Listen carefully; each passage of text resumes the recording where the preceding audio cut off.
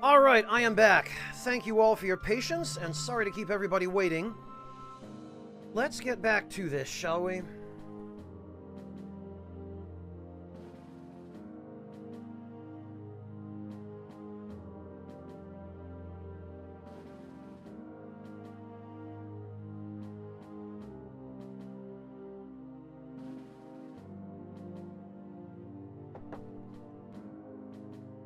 Okay.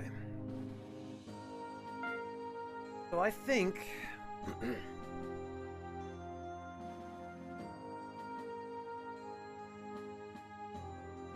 think we figured out that we're going to need to get some more silver, because right now I'm really hurting for silver. Another thing is...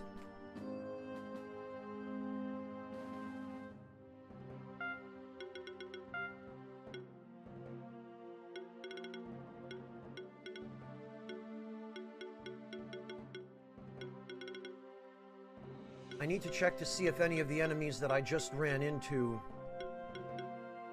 have any movement abilities that are important. Breaks hidden walls and destroys diamond blocks. Okay. Reptile warrior, huh? Iron, steel, silver, and I guess something else. Mango. Oh, these look like they drop level up badges.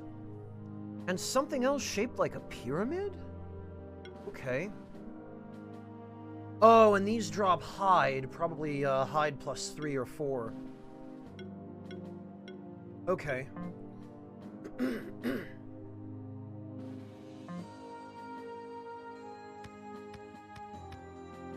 Alright then.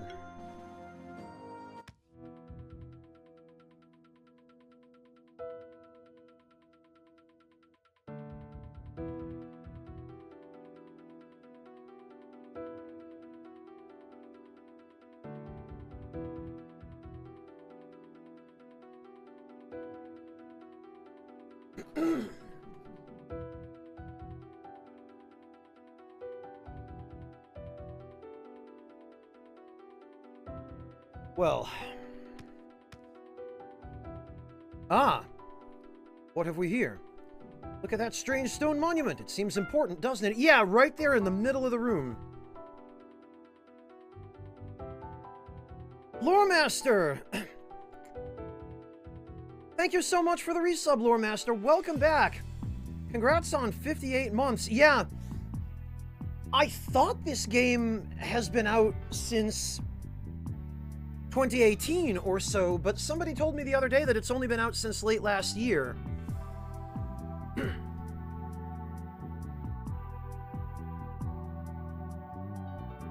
So, maybe my recollection of seeing it on PSN at some point much earlier than that was just my memory playing tricks on me.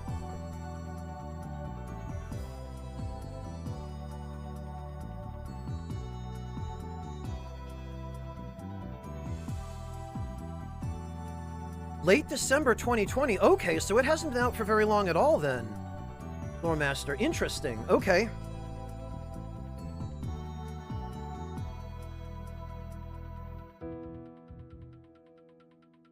Yeah, for some reason I thought that it was a little bit older than that.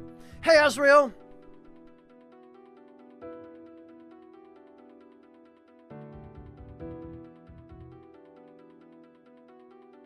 Well, actually, Lore Master, that's the release date on Steam. But did it actually come out on Steam first, or was it on consoles first? Because if it was on consoles first, then it could potentially have been earlier, and that might account for why I thought I remembered it being earlier. Because usually these kinds of indie games, you do tend to expect that they start off being developed on PC, and they get ported to consoles later, but every once in a while, you find one where it's the opposite, and they develop it for console, and then it gets ported to PC.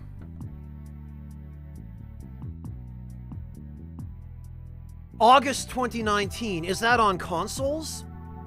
That might be why I remember it from a couple of years ago.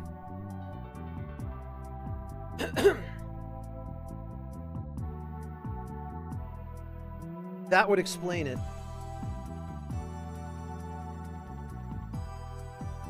The release date according to Google. Okay. So either it was in early access between August 2019 and December of last year, or it was released on console first. One or the other.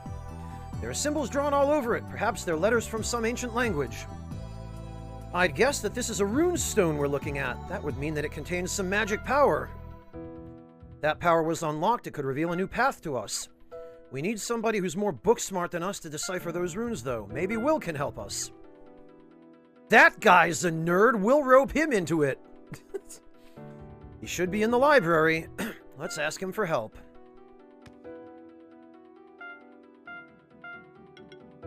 Poor Will.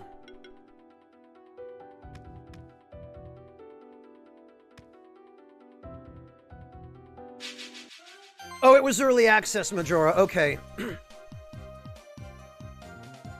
That makes sense. Oh, look, a goblin miner. And he appears to be dark aligned.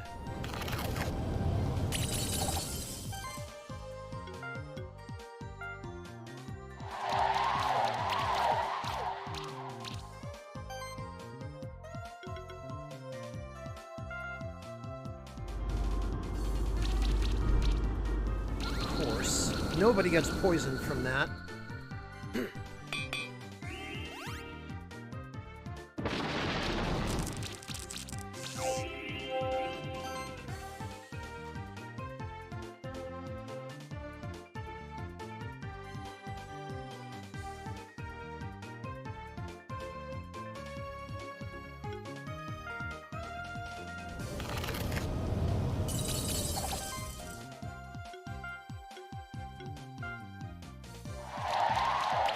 Well, they're both dead next turn anyway.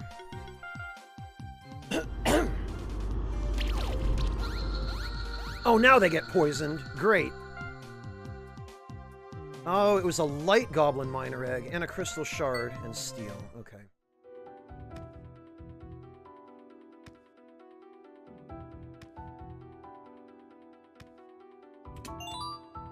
Oh, another level badge.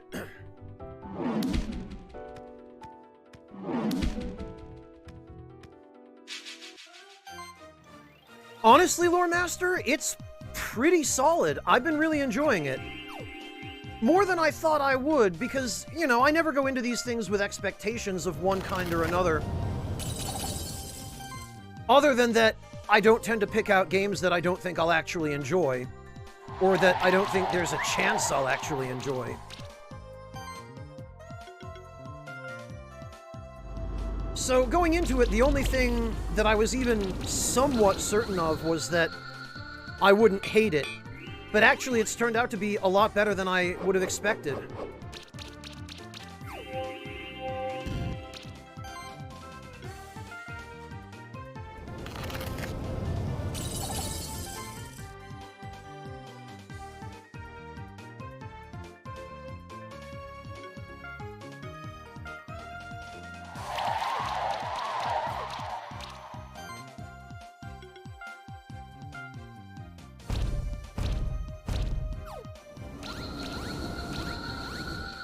There we go. Volcanic ash. Guess that must be a crafting material.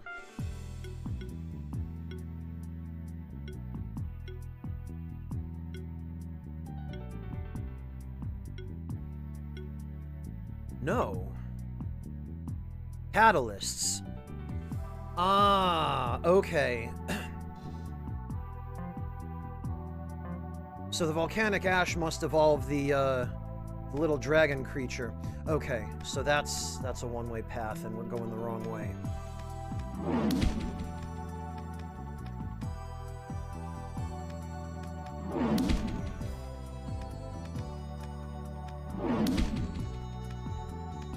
Ah, all right. That must be a diamond block. So then we need one of the...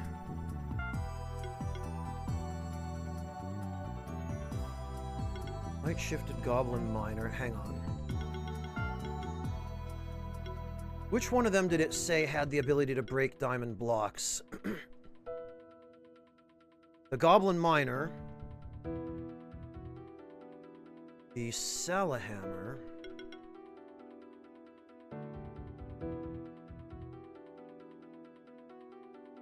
Okay, I guess it's going to have to be the goblin miner.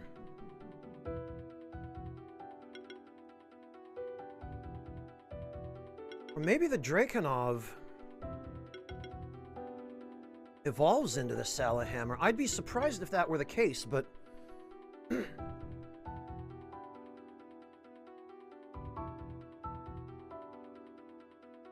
Okay, that makes a certain amount of sense, Azrael. So it was in early access on PC, and then it came out on consoles later.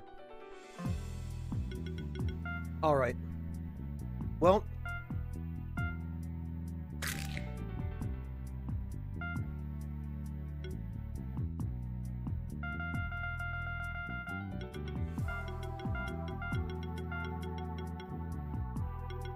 we'll call him Unga. And then when we inevitably have to create an entire team of goblins, we'll call them Unga, Bunga, and Chunga, or something like that.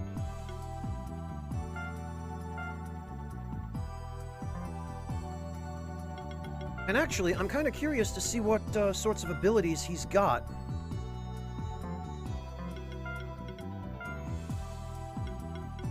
Sidekick. Apprentice, okay. Combo buffing. Goblin Smith. Increased defense, health, mana regen, crit, and crit damage from equipment by 15% for allied goblins. Okay, so goblin team comps are actually a thing. Heroic Party, of course. Multi-Glory. Forge. Shield for all. 550 plus 100% of attack. Wow. And applies glory to the whole party. I see. So if you spam this shield with multi-glory, you... Okay. Interesting.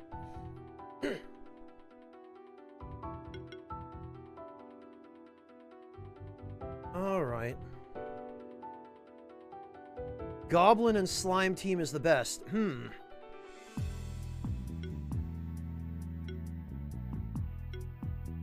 Attack, defense, and health. Coal Toss. Oh, it's an earth damage spell that applies burn. That's interesting. Saboteur's Shield. Okay, so you get shield when you use Coal Toss. And also 50% chance to get a buff when you use Coal Toss. And you take less damage from the enemy. Copy the shield to others. Wow, poison glands? Really? Attack and magic increased by 15% of his defense. Okay, mana burn. Defense proc. Okay, so these are defense-focused enemies. Armor shred. Burrow. Applies barrier to itself. I see. Heroic defense, attack, crit, mana, buffing shield. Okay, so basically with these guys you stack defense.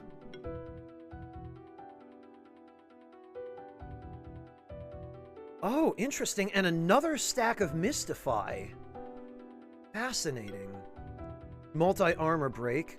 Spiky defense.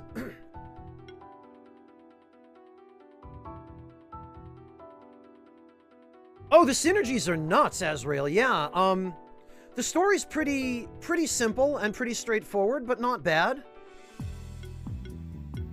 Earthquake. What do we got? Lava Wave. Hits all enemies and can apply armor break. I would have thought Lava Wave would apply burn and Coal Toss would apply armor break, but whatever. Every fire attack... Oh, okay. Even as I speak, he has the ability to also give it burn. Alright. When it applies a buff, it gains a charge. Jeez. And it has taunt. I mean, I guess he is kind of a tank, since he's got shield abilities. Incinerate. Oh, he really likes applying armor break. Attack proc. Lava wave again. Lava rush. Ignores 50% of the target's defense if it has burn. Ah. Okay, so this is a single target, but fascinating. Every time it takes a hit, it... Ah. I actually kind of like this. No problem, Lore Master. Have a good one. Thank you so much for dropping by. It's great to see you.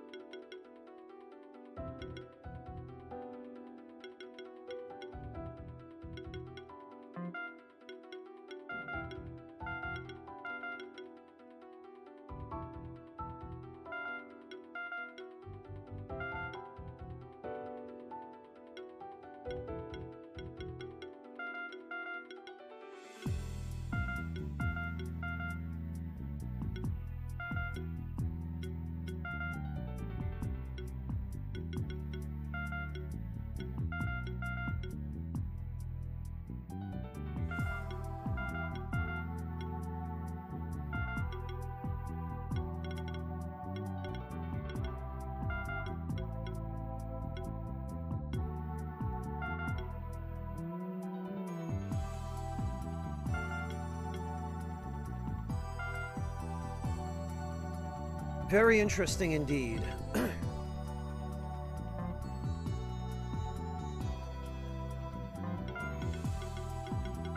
So actually, he's going to need a pure physical weapon. Guitars.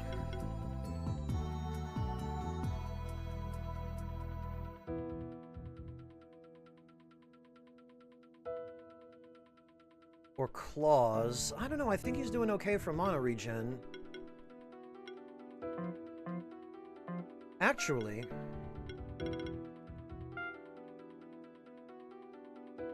non-critical damage increased by 13%.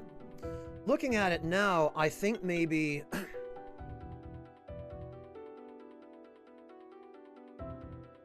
the guitars would be pretty decent for him, because this is now an exactly, or, okay, to the decimal point exactly, 1 in 3 crit rate, which is respectable.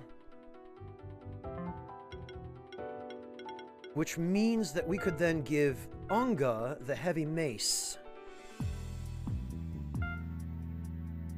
Because he's much better suited to this weapon as a pure physical attacker. And then everything after this, I guess, is, we just double down on defense. On, defense? Okay. Not that we need magic, but...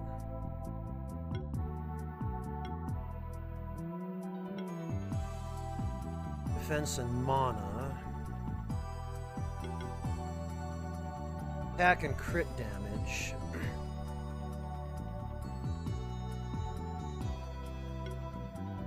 Okay, yes, attack and defense. Helmet.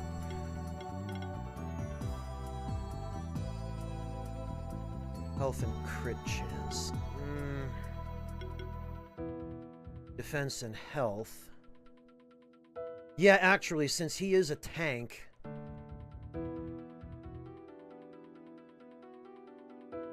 yeah, Azrael, I believe that's sort of the point of him. Defense and crit. Hack and apply poison or weakness. Attack, magic, and crit. Defense and crit.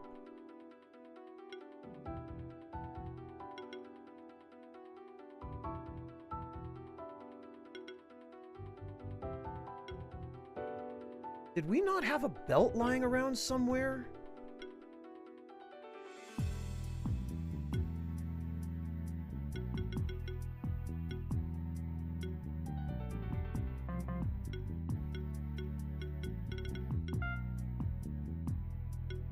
Coat and a crit ring.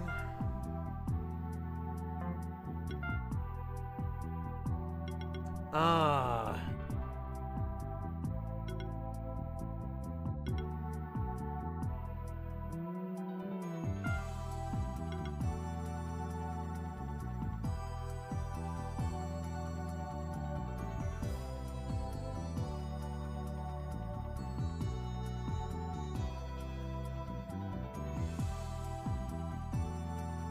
Actually, the brooch...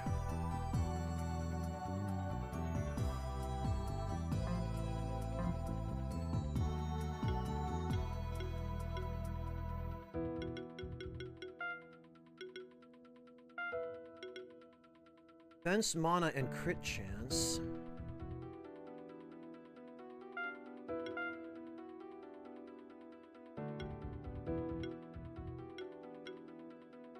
Defense and magic. The problem is we don't want magic on him. Magic is wasted.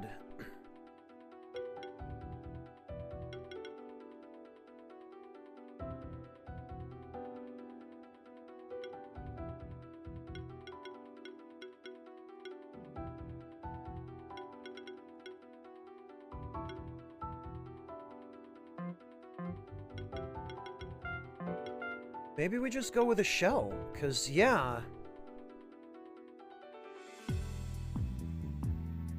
Oh, you know what? A bracelet.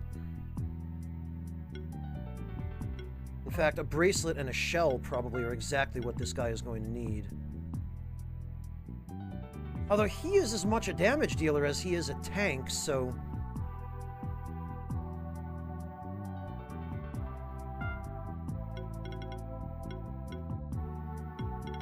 Do I have a bracelet? Or a shell, for that matter. It doesn't look like I do. I might have to cannibalize them.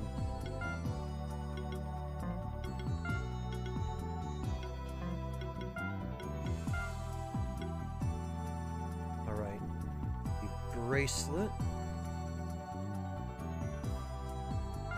Because mana regen is going to be more important for him. As long as he has enough mana to cover,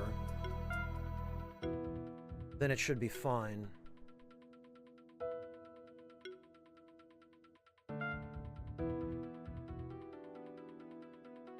Yeah, okay. This is probably a little bit better. And then we'll worry about re-equipping him later, because... Oh, actually, though, you know what?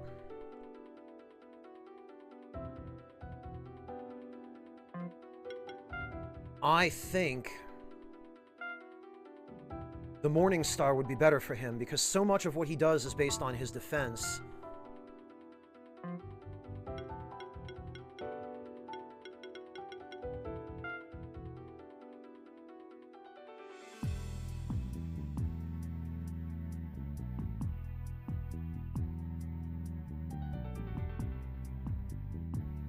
Okay, and I guess Jericho we can leave with the Katars.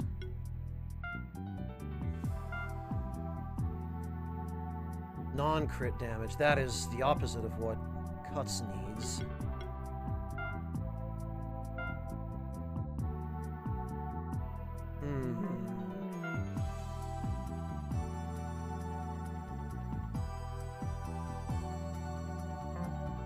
Hey, Eclectic Half!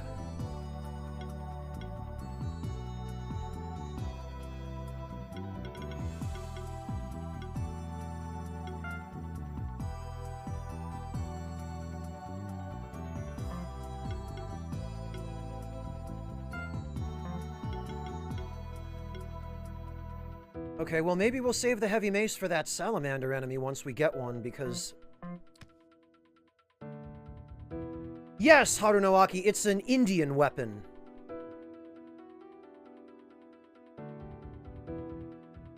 I'll show you, hang on.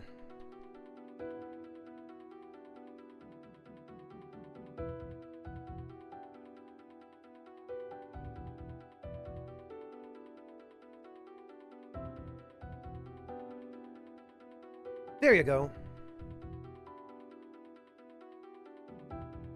Oh, nice, Eclectic Half. Well, you're up bright and early.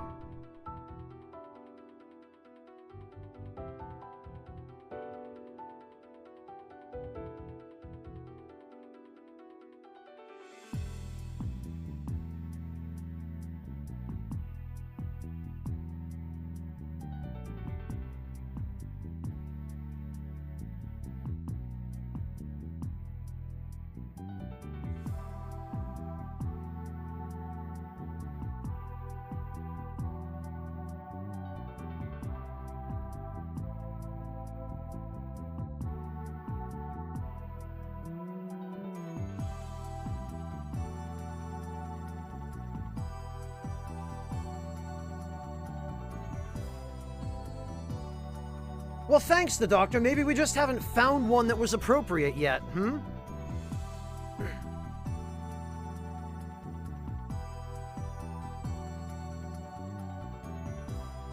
I hope so, KR. Oh, you are Indian, Harunoaki. Okay, well... now you know.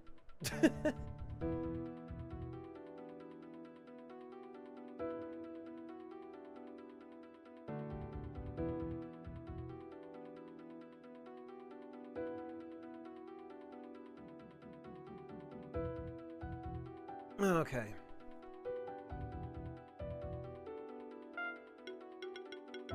Then we need...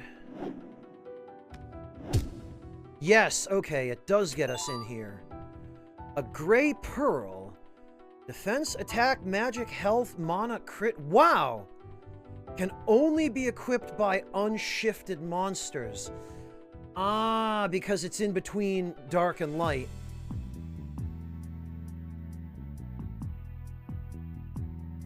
So this, I guess, is meant to make up for...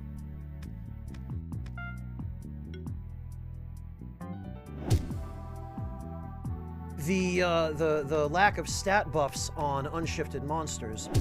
Unfortunately, I don't think it's all that useful, because why would you ever leave a monster unshifted and not take advantage of the bonus trait? Ah, so that also is off limits.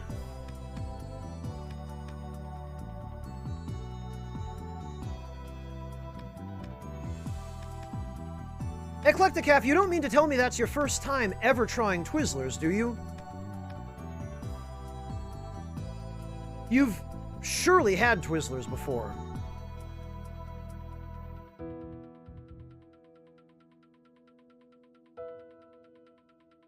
Alright, well, let's go back and get Will.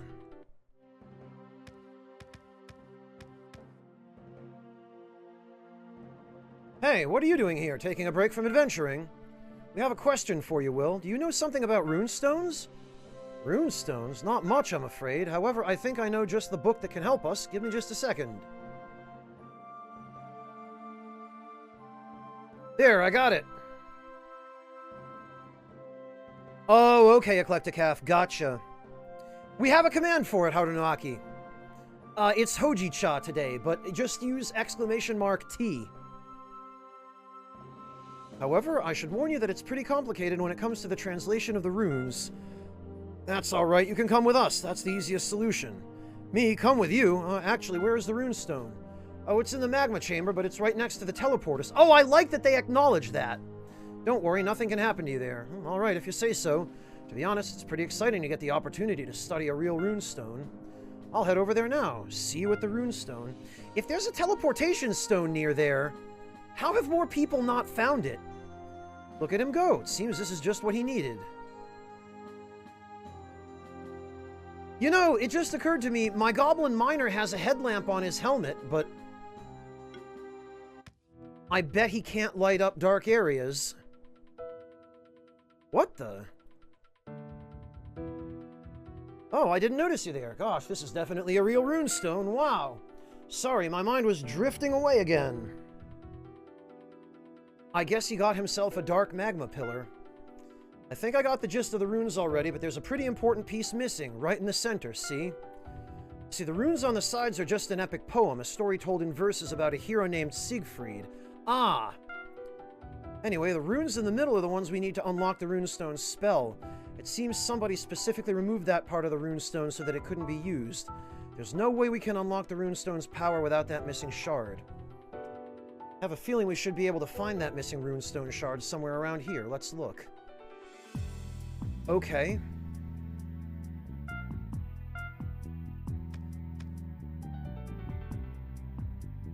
Well, fortunately, we've already funneled most every path on the upper levels, which means, unsurprisingly, I suppose, that we need to delve deeper into the mine.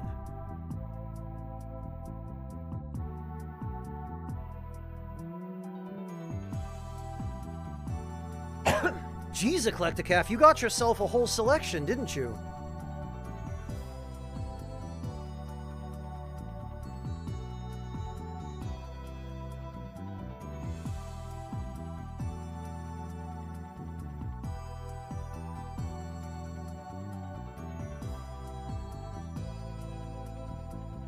It was on sale. Ah.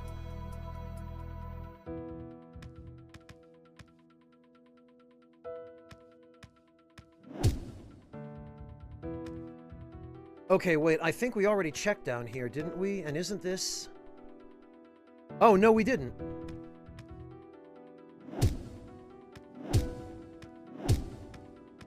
Yeah, and of course, look at this. What is that headlamp even for? You're useless, dude. Ah.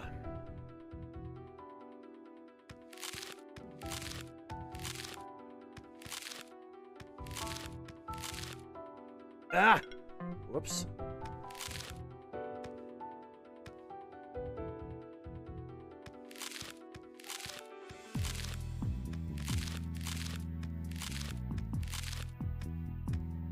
You know, I've always thought as a game developer that it would be a real jerk thing to do to design a puzzle with these floating platforms that disintegrate when you touch them, but just make it so that the platforms never come back. And if you mess it up a single time, you can just never finish the puzzle. That sounds like David Cage game design right there.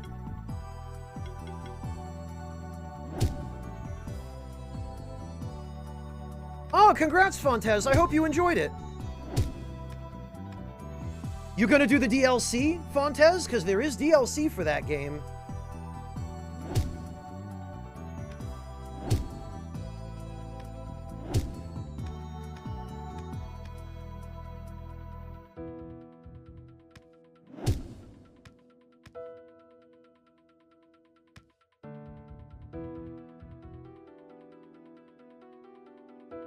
Oh, you just finished the DLC. Oh, okay. Well,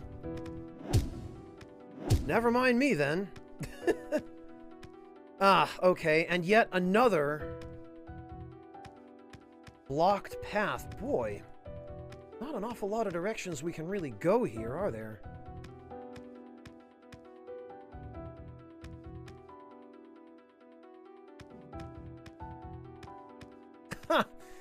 You know, Tyrannex, you got me on that.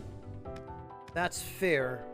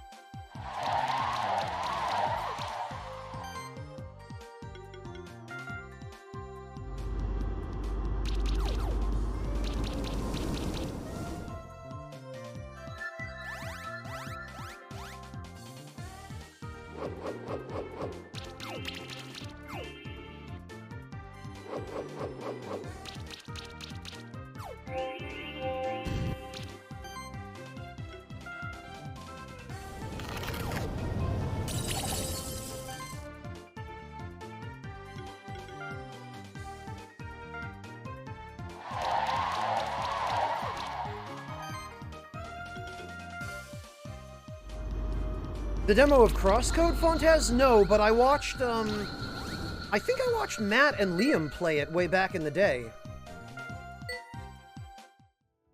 I know I watched somebody play it. I want to say it was Matt and someone else.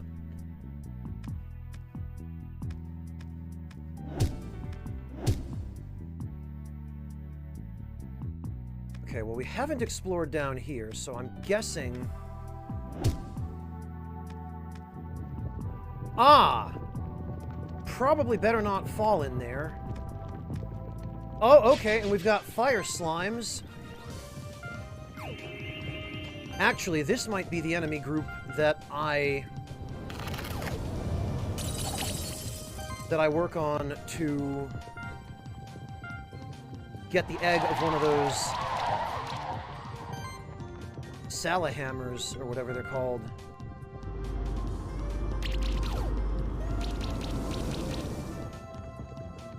Yeah, funny how that works, KCK, ain't it?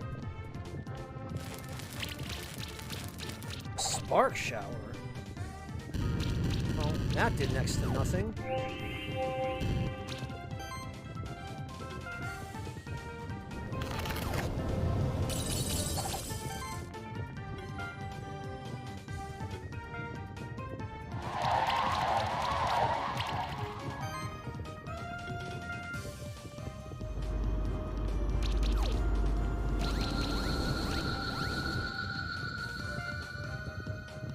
Combo potion and a monster bell. No, that won't do. I need that egg.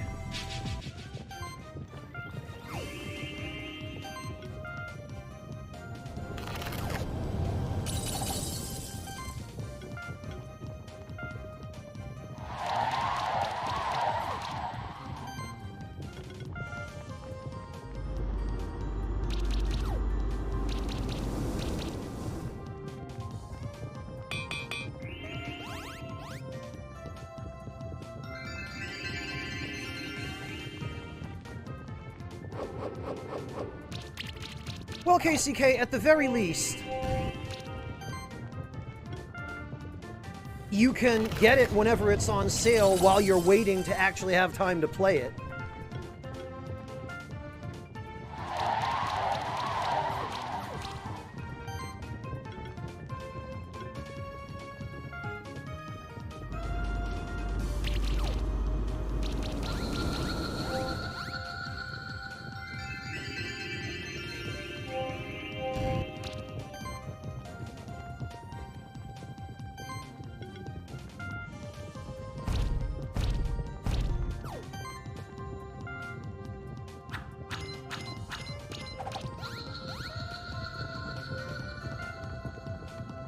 Oh, we got a lava blob egg, which is not the one I was looking for.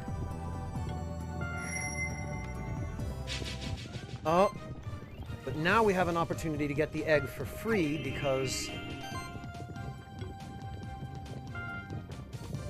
one of them is apparently light aligned, it looks like.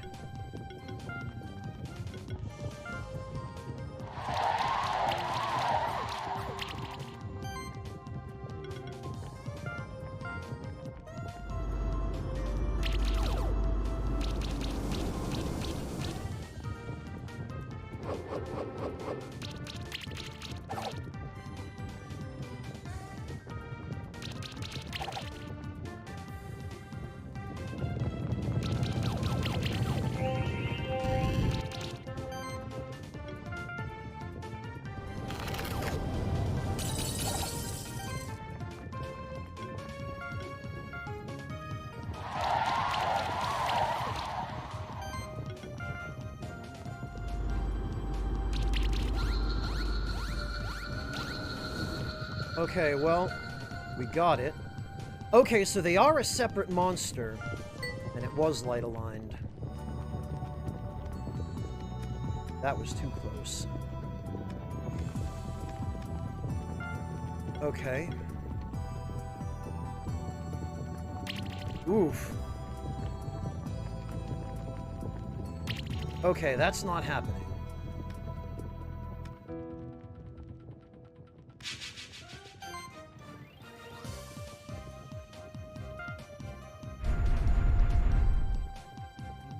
Oh, a Tanuki? Really?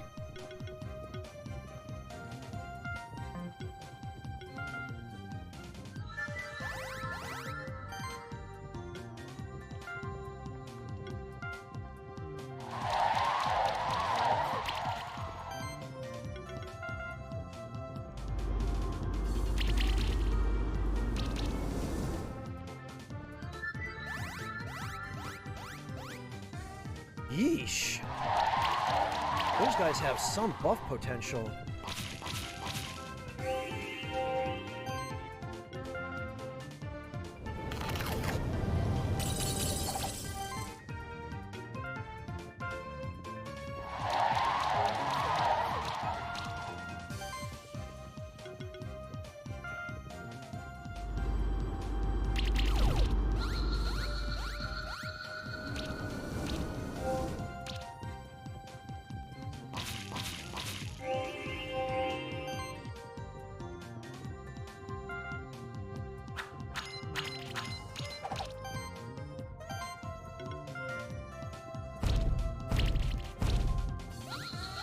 Fontez, I still can't believe you never managed to get one. These idiots are just all over the place. I can't seem to stop running into them.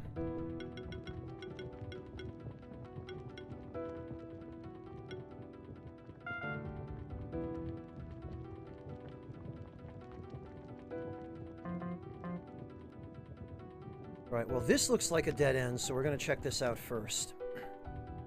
Ah! This is probably our missing runestone piece. Yup, a piece missing from a runestone.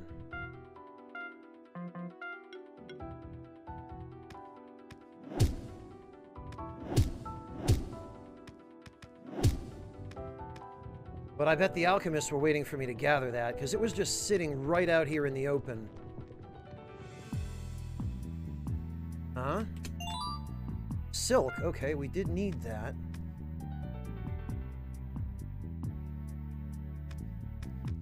But now I don't have any way to get the other side, because, yeah, over there... Ah!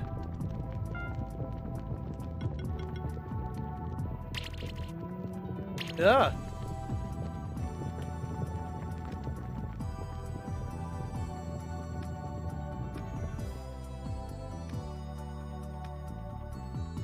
And actually, we should probably check the other direction too while we're over. Ah, and this will give us a chance at that egg.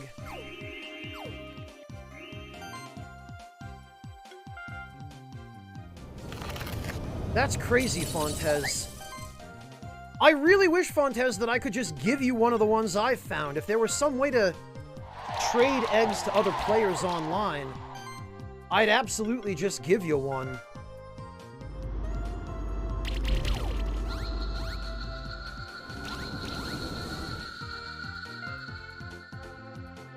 Alright, we got a glowfly egg. So the glowfly does evolve into the glowdra, which is pretty obvious, I suppose.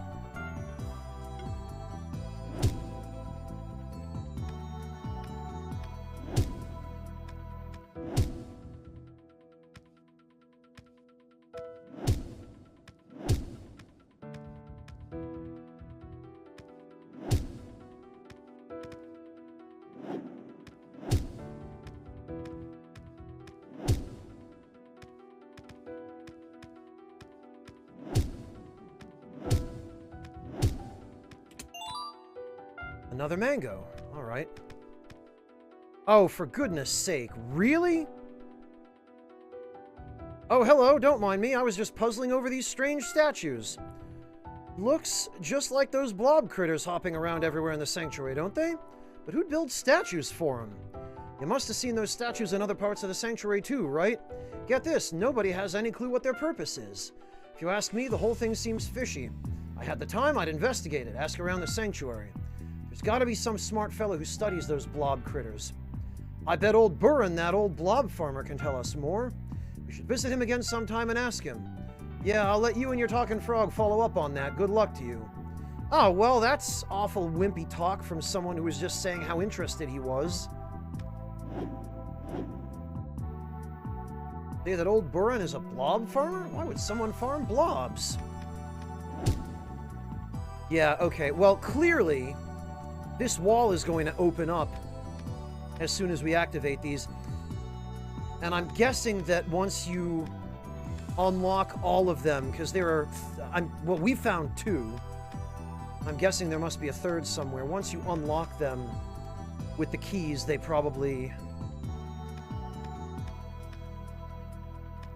open up the way past that spot.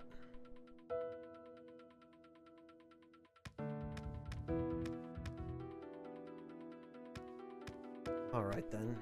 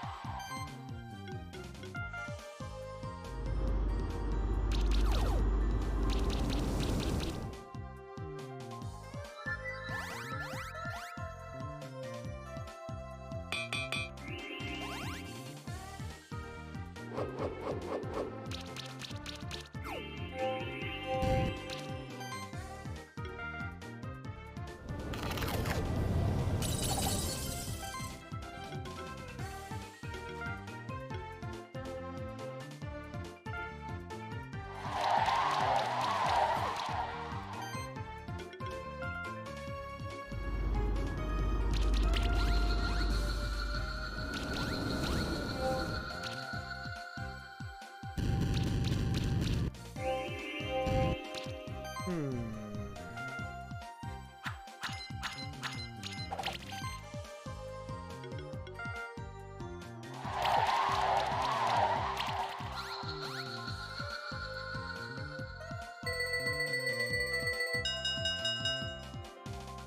Frankly, I can't believe we keep getting 5-star ratings on these battles.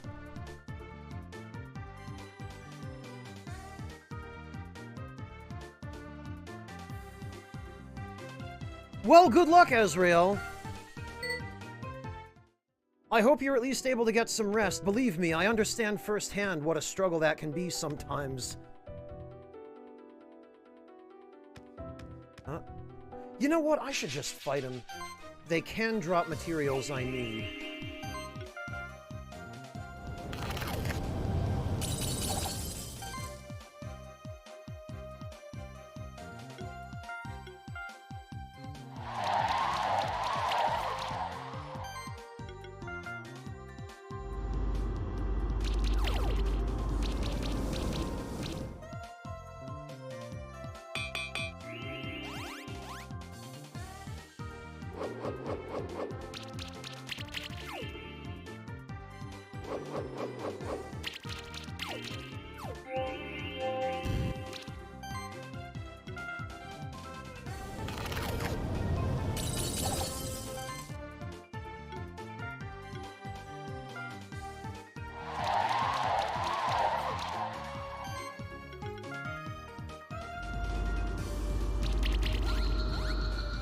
Yikes. Nice crits.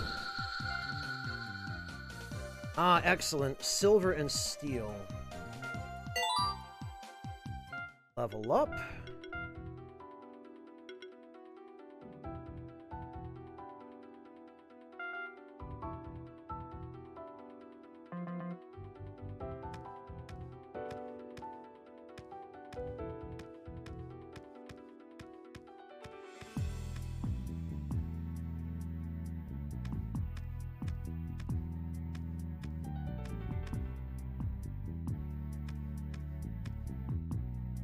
Alright. I hope this unlocks a new ability. There's no way we could... Yes, we have it. Is this the missing runestone shard? Oh, that must be exactly it. Let's complete the runestone. Let me just quickly translate the complete rune spell. Ah yes, in our language it means...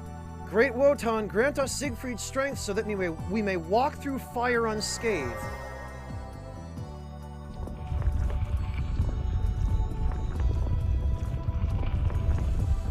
Oh.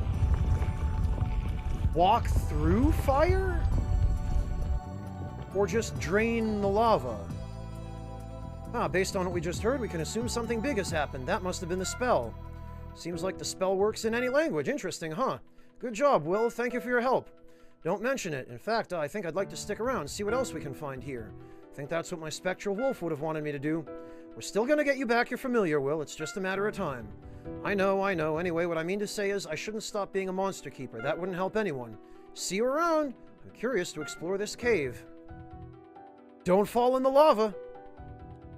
Got a feeling a place like this would be perfect to hide another sanctuary token. Sure we'll find another sanctuary token here thanks to Will's help. Let's go.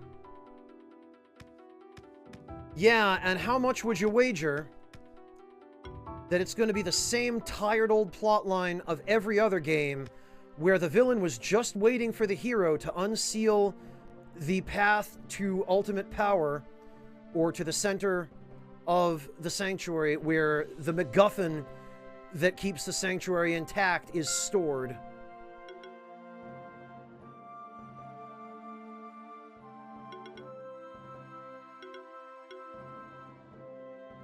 Okay,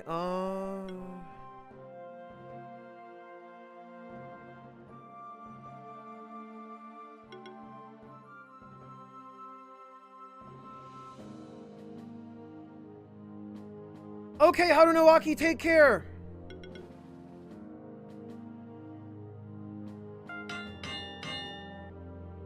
Okay, now we need gold and linen.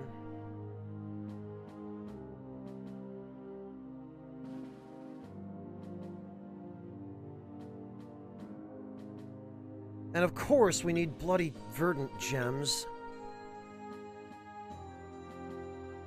Needle. And the shuriken. And the ocarina.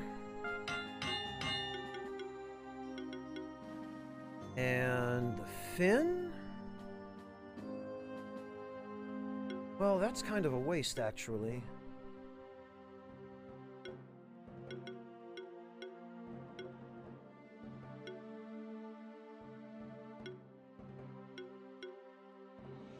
Gray Pearl.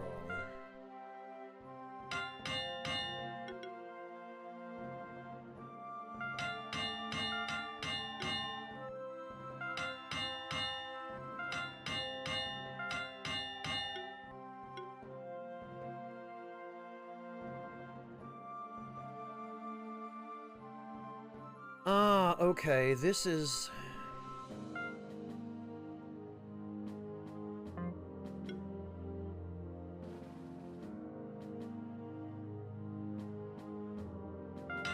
interesting.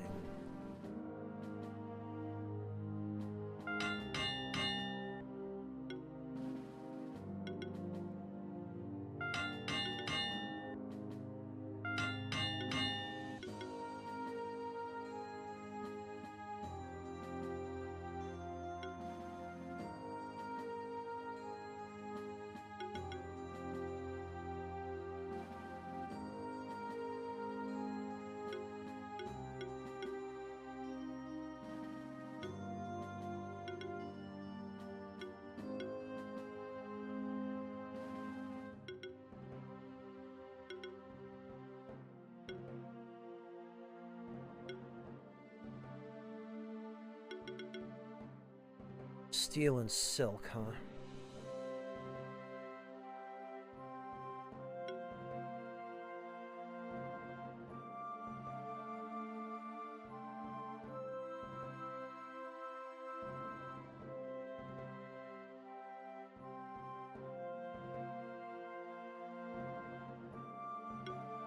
Heavy Mace needs a crimson gem.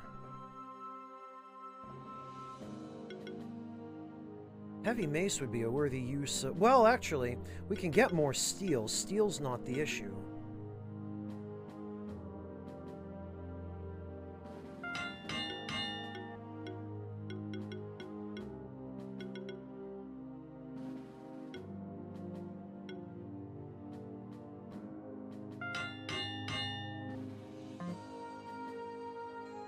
Okay.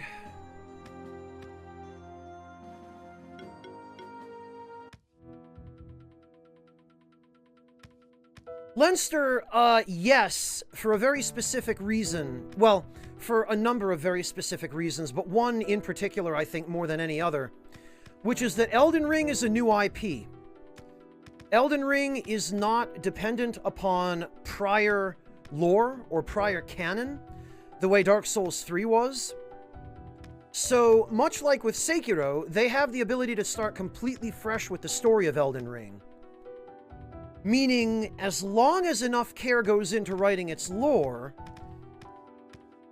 it will probably not end up as a stupid, convoluted, nonsensical mess, the way Dark Souls 3 was. However, I am worried because there is a good chance that interference will occur of the same type that resulted in Bloodborne having a lot of its story ripped out and cut purely for the sake of being deliberately vague, despite the fact that Bloodborne was also a new IP. So, we'll see. I'm not prepared to hold my breath, but fingers crossed. Have a good night, Regina. Take care. And hello, Prof.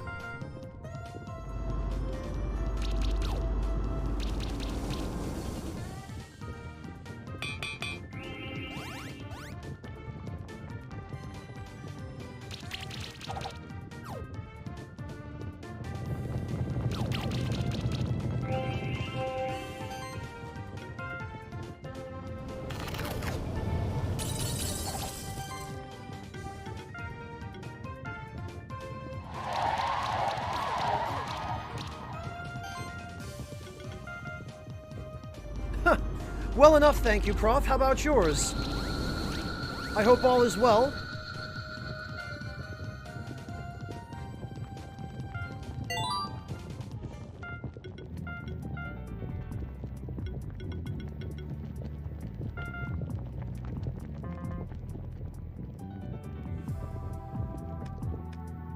Okay. So the lava receded from here, which enables us to access volcanic ash, which is a catalyst to evolve one of the enemies down here. I'm gonna guess it's the volcanic dragonfly.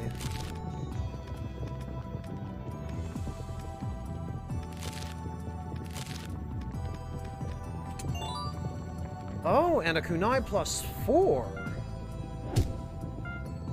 I'm fairly certain we have somebody who can make use of that.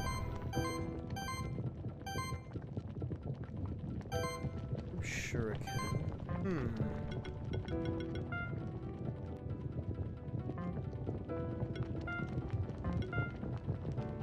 Shuriken.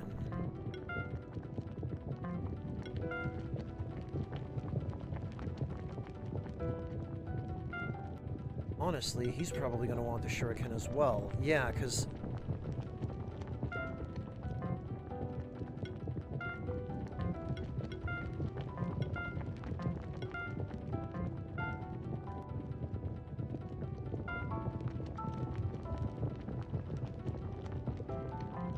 mana regen isn't an issue for him.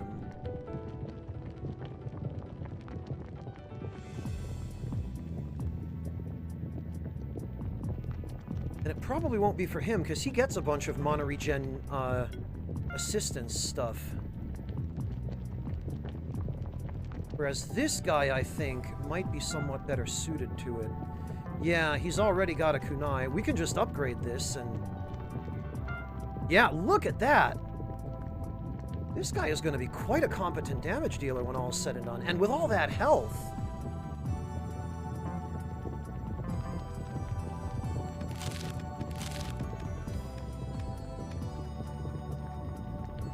I hope, Azrael, but just because they hired GRR for the lore doesn't mean that somebody on the developer end, or even the...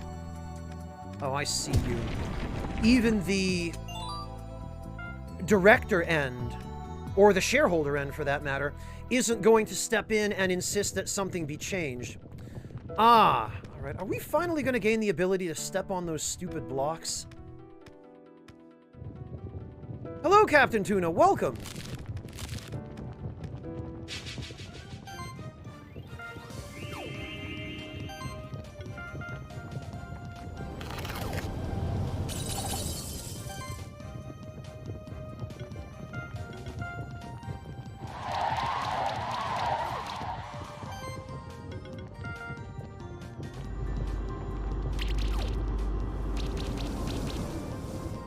Well, Leinster, let me give you an example, and this comes directly from the interview that we did, and when I say we, I mean Future Press. The interview that we did with Miyazaki when we wrote the Bloodborne guide. When we interviewed the dev team for the Bloodborne guide, Miyazaki basically told us that during development, Sony stepped in and forced a lot of changes on him. For example, he wanted the little girl, he wanted Gascoigne's daughter, to survive. And he told us that somebody from Sony stepped in and told him, no, they all need to die, basically. Because the game needs to be sad, it needs to be dramatic and impactful. So, he wanted her to survive, but Sony told him, no, she has to die. Stuff like that. There are a number of other examples that I can't talk about because... oh! Okay, maybe the volcanic ash is for these guys, then. Draco Grant. Yeah, of course it is. Similar names, similar appearances. Give me a break.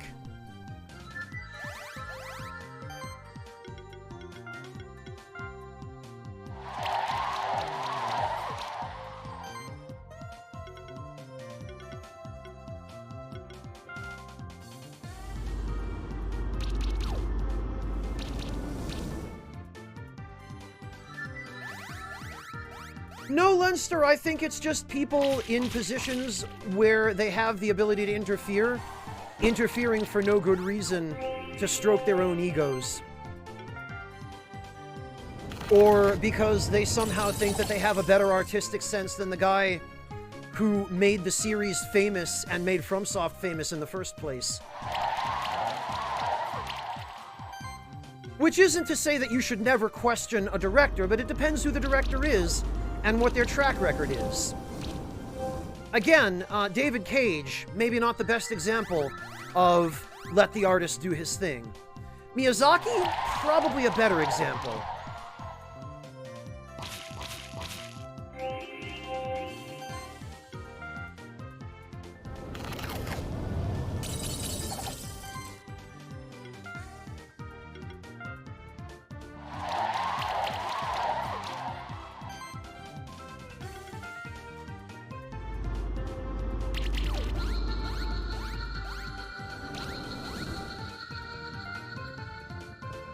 Oh, and we did get a Drakenov egg. Excellent. And we got a Firestone. I wonder... Ah, required to evolve certain monsters. Okay. So that's probably their evolution item, given that we fought a party of nothing but their monster family and they dropped it.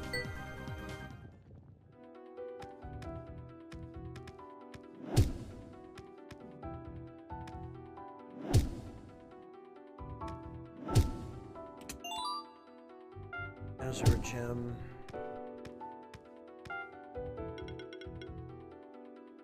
We know how to handle this.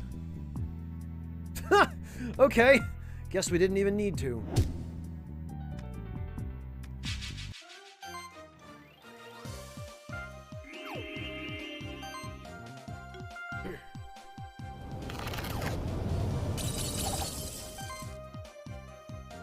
Well, Leinster, Kojima is a little more debatable. Kojima, you could have a conversation about whether or not people should interfere with his artistic process because MGS5, in short. Frankly, though, I don't have the energy for that conversation, so I'll just acknowledge it and let it be.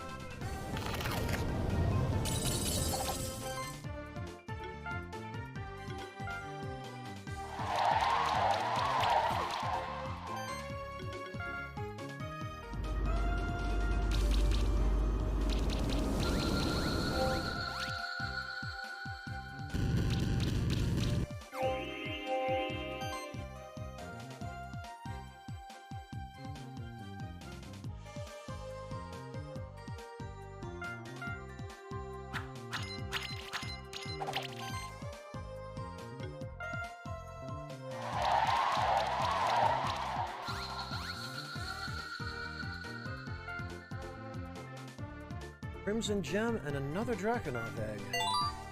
Ooh, 3 levels. Yes, please.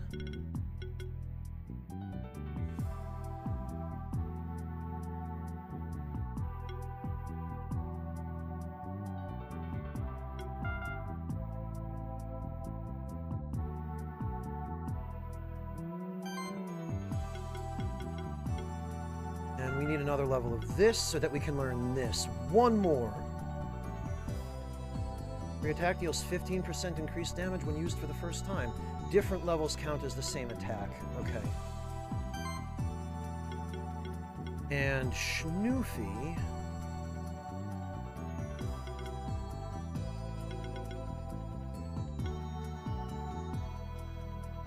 Does he have, attack and magic?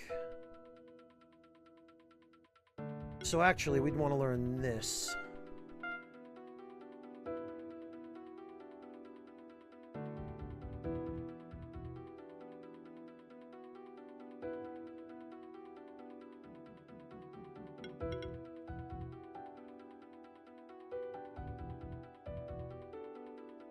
Can you hit the enemy with your slash skill before the battle begins? If I had an enemy in my current team that used it, Tuna, yes, but then again, I should check and see if the enemies here are actually resistant to physical damage, because if they're not, I would like to try out that bleed setup. 2 silver. I do need those.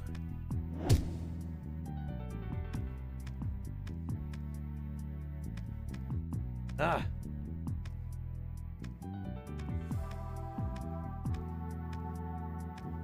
Ah. So there's shortcut number 1.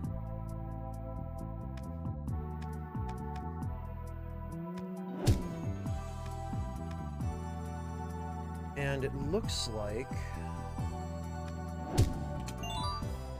another crimson gem. Shortcut number 2 is not far behind it.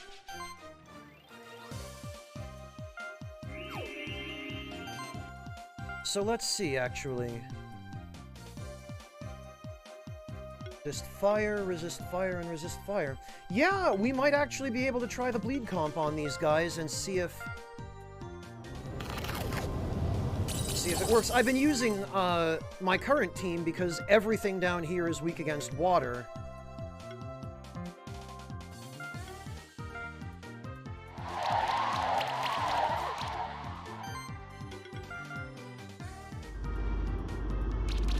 But yeah, next time we get into a battle, we could try the bleed team. I am actually curious.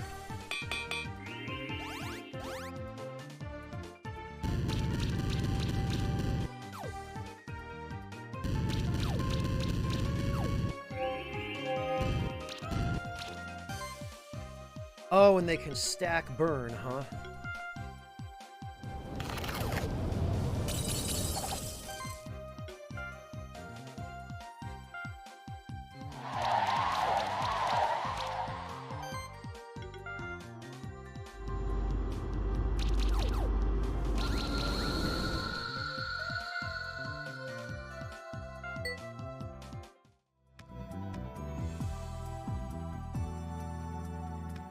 Azrael, I found a better team comp for Bleed, but how effective it's going to be before I've learned all the abilities for it is another story. Okay, we need a magma chamber key. And this looks like some sort of temple, so that's probably a new zone. Which means we're gonna have to check another path.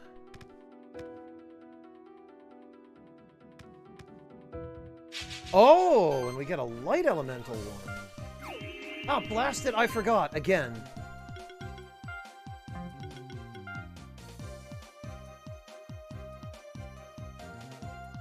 Oh, and these guys are weak to physical, huh. Alright, hang on.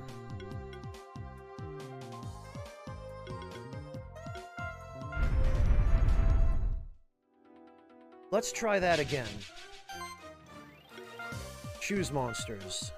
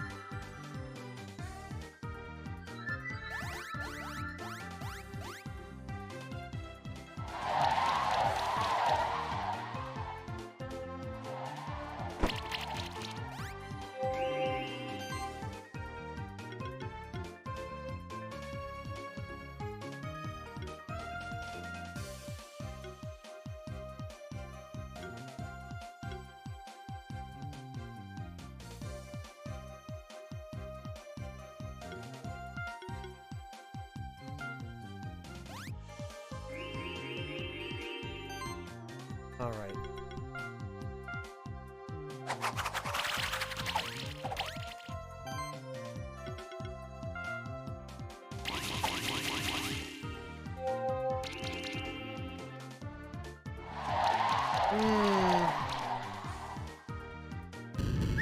Well, it works.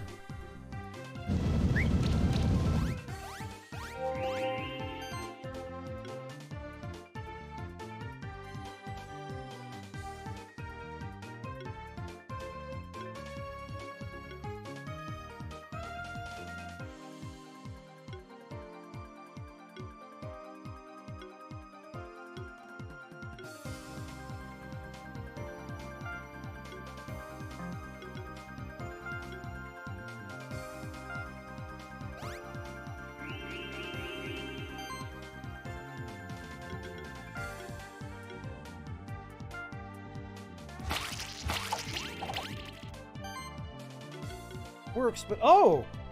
Captain Tuna! Thank you so much for the $10 donation! Captain Tuna says, from comrade to comrade. I really appreciate that, Tuna. Thank you so much. You didn't need to do that, but I'm really grateful that you did. Thank you.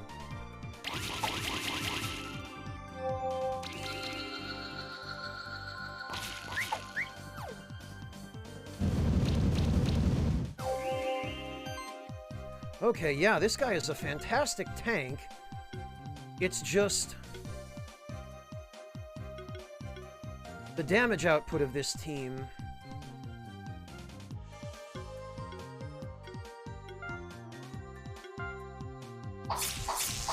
is rather underwhelming.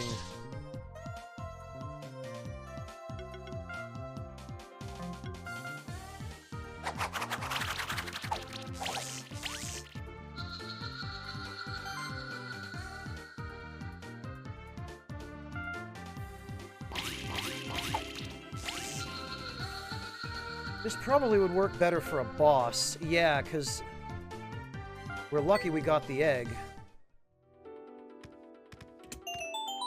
Okay, and then there's our key.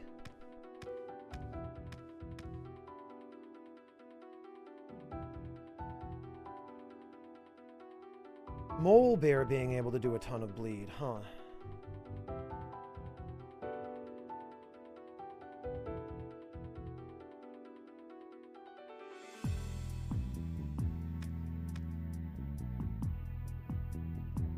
Oh, we got a couple of, Oh, and of course, one's a blasted Tanuki. Yeah, it looks like the chill comp just works better down here.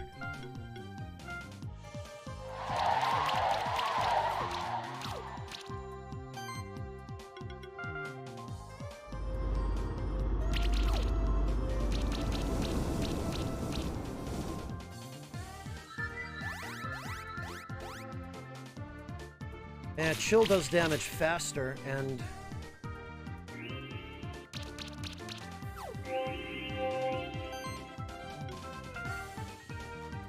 we've got more AoEs this way. Bleed, I don't know, no matter what setup I try, Bleed just always seems to do underwhelming damage against enemies my own level.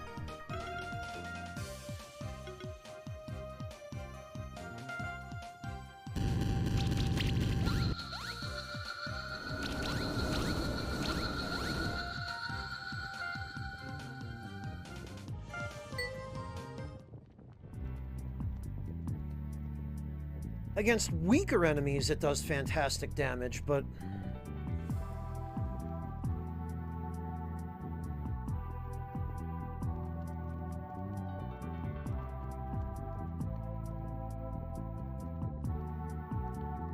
well, yeah, Fontes, but you also need to be able to do critical hits that actually hit for high damage. Because the bleed damage that you deal... the stacks of bleed, the amount of damage they do depends on how much damage the original hit did.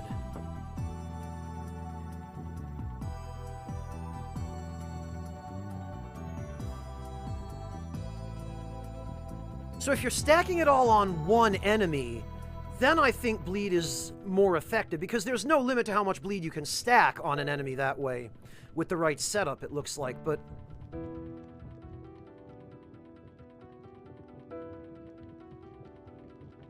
it seems to become less effective on groups of enemies.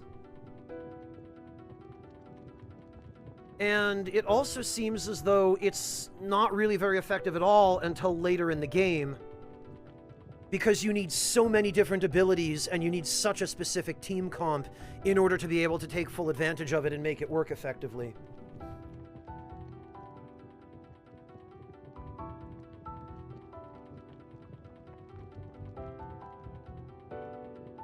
So I don't know, maybe there's something drastic that I'm missing, but right now, it does look pretty underwhelming.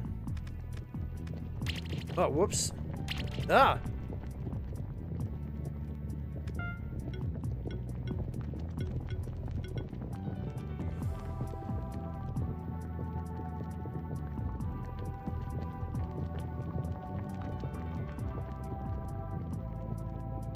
Oh,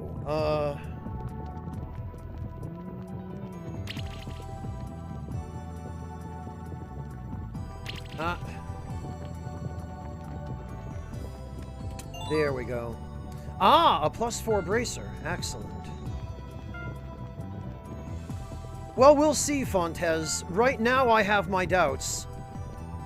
And I'm running what I think is probably the most optimized bleed setup that I can achieve right now.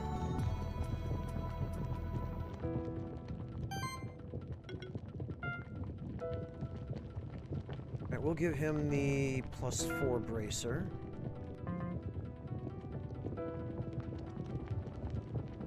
Evolve what dragon, Fontes?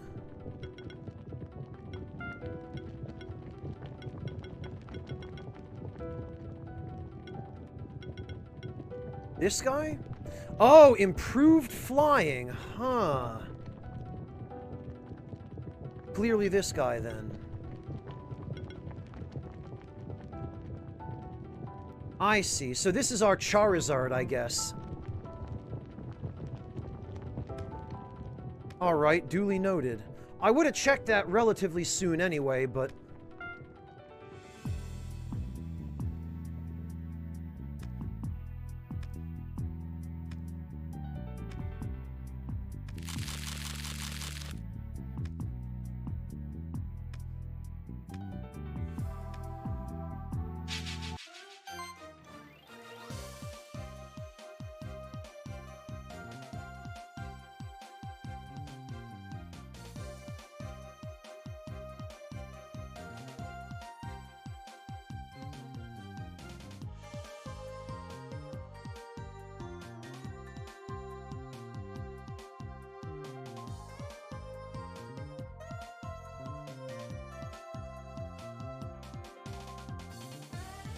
Well, Fontes, I'm sure they wouldn't offer us that field skill if we didn't need it somewhere.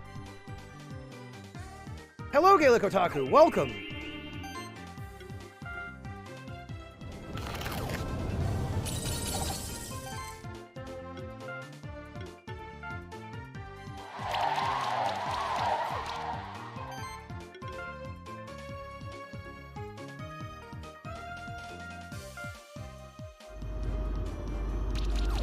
Really, Otaku? This is nothing like Valkyrie Profile. Neither the music, nor the gameplay, nor the art, but... Well, okay, I guess it's a sprite-based game like Valkyrie Profile, but that's really where the similarities end. It is a good game, though. I have been quite enjoying it.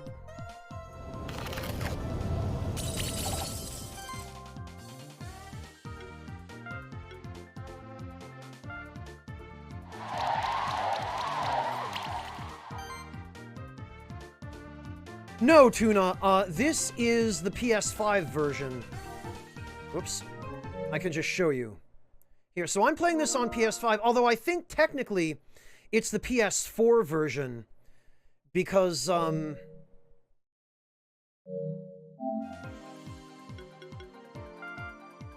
got it on PSN, and I believe the PSN version is for PS4, technically.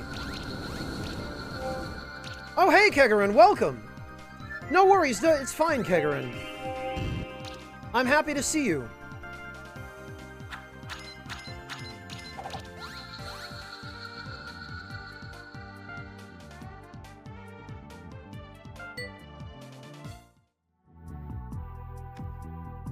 Okay, so now we have the key. Oh. Hey, who's over there? Razes? It's another one of the alchemists. That's right, Keeper. I am Razes of the Ancient Order of Alchemists. And who are you just to stumble into my laboratory and disturb my work? Surrender, Alchemist. If it's a fight you want, you wouldn't be the first of your order who lose to us. A fight. That's all you Keepers know, isn't it? That's what this world has come to? Our order arose with the very first civilized society of humankind. It was us who first discovered the principles of nature, and then we learned how to bend them to our will, and then you got corrupted by that power and tried to use them to take over the world. Empires rose and fell according to our whims. See, that you're only proving my point here. Your order, Keeper, might have a noble goal, but it's truly insignificant in the face of the millennia of alchemy. I will will fight for our order no matter the opposition, and so I challenge you to a duel. However, you should know this. The outcome of our duel won't influence the inevitable triumph of alchemy. We'll just see about that. Kongamato, Lava Blob, a Dark Magma Moth, a Light Golem, a Dark Imori, and a Light Mad Eye. Okay, fine.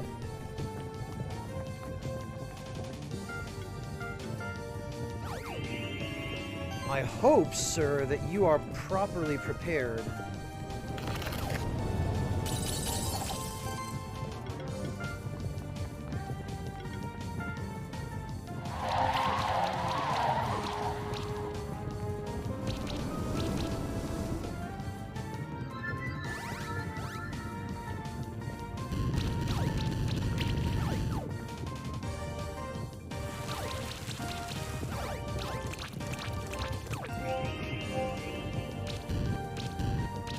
Three stacks of burn, huh?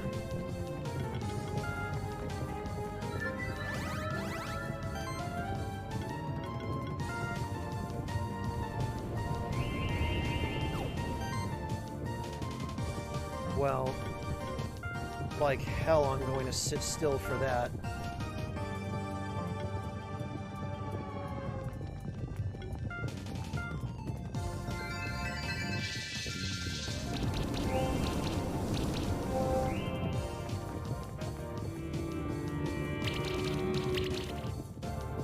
Okay, Sonic Wave is not terribly dangerous.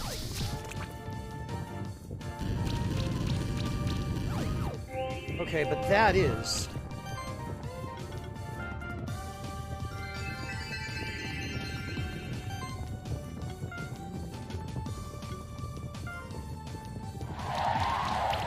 Fortunately, though, we've now maxed out the chill on these guys, and we can start poisoning them. There we go.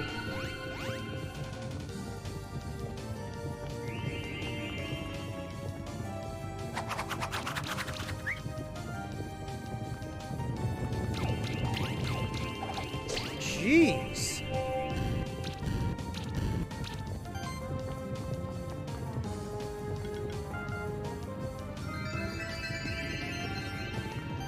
Oh, really, Fontes?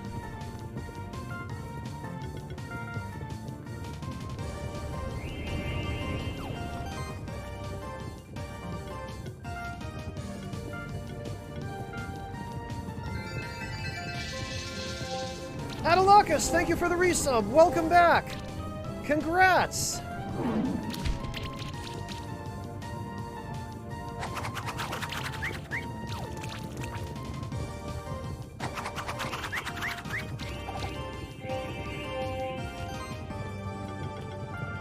All right, let's get some chill on the rest of these idiots.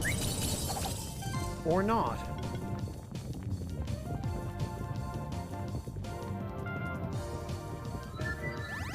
Maybe some barrier. It's not on Russian PSN? You know, Captain Tuna, you could just create a North American PSN account. The reason it's not on Russian PSN is probably because it hasn't been localized in Russian yet.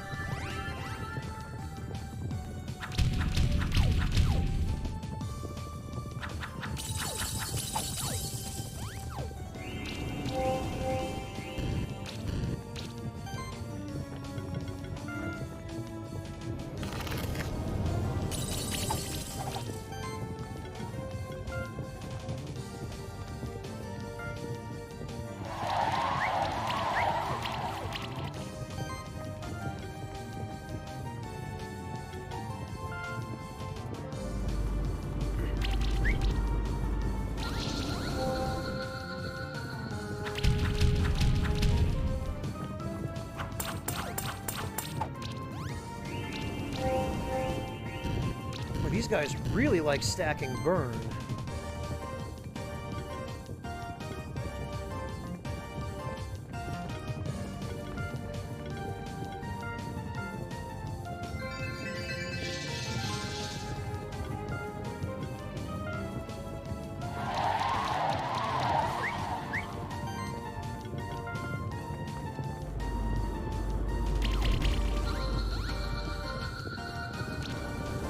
Yeah, get poisoned.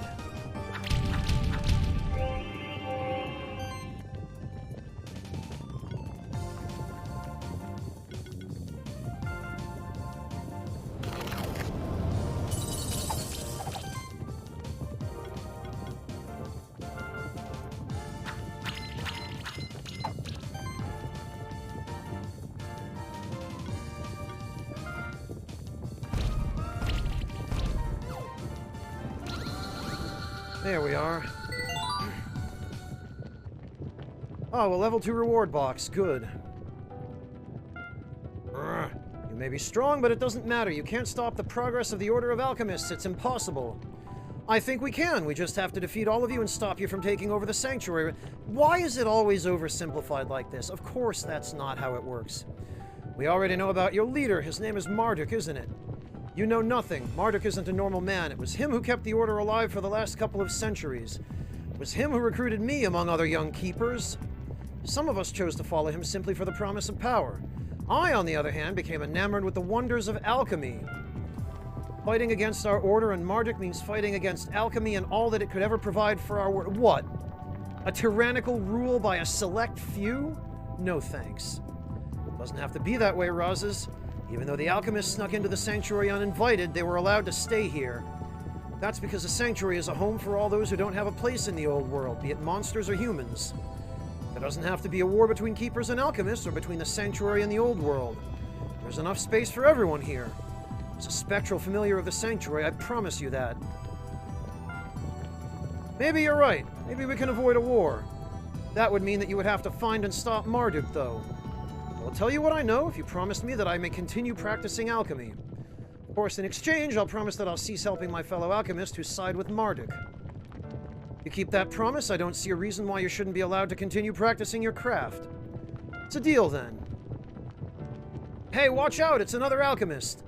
Don't worry, Will. We already bashed his face into the floor. He will help us stop Marduk.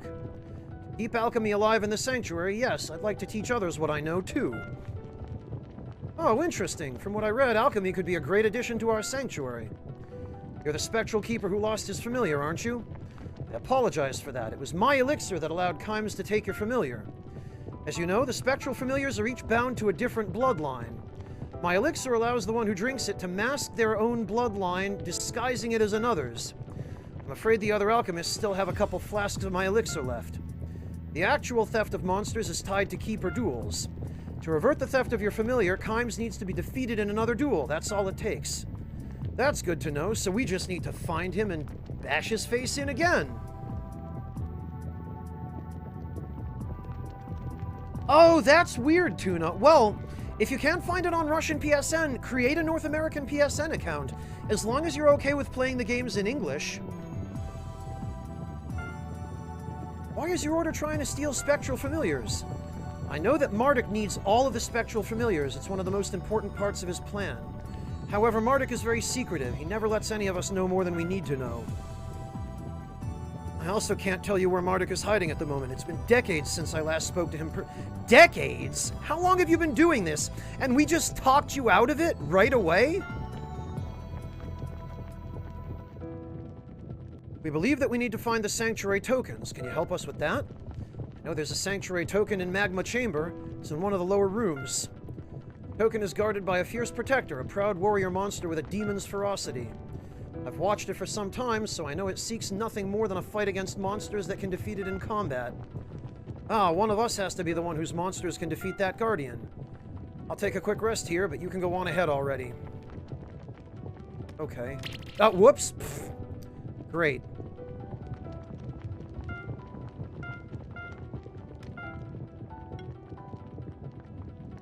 Well, okay.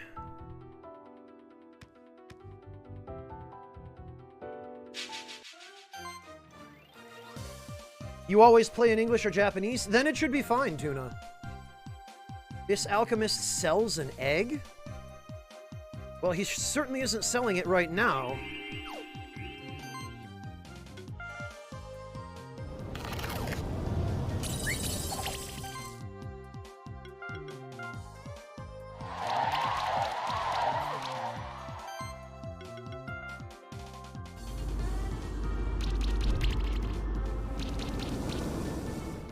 Well, Kegarin, that's not my point. My point is just that it's funny that he said he's been here serving Marduk for decades, and after decades of serving Marduk, we beat him in one duel, and we were like, hey, how about you stop? And he was like, oh, okay, sure.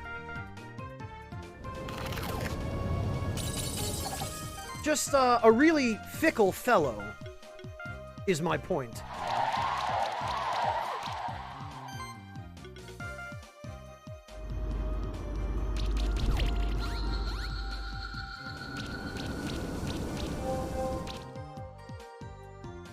Okay, Fontes, good to know.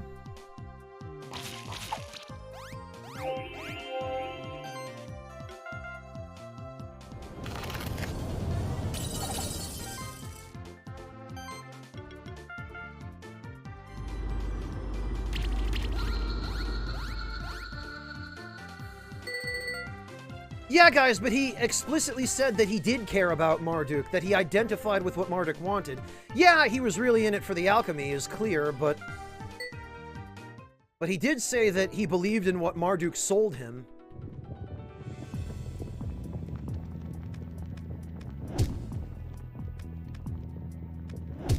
So, let's be real, it wasn't just about the alchemy. Plus, I don't know that I'd want to trust a guy who'd sell his principles so quickly.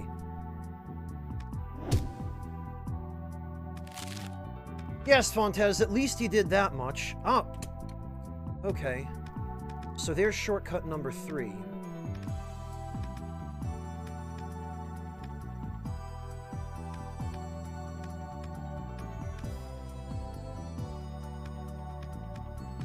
Okay, Kegarin, enjoy your coffee. Oh, what have we here? Looks like we've got a... Oh, maybe that's the Dark Goblin.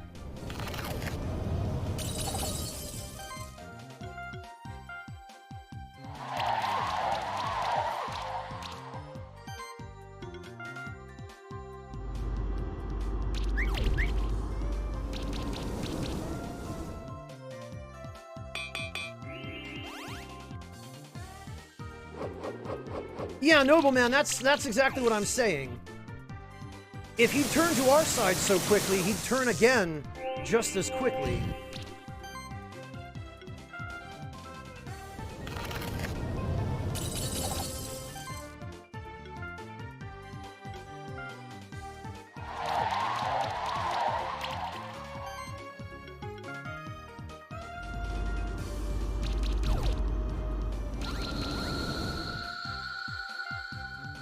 Okay. Oh, a level badge, too. Not bad.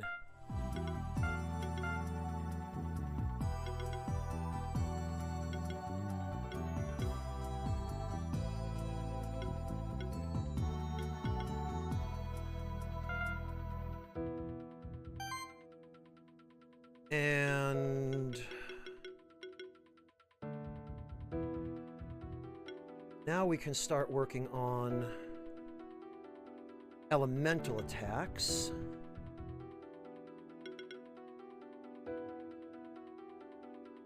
Yeah, I think we should deal with the elements first. Oh, I see why he focuses on magic. Because he's got auto-heal. Well, we don't need auto-heal. We certainly...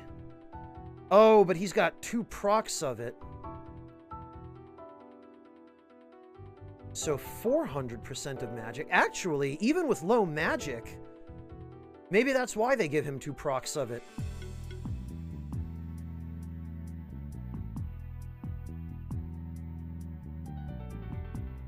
So 440% of 114. That's like 500 health. That's still pretty respectable. Hey, Squid King!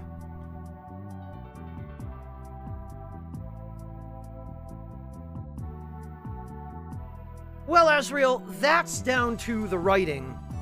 And the writing in this game is... I mean, it's not terrible. And I'm talking about just the flow of conversations, the way that people speak, the actual wording and the grammar.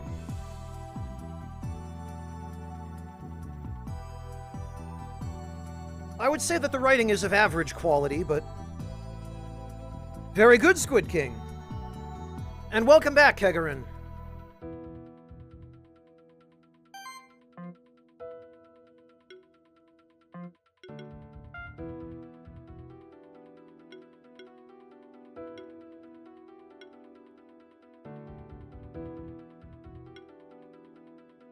Okay. Reward box, let's open it. What do we got? Magical clay. Bah.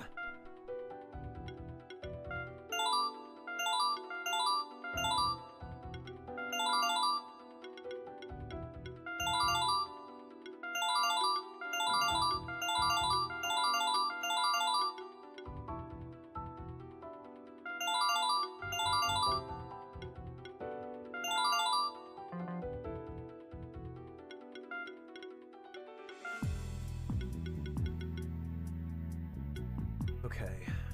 Forge. Poppy shield isn't a huge priority, but Haunt certainly is. Now he can actually function as a tank.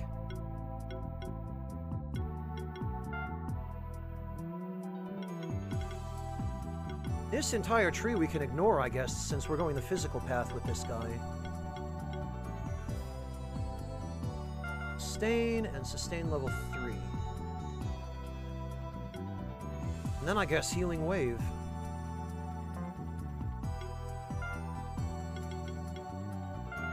That...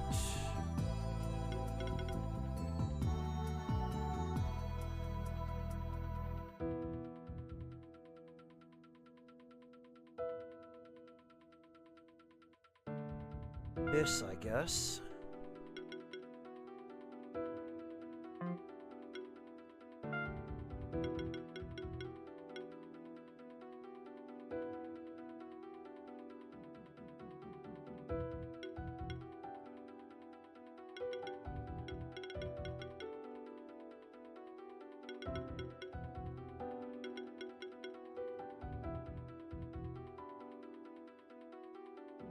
Okay, that could be helpful.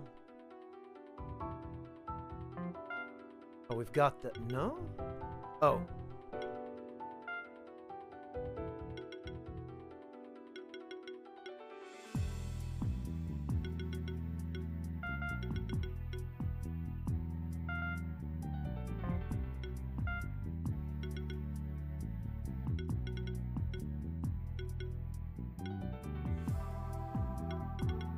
Okay, we're gonna need that and that.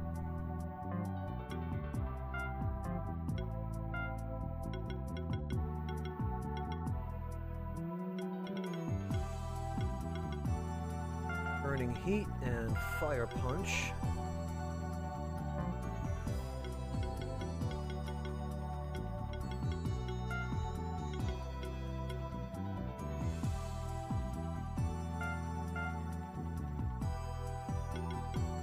He needs some health and defense.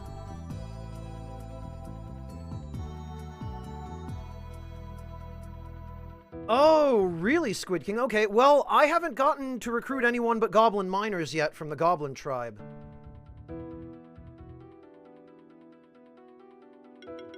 Well, Ezreal, that's exactly what I was saying. It's average.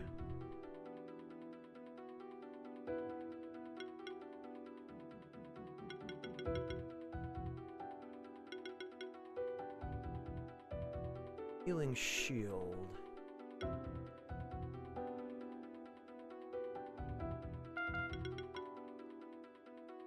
Grid hybridization.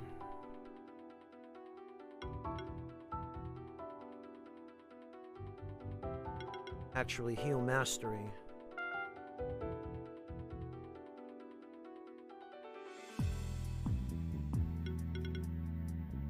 Because he has some other stuff, like auto heal, that will...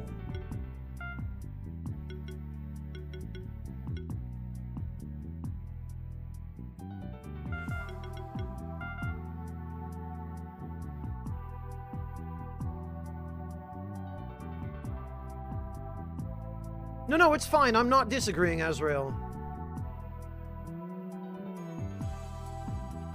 Squid King, Kimik is the Inupiat word for dog. It's because the species that monster is an Inuit folklore creature, which is basically an orca with legs like a wolf. Aklut is its actual name in real life.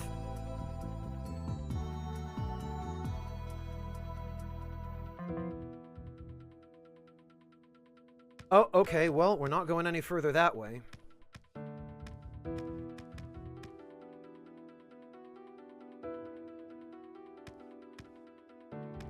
And actually, before we do go any further... You know, I should really kill everything in here because they drop materials I do need. Alright, and you know what? Let's try the bleed comp one more time.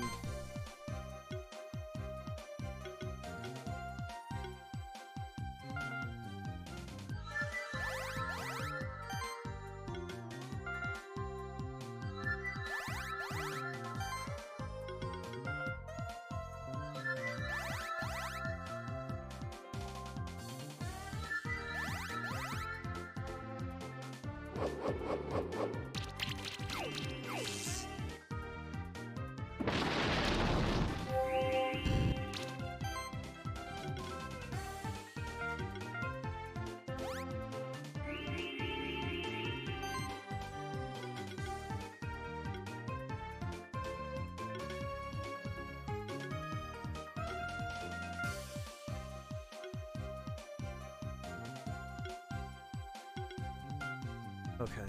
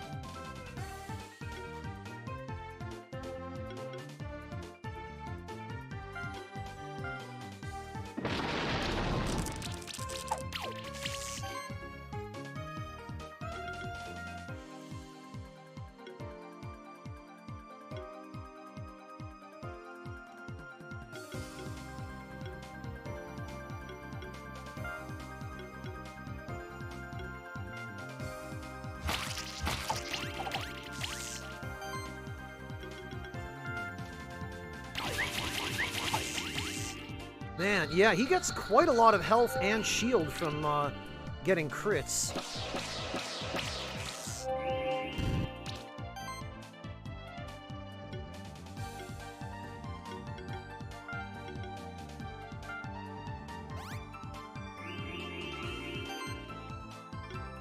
Unfortunately, this is still a very, very suboptimal setup.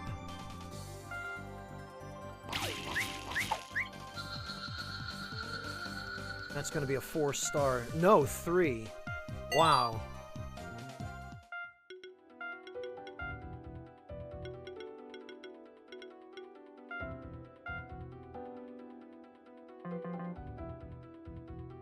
I don't know. I'm just not impressed with bleed.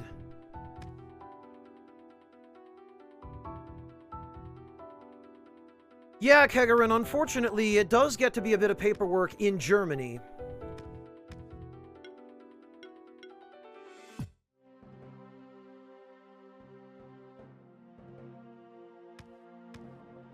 Not so much paperwork in other countries. Right.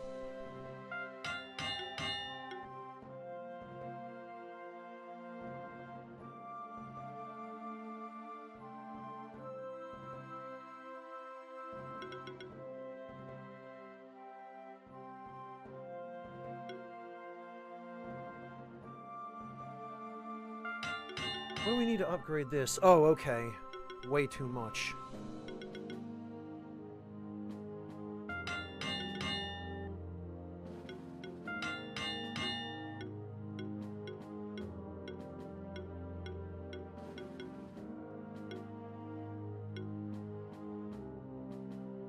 Ah.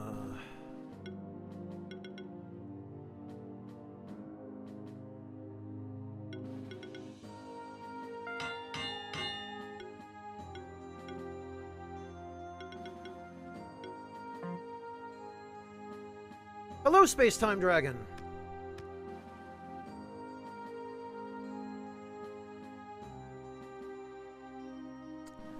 Oh, okay, Kegarin. Yeah, then...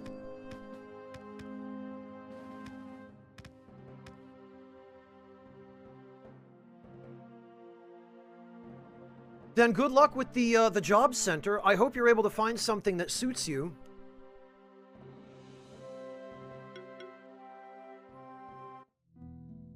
Alright, now... Oh, beautiful. Oh, okay. So now we need to actually hatch the... I have a feeling we're probably better off using the dark egg.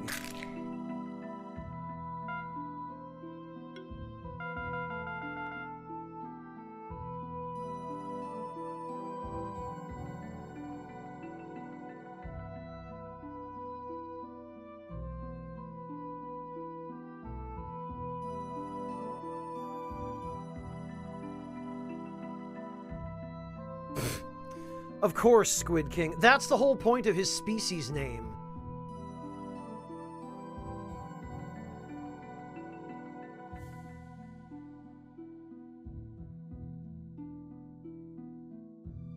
Keep the other Drakenov eggs for later, Fontez? Why?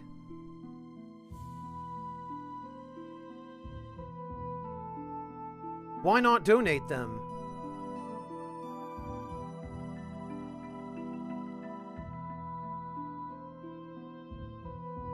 Oh, okay, Kegarin. I'm sorry to hear that. That's... Okay, Fontez, if you're sure, I'll hang on to them. Like, all of them, or just the shifted ones? Is it a situation where I need as many as possible? Or is there a point in, No, you don't have to tell me directly, Fontez. Would it be, Would it make sense for me to just get rid of the non-shifted ones? Or is it more just a question of raw quantity?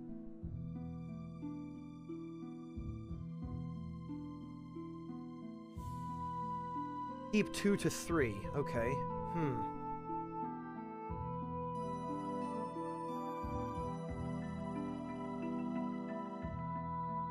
It looks like chat is having just the same kind of trouble that I do with, coming up with decent names. Well, I'm comforted by the fact that I'm not alone.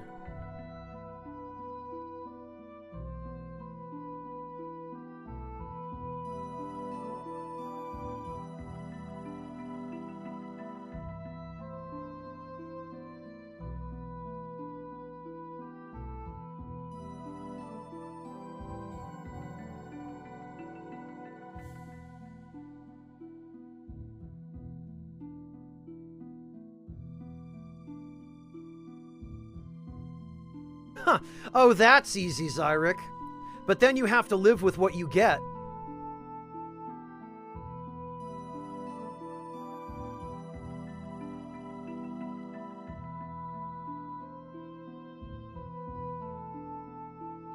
Oh, okay, Kegarin. No, Kegarin, streaming on Twitch is not a question of you opening your own company. You are effectively, Kegarin, I believe we're classed as contractors as far as the government is concerned. Because you don't own or operate Twitch. But at the same time, you're not an employee of Twitch, so what does that make you? Well, it makes you a contractor. You literally have a contract with Twitch that says you will abide by these terms and conditions and do this sort of work, and they will compensate you for the work on a non-employment basis. So, if you're doing contract work, Kegarin, you're not considered to own your own company. You're considered to be self-employed.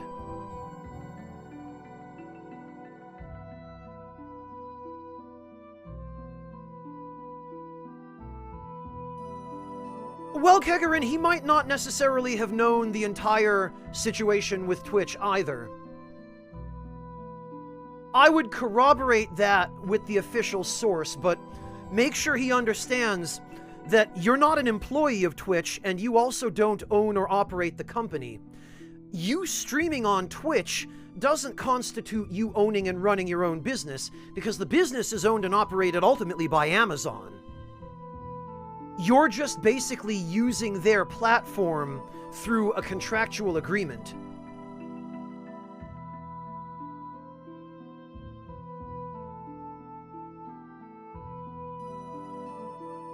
But you also have to realize, Kegarin, there is still some gray area. Oh, you understood what self-employed meant. Okay. Yeah, self-employed means you are literally not an employee. You, as a self-employed person, you could have your own company. But that would be if you are manufacturing something, or if you're providing services. Like if you're mowing lawns, Kegarin, or if you're doing landscaping, and you do your landscaping under the business name Kegarin's Landscaping, then you own your own business, because you are solely in charge of it, and your business is literally just you, your tools, and your effort. It's not the same thing when you stream on Twitch, because you're using Twitch's tools. You're using their platform, you're using the facilities, basically, and the interface that they provide. So streaming on Twitch is not the same thing as owning your own company.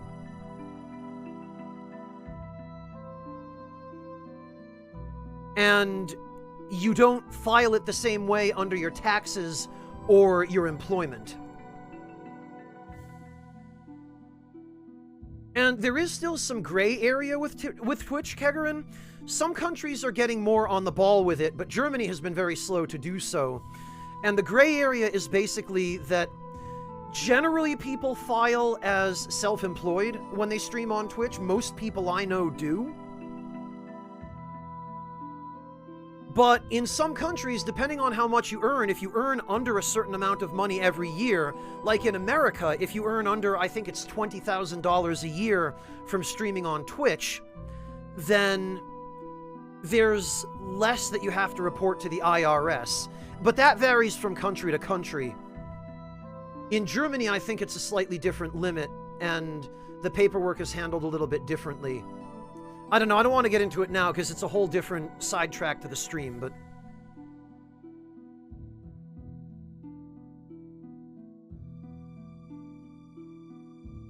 But yeah, Kegarin, exactly. For your purposes, streaming on Twitch should be much less a pain and much less a risk for unemployment. As in, it shouldn't interfere with your unemployment to the same extent. I appreciate the effort, Zyrek. Actually, you'd think that I'd have found an opportunity while I got sidetracked to come up with a name, but...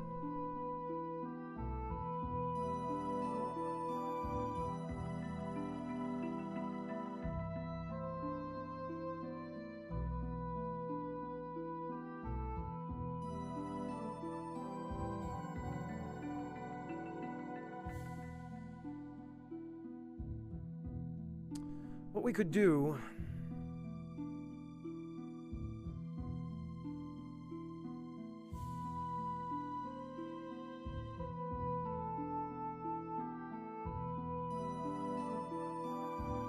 Dibbles. Smog, I'd like to do something a little more original. I hate pulling names from mythology. Video games constantly pull names from mythology because it's easy, but it's far from original.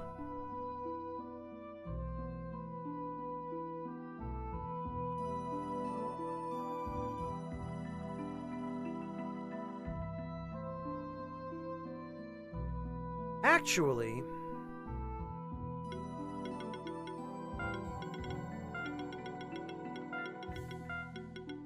we'll call him Slag.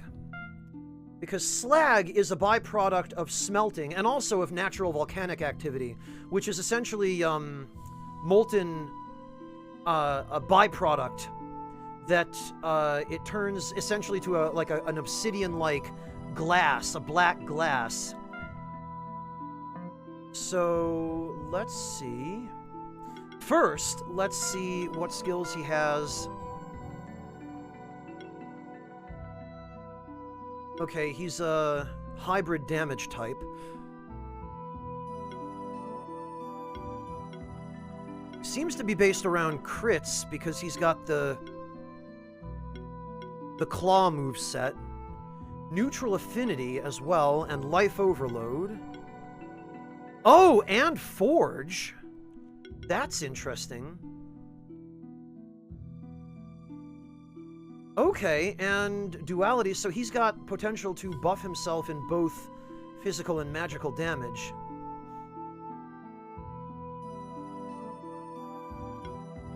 Phalanx, multi-might, that's interesting. So he can stack might.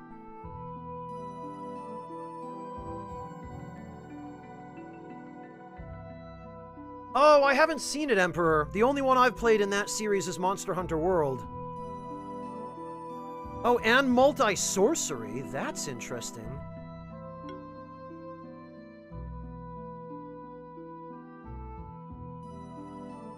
Okay, so he can stack both the physical and the magical buffs. Interesting as well that each one seems to have its own tree.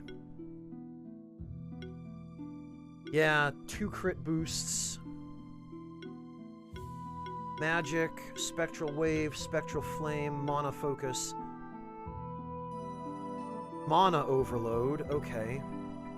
And Life Overload, interesting. So they want you to raise both. Mana Stability, Helping Hand. Hybrid Mastery, okay. Alright then. We are going to use a Firestone. Yes, I thought so.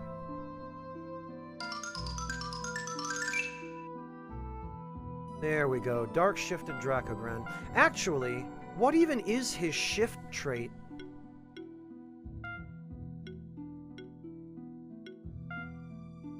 Divine Shield and Debuff Mastery. If this monster receives a buff, it gains a shield equal to 7.5% of its max health. Oh, that might be better for tanking.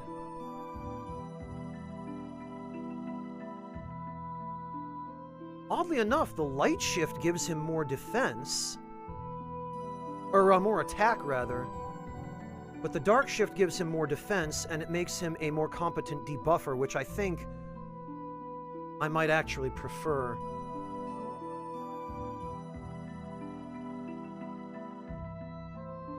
It depends, Kegarin. I watched a couple of friends of mine play Loop Hero, but I have no interest in that game. The gameplay just doesn't draw me in. Okay, so what about him? Equipment Master. Oh, equip an additional accessory or blacksmithing. Increases defense, health, mana regen, crit, and crit damage from equipment by 15% for allied monsters. Allied monsters, but not himself? I don't know. I think Equipment Mastery might be a little more useful. We'll have to see what abilities he has.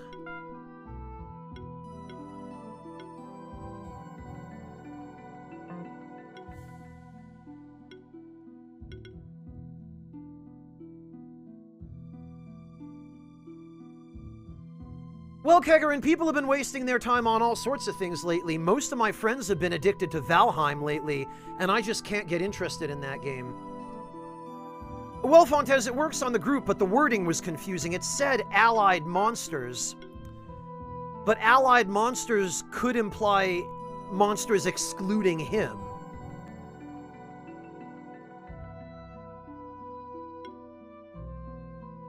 And if we could give him additional accessories, that might eventually outweigh the stats that he would get out of whatever equipment he had. But if this is an aura, if it works on the group, then that's... The 26... Oh, for Monster Hunter Rise, Kegarin, right?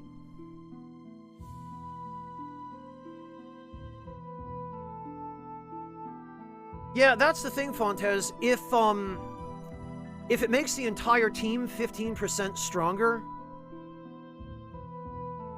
like all three, then it might be worth it. But for him, in and of himself, Equipment Mastery is probably better.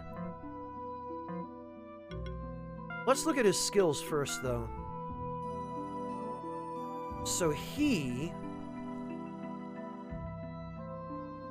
Okay, he no longer has Neutral Mastery or whatever it was. Fire Claws, Fire Affinity... Heat Shimmer. Oh, and it applies Glory. Crit Hybridization, Attack Proc, Combo Buffing. So this would also apply an additional buff. He still gets Forge. He gets Health Focus, he gets a crit rate boost. Life Overload, so that stuff is still the same. Regeneration... Oh, Regeneration and Channel. That is useful. Improved Assault. Deals 3% increased damage for each Might, Sorcery, and Glory buff on them.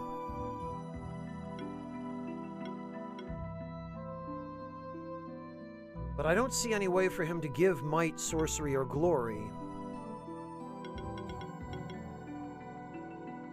Brawler... Oh, gain Might.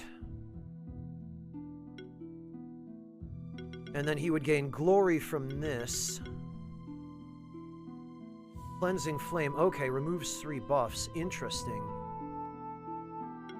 Crit damage, crit rate. Okay, so he's a crit-focused damage dealer. Magic damage, physical damage, magic damage. Magic and physical. Aerial Strike. Oh, Sidekick and Might. So he's only really capable of buffing himself.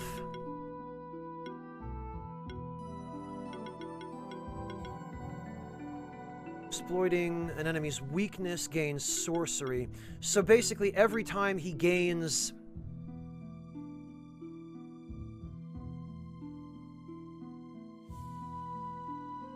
Every time he gains one of his self-buffs, he does 3% additional damage.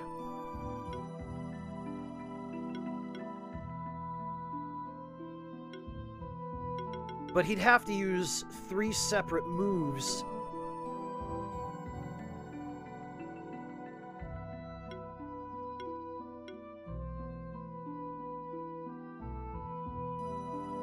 Yeah, Malekis, numerically, if you were to count the number of additional stat points that you get out of each of those shift traits, the Dark One, I'm almost certain, would give you more total points.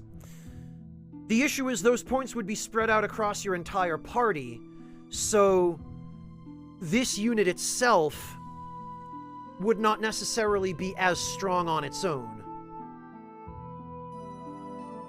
No, Forge is Glory. Forge is Glory to the whole party. And then Regeneration and Channel to the whole party. Oh, but with combo buffing, if you buff the whole party, then there's a fairly decent chance that they'll get some combination of Might, Sorcery, or... Oh, okay, but actually, Glory does count.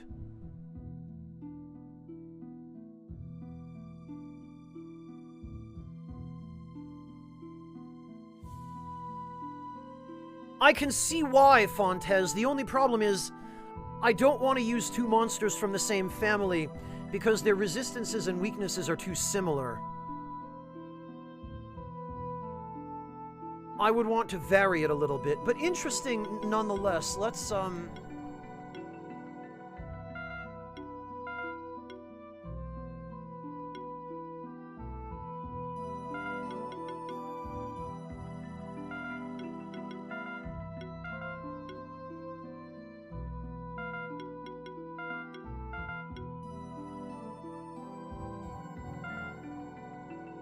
That is significant.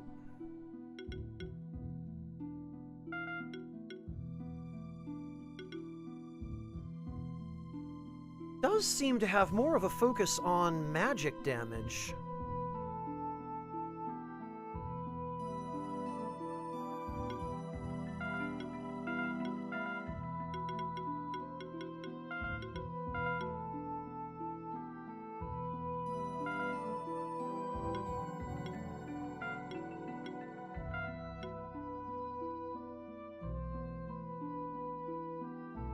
Heat Shimmer,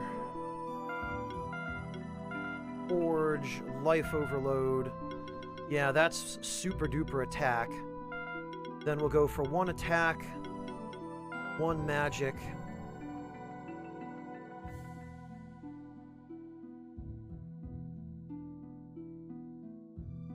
So we would want to give him a Shuriken, probably, for the crit boost.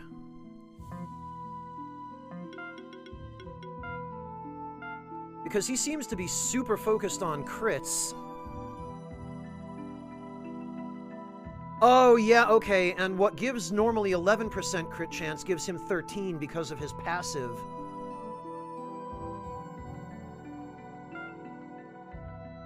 Yeah, I think that makes a certain amount of sense.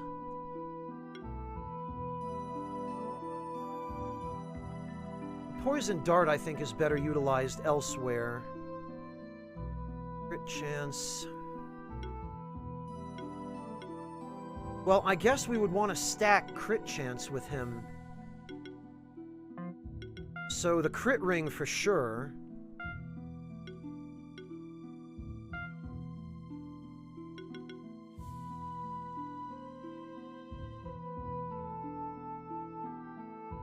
Defense, mana.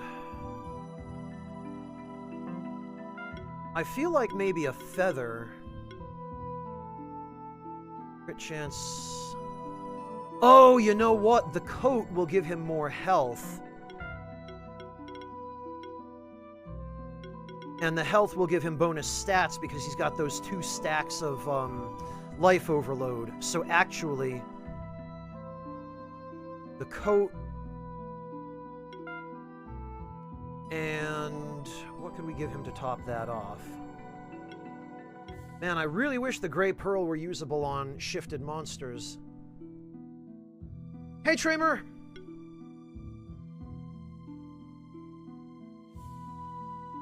The hide would give him another significant boost to stats, but I worry about his mana regen. Oh, you know what? The bracer. The bracer would be a tremendous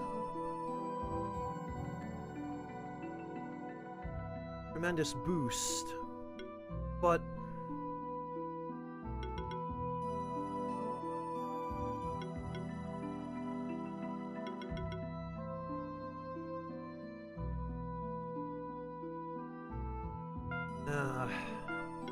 can we do better than a bandana?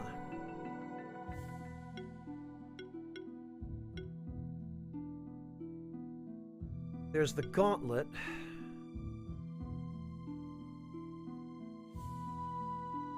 Honestly, the medallion...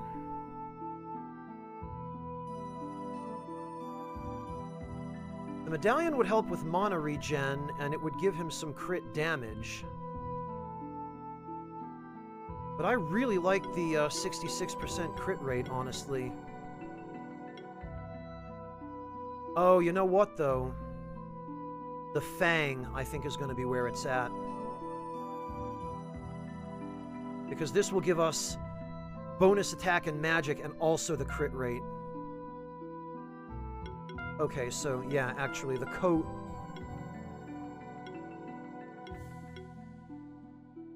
The Fang... Well, what about the needle, actually? Oh, the needle is mana rather than crit rate. Okay. So yeah, the Fang, I think, is probably the best bet. No problem, Emperor Emblem. Thank you for dropping by. Have a great night. Take care of yourself.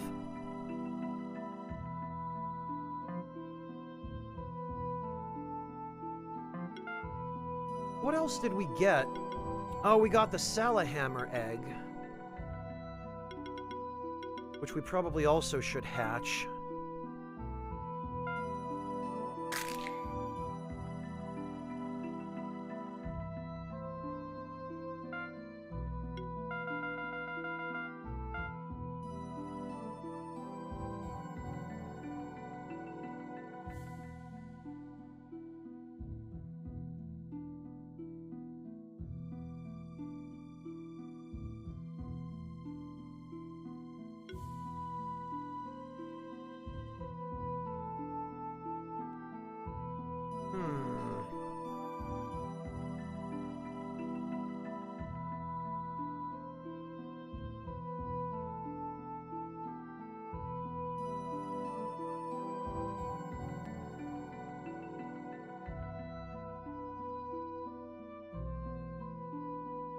Fontes, now you're just pulling names from the Persona games,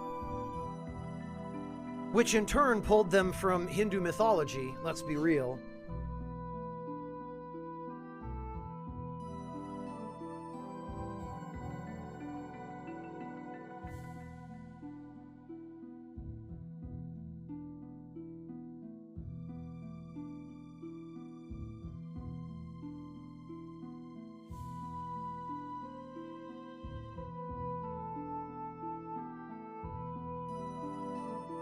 Your favorite SMT demon? Okay. Whiskey, JC,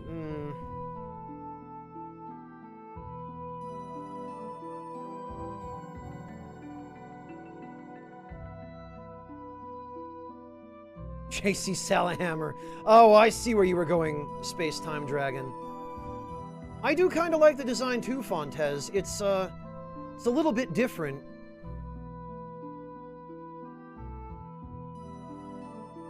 Anon, thank you so much for the 500 bits.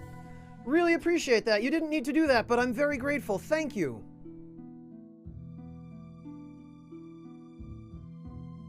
Maybe that will help me come up with a name.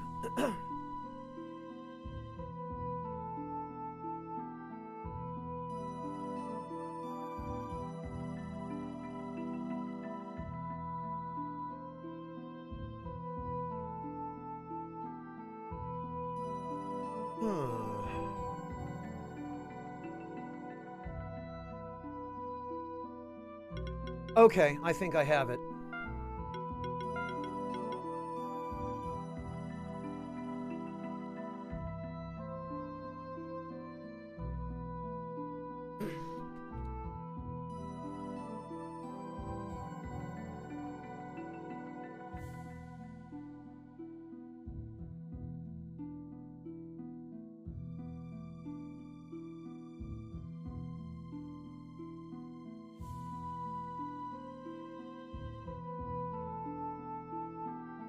I think...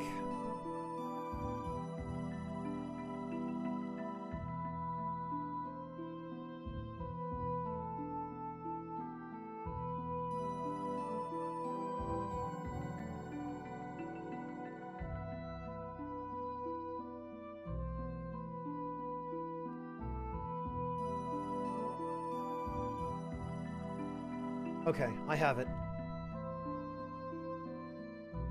No, not Rupert. I had to cross-reference it to make sure that I was thinking of the same thing in English that I was thinking of in German.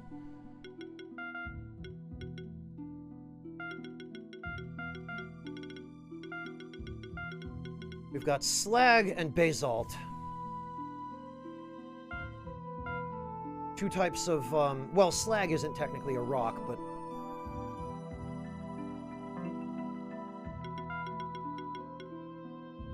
So let's see what he's all about. Spark shower. Oh, it's the undodgeable fire move. Really? He has higher magic than physical attack? He appears to have both. Let's see. Spark shower is magic. Coal toss is physical. Well, damn, I guess I can't give him the heavy mace.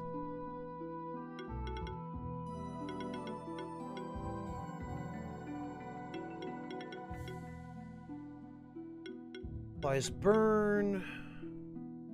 Applies burn. Every hit can apply burn. Every monster starts with a random buff.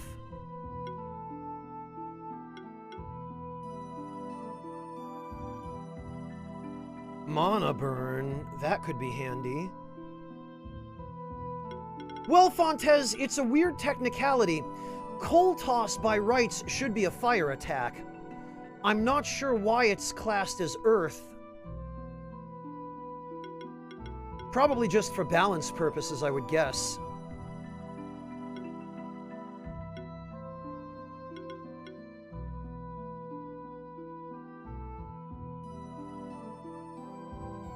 Critical buffs. Okay, so he's at least a little bit focused on crit as well. We've got a single target and a multi-target. Crit chance. Oh, okay. Yeah, they do want us to focus on crit with him then, clearly. Full toss. His earth attacks are all physical, his fire attacks are all magic, and he learns Forge. And Hybrid Mastery, okay. And a crit boost, and Life Overload, so...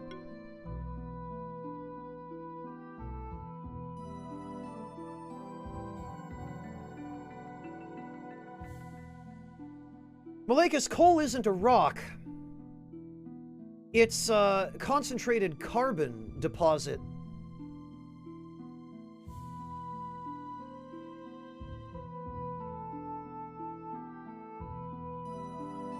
Well, actually, come to think of it, now you're making me second guess myself.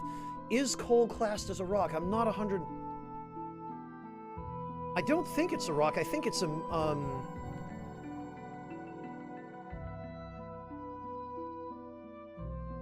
Oh, okay. It's classed as a sedimentary rock. I was gonna say, I thought it was a sediment.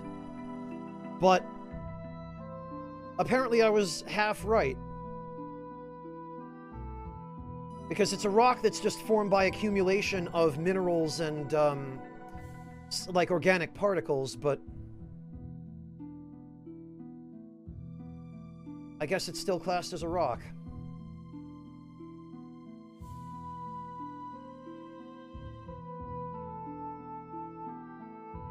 I'll get technical if I damn well please, Malekis. I just can't guarantee whether or not my memory will serve me properly. Right, so he's got some healing stuff too. Glory Cast and Team Play, Sidekick and Barrier. Right, hang on. Auto Heal. Okay. Mana Upkeep, that's not bad. Critical Boon. Yeah, okay, so he is fairly heavily focused on crits. Buff charging. Combo buffing? Wow. He appears to be focused on buffs and damage dealing. Barrier reduces damage by an additional 7.5%. Interesting.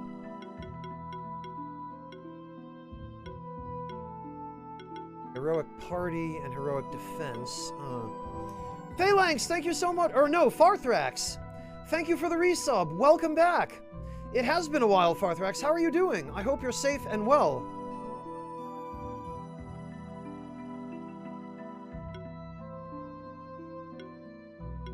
Life stability and buffing heal. Okay.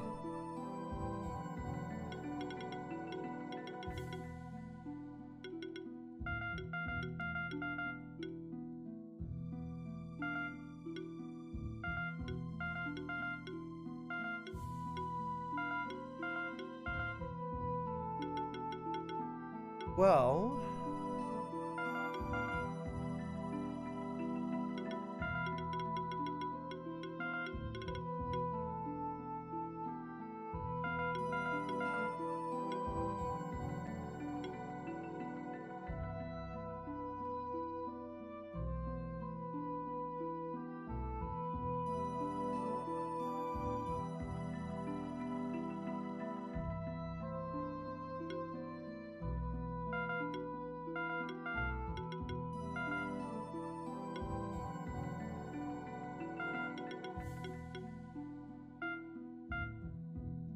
Okay, that's brought him up to speed, sort of. Sorry, Farthrax, there's a move in this game called Phalanx, and I just was looking at it a second ago and hadn't quite cleaned out my short-term memory yet.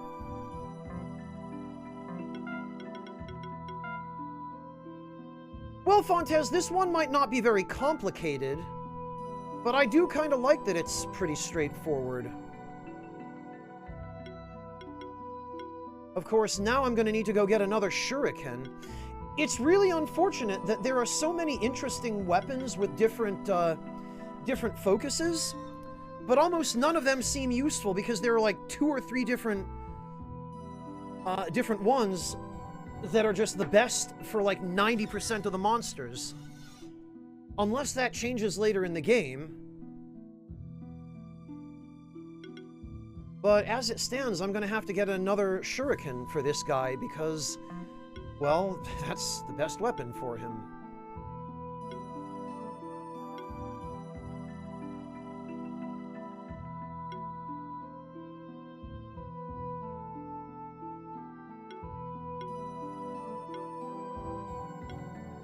So it looks like we're going to need to give him a crit ring.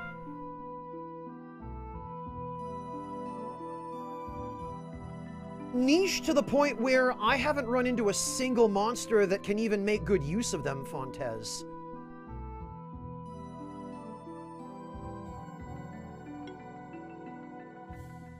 Which is a shame, because I wish that there were more of a use for them.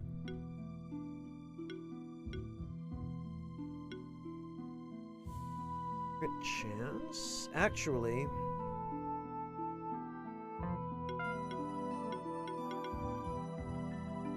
bandana.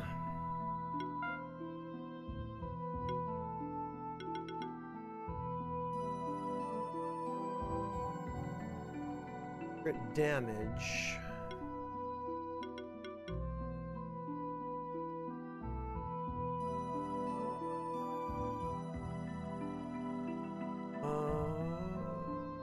Defense and crit actually.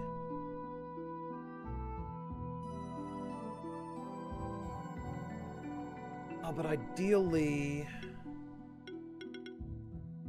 we would want to give him health and crit chance. So we would need a coat. But probably a better one than this.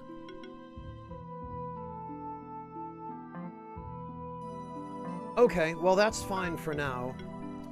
Now to see about this improved flying.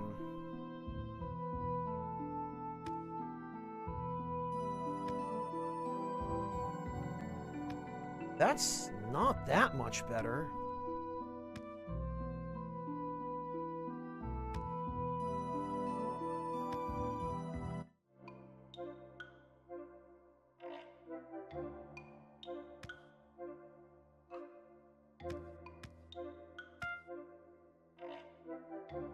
All right, actually, before we go any further to the right...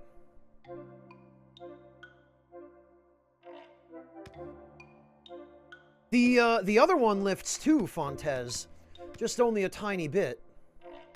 I mean, I can... It's just perceptible that this is slightly better, but only slightly. Oh, you know what?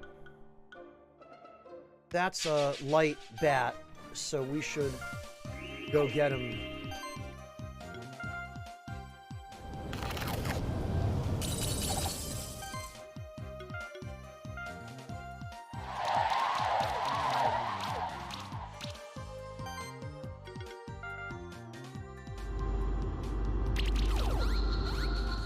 Sheesh.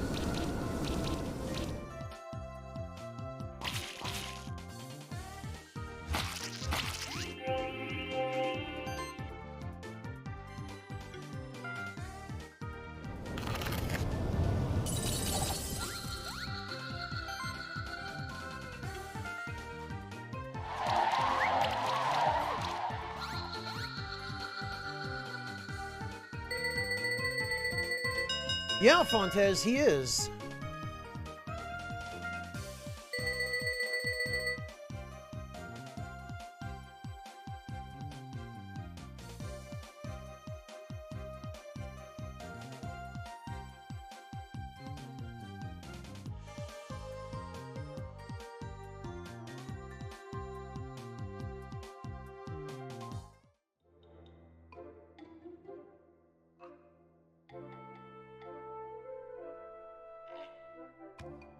Alright, let me check that last room over here that I skipped before. Oh.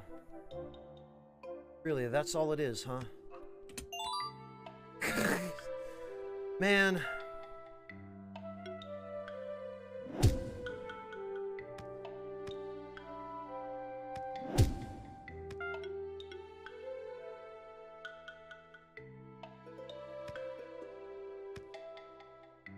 Actually. No, there's nothing.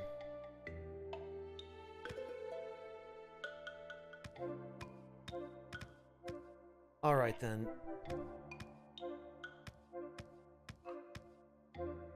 We, I guess, need to go track down the...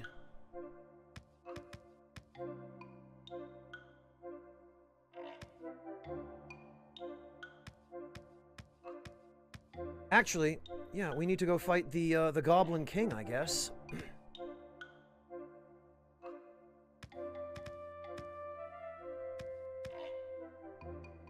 What have we here? Hail, Keeper Lancer. Be warned, past this point, the goblins have taken over the ancient woods. There must be a new Goblin King, otherwise the goblins would never work together like this, but it's odd. Why does it happen now? It's almost as if something or someone is behind it. Yeah, gee. Well, we've got both keys. Don't think I don't see that. Oh, really? There's nothing up here.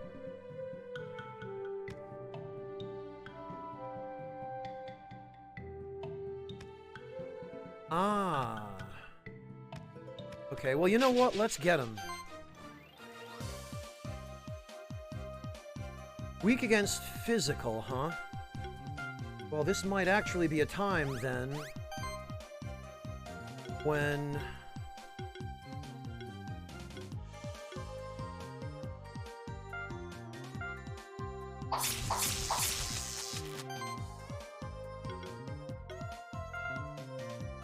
the bleed setup might actually avail us.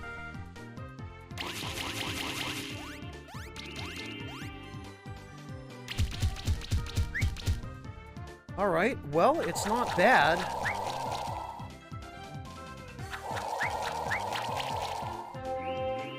It's not fantastic, though.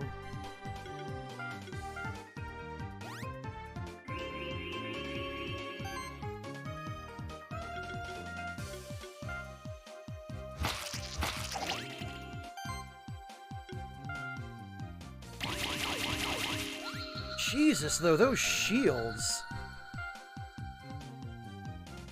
Goblin Hood Egg. I really ought to just have a team of 3 cat Zerkers. 500 gold.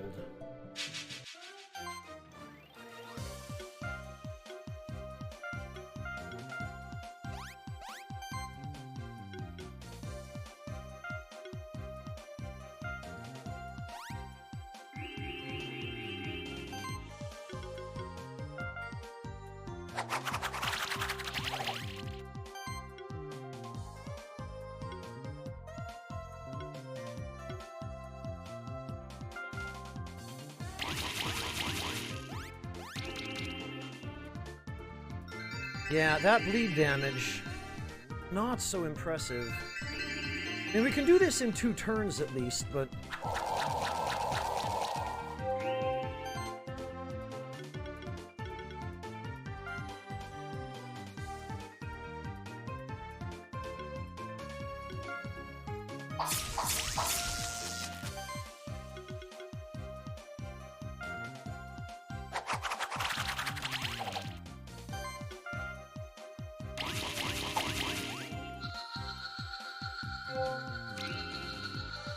Okay, well that, on the second turn it's better. Goblin Warlock. Oh, it's you! 2, 3, 4 sets of goblin ears. That should be enough for at least 2 more elixirs. Another one of the alchemists, and it's the one we saw in the Blue Caves. He's gotta be the one who angered the goblins. Huh? Another one of you? No, you're the same one as before, aren't you? Yes, don't deny it. You're the one who defeated my Minotaur champion. Ah, and I used quite a fine elixir on that one to turn it. Darn monster keepers, you're all just simpletons. No eye for the bigger picture at all. You mean no lust for world domination? Monsters aren't your friends. You pretend to be their guardians even though you're actually their jailers. And for what purpose? Just for this illusion of peace and order. You have no idea how they could be used as tools for anarchy and chaos. Wow. I'll let loose my monsters on you and show you. Tremble before Austinese. Oh, is that what we're doing?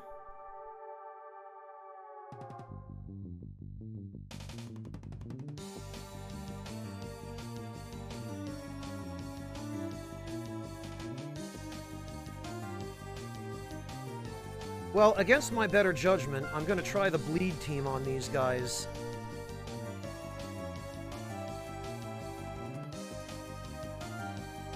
Oh, wait a minute. No, because they're Mad Eye. He is strong against physical. Alright, we'll try this to start.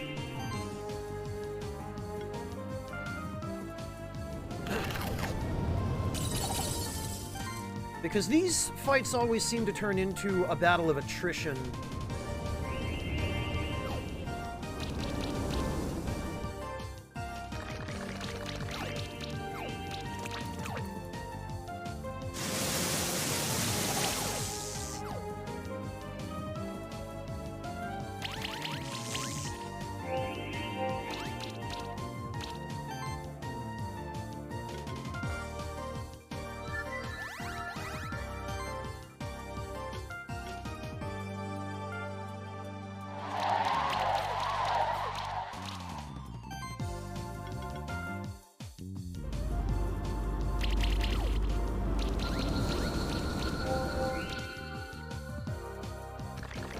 Fortunately, this guy doesn't seem to have an awful lot to throw at us.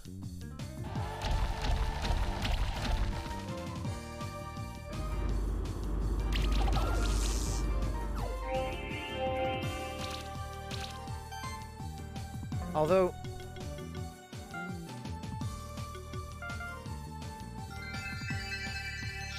this is getting a little bit irritating, but...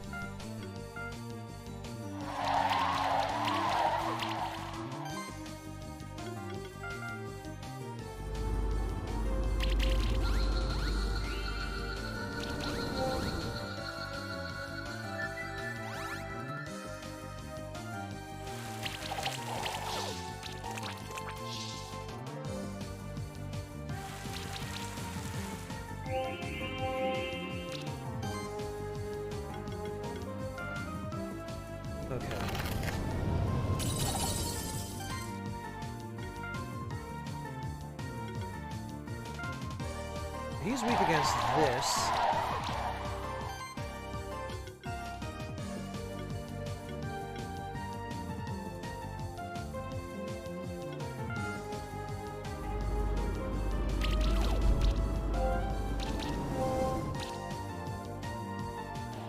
Nah, these idiots are dead.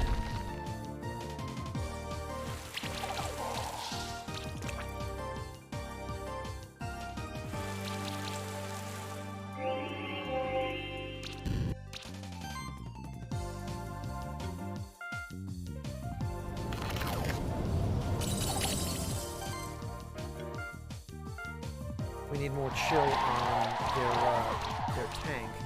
There we go, that'll do. And this should finish it. Yep. Oh, damn it! Ugh. How can this be? Oh, of course, you have the Spectral Familiar on your side. Without it, you'd be so much weaker. Yeah, that... I didn't use it at all. Anyway, just because you defeated me doesn't mean I gotta come with you. Ha ha ha, this is why you will never win. Hey, who's that stranger? What's with that weird ominous getup? He's the reason why the goblins are acting up. Oh, I guess it's time for me to run. Ha ha ha. Quick, after him. She's gonna walk into a trap. We should hurry up as well. We can't let him get away. I accidentally skipped the dialogue we got, and I didn't even see the prompt. Oh, we got a level 1 reward box, I guess. Scroll +3. Eh.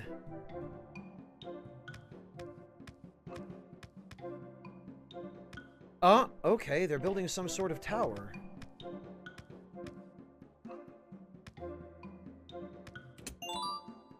Claws, eh.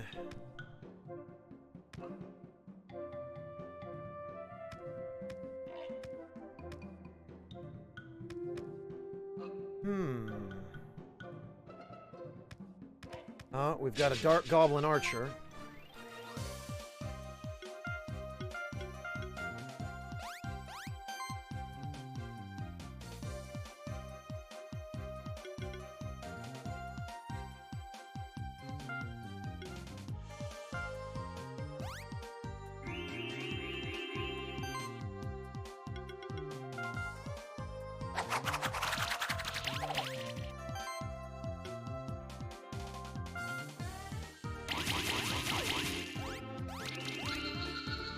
Okay, that's a little better.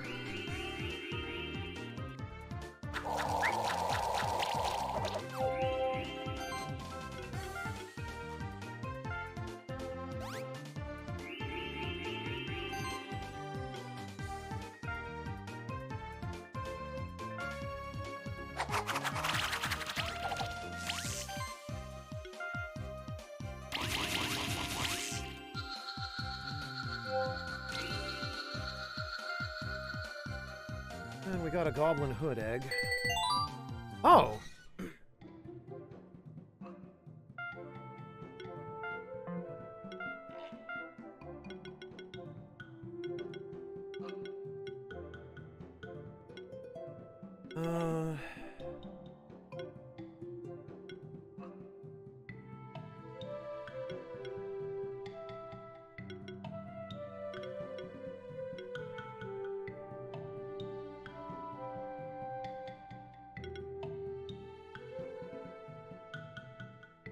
Probably mana by 16 and mana regeneration by 9. Yeah, we need that.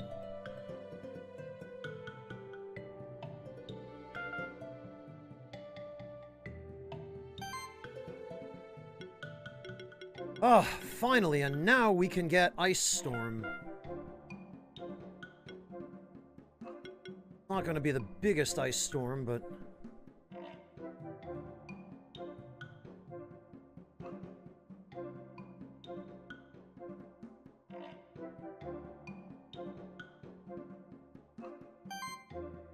And as for Schnoofy...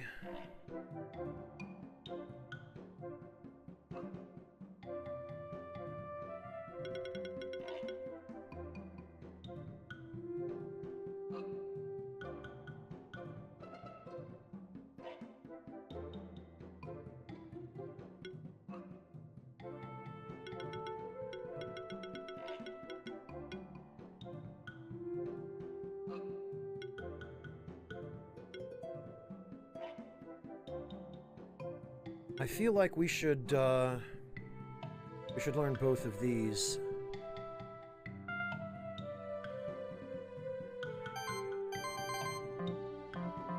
All right. Whoa, actually, hold on. What?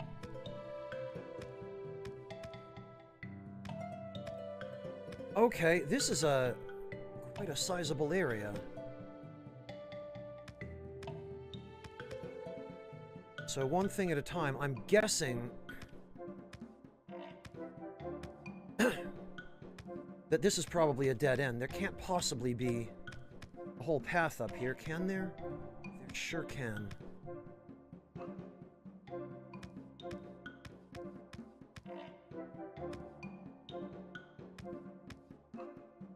Oh, alright. We've got an, switched Goblin Warlock.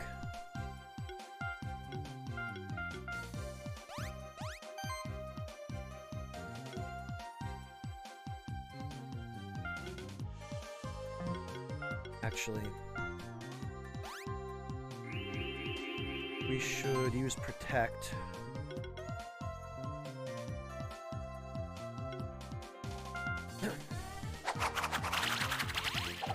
Get Cyclone on these guys, and then Shred.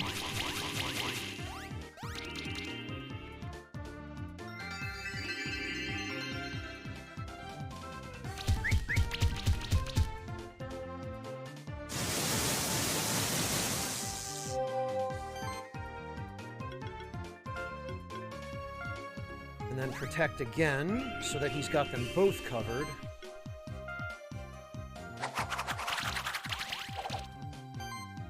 Shred again. Alright. Goblin Brute Egg and a Goblin Warlock Egg.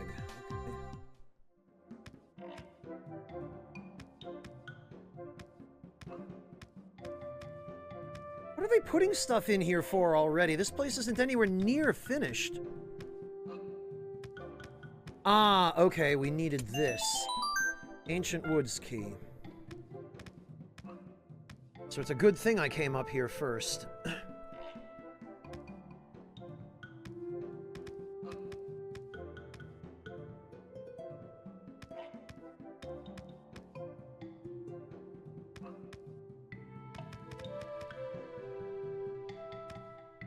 And what about this way?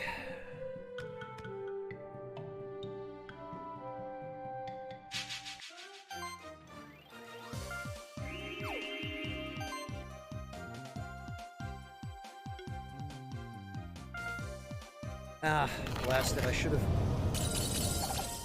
Oh.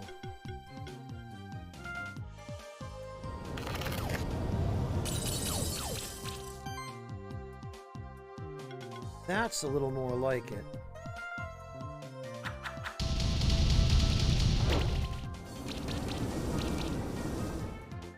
Yeah, now that we have a physical fire elemental attack, it's much easier to deal with enemies like these.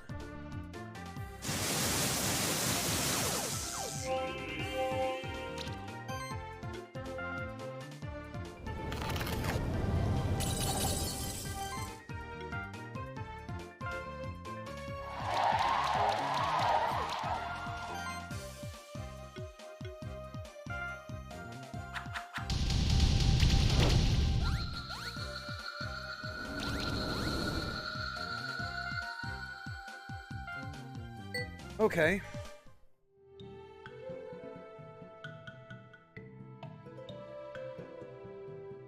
Oh, Farthrax, that's because it's not actually a fireball. Originally, that was an ice elemental enemy. And I mean, it still is, but it has different appearances depending upon which elemental shift it uses. So its light shift makes it look like it's made of flame, and its dark shift is pretty obvious.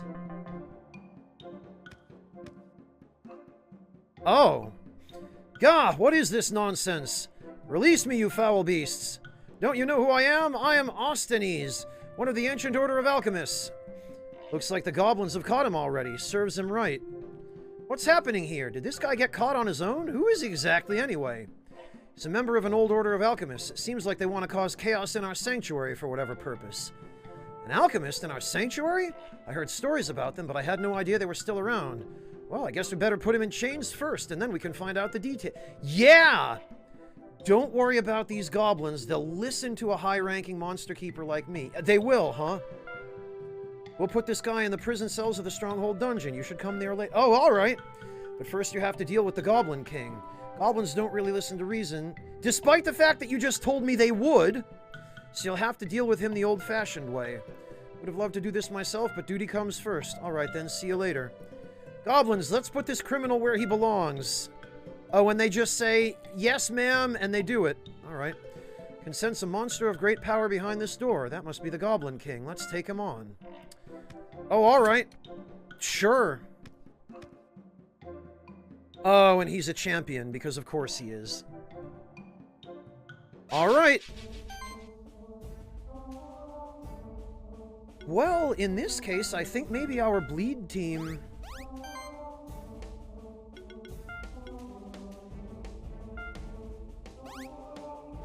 will work for this.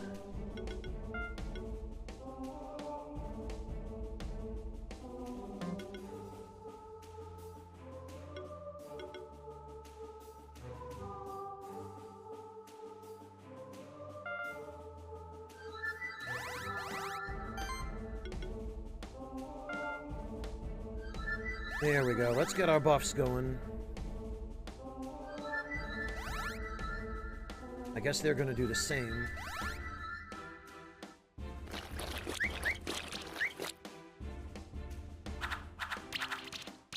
Yeesh! Okay. They are not messing around, are they? Well, neither am I.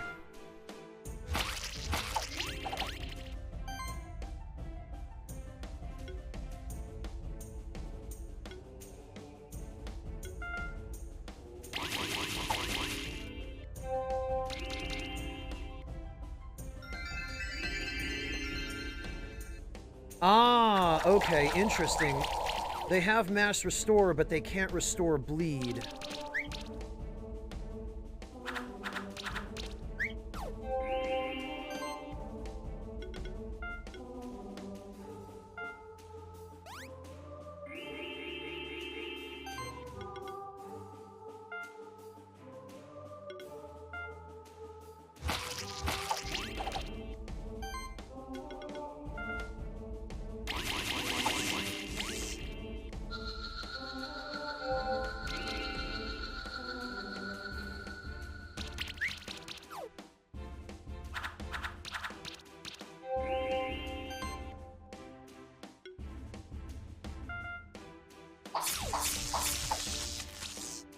Three stacks of shock, excellent. Well then.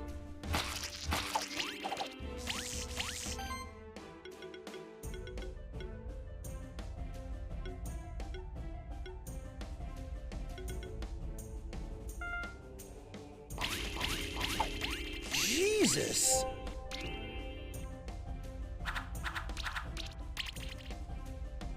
Well, there's no way we're getting 5 stars on this, but...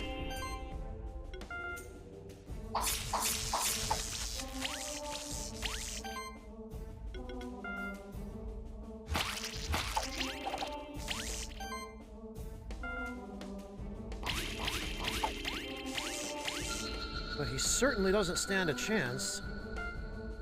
Oh, we actually came quite close.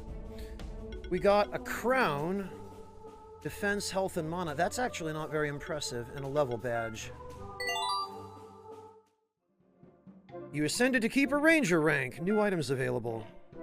Another champion down. I hope the ancient woods will be more peaceful now. Now we should go back to the prison cells in the stronghold. Let's see what information they get out of that alchemist.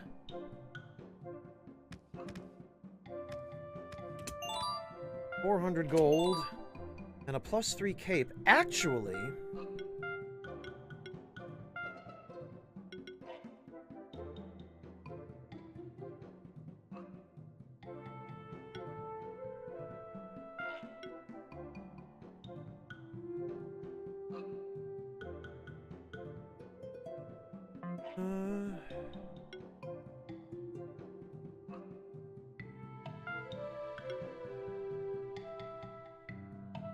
he loses a little bit of mana regen and 1% crit chance, but that's fine because...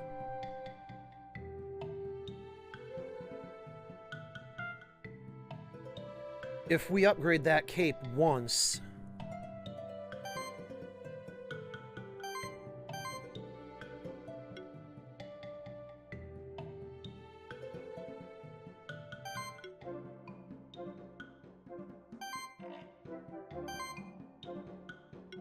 then we're good to go.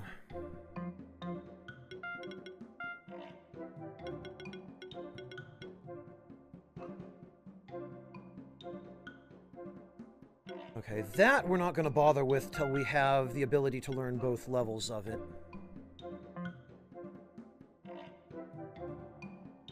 Yeah, Eclecticaf, there certainly is a fair variety in the...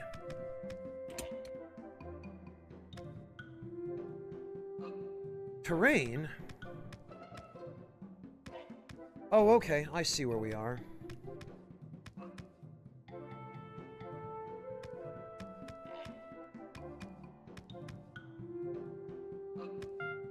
Actually, at this point, we might as well just swap teams.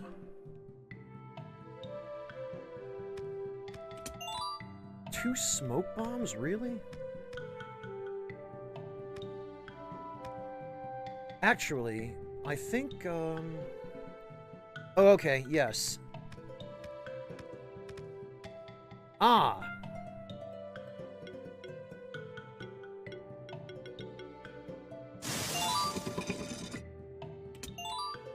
Two hazelnuts. Oh, and then this is where it connects to the magma cavern.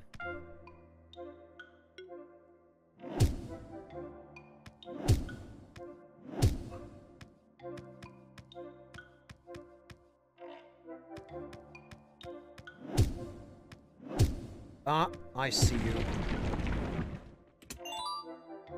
+2 hide. Yeah, it's pretty clear that I was meant to come here a little earlier.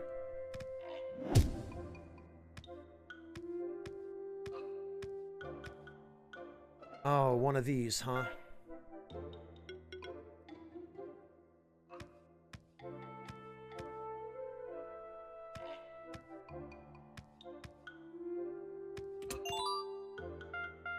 Bronze.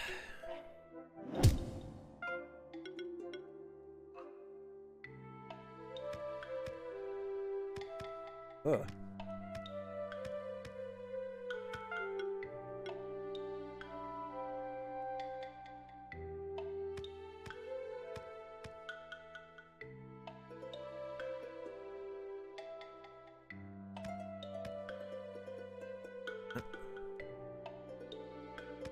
Later, losers. Oh, okay.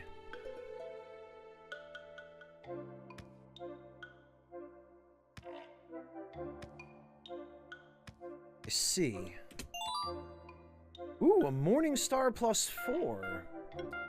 I believe...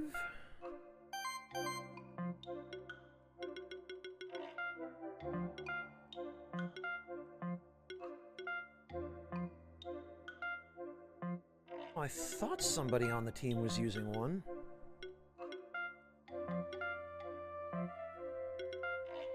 Ah! That's why.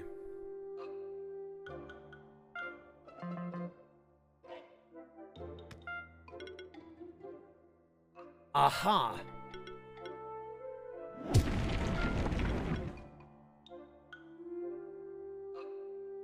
Ooh, I see. We've run into something a little bit more dangerous. A troll, weak against fire. Well, of course.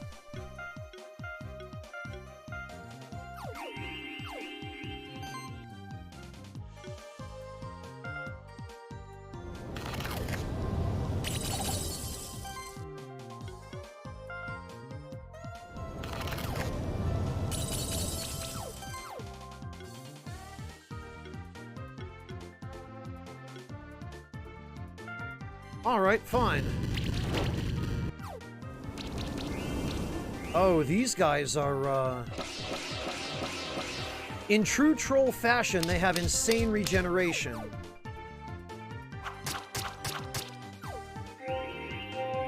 Holy hell, level 3 armor break already, huh?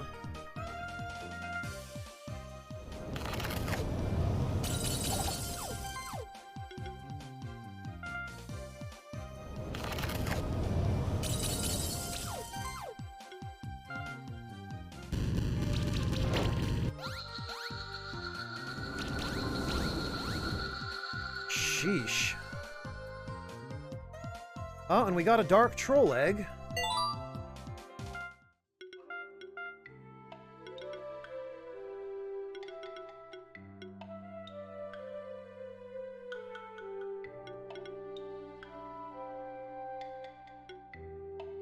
Mana stability.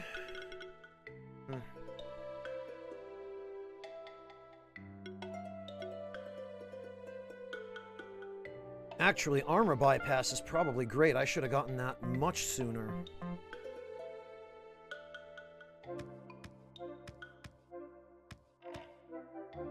Oh, okay.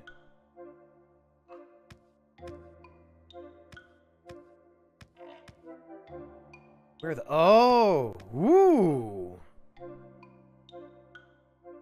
Is that a, Chimera?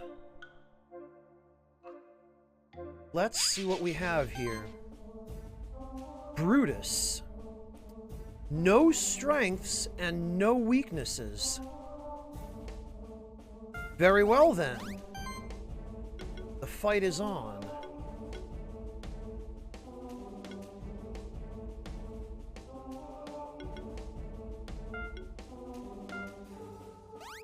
Yeah, no kidding, Fontes.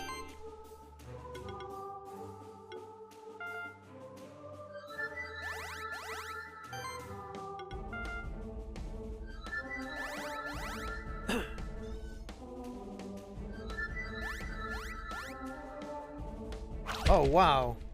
Holy... All right.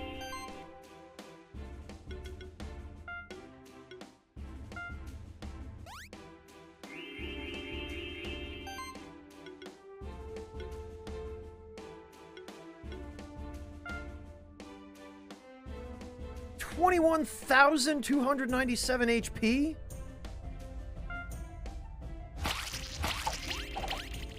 We're gonna need all the DOT we can get. Jesus.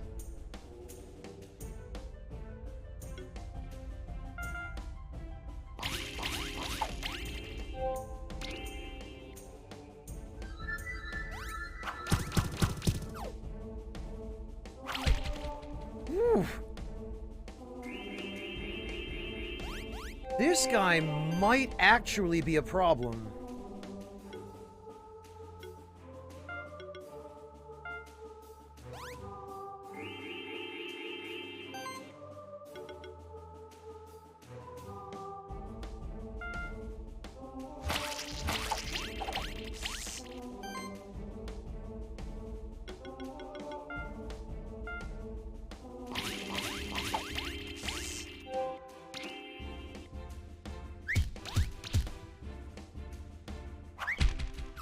Oh, thank goodness. Oh, he gets 3 turns.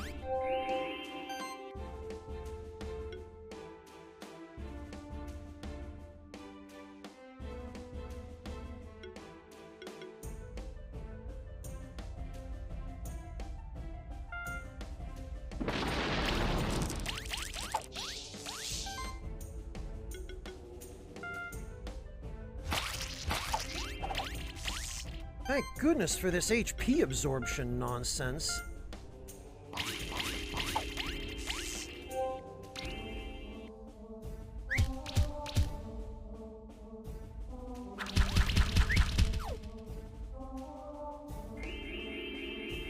Oh my god.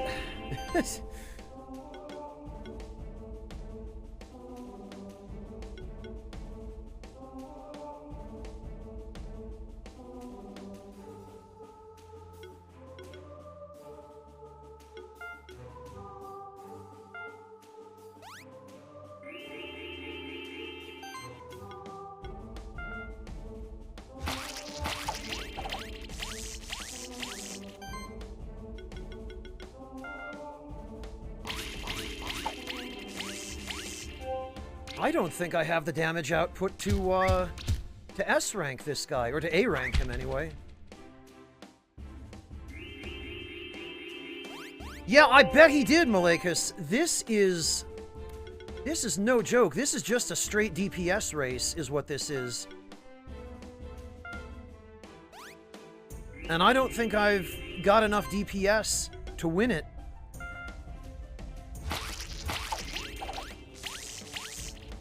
He's dead in one more turn, but that will have already taken way too long. Yeah, 3 stars. There's no way. Dumbbell. Health plus 100 allows this monster to receive additional stack of might and regen. Okay.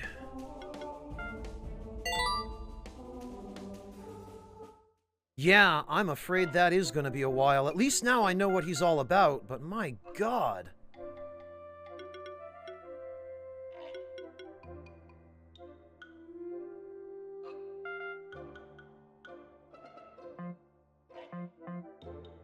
Oh, okay,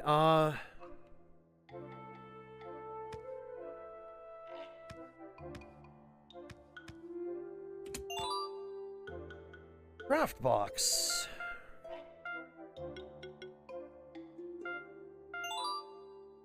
Bah.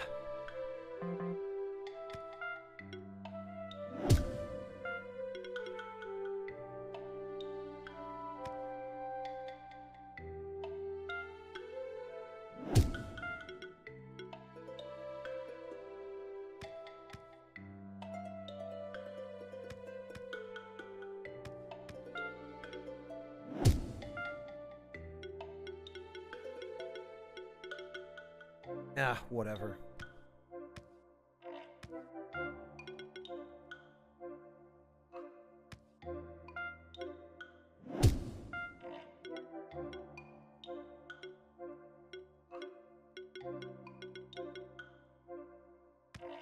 Oh, I'm seeing spider webs now. Which is a little bit worrisome. Spider webs and mushrooms.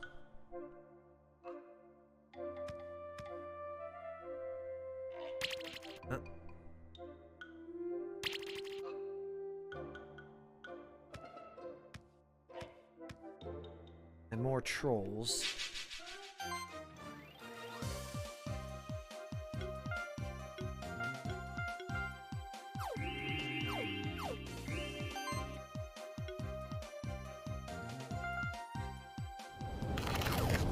Oh, and the trolls pre-inflict armor break, it looks like.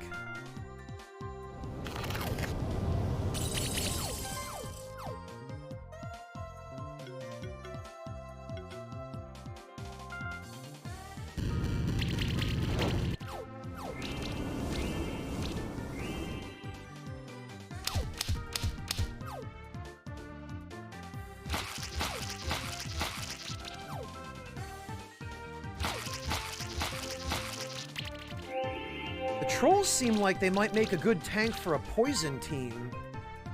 Yeah, because it looks like they have the ability to stack poison.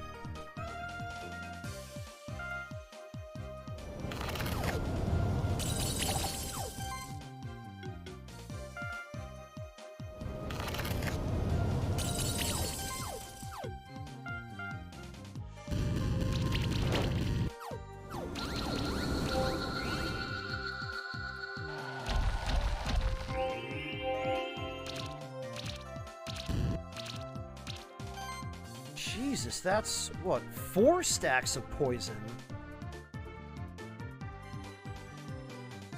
And shock. Where are they getting all this? Sheesh.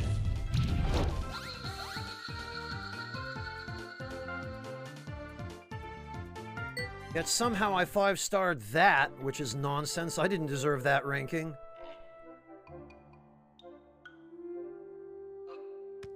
Ah.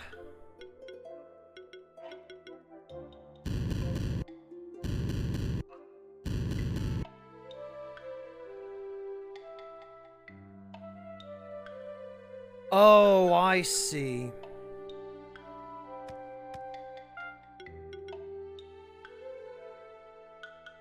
Actually, wait a minute. Why else would they... Yeah, I thought so. 2,000 gold. Well, now I'm starting to feel like maybe we're where we're supposed to be.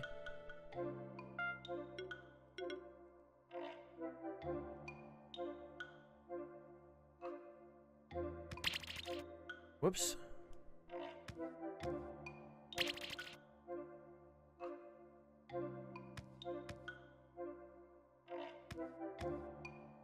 Okay. Oh, aha! There are spoders.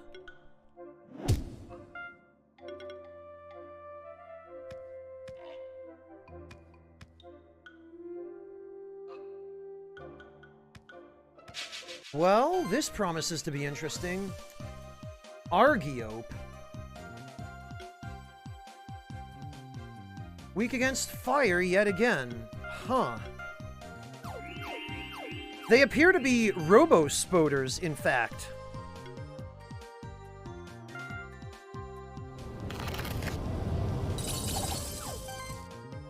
And they appear able to stack poison as well. So this is just a straight poison team, it looks like.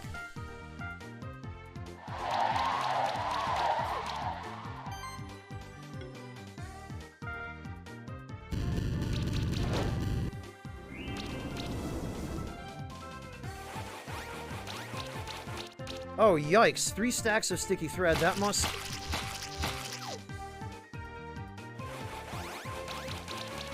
Okay, that's an AoE. What does this debuff do? I've never seen this before now. Tether decreases the chance to dodge by 10% and damage dealt by 5%. Every action... Okay. I imagine per stack,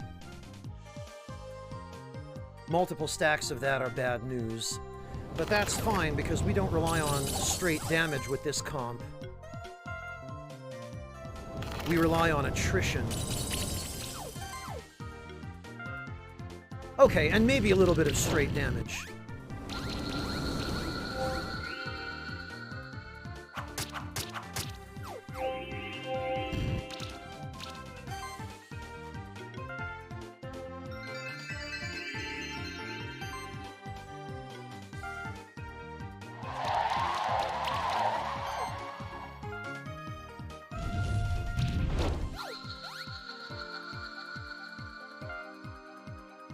Bah.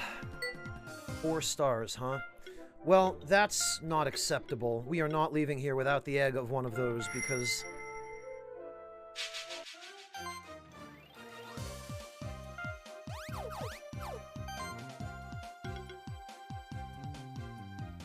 Alright, well, let's try this, then.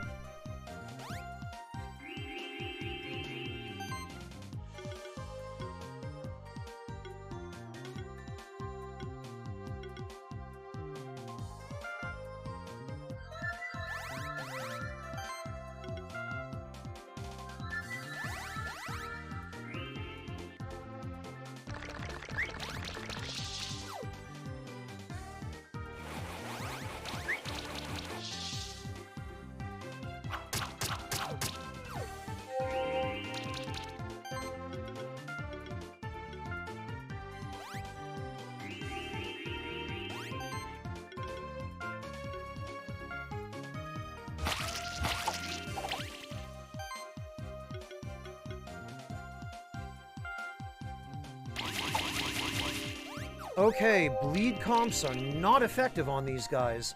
And it looks like they poison us every turn. My god. Okay, yeah, now I'm definitely in an area where... I'm pretty sure I'm actually supposed to be.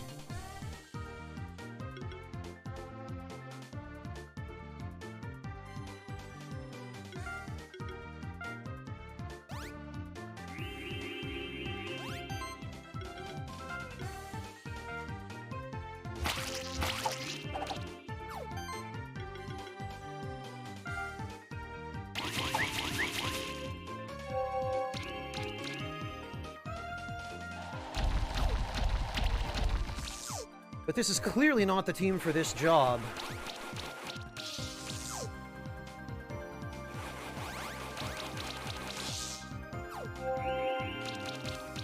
So it looks like a pure magic team here is probably...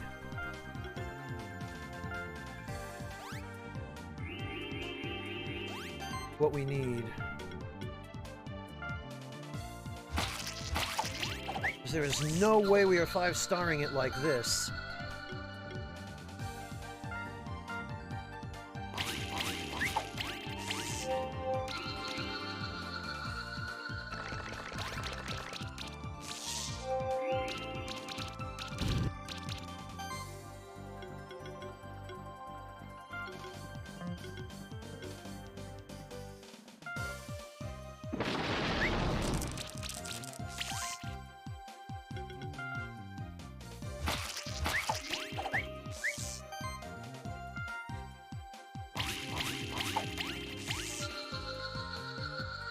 Jesus. 2 stars. Small wonder. Alright, it looks to me as though we might need a reevaluation of...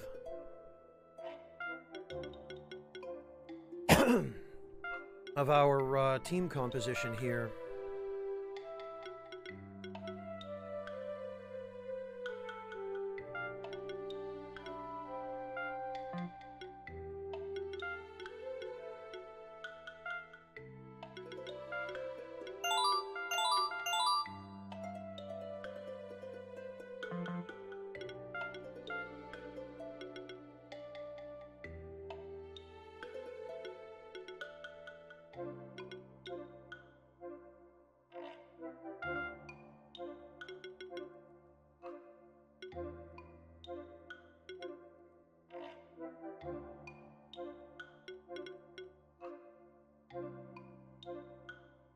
probably also...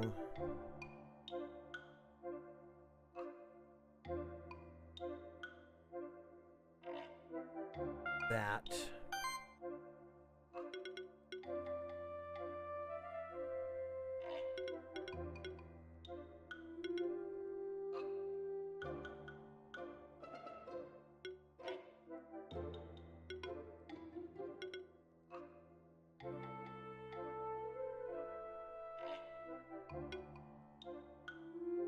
Hex, yeah, actually.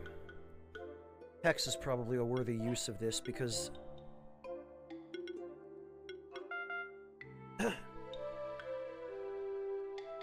Hi, Breakfast! What are you doing up at this hour?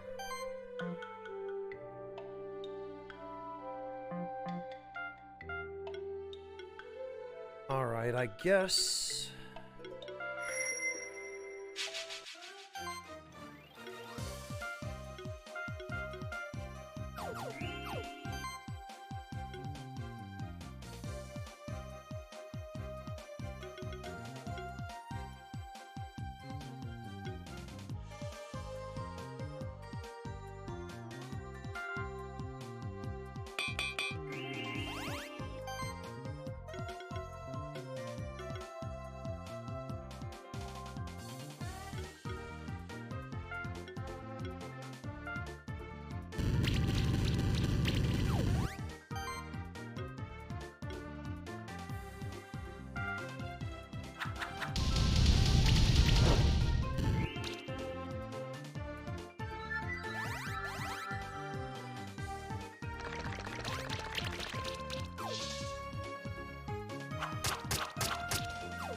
Yikes, okay, I guess he's not really meant to tank.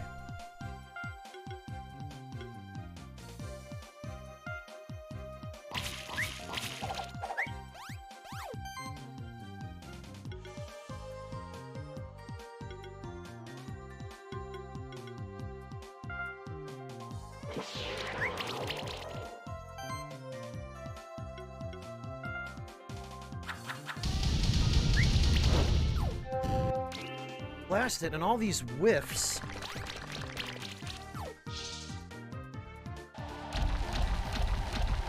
Okay, yeah,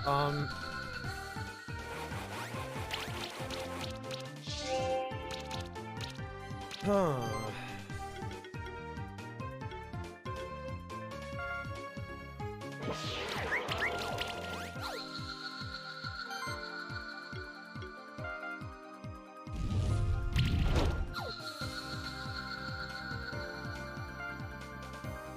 Yeah, no way. Alright, I guess...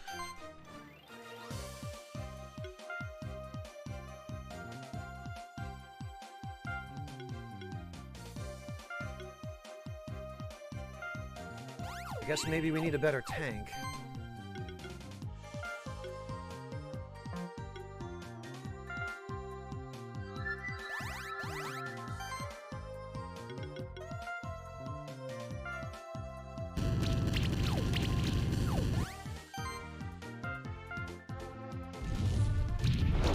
Maybe the correct strategy is focusing on one at a time.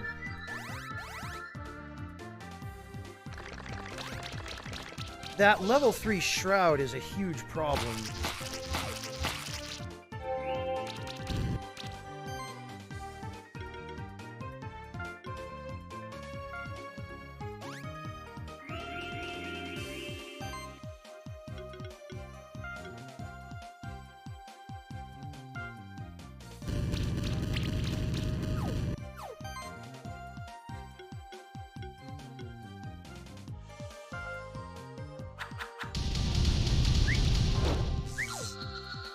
That whiff. Maybe, Squid King. I'm alright, thanks, Breakfast. How about you? Yeah, Mad Hollow, I would have thought the dragon would be a decent tank, but...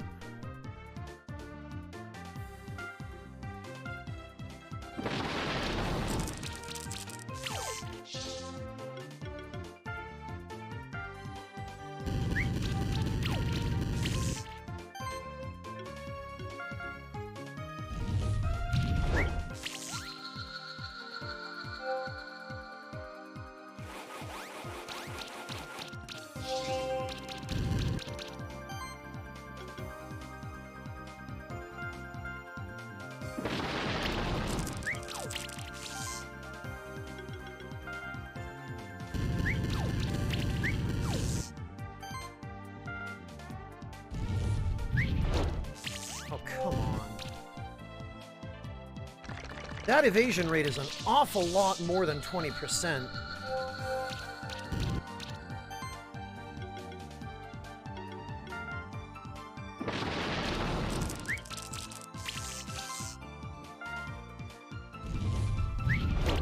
Yeah, that is ridiculous.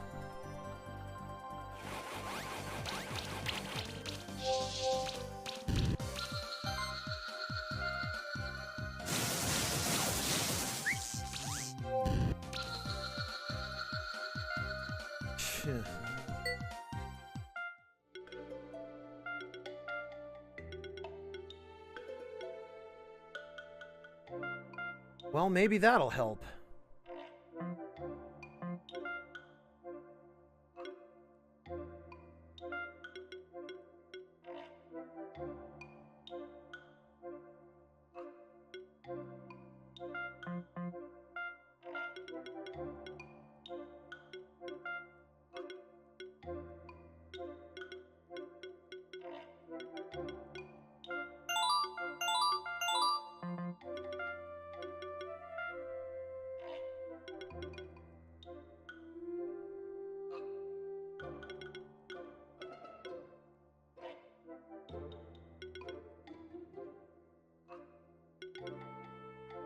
Guess multi-armor break and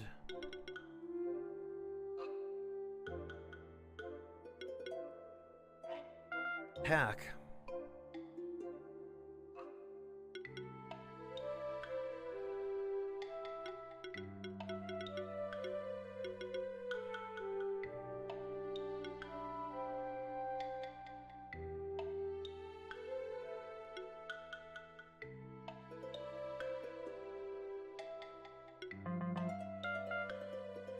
All right, let's try this. Oh, actually.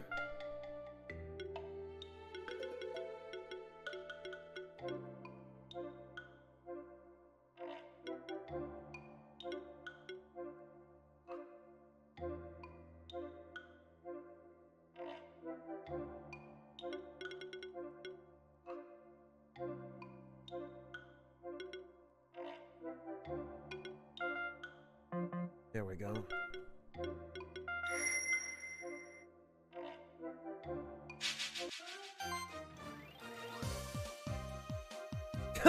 Yeah, Mad Hollow, you're not far off. Alright, well, let's try this.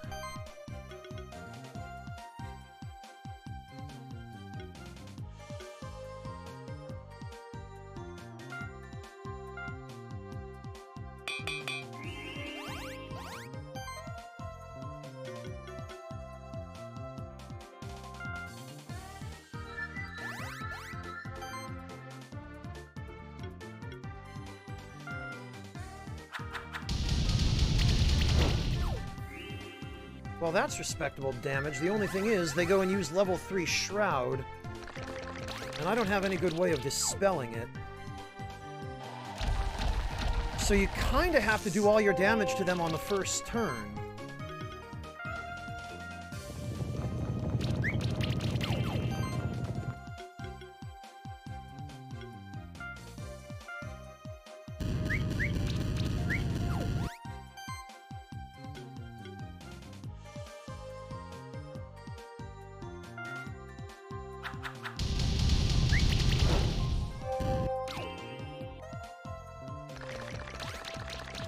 Or just get really lucky.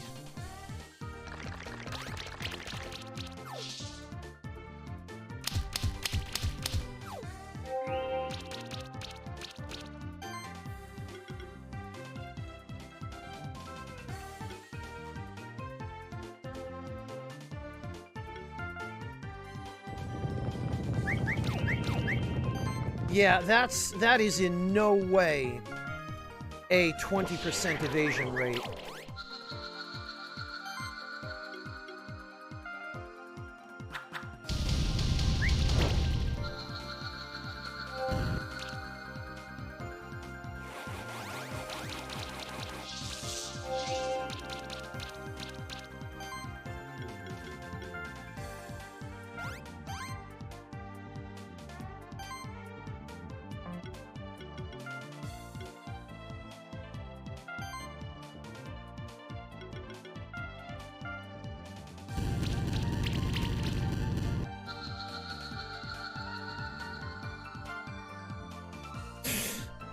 Oh, a sapphire and a level badge.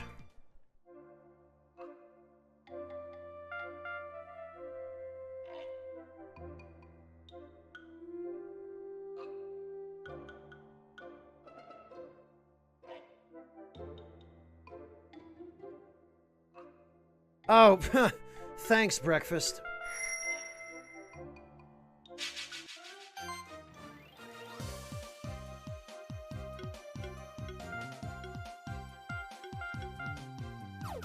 Alright, well, what if we do things a little differently here, and... Breakfast, thank you so much for the Tier 2 gift to a Mad Hollow, I really appreciate that.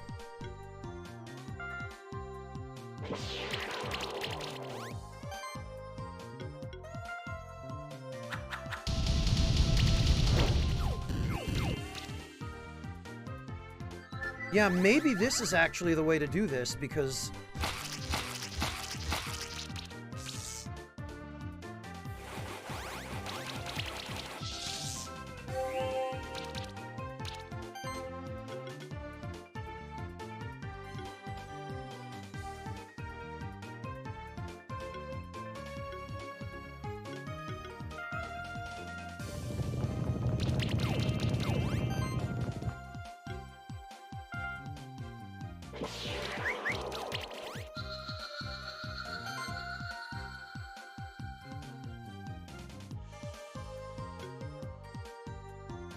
Alright, come on, I need this to hit both of them.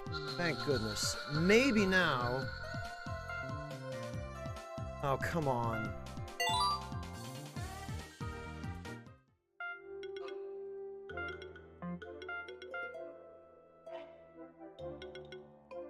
We might be here a while, I hate to say.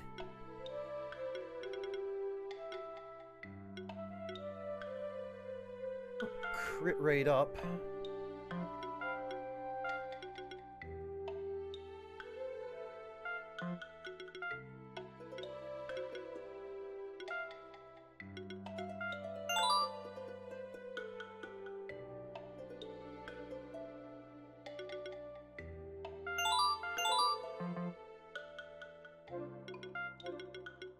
I wonder maybe if debuffs...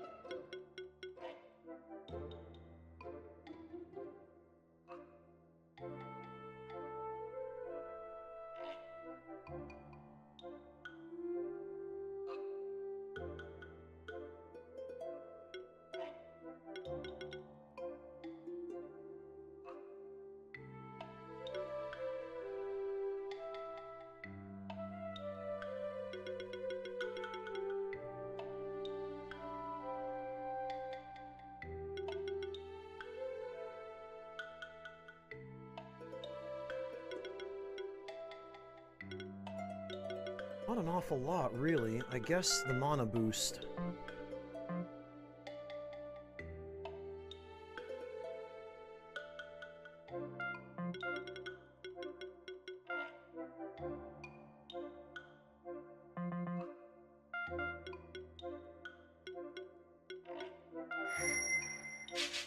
Alright then.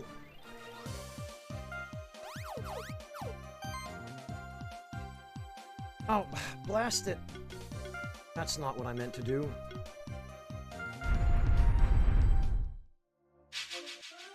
I meant to,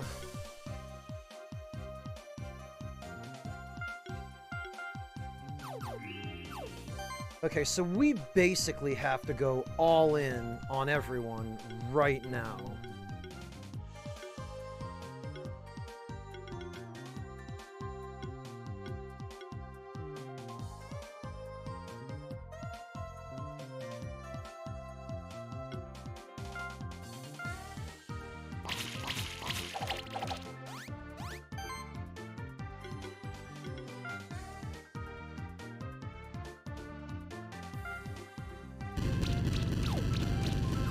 need to get rid of one of them as quickly as we possibly freaking can.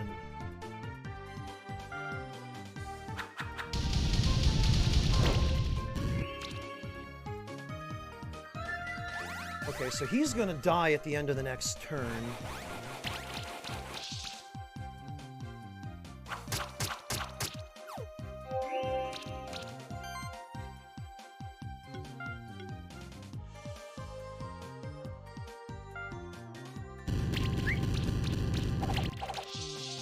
Okay, and there go his buffs, which means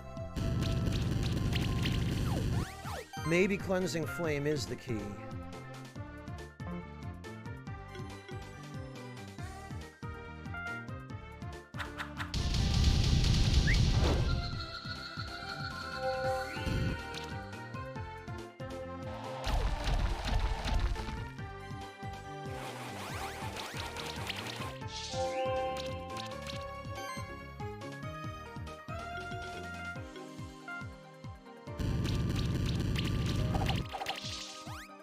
Get rid of those buffs.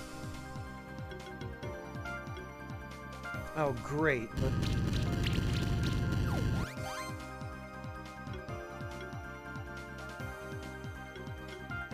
Yeah, actually, we need this to land.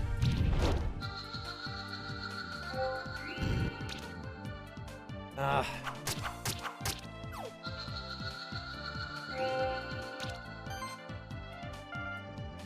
Well, I feel like we're getting closer at least.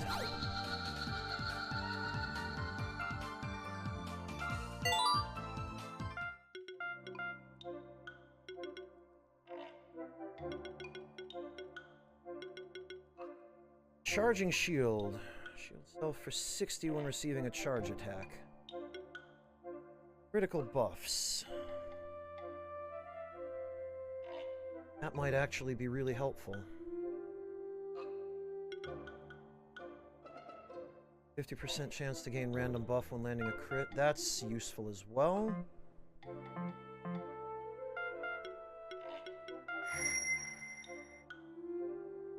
That works, Squid King. That's an appropriate name for a slime.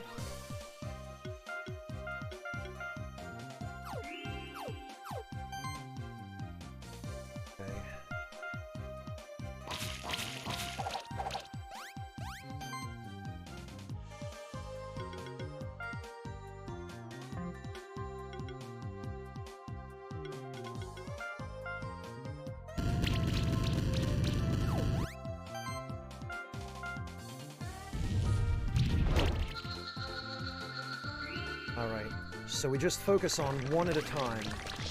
Oh, and he didn't have a chance to use Shroud. Okay. Which is good. We probably should have gone for the spider second, but that's fine. If we can get the troll out of the way, we'll be in good shape. But I don't...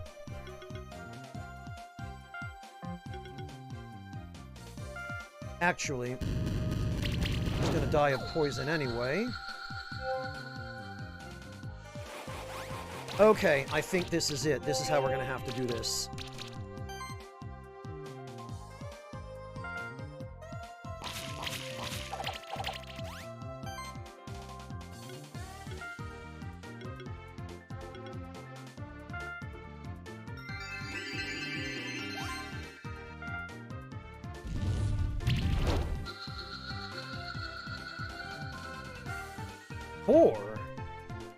God. Okay, well, we got silver, but...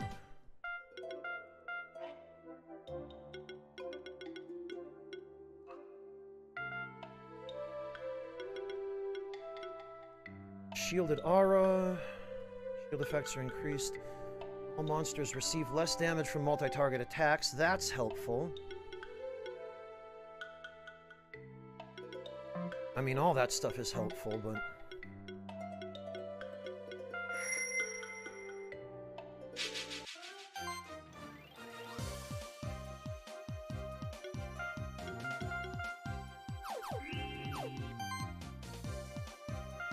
Okay.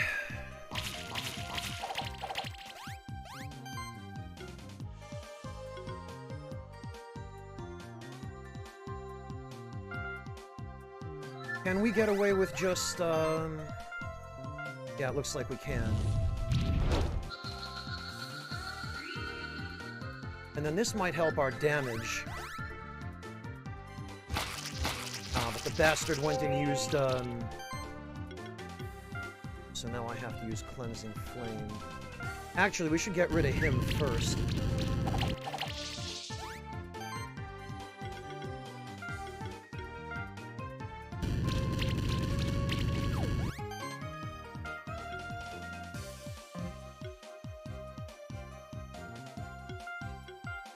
Yeah, Flame Strike isn't going to do nearly enough.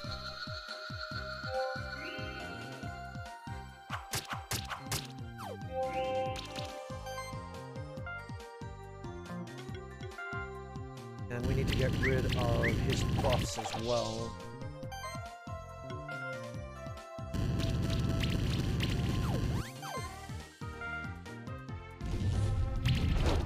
Jesus! Ah, we got the egg.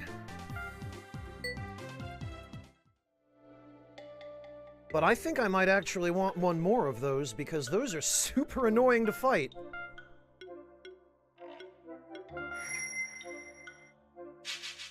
Oh, and actually, we got a light one as well.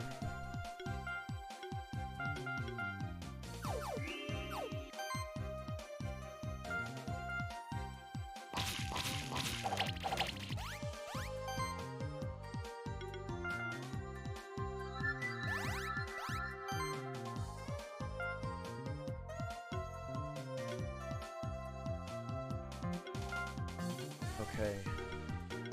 Come on, I need a crit here, please. Thank you! Excellent. And he didn't use the buff, which means he needs to die next.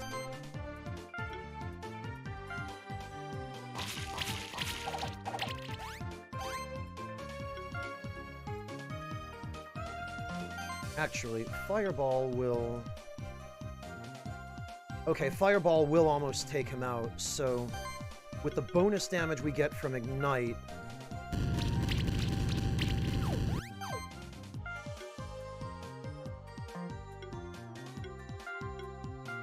We'll get rid of him now.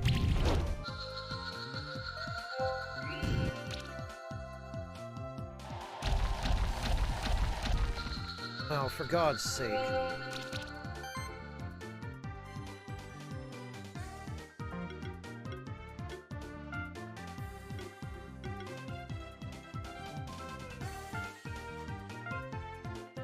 Like I'm going to accept that.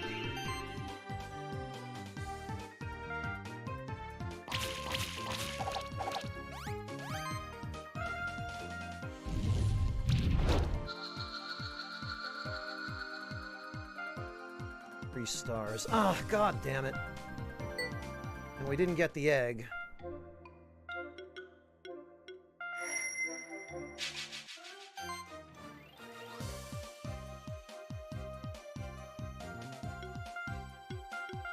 Because we had a monster KO'd, and he had too much health lost.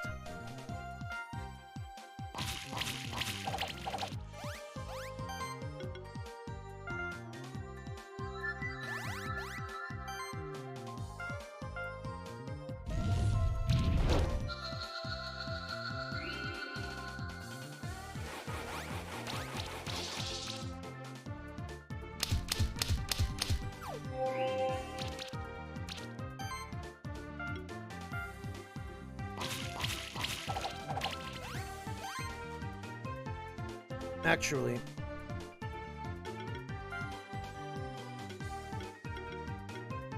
now I want to look at his stats.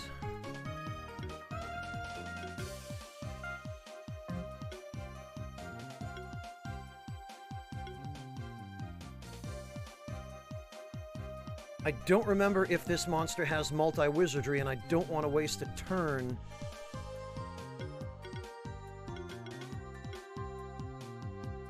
I'll just have to check after the battle. Okay. So we can ignite the troll first. Mad Hollow, they're just rare appearances, and they're either dark aligned or light aligned.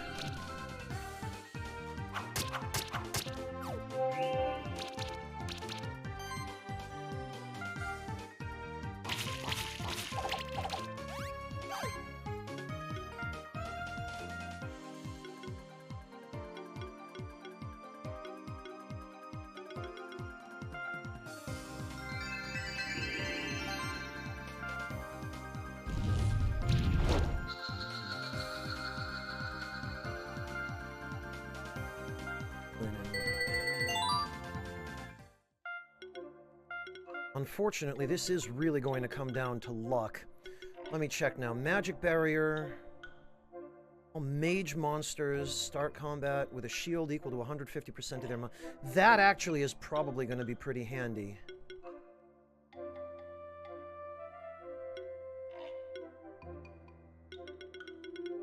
Multi-sorcery. He does have it. Okay.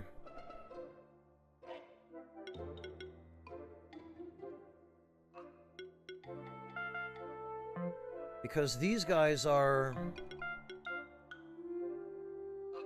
Aerial Dragon, Reptile, Beast Mage, Nature Spirit Mage. So these two will start with a shield, which will help them mitigate damage. Oh, and there's a light one again.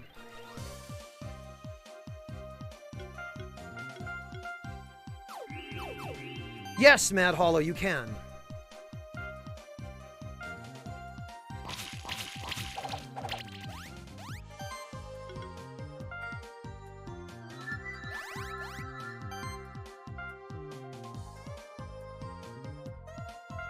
Now I need a crit. Ah. Nope. Now, yup, he's going to use Shroud. Which is a problem.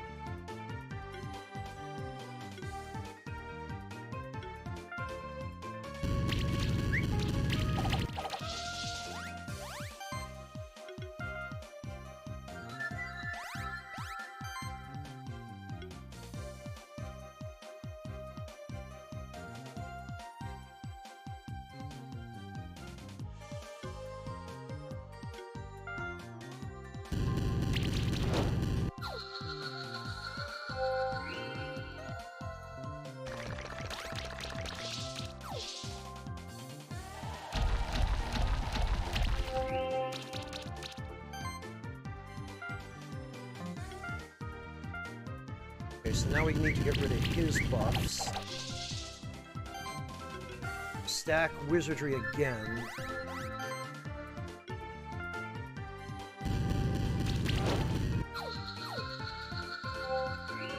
This is at best going to be a 4-star. No, this is going to be 3.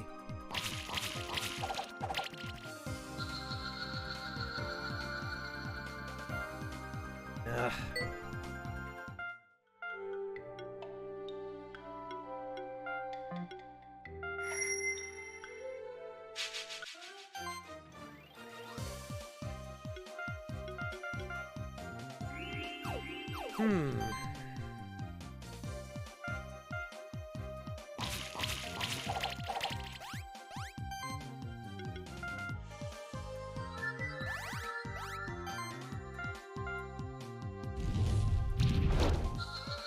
So the light-attuned Spoder must have the HP buff.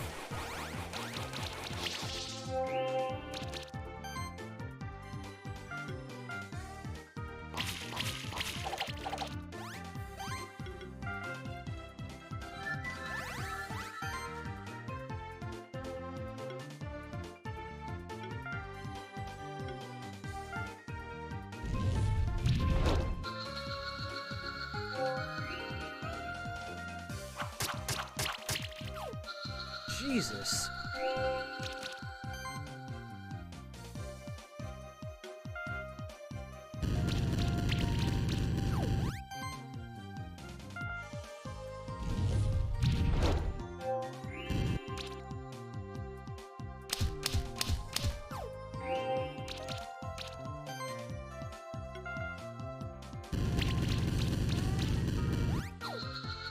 Yeah, Mad Hollow, Pat's a big fan of it. Wooly actually recently has been playing Yakuza 7, which I finished not all that long ago.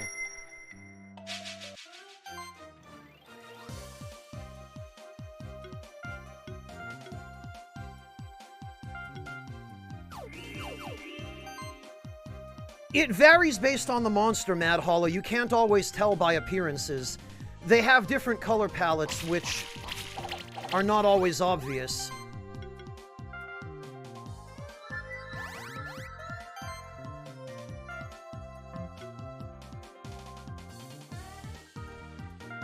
Alright, we might have to just... yeah, keep doing this till we get a crit. But it'd have to be a crit on the right one.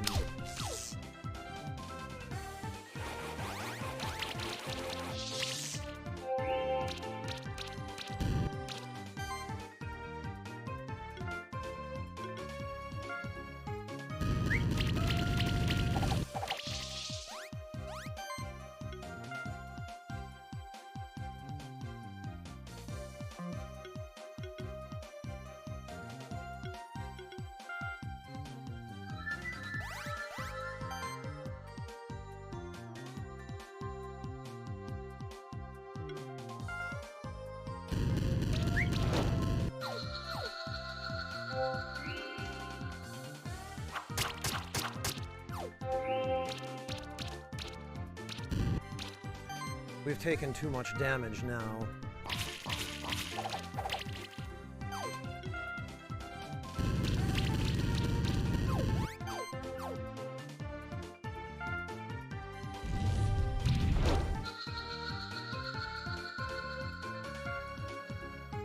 Now we got some silver.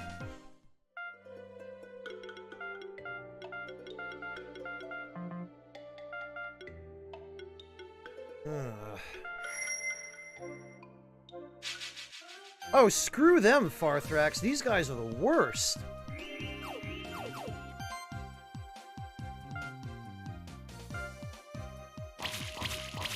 So it looks like the one nearest to us will always use...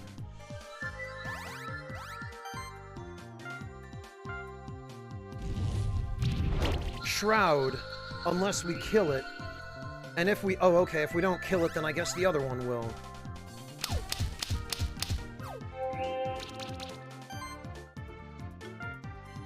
Maybe we ought to get rid of the troll first, though, because he's the one doing the most damage to us.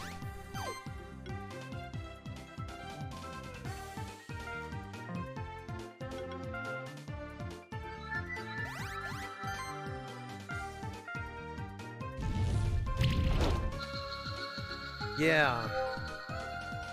Because the spider's not going to kill anyone.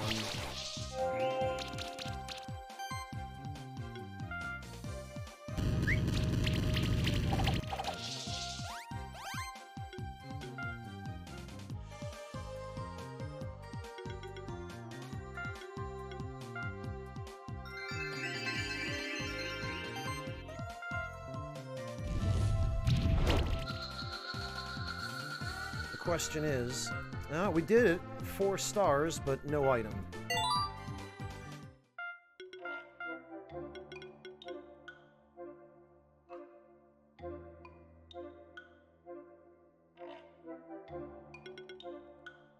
Combo buffing. That might actually be really handy for him.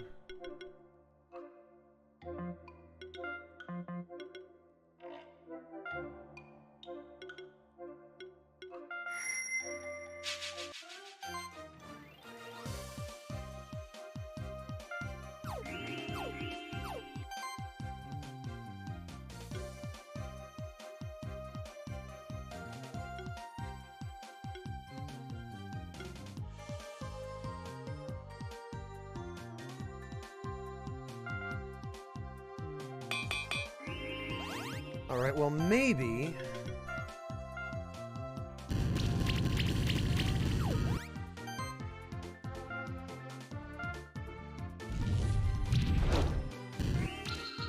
Okay, we still got him.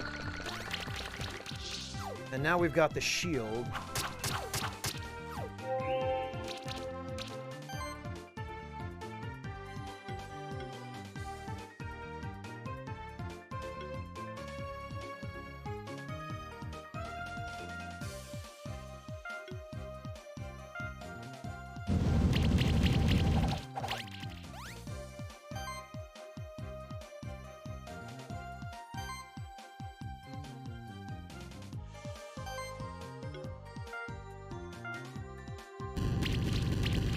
hate spreading out damage, but this might be the best way to handle it.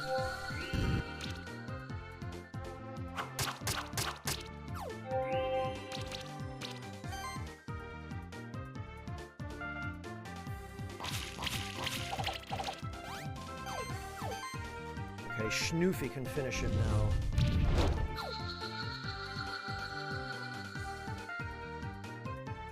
A big potion.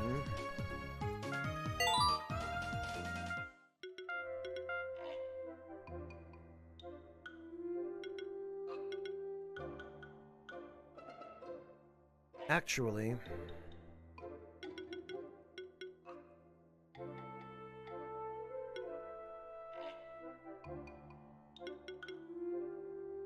single hit deals more than 25%.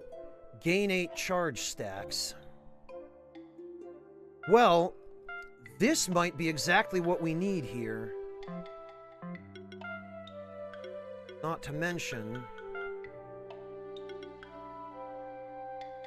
Oh, okay.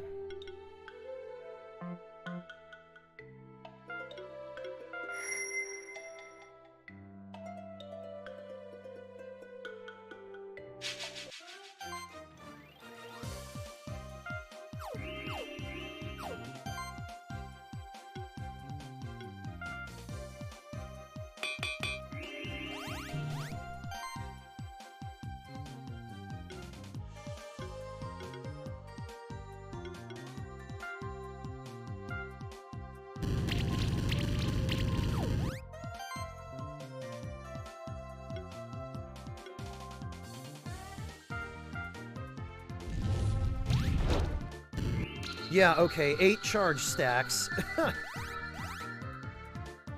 1 or 2 more abilities for him, and we might be all set to go.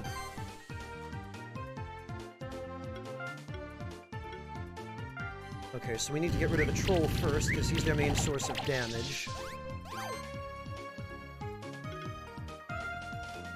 Then we hit wizardry.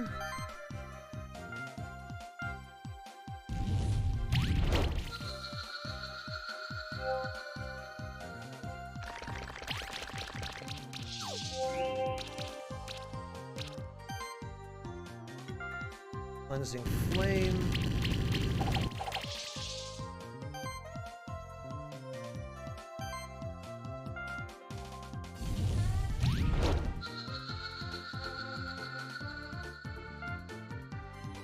Yeah. Hey Dariath, welcome. Good to see you.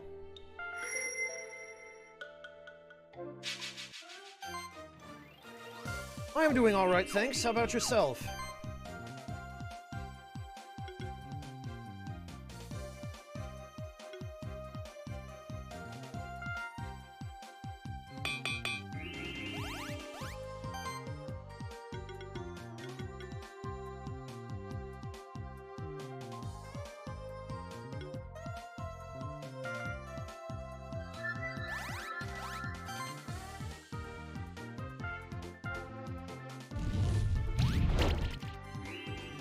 Ah, I screwed it up.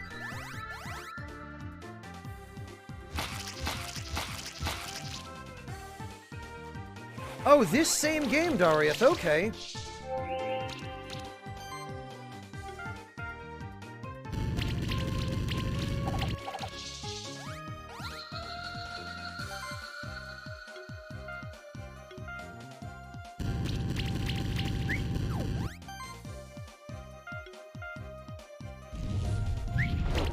Yeah, this... Ah, very good. Yeah, Dariath, I have really been enjoying it. It certainly is, I've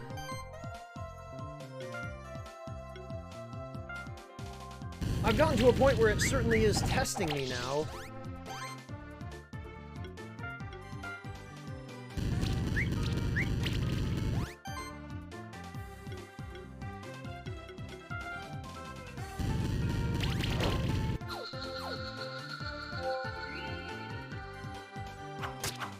Yeah, Mad Hollow, it is. Very.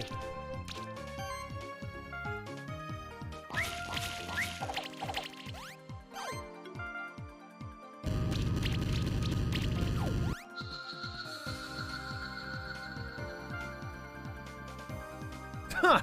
And now I got the egg. Problem is...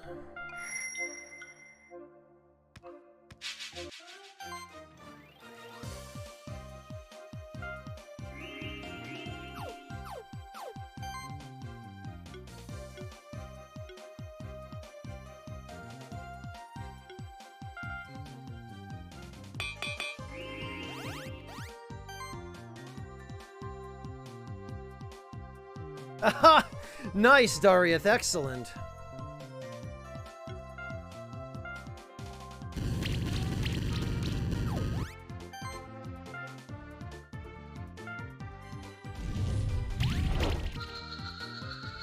Okay.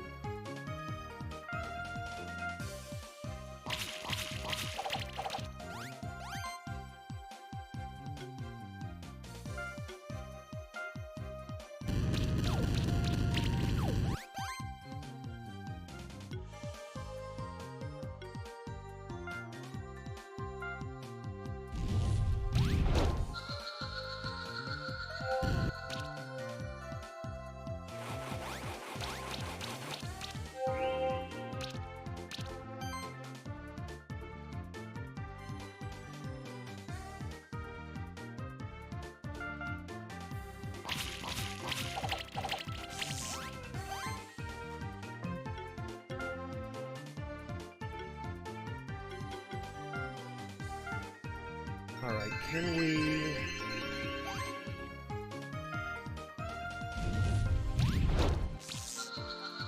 We can... It's only worth 4 stars.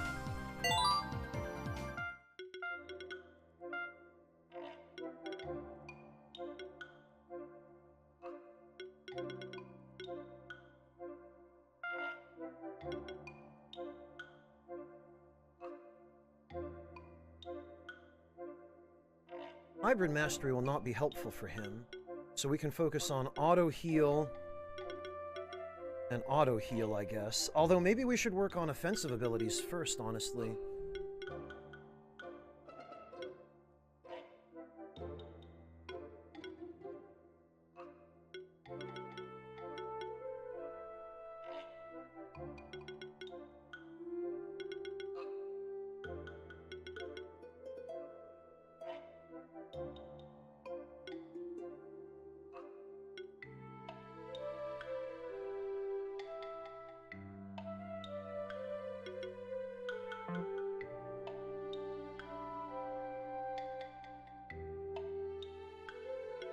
Oh yeah, sorry, Hollow. Oh, okay, that's a dark one, then.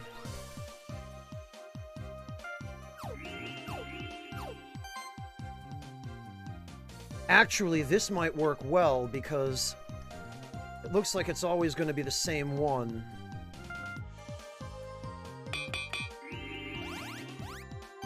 So maybe we should be fighting on this side.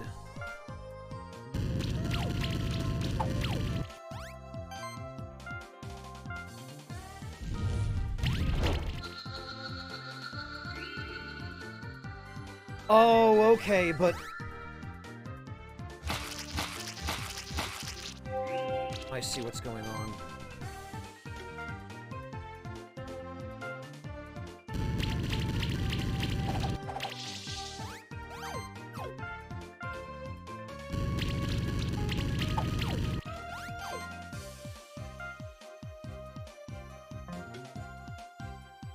Oh god, I don't want to take the risk. There's just too much risk if I were to do that.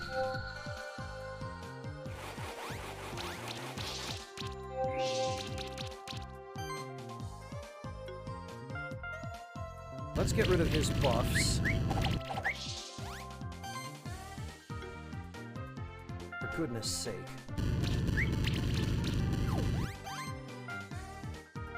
This had better hit. Oh, for God's sake.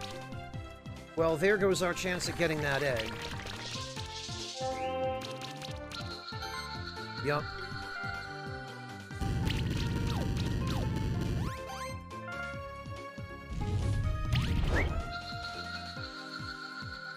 Okay.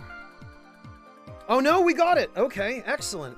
I take it back. Well, now that we've got that, that's the rare version of it that I wanted, so now we can finally leave.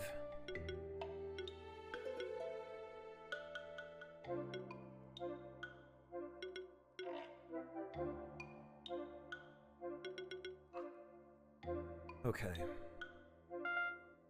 Layer, and then we'll learn exposed afterward.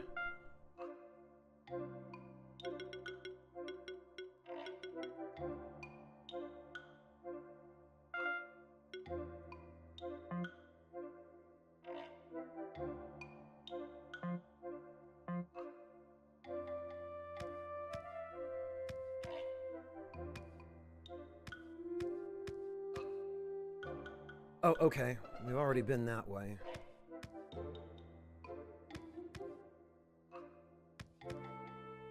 Now we have to get back out. Oh, right, that was...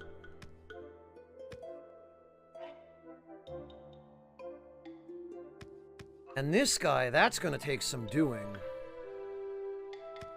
Because not only do you have to be able to deal damage for him, you have to be able to absorb or mitigate an awful lot of it.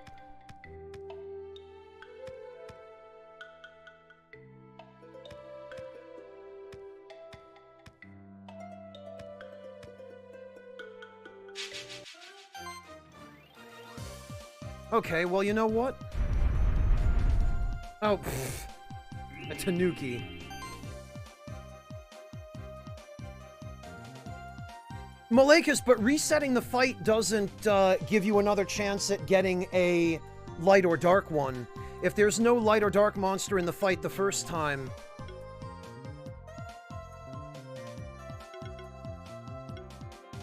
then you won't get another.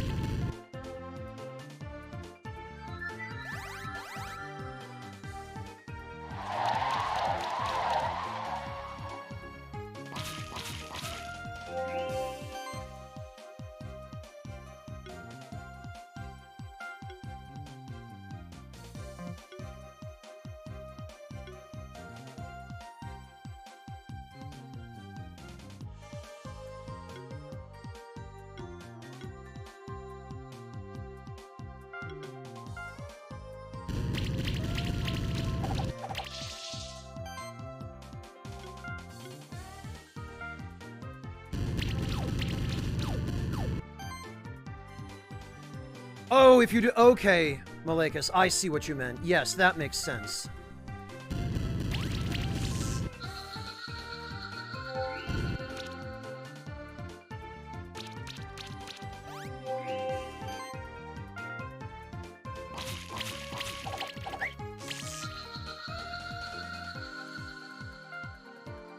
How the hell did I get 5 stars out of that?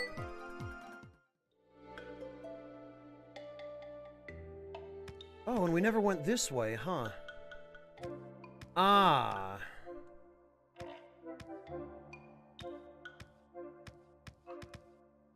Oh, the... Oh, I see. I bet.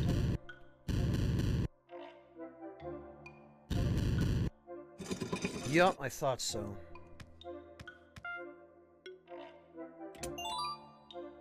Skill potion, and 2 potions.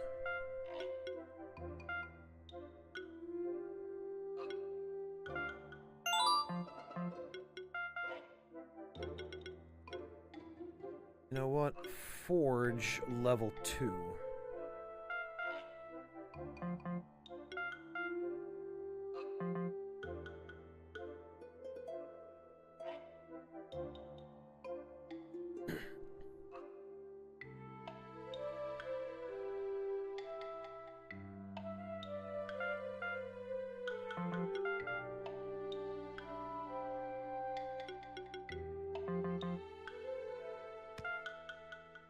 now, though... Okay.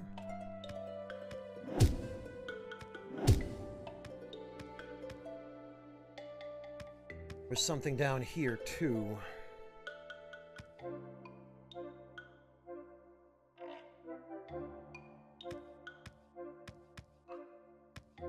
Just some treasure, huh? Crystal shards, really? And a blue gem. That can't be all there is. It's all there was.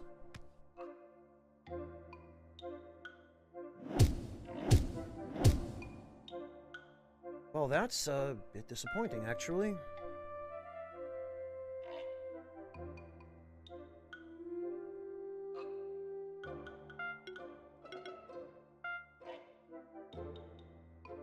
Ah, whoops.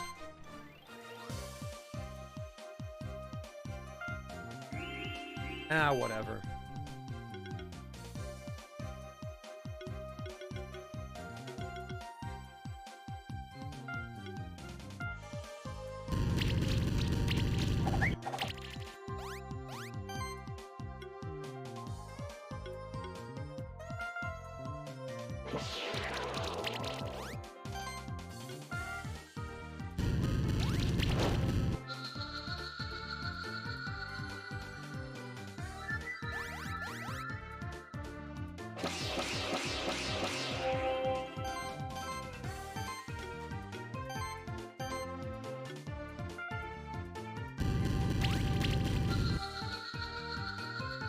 You know, I have to say, this Manticorb...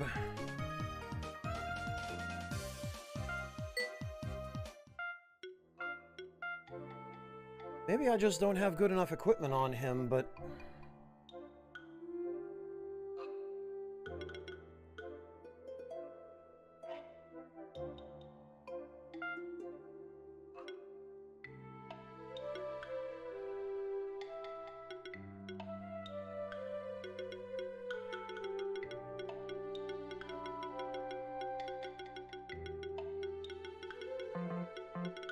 I feel like he's not doing as much damage as he was cracked up to be able to do.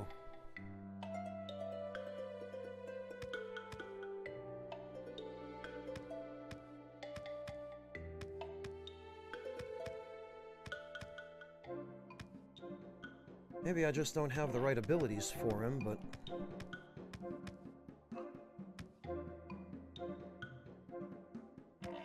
Oh, also, I think there was supposed to... Oh, whoops.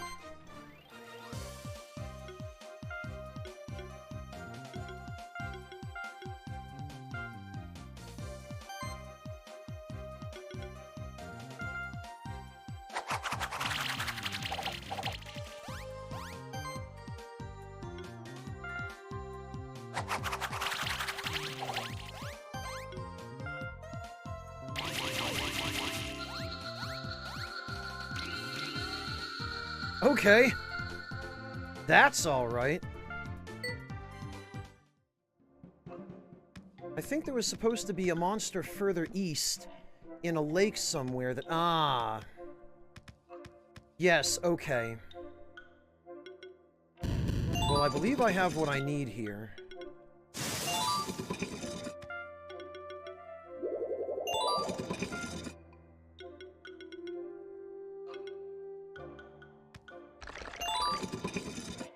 Open all 4 of these.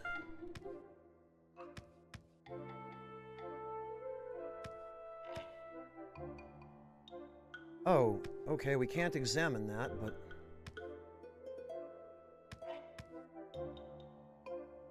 Ah, interesting.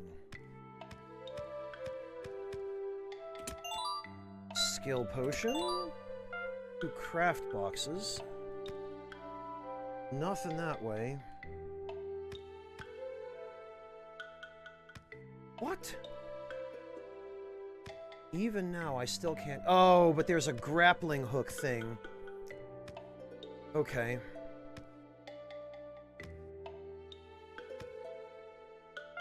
Alright, time to check the monster journal.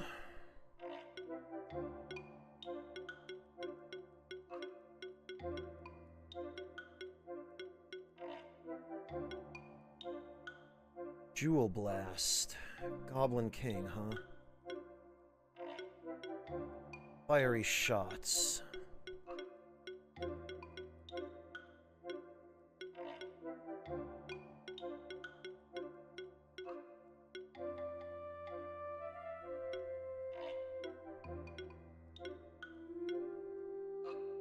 Improved flying.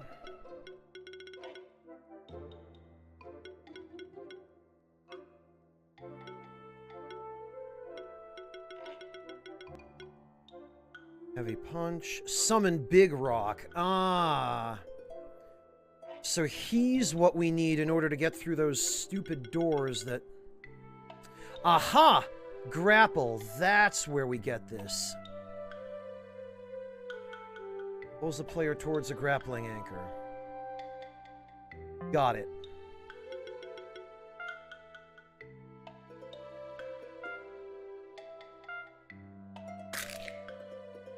Then it's time.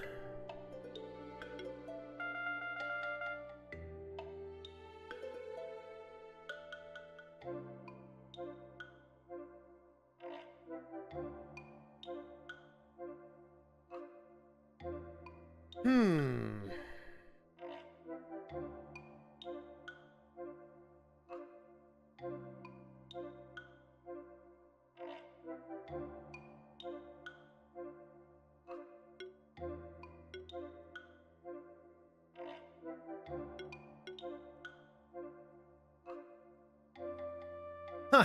Tsuchigumo, have you been playing Neo Squid King? Yeah, you clearly have.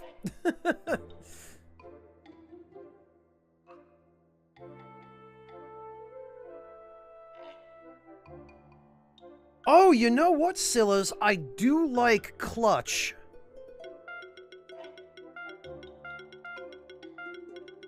That will do. And actually, let's see what it's all about. And as a matter of fact... Whoops. Oh, that's not what I meant to do.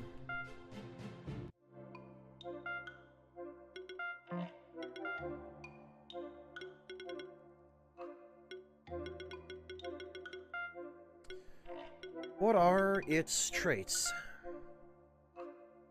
All healing skills give the healed monster a charge stack. Or overheal. Why?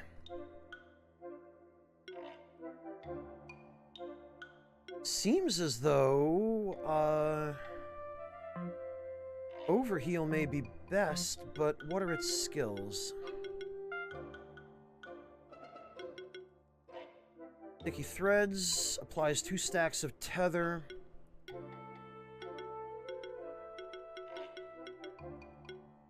Antitoxins. Sticky Web. Cleanse. Ah. Interesting.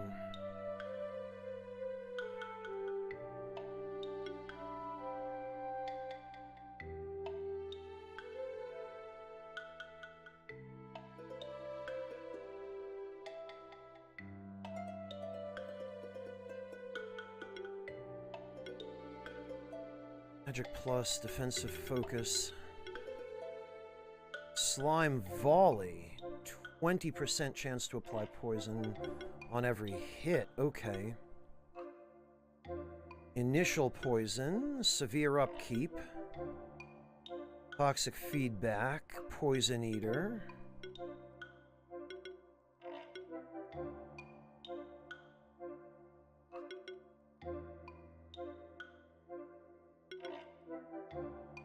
But this doesn't...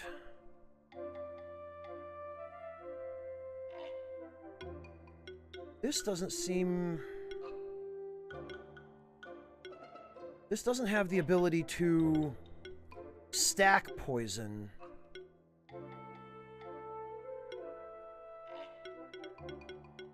That I can see. Tackle.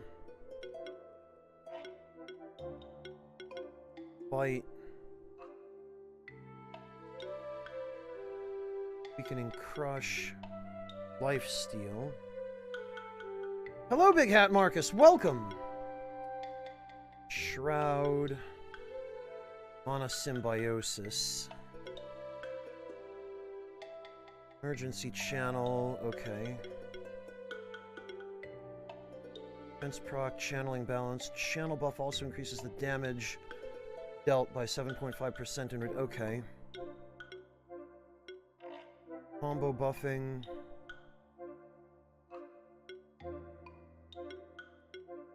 Sidekick, buffing shield.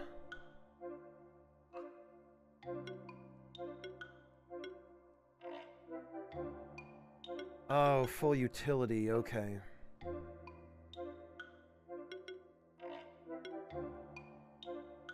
Plus buffing heal. Multi-channel.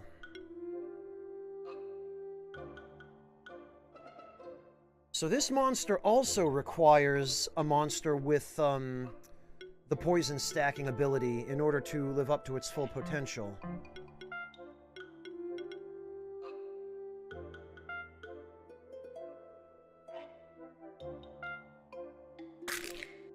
So I wonder...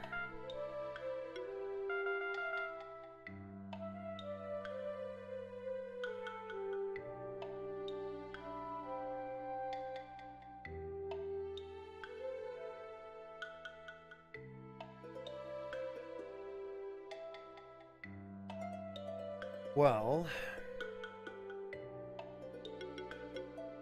Being a troll, I feel like there's only one appropriate name for it, which is the name of the original source of the Trollolol face, Edward Keel.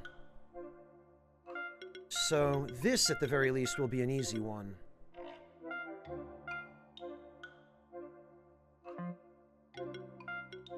And I have a sneaking suspicion the troll is the reason why we were getting poison stacked on us. Yeah, corrosive jabs... Broken immunity...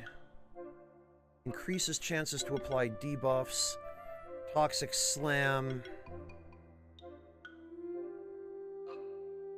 Bounty. Devour. Wow. Initial armor break. Thick Skin.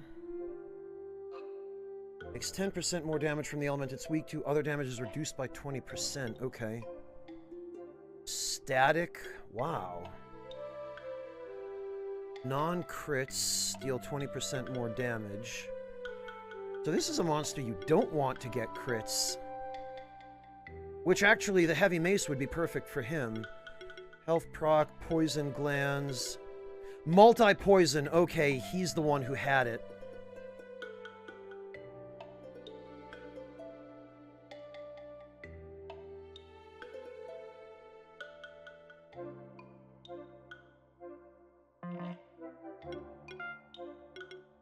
Alright, I see.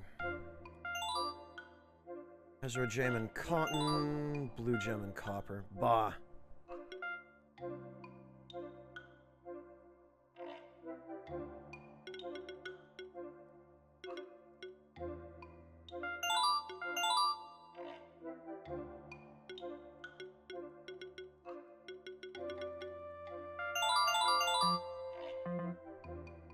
So maybe we will set up a poison team then, because...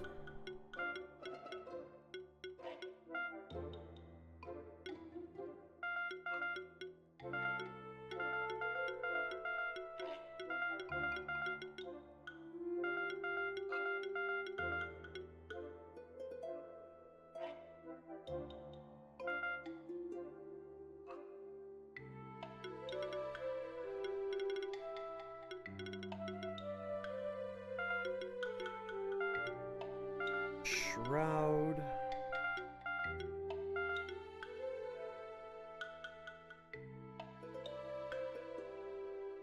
Buffing shield, buffing heal. Heal that comes from this monster, okay. Combo buffing. Multi-channel. On a symbiosis.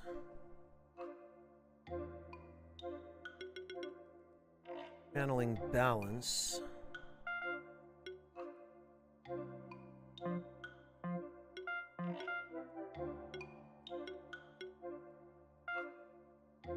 Okay.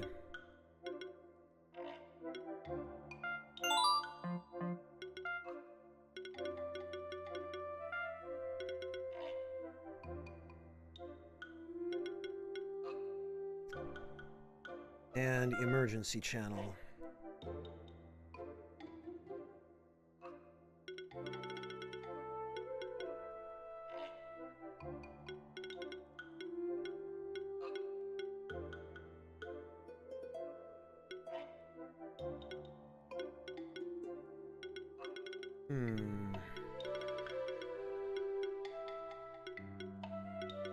So that's the physical stuff.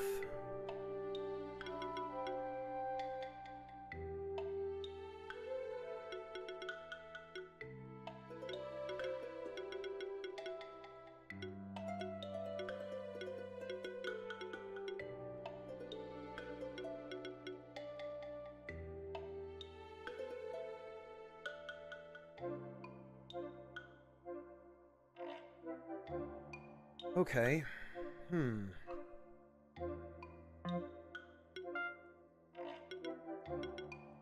All right, in that case...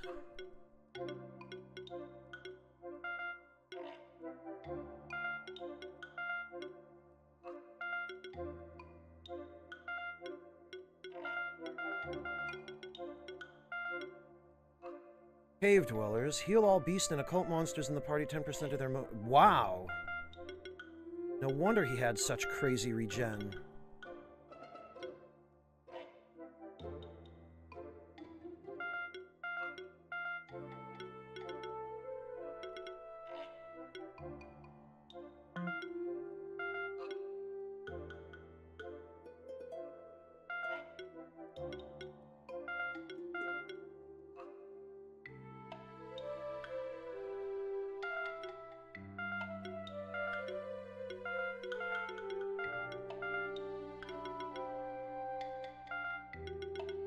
Yikes, and broken immunity.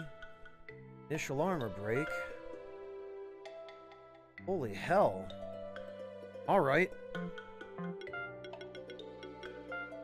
Well, first things first, he needs the heavy mace. That weapon was practically made for him. Beyond that...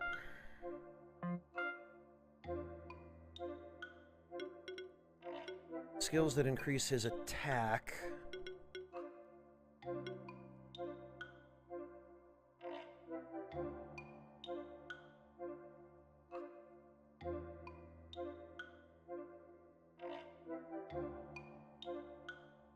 Maybe this party comp is the key to beating Big Punchy Boy.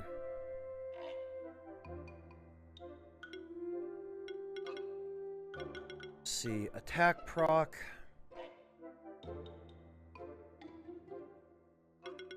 Armor shred, taunt. Yeah, okay, he is a tank. That makes sense.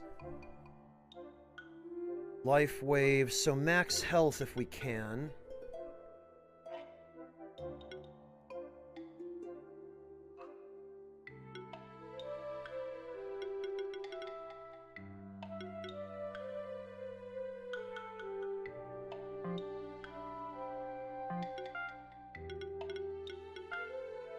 I'll tell you what, it's nice not to have to focus on crits.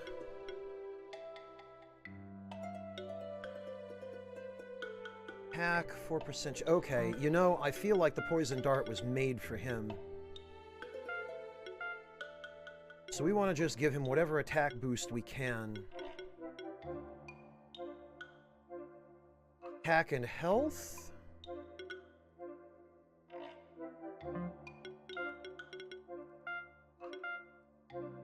Attack, magic, and mana, but...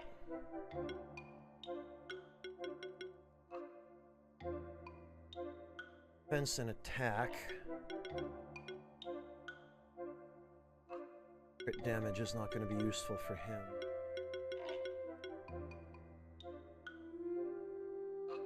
Allows this monster to receive an additional stack of might plus regeneration. Attack and health. Defense and health.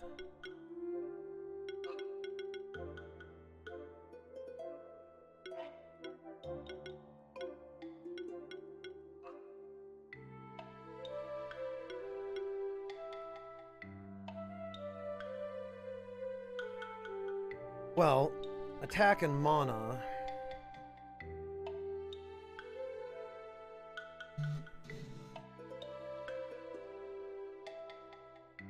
See any other way for us to get attack power on him other than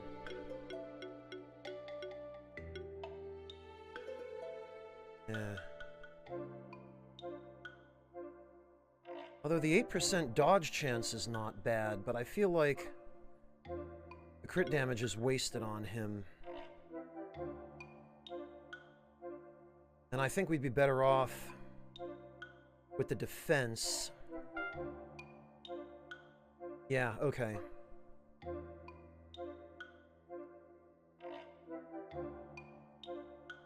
Then this is fine.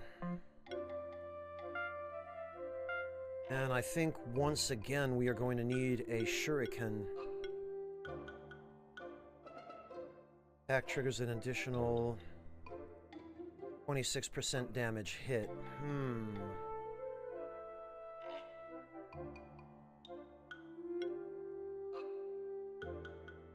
Actually,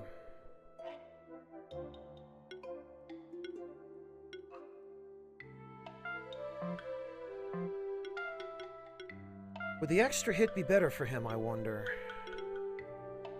10% chance to apply poison.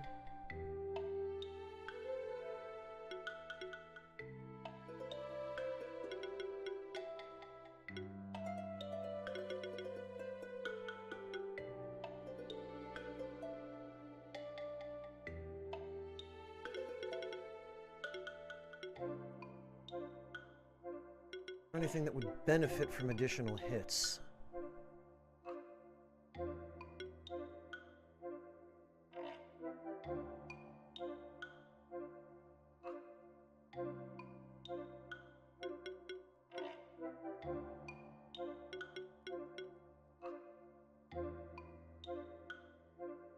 Not really.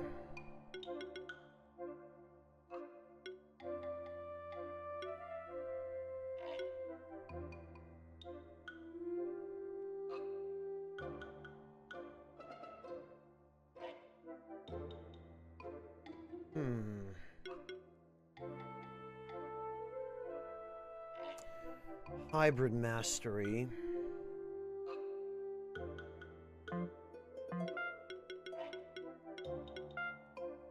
Yeah, okay, I feel like the kunai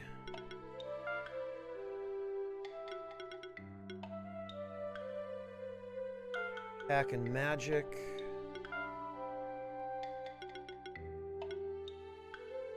Attack and magic.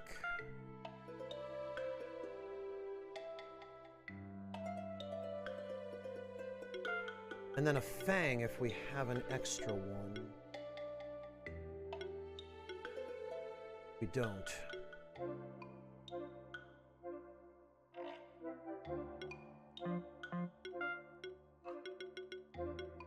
But I think we might be able to buy one.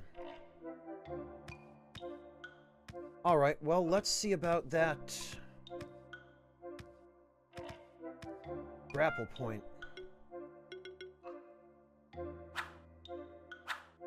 What? Ah! A lightning sphere. Magic plus 12. Every hit has a 2.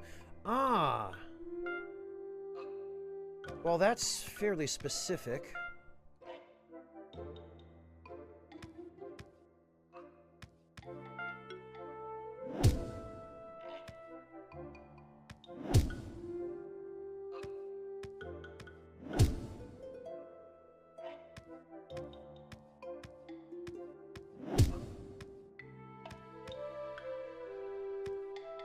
Okay, wow, well that ended up being an adventure. I went up there just thinking I'd get some treasure. Oh. But then I,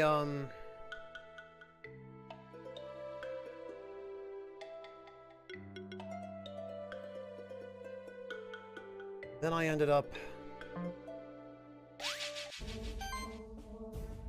This is a peculiar champion. It has the elemental shift trait. Whenever it attacks, it'll change its resistance and weaknesses according to the element of its attack, which means it could have any elemental weaknesses and resistances. Choose your party wisely. Well...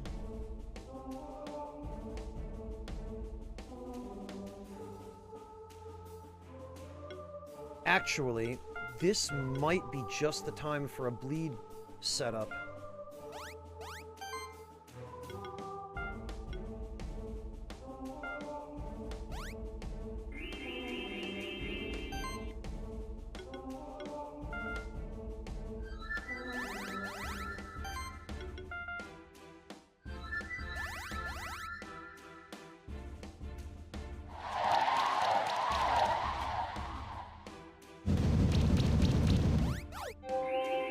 Okay, actually, this is not bad.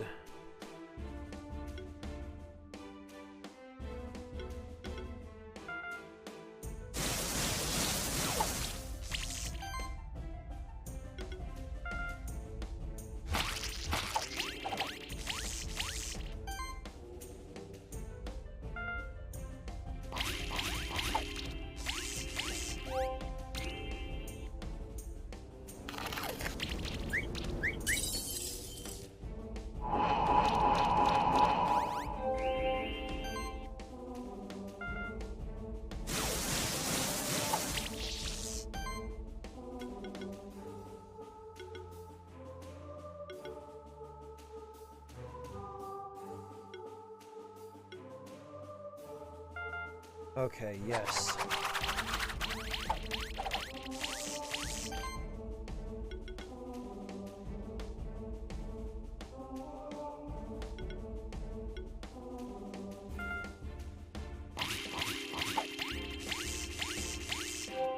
That right there is what I'm talking about.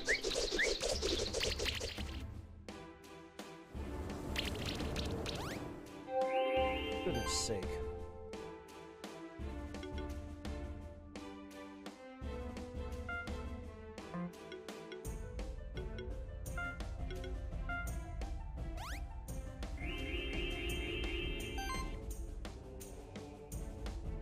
It looks a bit like him, Aging Young Rebel, but no, it's not.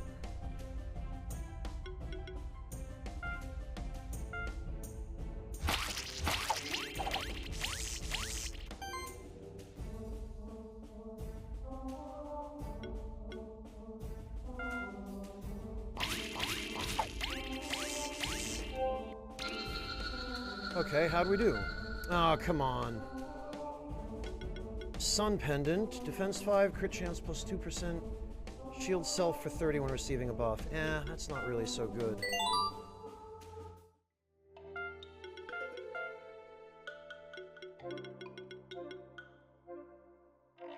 Critical hit supply bleed.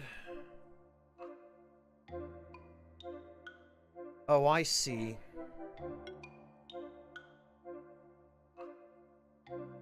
I see why he's so crit focused.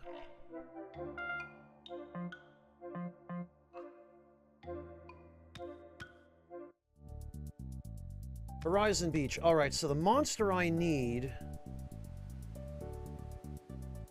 Howdy and good day to you, young keeper. You look like you've been traveling all day. Why don't you stop and rest for a moment? This little establishment you see before you is the monster farm of the sanctuary. Never heard of it? Wouldn't be surprised. We're a bit off the beaten path, so most stronghold folks never come around here.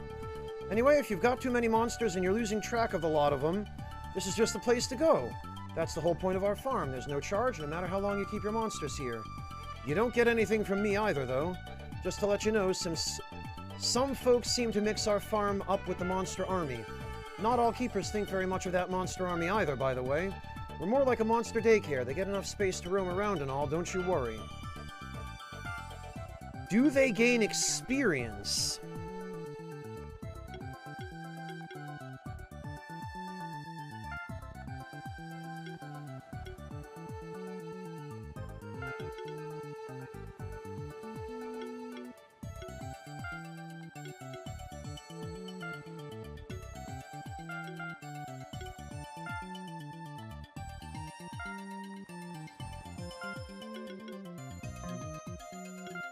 Oh, actually.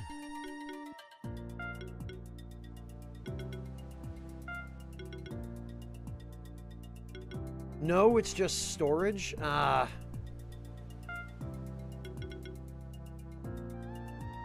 Then what's the point? I wonder.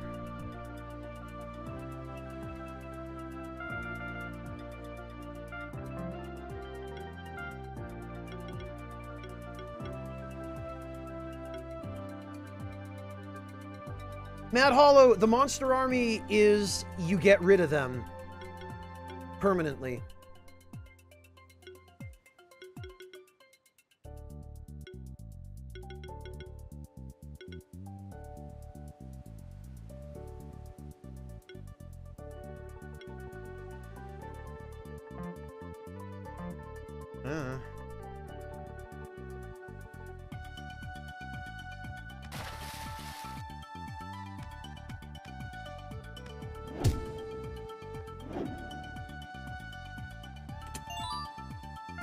Level badge.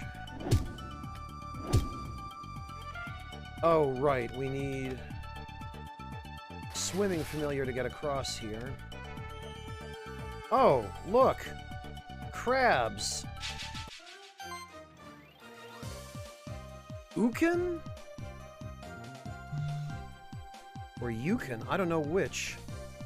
Weak against fire.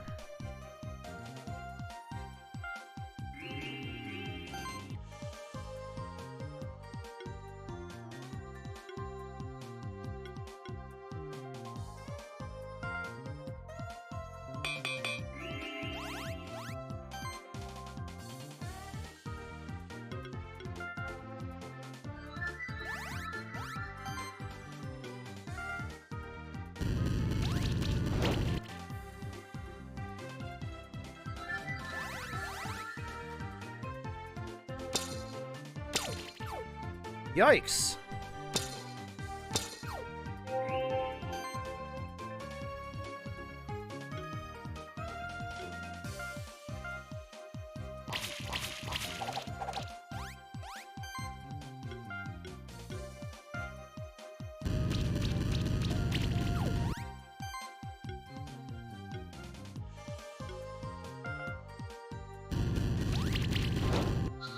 Sheesh!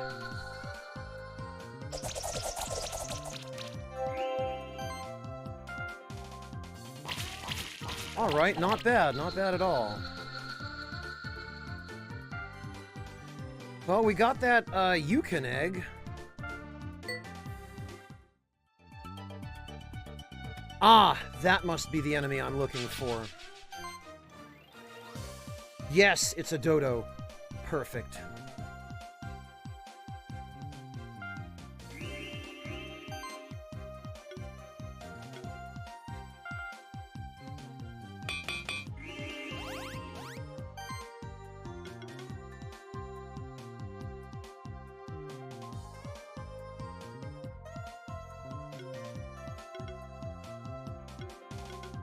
I guess everything here is weak against fire.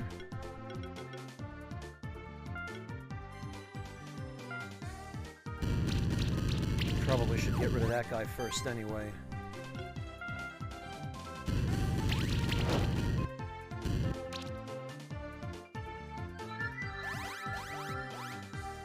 Oh, yikes. Joust, huh?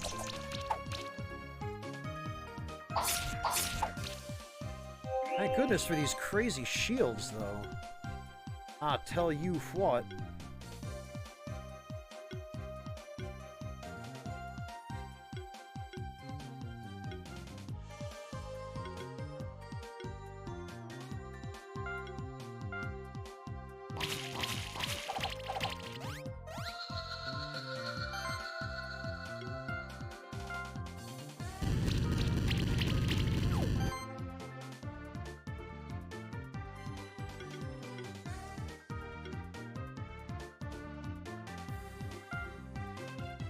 Weak to water, huh?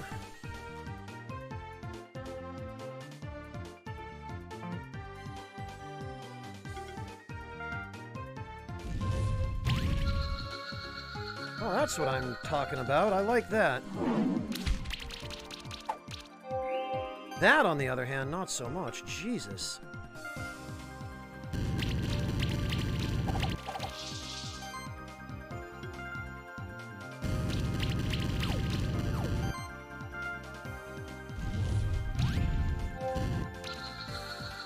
Hope we got the eggs still.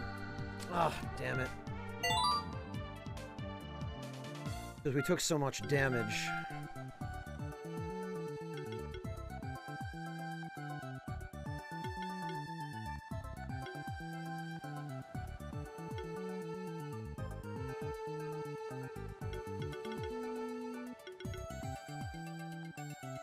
Actually, Cascade would probably be a good idea.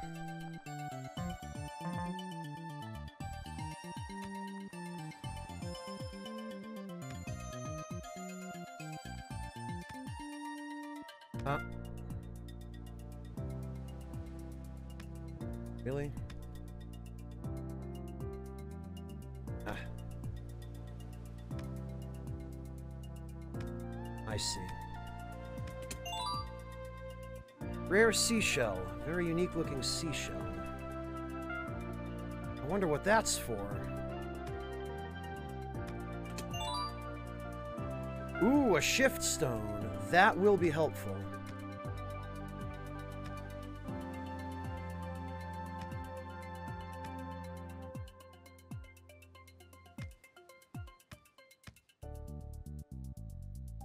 Yeah, actually, you know what?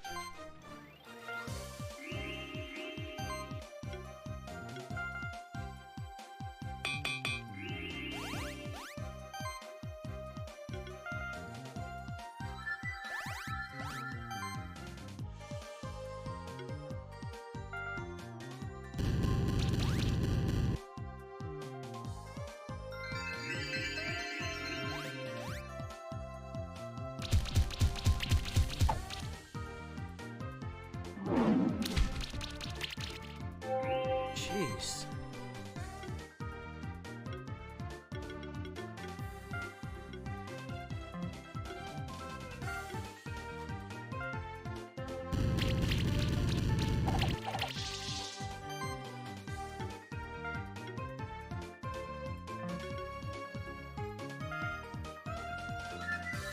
Yeah, so let's get another stack of sorcery.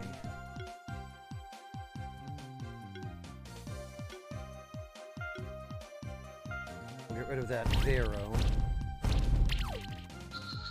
Wow!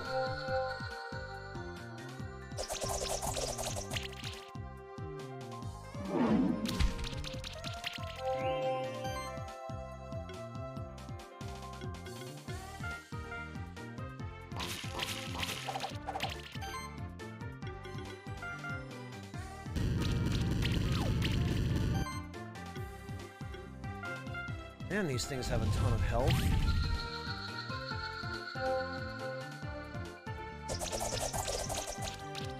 Sure, go for the one who's weakest.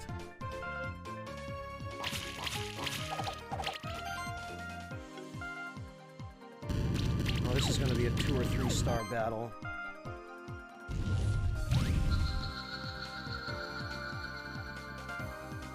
Yep. Oh, but we got the dodo egg. Maybe it's fine.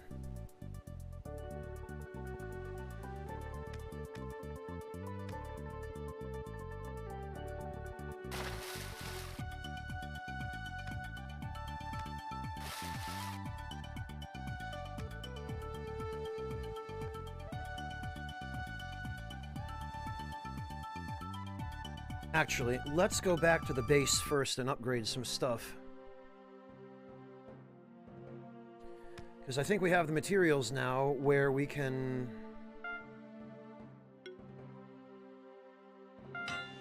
Yes.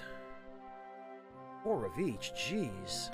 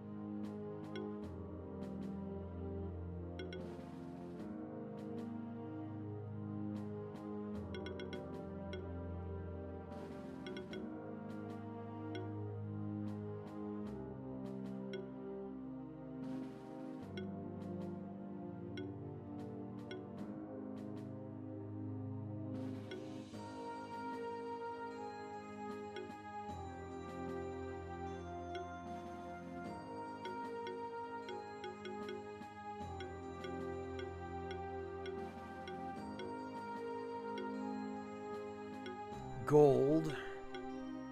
Of course, those all require gold.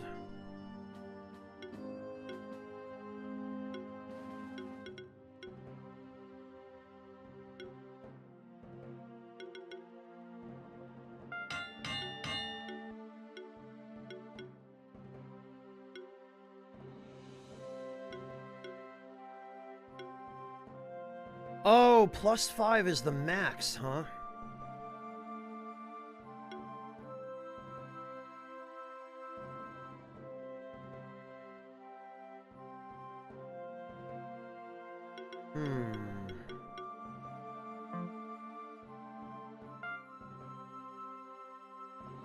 Oh, well, at least we can buy this crap now.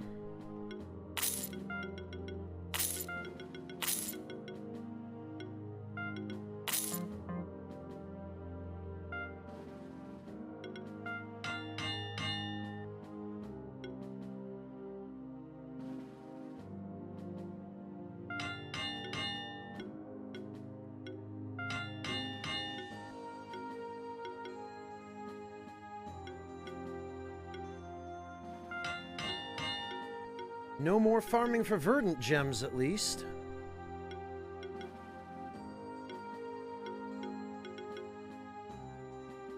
Silver, steel, and silk, okay.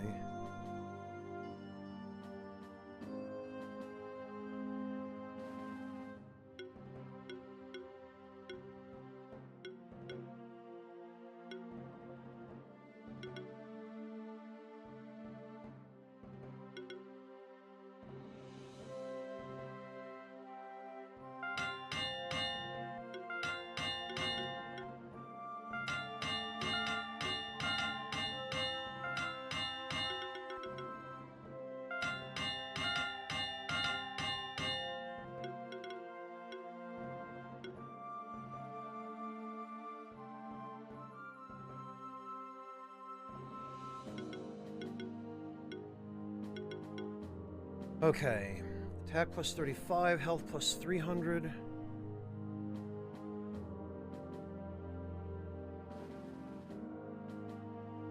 Getting there, we need a verdant gem and 1 steel.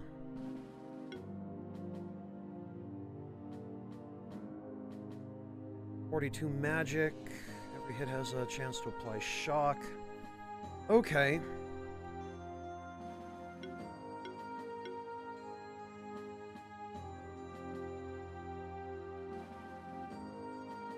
Once these are maxed out, they'll be a lot more useful, but as things stand, not really so much.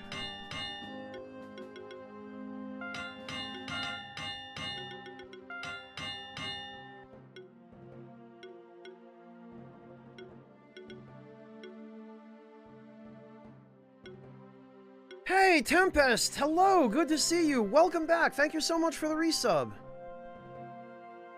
Men's health and mana, Well, we supposedly unlocked some new stuff.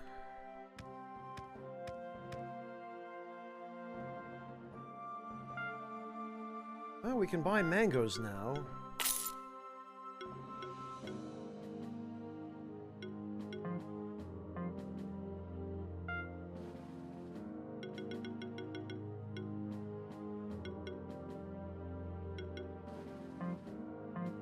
Good there.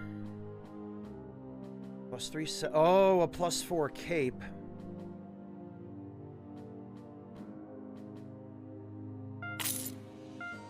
I think a couple of those.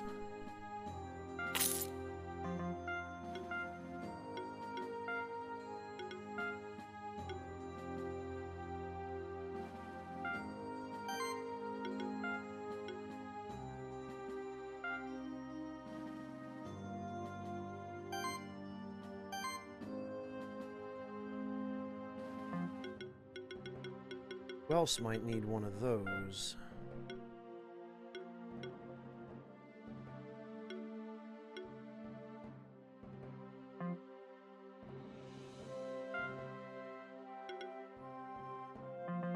He might.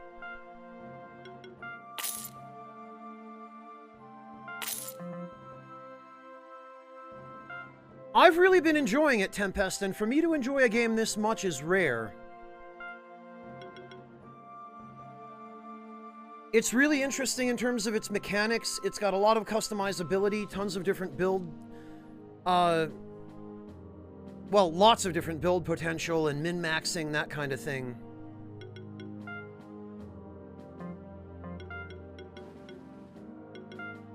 So it has a lot of what I like, in other words.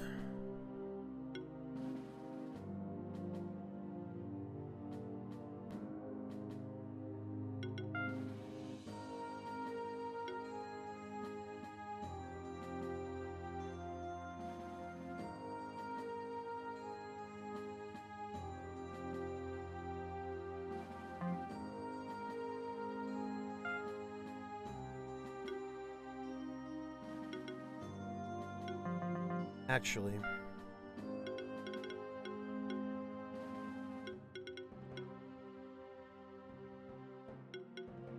We're going to have to get more of those shuriken.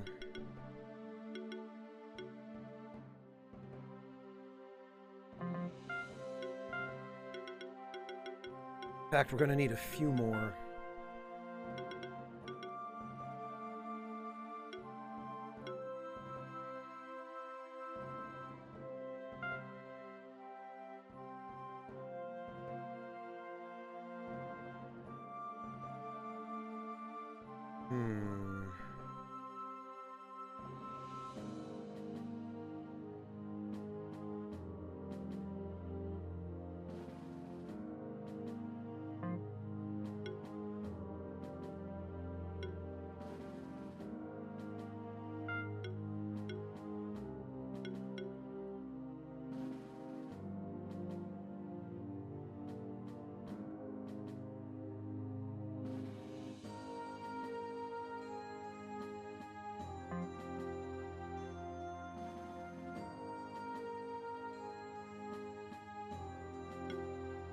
Oh, this is tricky.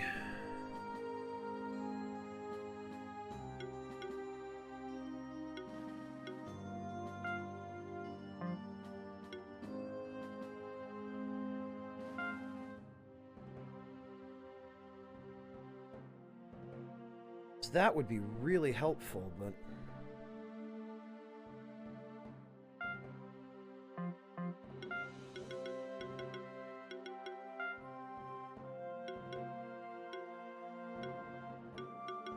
Yeah, I feel like he really is, kind of a crit-focused...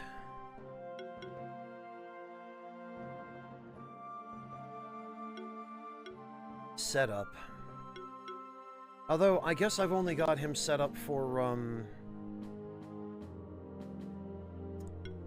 physical attacks at the moment.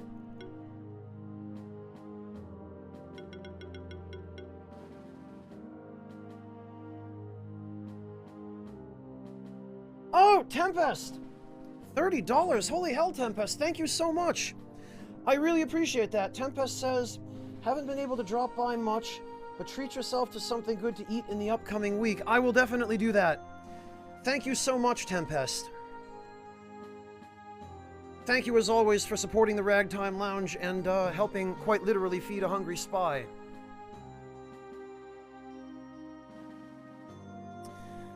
Aging Young Rebel, because it's side-scrolling, it has a lot of exploration and movement abilities, and a lot of platforming.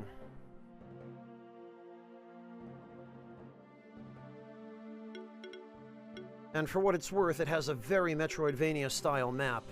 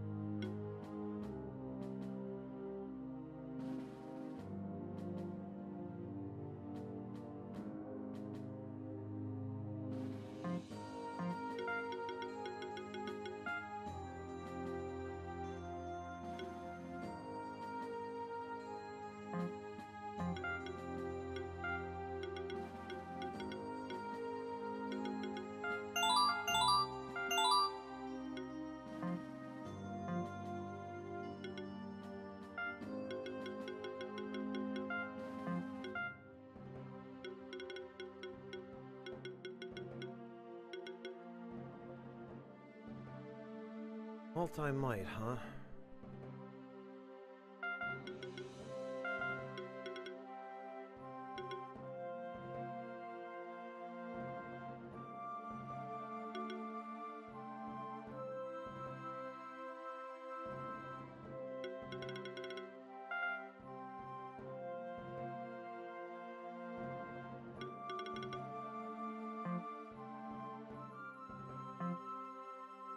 Right, I guess this'll do for now.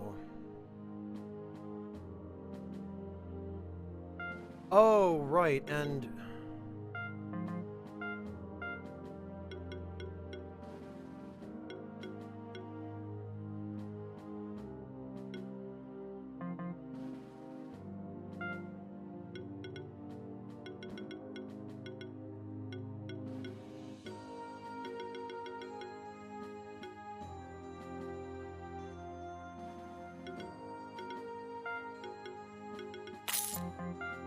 vexing that I can't buy better food than that right now, but...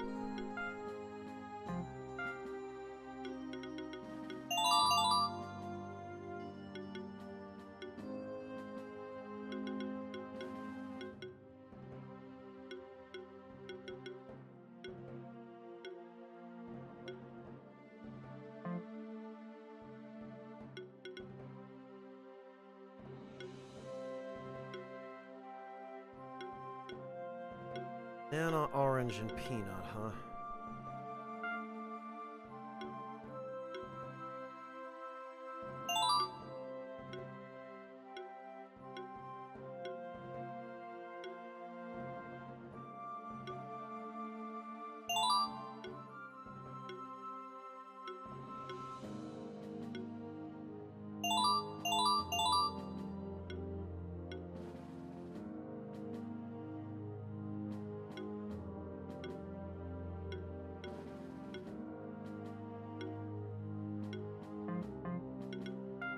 Okay, so the question is, what would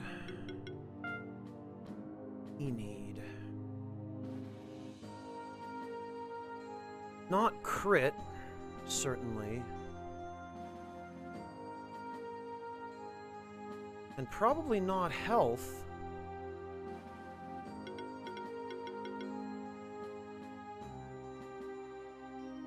Oh wow, Hex Touch, huh?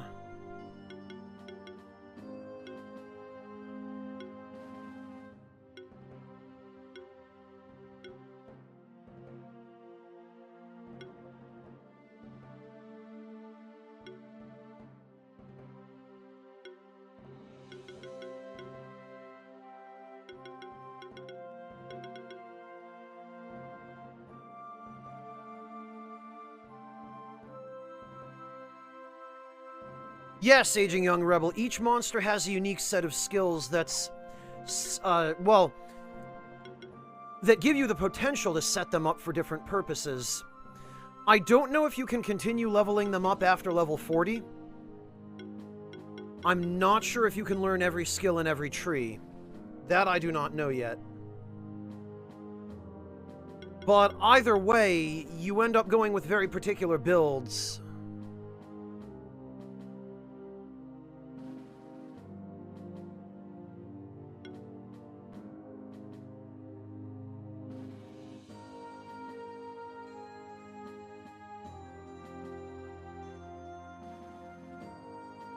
Hi, Bone.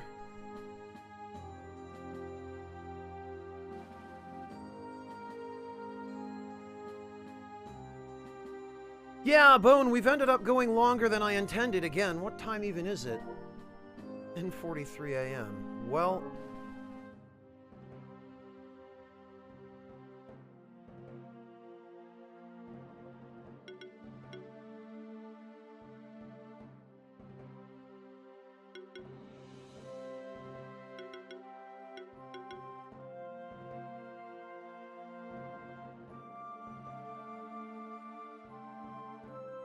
This guy's gonna be a tank. I imagine we probably want defense for him.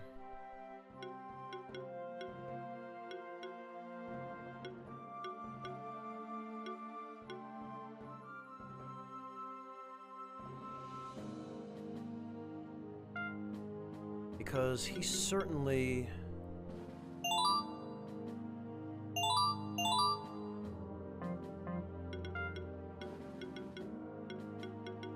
Certainly seems to be able to absorb damage, or to heal damage with all his crazy regen, but mitigating it, I think, would make him a very valuable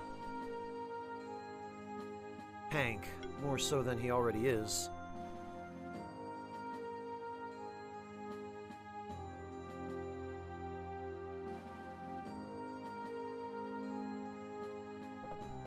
Looks like he does get a fair amount of defense buffs.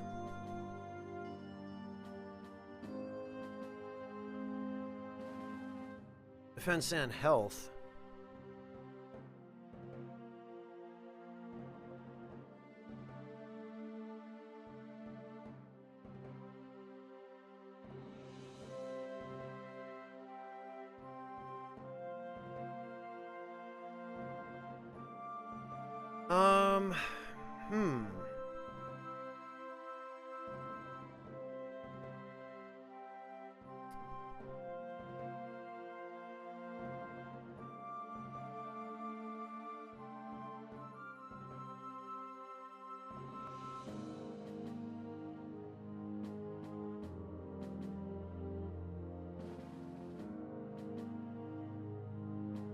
Yeah, I don't see anything in here that looks like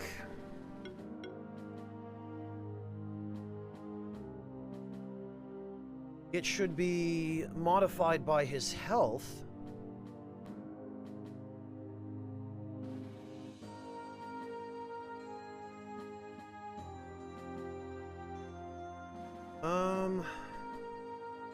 Yeah, so I guess maybe defense. Because I think all the regeneration stuff that he's got, 20% of the amount healed.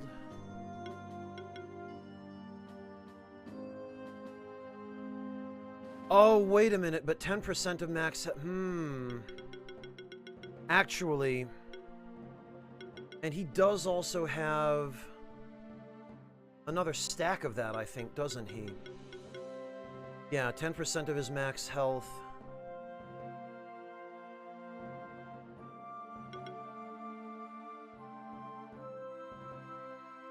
We'll have to see.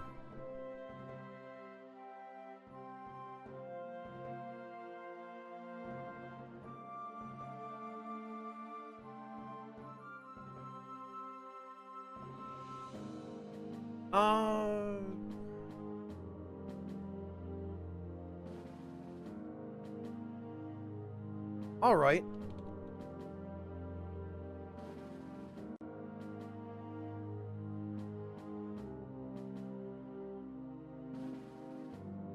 Oh, not another one. Vice versa. Okay. Well, I live in Berlin, so I'm gonna have to say north. I'm sorry, I didn't see that. I was so focused on looking at the skill tree.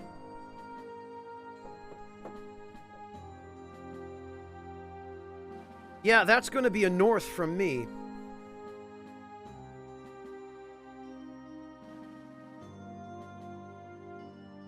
That's the problem with these skill trees, is I can just sit here and get lost in them and and totally forget that there are people watching whom I probably should be working a little bit harder to entertain. All right, oh no, not another one. You got me. Maybe I was looking at the south side of the skill tree.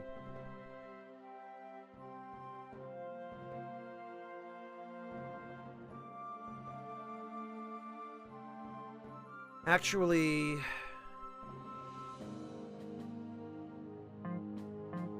What is his damage reduction now?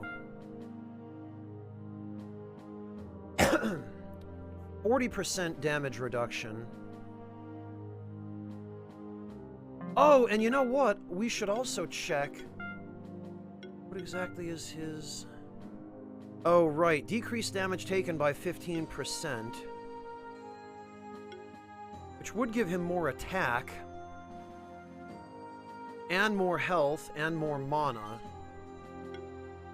Whenever he applies a debuff, 40% chance to spread that debuff to another enemy.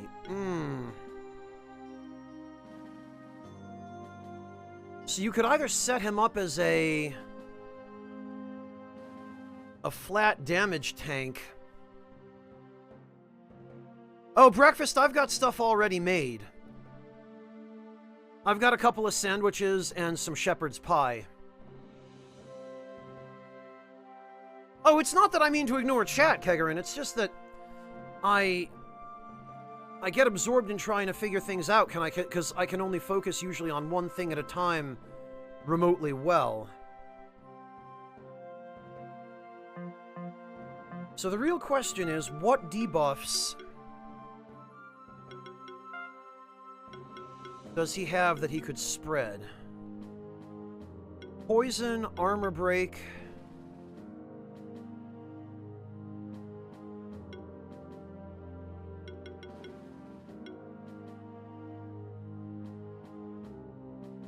And he does have multi-poison.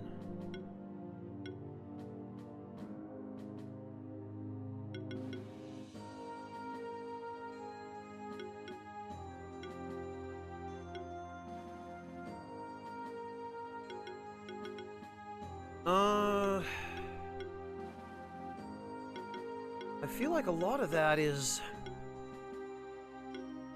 an armor break.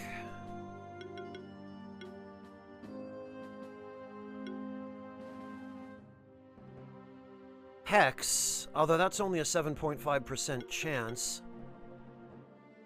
Hex touch is a 35% chance if someone hits him.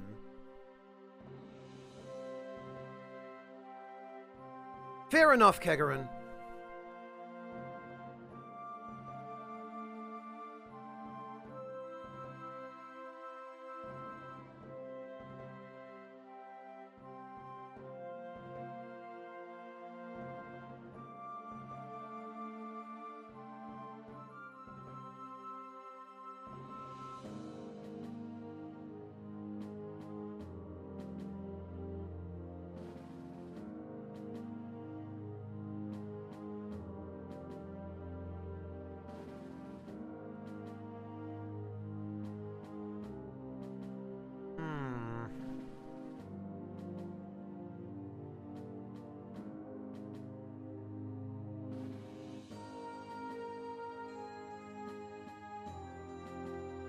I feel like if we're gonna go with the 15% damage reduction, the defense boost makes sense.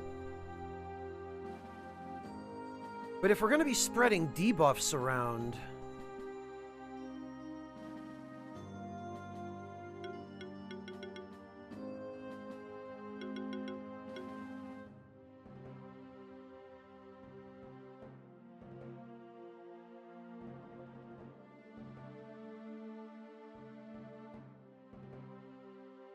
So we'd get a maximum of 32 additional mana and 16 additional mana regen. If we were to learn those, and that would put him... That would put him at 107 mana regen, which is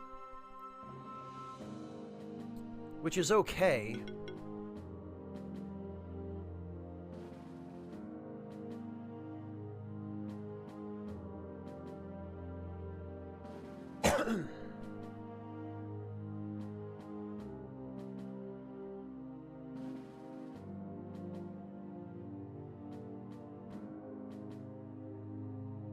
I don't know. I mean, propagating armor break across lots of enemies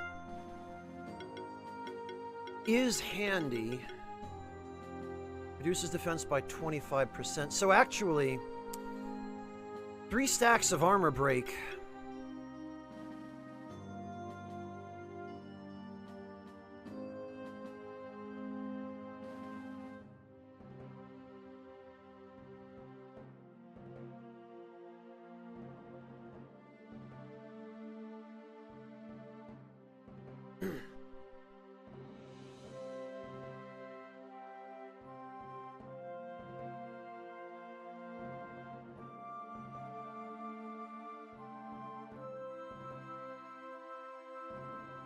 Well, a lot of his stuff is automatic as well, so...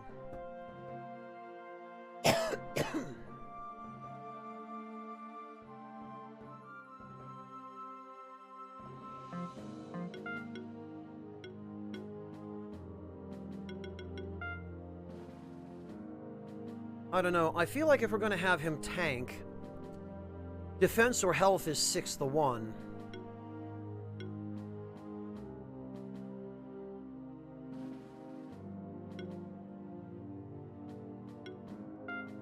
Is there anything we could give him that would have attack and defense? Well, not that. Attack, magic. He'd lose health again. Defense, but then he'd lose attack.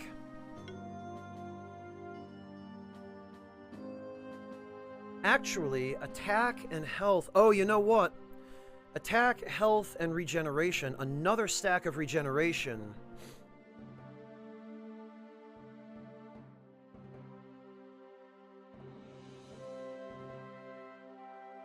Plus another stack of might. I feel like the dumbbell probably is the way to go. For him. And then when we upgrade that, that will work well. So...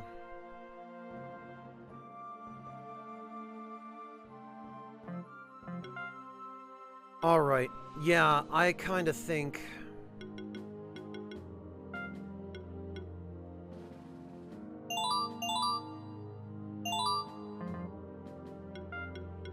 Okay, how much did his defense suffer? Oh, damage reduction only decreased 6%. He lost a significant amount of defense, but...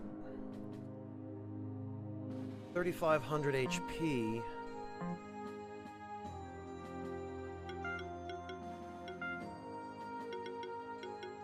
Okay, so his healing stuff depends on his max health. But then his auto-recovery stuff also depends on his max health.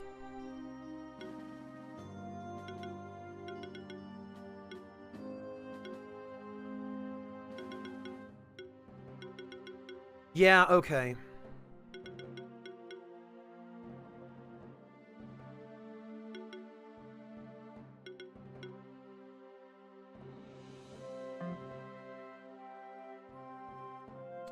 Alright, so I think we're gonna run with that, then.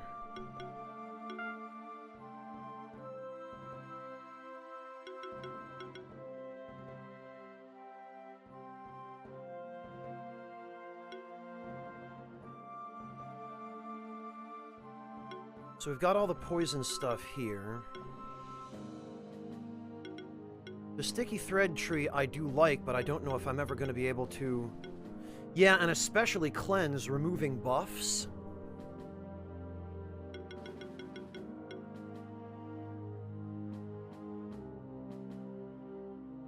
That is very much something I would like to take advantage of.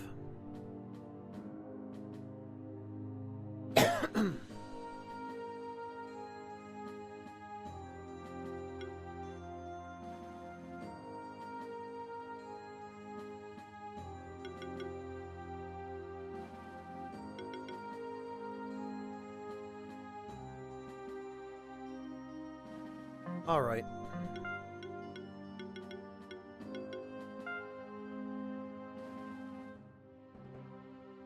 So we need...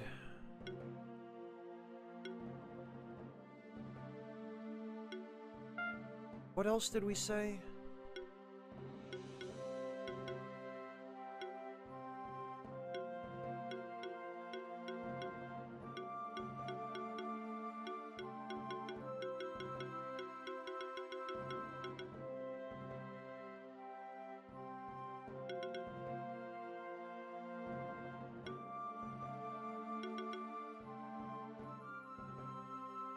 Shock or armor break.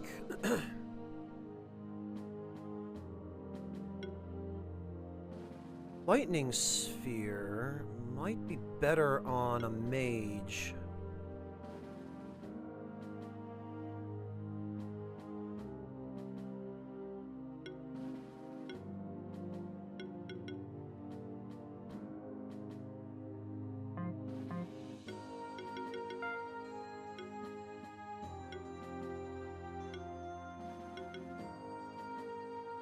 Oh, that's what it was. We needed a fang.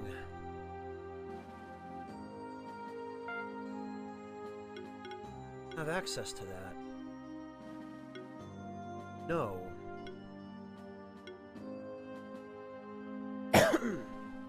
Okay, so we need to get some shuriken and we need to get a fang.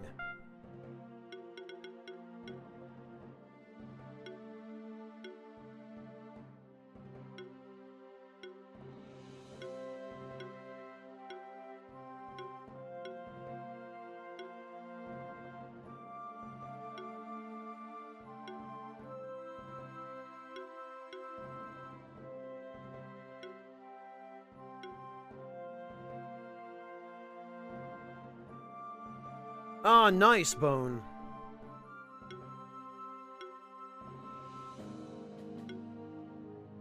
Fang +2. Okay, we need to fight some Nightwings then.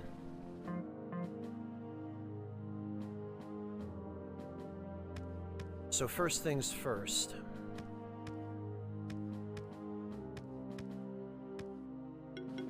Those, I think, are over here in the underground areas.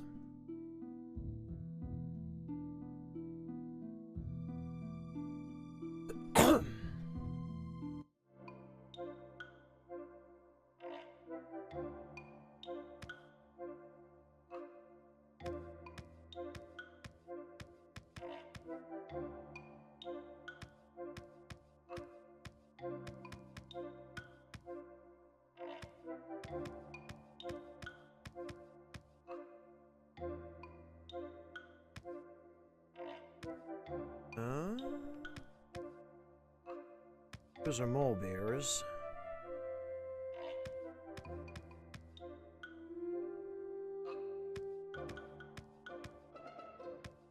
Okay, there we go. This'll do.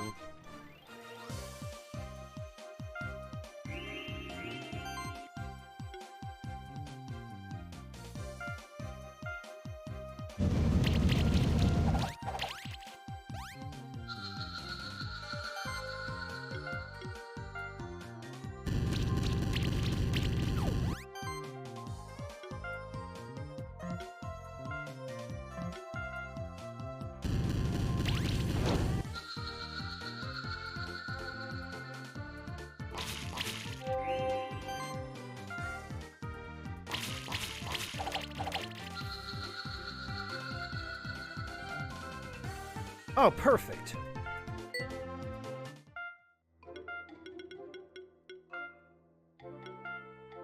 Alright, so he needs the fang, wherever it went. There it is.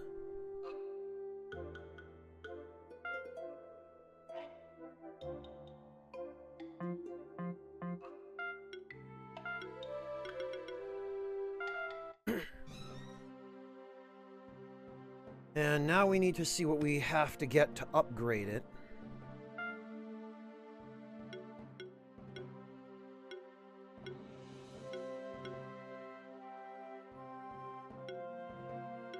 Oh, okay, Fang +2, a Crimson Gem, and then Silk and a Crimson Gem.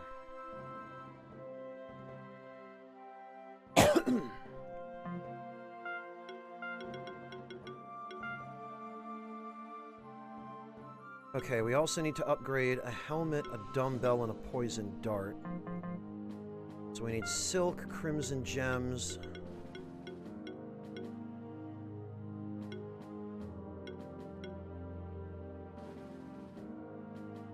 Silver, steel, and silk.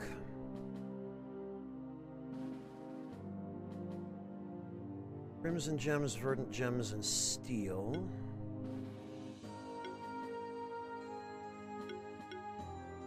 Steel and silk. Okay.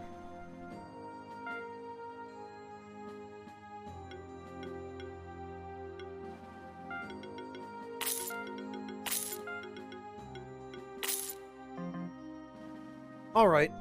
Well, actually, there's another thing we have to do that might help with this. Holy hell! Talk about shattering the milestone.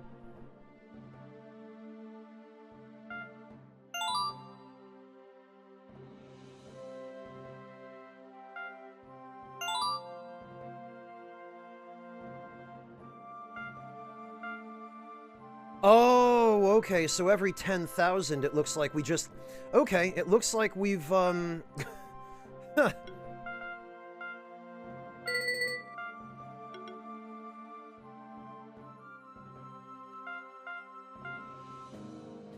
Silk and linen, okay.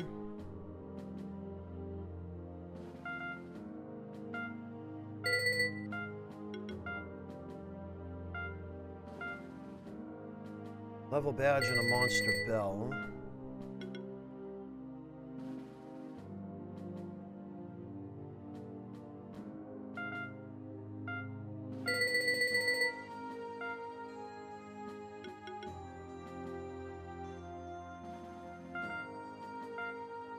Grapes and a phoenix tear.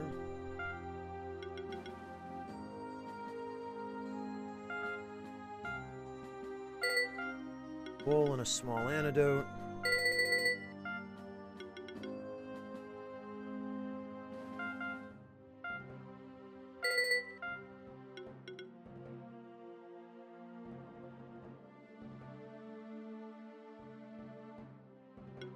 Goblin Miner, we don't need that. Oh, the Goblin Miner gets us steel. The Salahammer also gets us steel.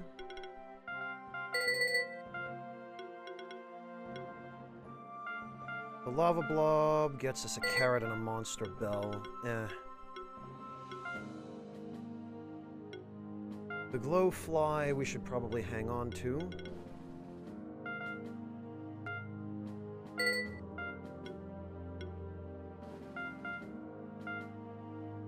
Wool and a crystal shard, which sucks anyway. I wish there were ways to donate more of these at a time.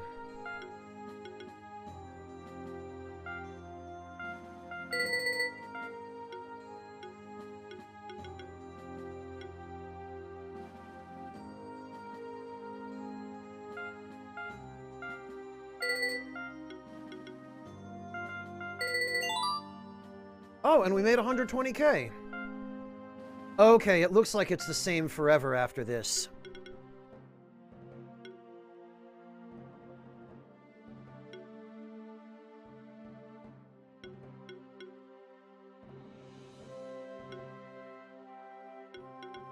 What we get from this? Smoke bomb and silk.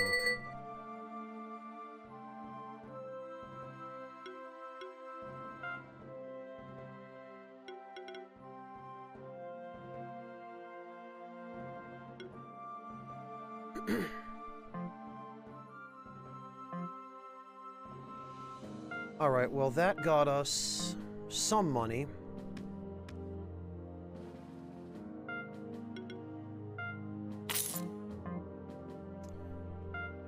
Oops.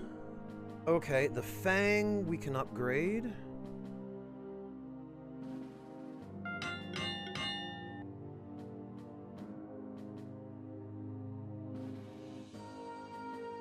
Ooh, the staff we can upgrade.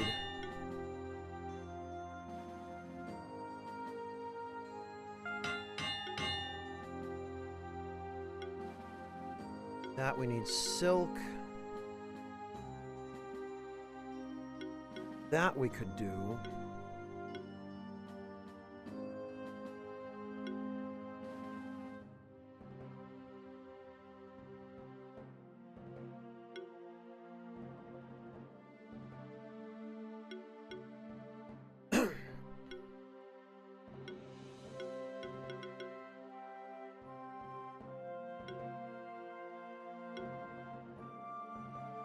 Oh, that would be helpful too. Ah, but the heavy mace, you know what?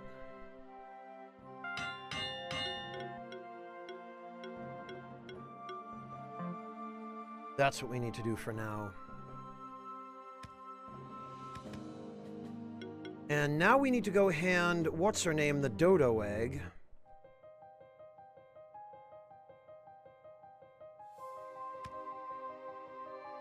Oh, and actually, we can get in here now.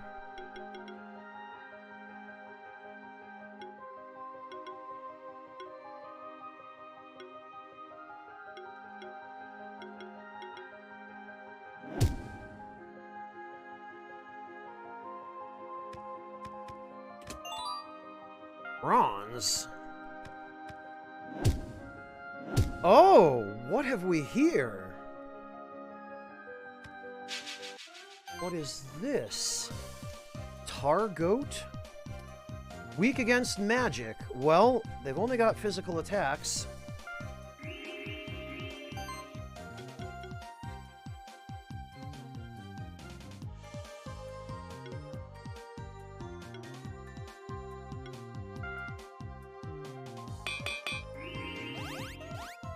It's a goat literally with a target on it.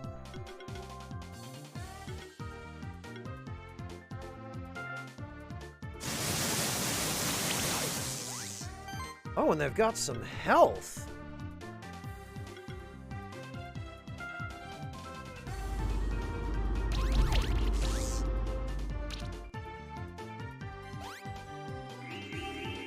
Full protect?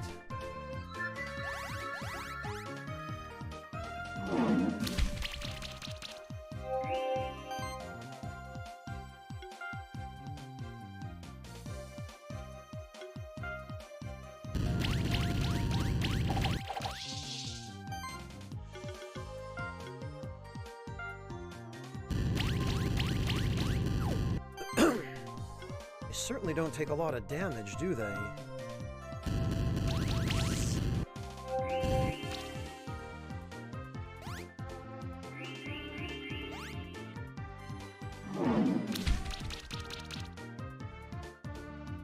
They do deal a fair bit, though. Jeez.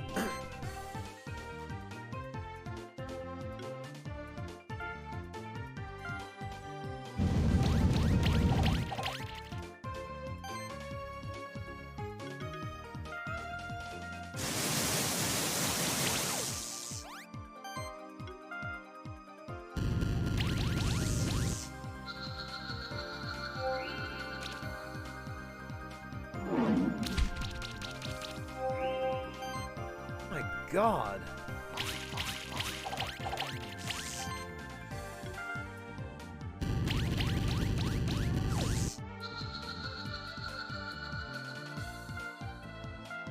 Not my best performance. I didn't even see what I got out of that. Oh, I got an egg.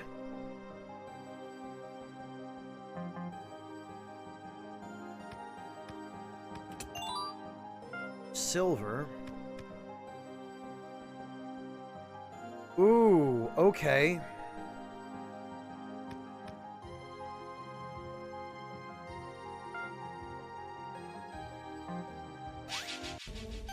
What have we here? Dracozool. These guys are all weak against physical, which means our bleed setup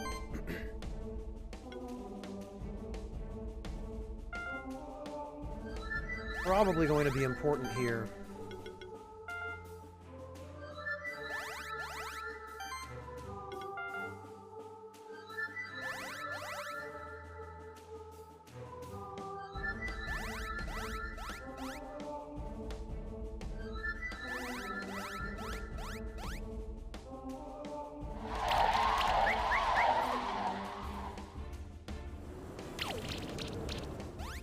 Yeesh. Okay.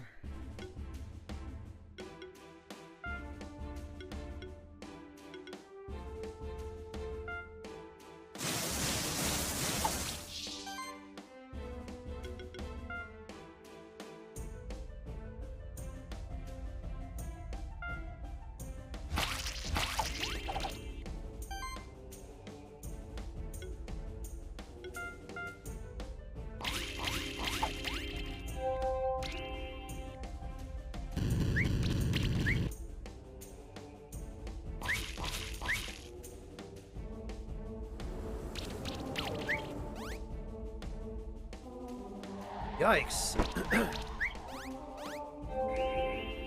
These guys are not messing around.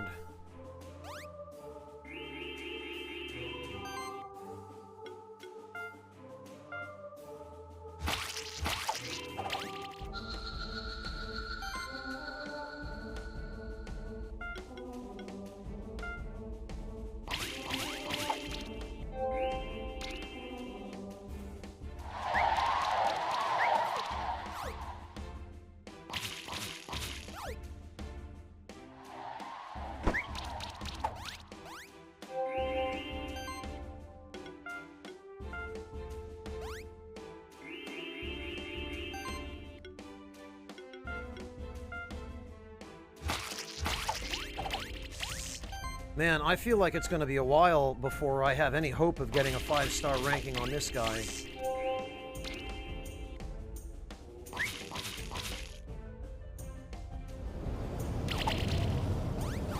Holy hell.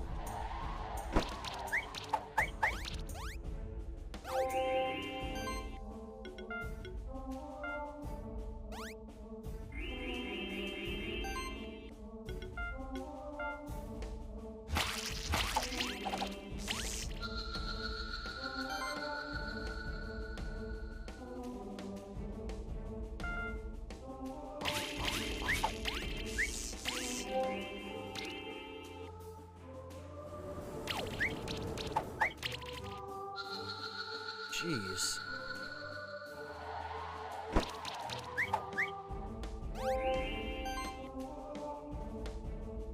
Yeah, Fontes, I can see why.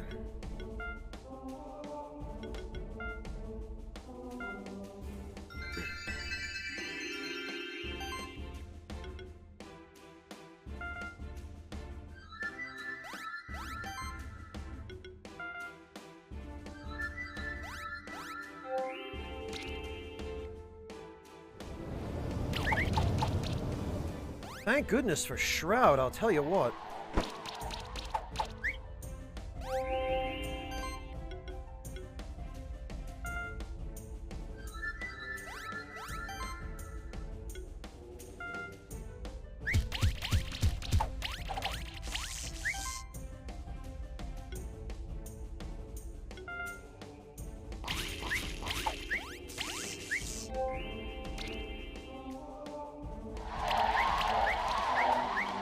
We need to get rid of some of his buffs and some of our debuffs. Oh my god.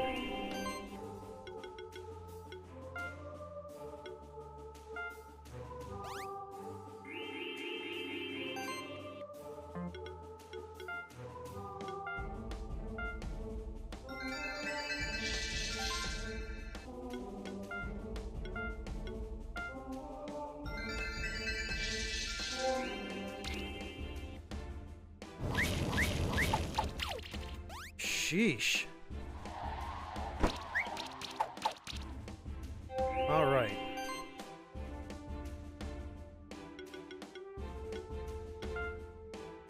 Well, we're sure as hell not getting a good ranking on this, but we can beat him, I'm quite confident.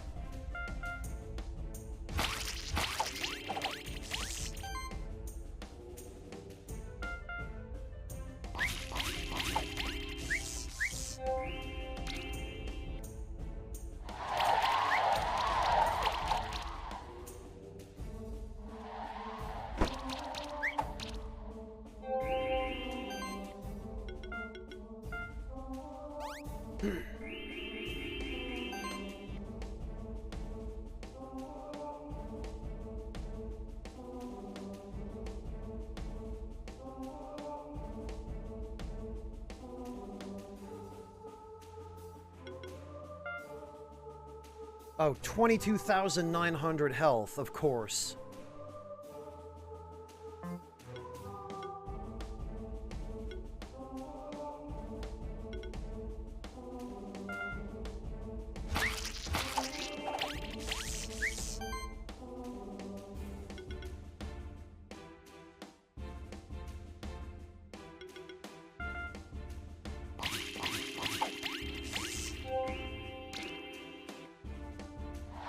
Okay, yeah, maybe a bleed build is the way to go with this guy.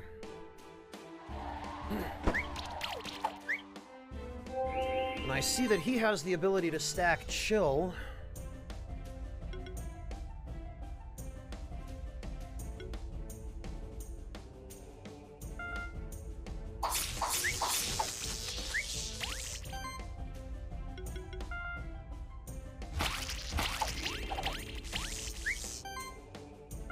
Yeah, now that we've got enough bleed stacked on him. Eesh. Well, that was garbage. You ascended to Keeper Knight. New items available at traders. Well, I guess beating those things at the very least opens up new stuff from the merchants.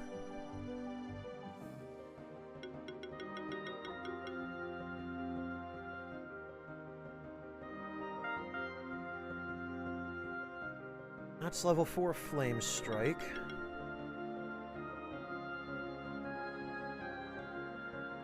Oh, and another stack of that would be helpful, too.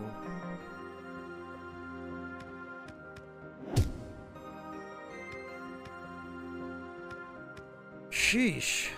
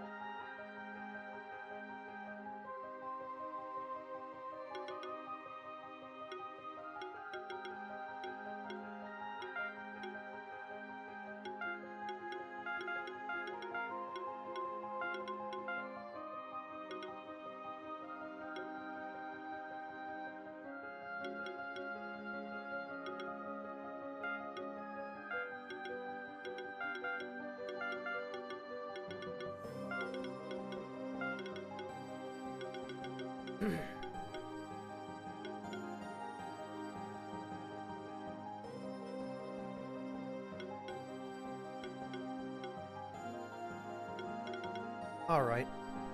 Well,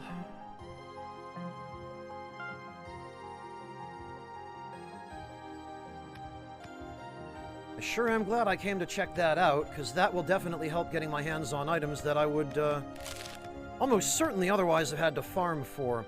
Now I think... Hello again, have you found a dodo egg? Yes! Great, what kind of dodo egg would you like to transform? The shock hopper egg will turn out the same way, unshifted. Initiate the shock freezing process.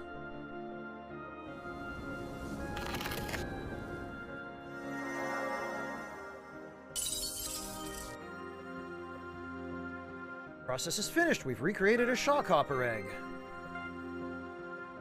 We've actually done it. I honestly wasn't sure that would work. I've never before had the opportunity to bring an extinct monster back to life. You've done a great thing. Thanks to you, a new monster species has been brought to the sanctuary. The monster science community thanks you for your services. Take this as a token of our gratitude. Oh, a level 2 reward. Oh, I've got a bunch of those I have to open, don't I? If you like, I can transform more dodo eggs into shock hopper eggs for you. I don't think that will be necessary quite yet, but...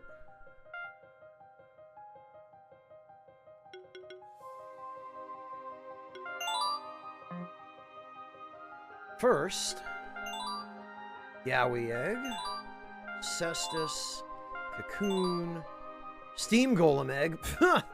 Alright, sure. Rawhide, Silk, and Copper, Azure, Gem, Steel, and Silk. Whoops. Mori egg, Skill Potion, Ori egg, Bandana +4, Claws +4. Almost none of that was even remotely useful.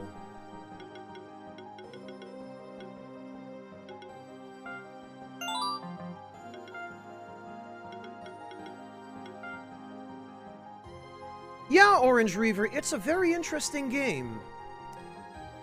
The Metroidvania elements are mainly in the platforming, the 2D side-scrolling exploration, lots of movement abilities, a Metroid-style map.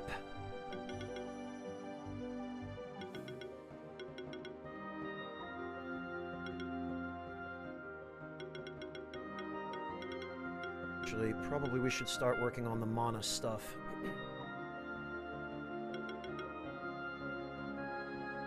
Oh, you know what? And Giant's Bane as well. 40% more damage against tough enemies would be nuts. But the Pokemon bit, it's like Pokemon on steroids, whereas Pokemon each only get 1 trait and 4 moves. Each monster in this game, well, I mean, take a look. This is the skill tree for 1 monster. And each monster has a different set of abilities. which you pick and choose from to create particular builds, although monsters generally have their specializations.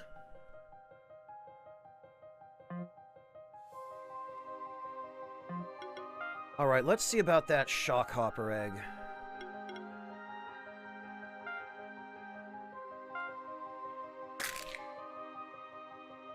Oh, interesting.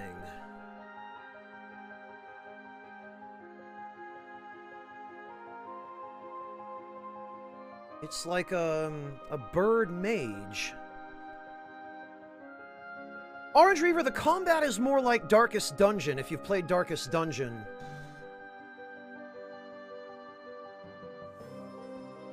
Well, Space Time Dragon, I've been really enjoying it, so I'll go ahead and vouch for it. Orange Reaver, it's basically, each team has a party of 3, although many bosses you fight on their own. And you pick and choose from your moves or your actions, you can use items.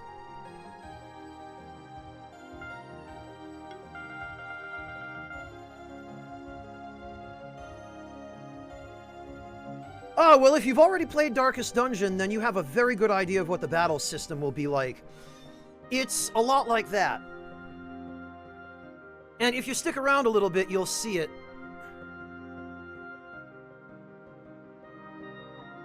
Each different move that the monster can use has levels, which you can select from, and then they have mana costs that you have to take into consideration because they have a limited amount of mana that they use to perform their moves, and they regenerate some every turn, but then each monster has equipment in, again, the same way as Darkest Dungeon, the way that your party members do.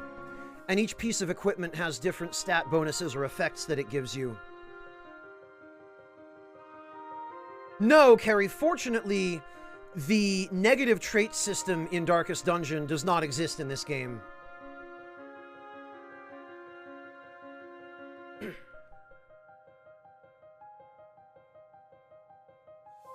But if you enjoyed Darkest Dungeon or Pokemon, you'll probably really enjoy this. It matters less that you enjoyed Metroidvania games, because the meat of the gameplay in this game, the combat, is nothing like Metroid or Castlevania. It's a Pokemon/Darkest Dungeon style combat system with Metroidvania style exploration and platforming. That's really what it boils down to.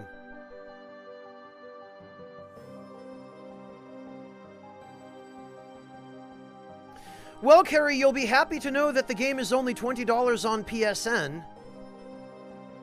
And if you're playing it on Steam, you might even find it on sale for less than that. This is an indie game. It is not a AAA price point.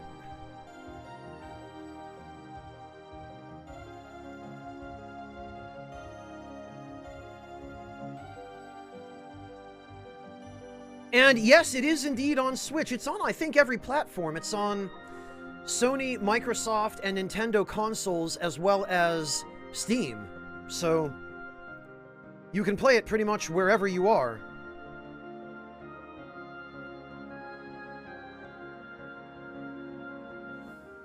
Yeah, I can understand that, Kerry. Unfortunately, it's a result of the times, I'm sure. My heart goes out to you, Kerry.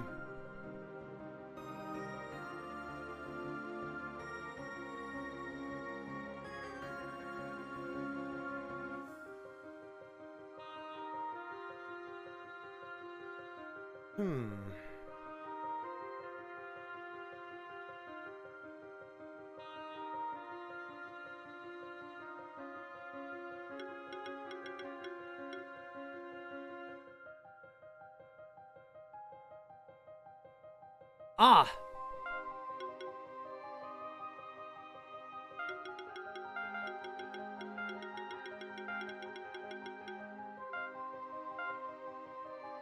Now, let's see what this big, impressive bird is all about. Actually, first, what's its movement ability? Freeze? Okay, well, that's garbage, but is the unit itself any good?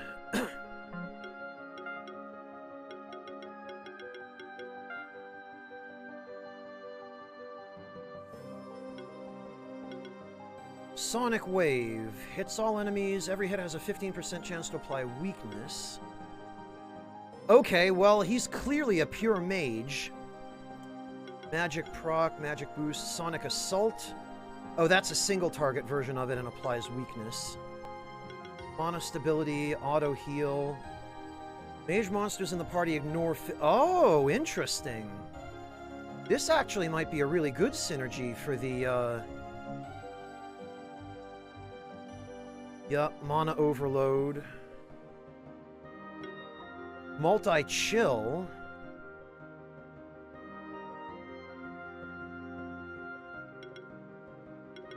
So he's got neutral, he's got ice. Chilled enemies take 10% increased damage. Initial chill, oof. Okay. Deep free, deals an additional 40% hit for every chill on the target. This is going to be the third member of my chill build. I see. 40% chance to apply armor break. Dear God. Shocking current.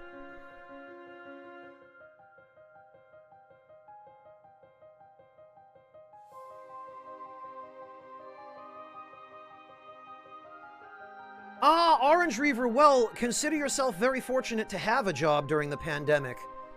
Because, that's an important first step.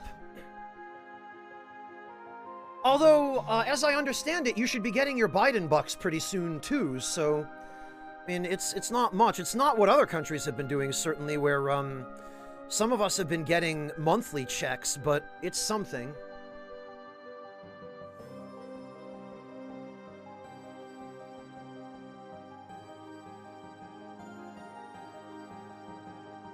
Oh, you're German, Orange Reaver. Okay. Well, you've come to the right place, because so am I. Except that I grew up in the United States, so I don't have the German accent or any of the,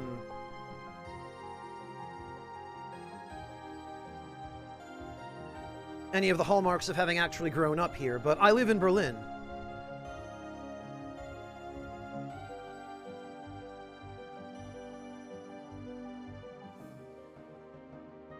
Alright, so hang on, we've got a super duper lightning build here, it looks like.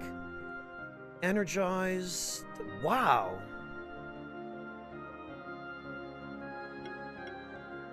Shock and initial shock. Man. Proliferate, Thunderstrike. Multi-shock.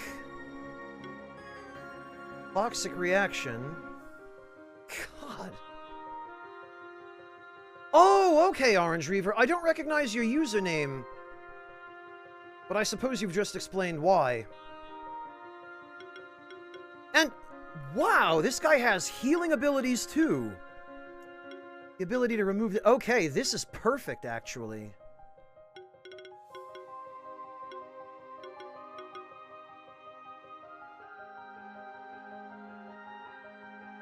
Alright, then.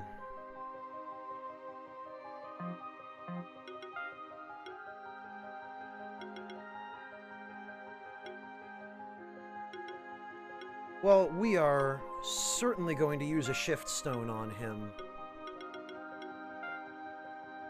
Cursebreaker. At the start of the turn, remove a debuff from each monster in the party.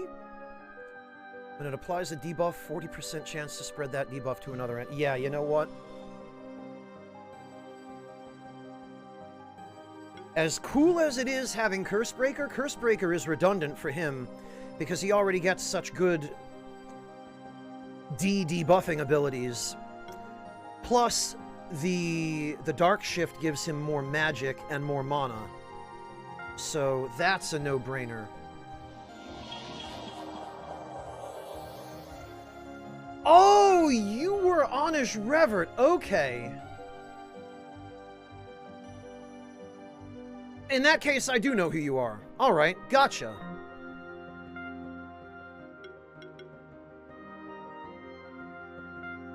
Okay, and what do we got? Equipment mastery, another accessory. Dual wield, equip 2 weapons, but the values are reduced by 50%. Okay.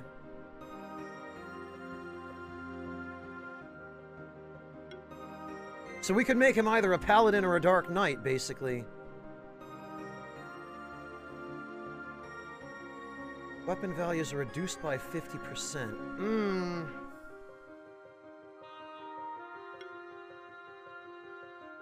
An additional accessory or an additional weapon. That's a tricky one. I might have to save scum that to figure out which one is actually better. But I'm definitely going to save it for him.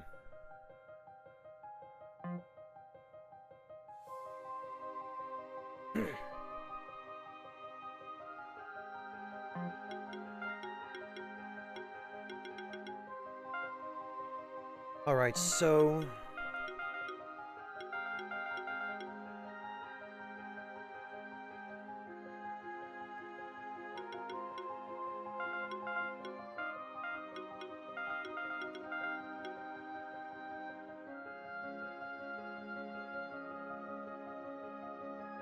that we'll see if we can actually use.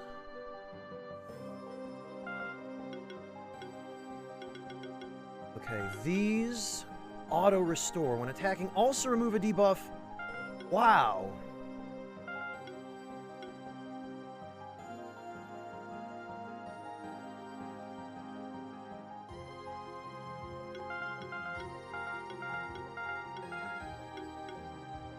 Healing shield. This guy's fantastic. My God.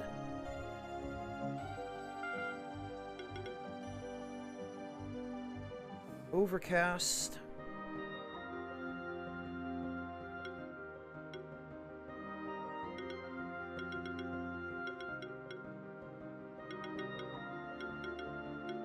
Okay.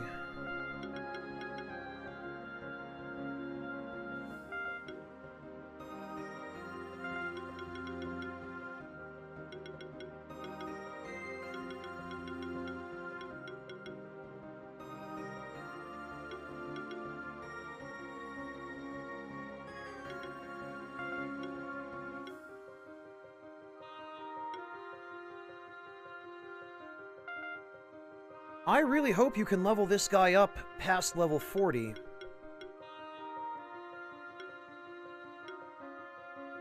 I hope that the maximum is not capped at 40. Well, the thing is, Fontes, he's not really doing any,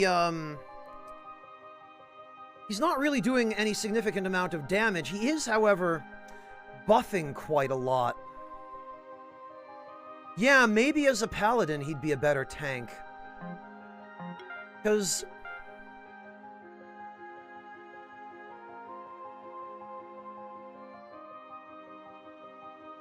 we could give him 2 Cesti, actually. That would be fun. But... that'd give him like 100, probably 120 attack and magic by the time all was said and done. And then... like another 30 defense, but another accessory on him.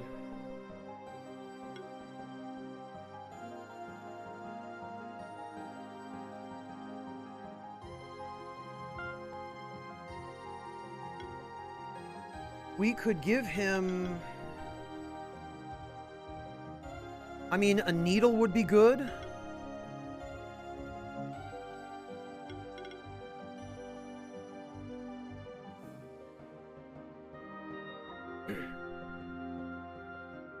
Then again,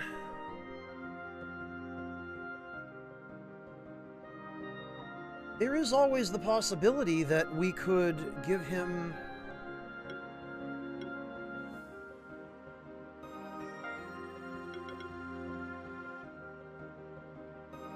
the Grey Pearl, but I feel like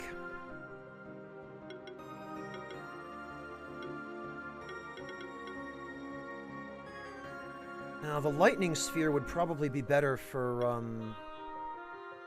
Waddle. Shield self for 90 when receiving them, but the Sun Pendant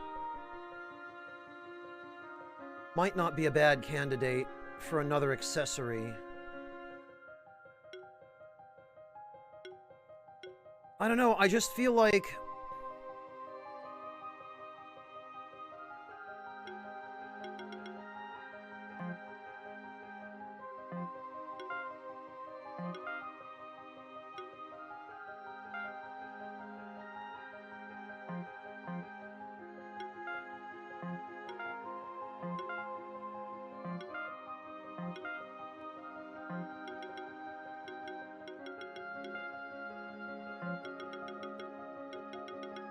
I don't know, I'll have to think on it some more.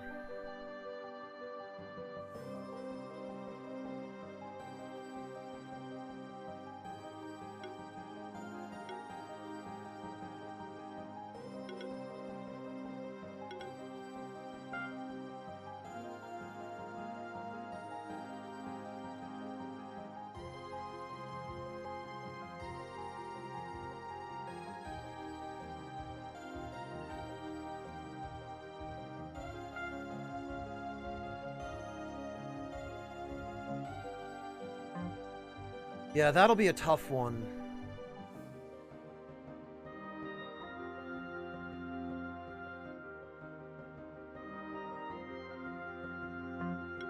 You know...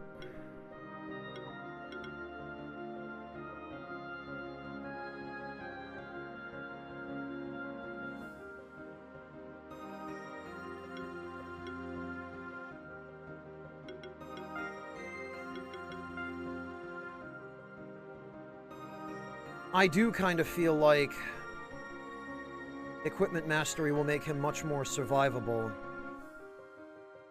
He's certainly not going to be dealing tons of damage.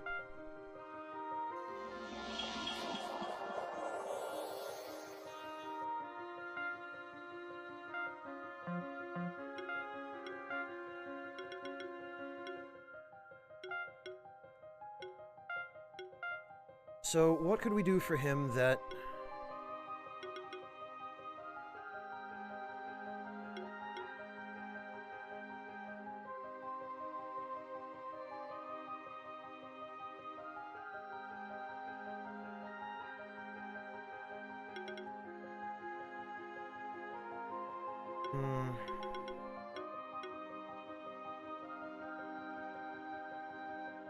Defense, health, and mana.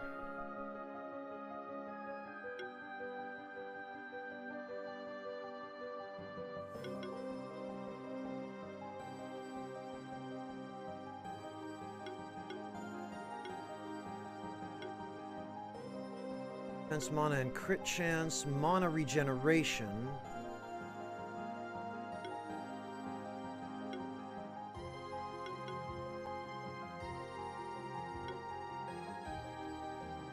Defense and mana. Mana and mana regeneration.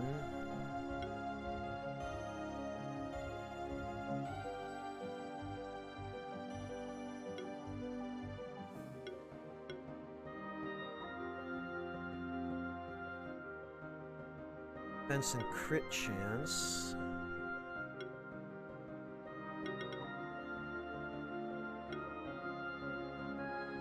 I can't see anything being more useful for him than the needle. Maybe the crown.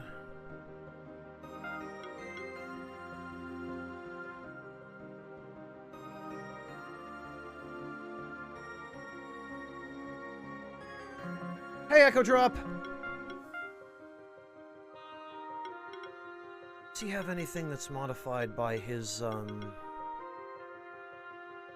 55% of magic?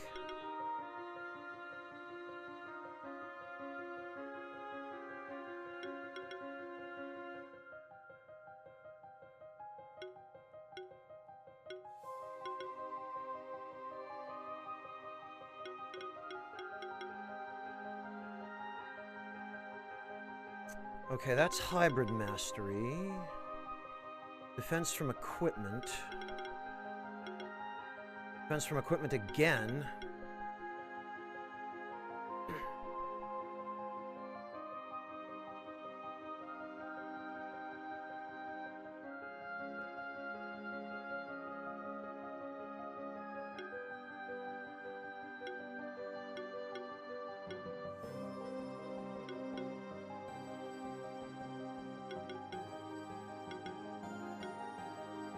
Regeneration is based on max health.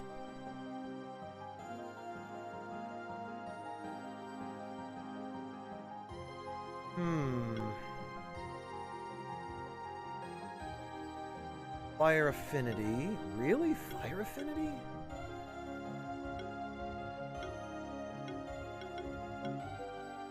Defense proc.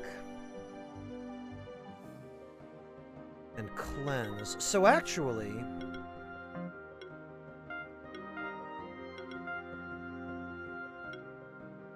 we should be focusing on defense for him.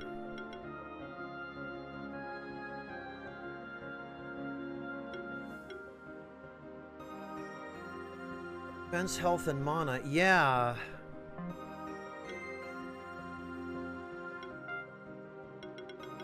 Okay. So it's going to be the crown, the hide, the bracer, and Pandora's box.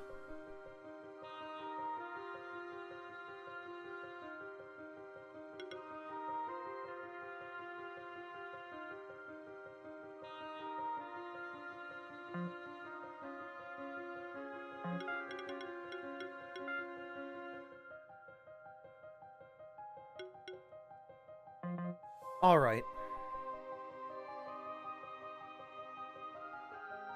So now I'm curious.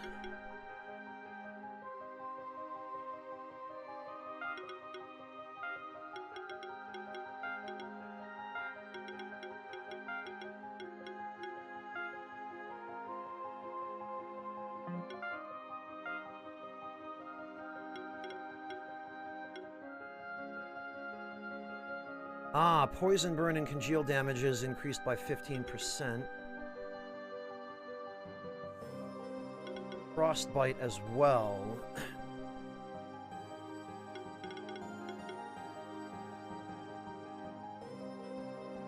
Ooh, you know, Jolly Spirit is fantastic.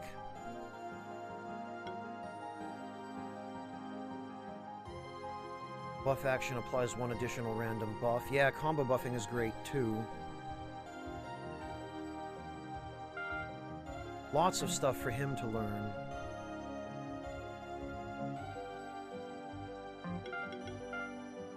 Okay, so we need...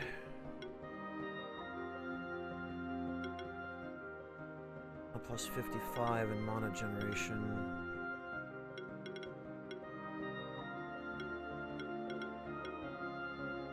Okay, that's going to be the orb.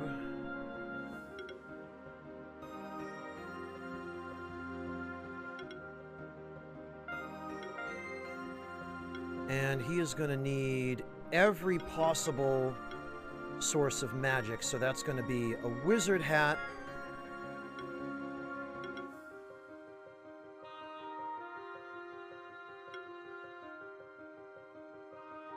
Magic and mana. Okay, the lightning sphere for sure. And probably a scroll. Yes, for sure.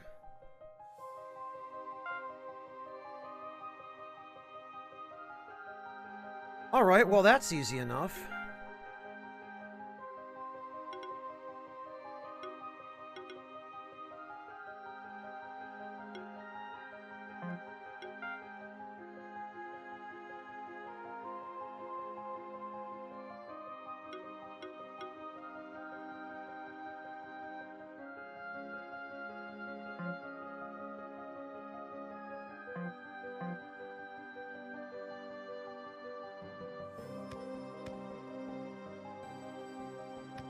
All right, actually, I think we've explored everything over here now. So all that's left is to test out this comp and see...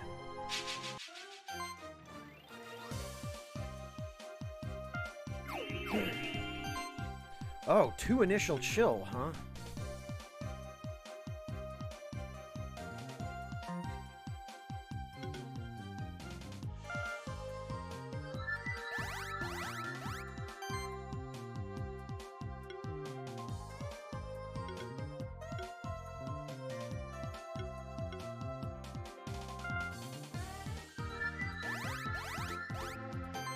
Oh, and we get double channel as well.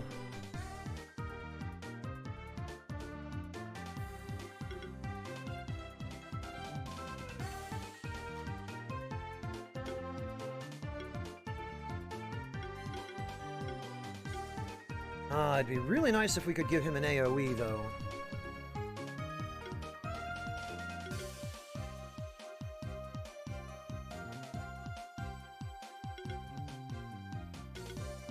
So these are both single target. This is also single target.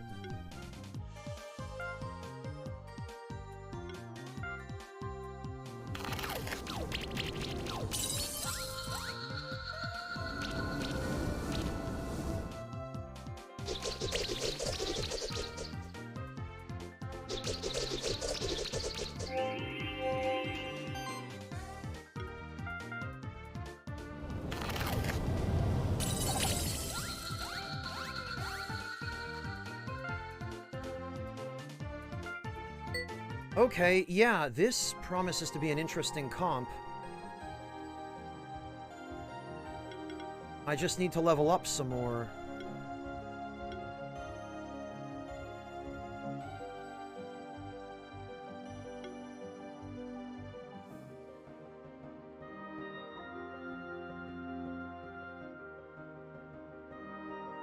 Ah yes, Echo Drop, good old daylight savings time.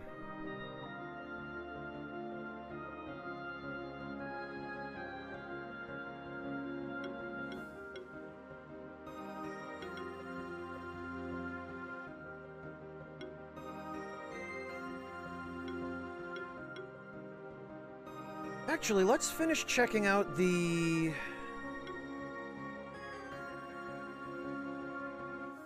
Wait a minute. What was this that I didn't explore? Ugh!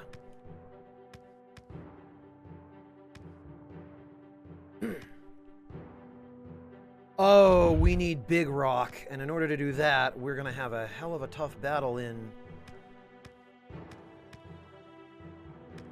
Well, actually, maybe with this new comp... Wait a minute. This is the online arena. You need the rank of Keeper Lancer. They fight against other keepers from all over the online world. If you want, I can show you the current leaderboard. You need a refresher on the rules of Keeper duels. Your monster team needs to consist of 6 monsters. Actually... let's see who all the cheaters are on the leaderboard. 1338.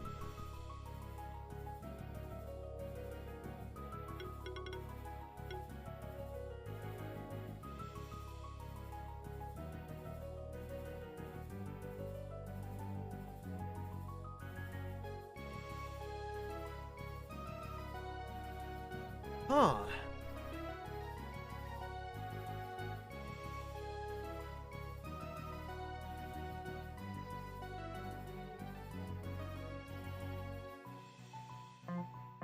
Fascinating. PvP. Who would have thought?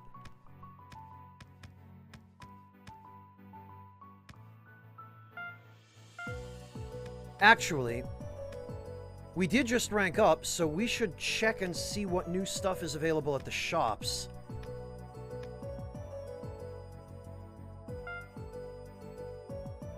Keeper Knight, rank 6. 3 more champions to ascend to Keeper Champion.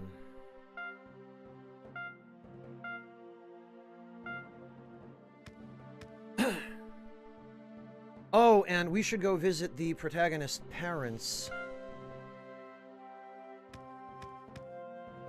Because they'll have another reward.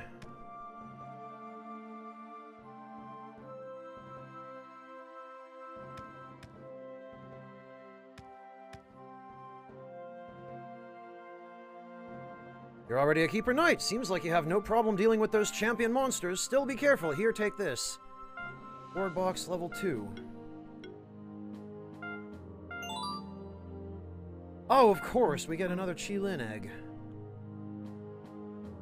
Father and I are so amazed. Keep it up. Alright, well... at least I'm able to make one set of parents proud. I know, right, Orange Reaver? Unheard of.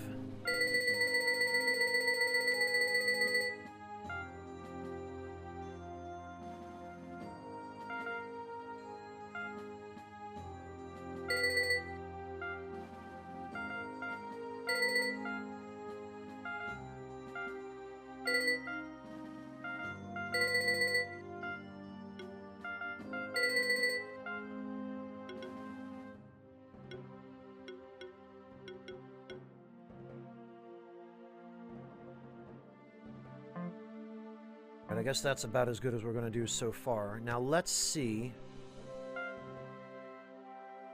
Rawhide. Really? That's all? We still can't buy silver and whatnot yet? Boo. Ah, we can upgrade the lightning sphere, though.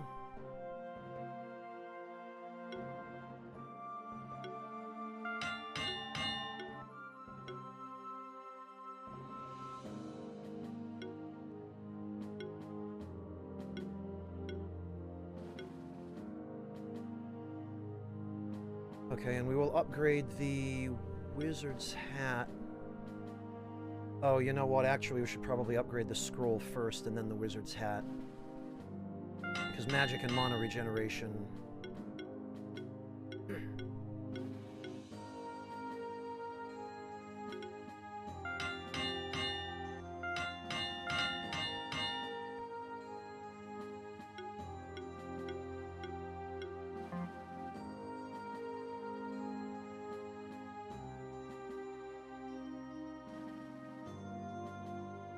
That's a good point, Orange Reaver, when it comes to Pokemon, yeah.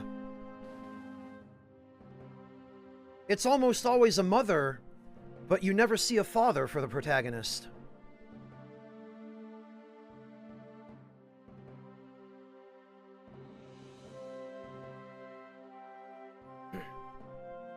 Alright, well, let's see if the shops have anything decent now. I doubt it. We probably still have 2 or 3 more ranks to go before...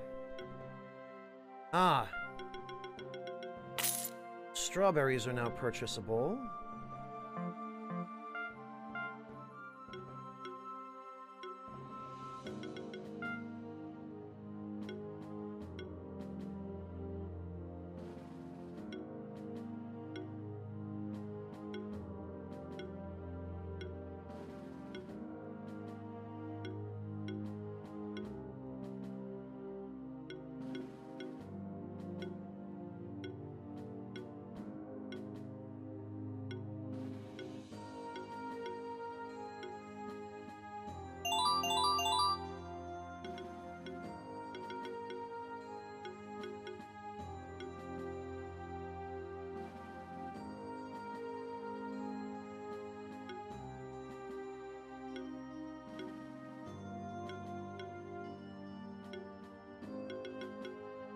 You know, we went with health for Sir Squisham, but...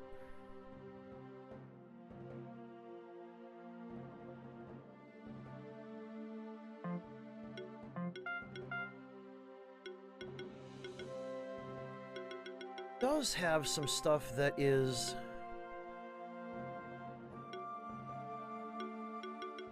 a little more defense-oriented.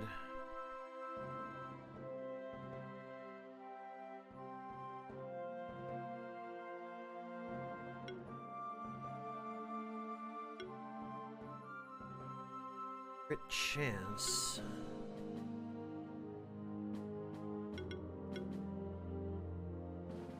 Yeah, defense proc.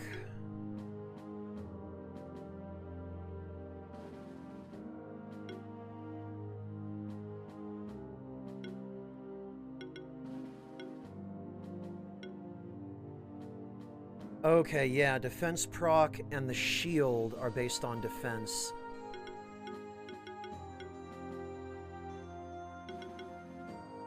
And I don't think he has anything that's directly modified by HP.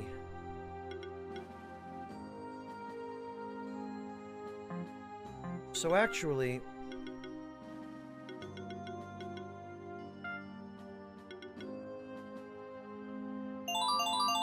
maybe defense is better for him now, because... Yeah, that is significant.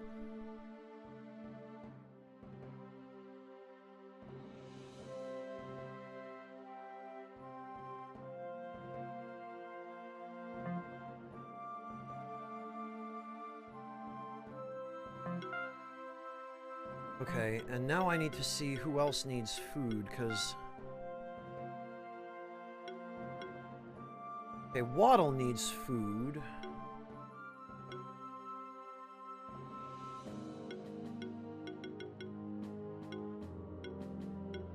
Clutch and Slag both need food. Unga...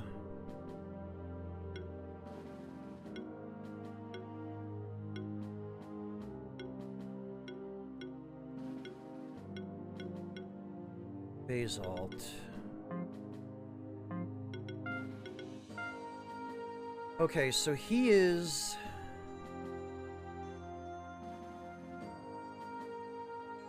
What are our options? Health, defense, crit rate, and mana.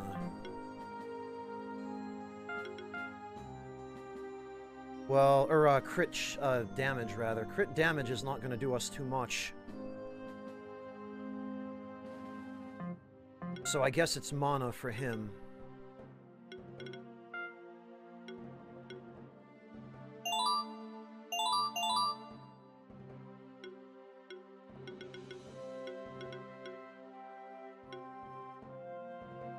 As for Clutch...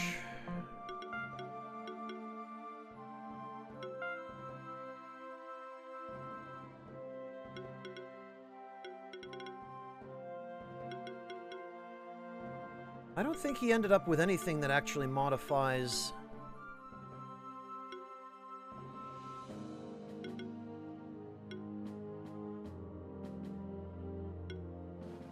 or is modified by... health. He certainly isn't really a tank.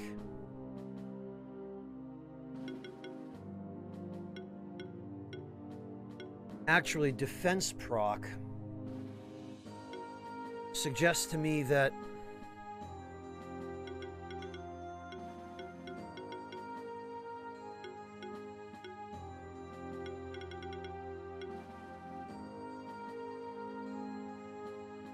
maybe we should be focusing on defense. Damage dealt, because we've got no way of raising his attack. He's got plenty of mana. Doesn't have anything really that's modified by health. Oh, and he's got 2 instances of defense proc. Okay, well, I suppose that makes it fairly simple.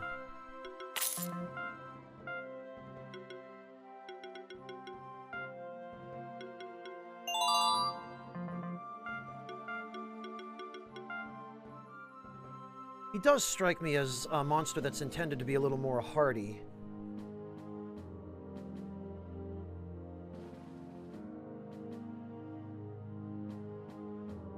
Ah, hello, Deadly Pants! Welcome back!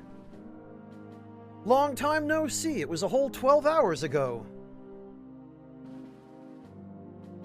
Yeah, Deadly Pants, streaming is a significant part of my income, and it's part of how I support myself, so I try to take it as seriously as I possibly can, although when I take it this seriously, sometimes I worry that I'm not taking other aspects of my life seriously enough, but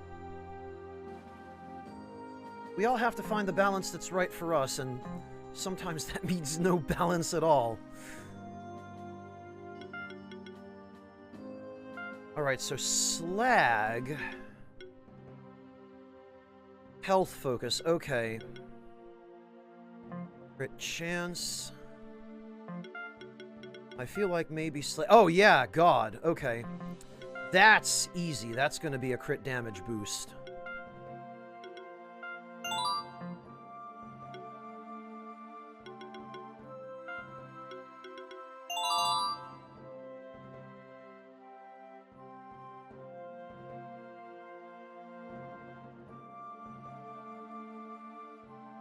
Ah, very good, Deadly Pants. How far did you get in FF9? Where are you up to? I would have come raid you if I were ready to raid any sooner. Echo Drop, what are you doing? Thank you so much, Echo Drop, for the 4 gift subs to Osafraga, Marshmallow72, El Ghost V1, and My Trey PA. Hello, Gorgelon. You've got it backwards. It's not that I skipped sleep, it's that sleep skipped me.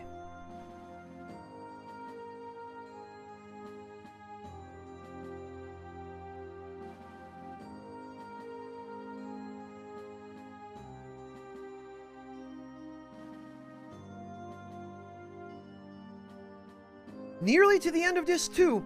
Deadly Pants, if you don't mind my asking, are you playing the game on original hardware?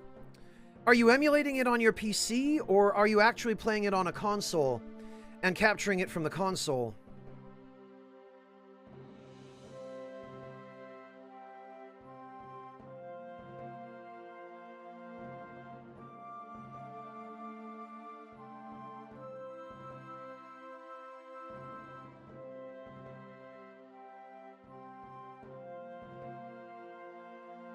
Oh, Echo Drop, if you wanted to gift one to Deadly Pants, you're probably better off doing it here where he can see it. Because on Twitch, you don't get a notification that you were gifted a sub unless you're actually on the channel where you're gifted that sub. I know that because there are people who constantly gift me subs to, like, Wooly and Pat's channels, and I never get any notifications of it unless I actually go to my subscriptions and check manually. Oh, playing on PC through the Game Pass. So you're playing the Steam version, Deadly Pants. I see.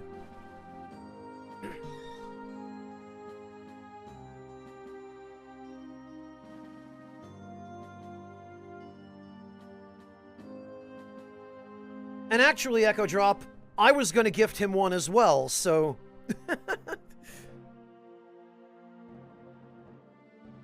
I'll race ya.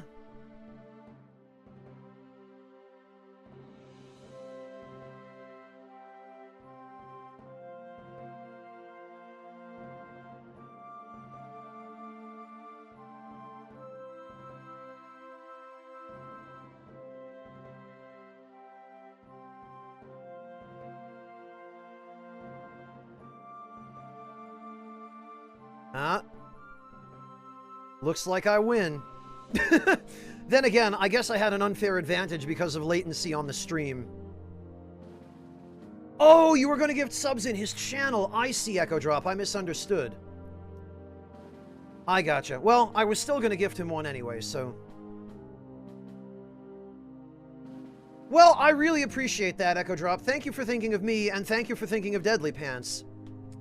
As a matter of fact, before we do anything else, let me actually...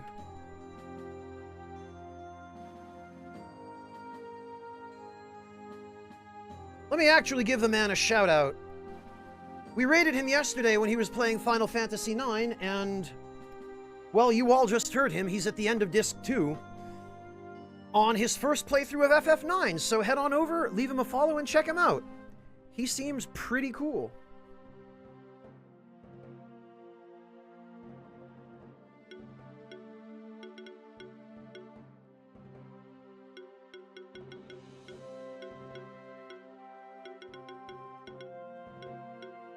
Alright, Unga...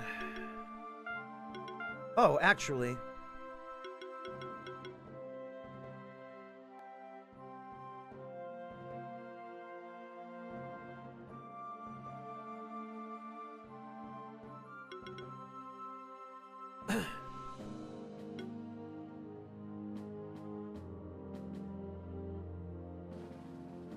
Actually, we've got disease control...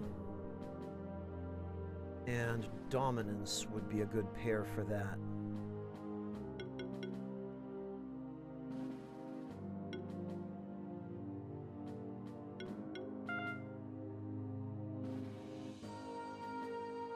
Well, Deadly Pants, if you do buy it, please let me know, because I'd be interested to come check your stream if you decide to stream it. I've been really enjoying this. It's a really cool game, actually. And I'm really picky about the games I play. I'm very, very particular. And this has... I mean, I try to go into these things without any expectations, but I feel like maybe it's still appropriate for me to say that it's exceeded my expectations.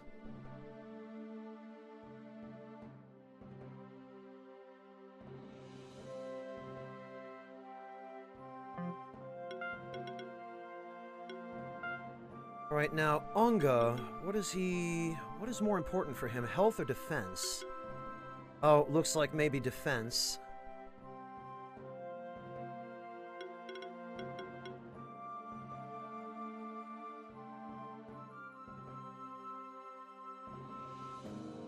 Yeah, and actually, he would probably fare quite well in a party of goblins. Defense proc, multi-glory.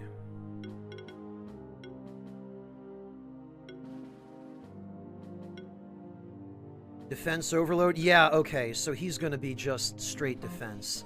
Got it.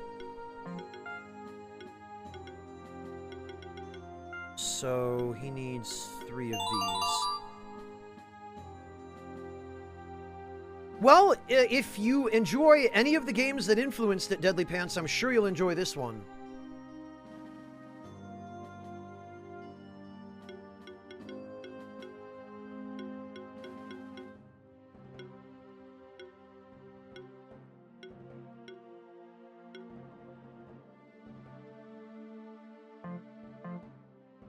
Well, Orange Reaver...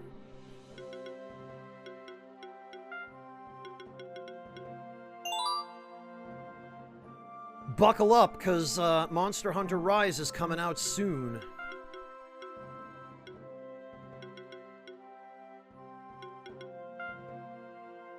Alright, what do we have here?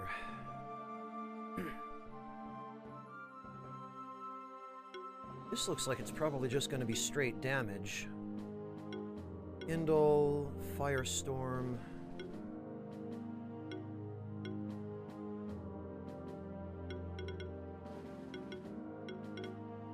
I'd be interested to try a fire setup, but I don't know if there are even any monsters that have a multi-burn skill. Oh, fair enough, Orange. I don't know why it didn't occur to me that you would have done that.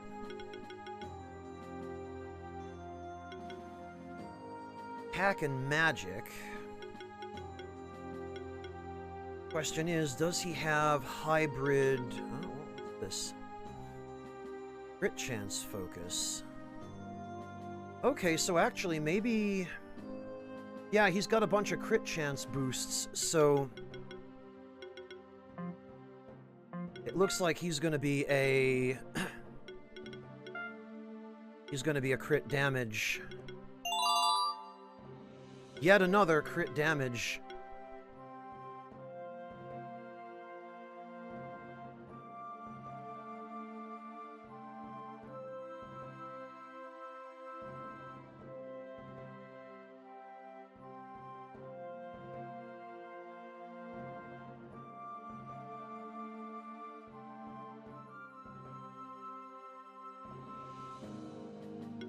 About Hoji-cha, actually, because...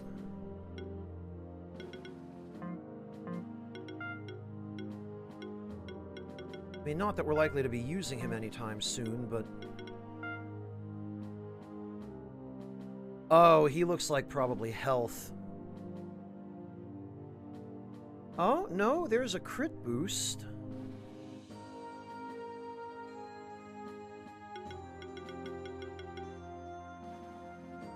Exploit, crit hybridization. Really? This guy is a crit build?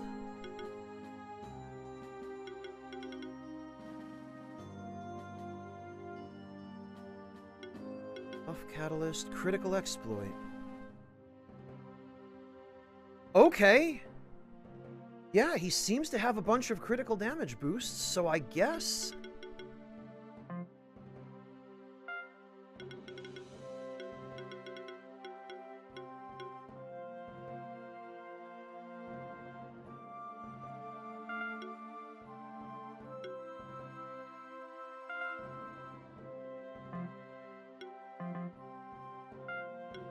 Okay, I guess strawberries it is.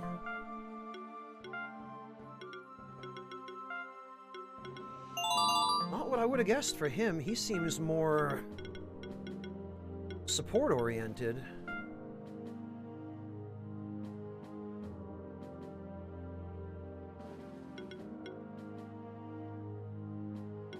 Health and crit chance.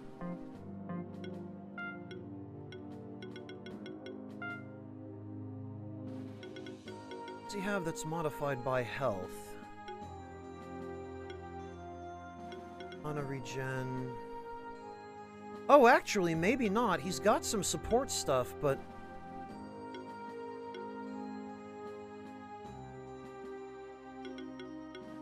it looks like his focus is actually...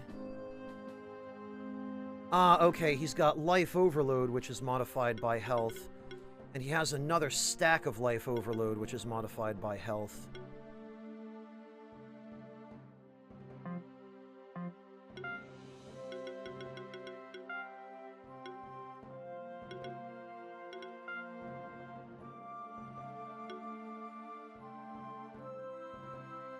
Health and mana.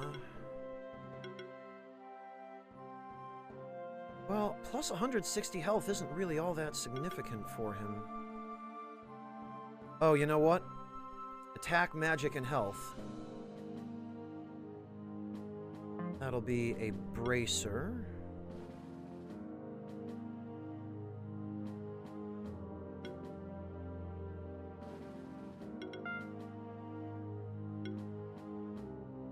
That'll be the ribbon, the coat,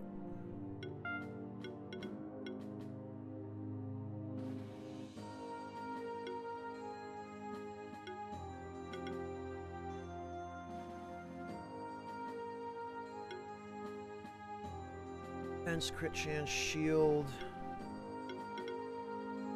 defense, mana, crit chance.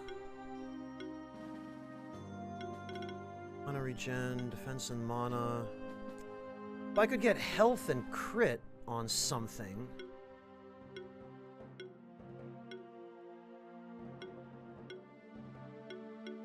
Health and crit. Well, on the coat, but... mana and crit, crit and mana regen. Deadly Pants, I've been gradually working my way through a couple of other games, oddly enough, by Team 17, purely coincidentally. I just finished up the Survivalists, and before that, I finished up a different game called Aground. Both indies.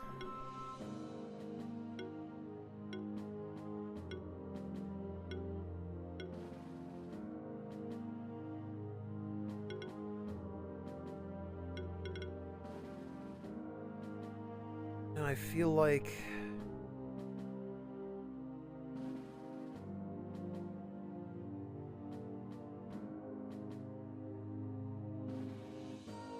I feel like we're going to have a hard time boosting this guy's damage output enough to really justify the crit stuff, though.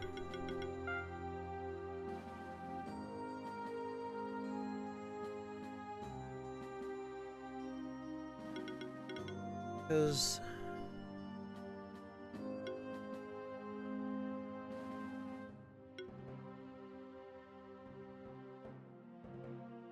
generation...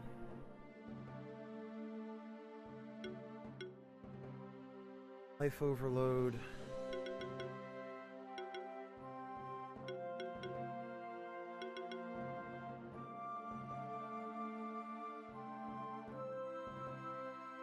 I feel like the critical exploit stuff is meant to be supplemental. Unless one of these three abilities is really decisive for it, but...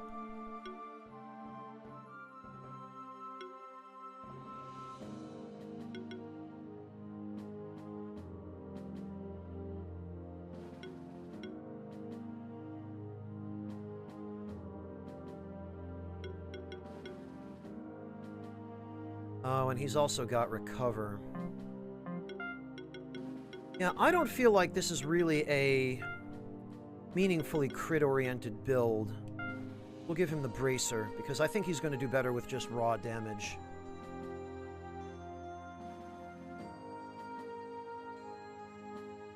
I don't, Echo Drop. I don't think I've seen that. Okay, Orange Reaver. I don't think I've seen that on any shelves around here.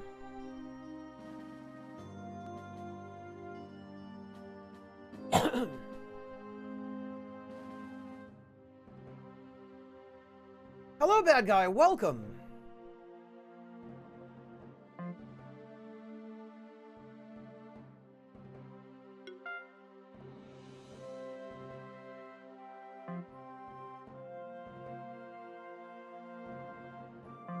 Actually, I wonder what other...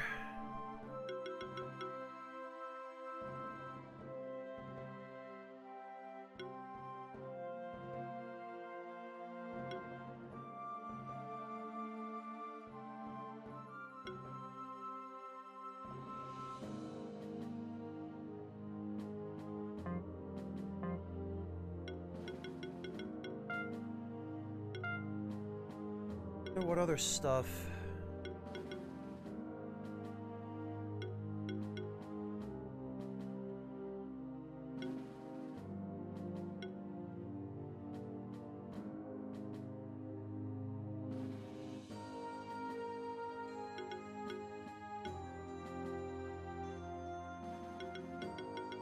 Okay, I mean... He seems like he's, fairly well suited to taking advantage of poisoned enemies. And maybe also to tank, although his defense certainly leaves a lot to be desired for tanking.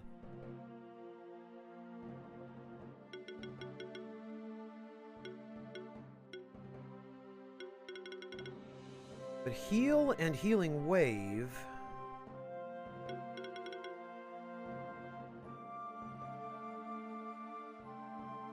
the survivalist is alright, Deadly Pants.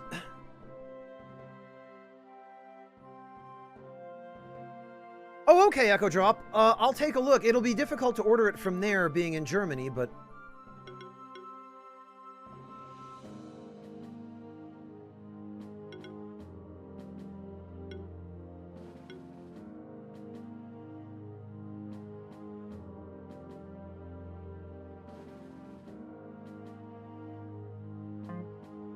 Okay, well, Lumpy might be a candidate for a poison build as well, but anyway.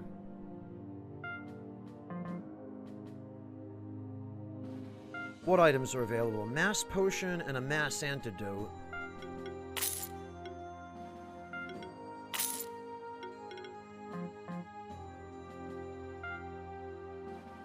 Orb and a Qatar +4.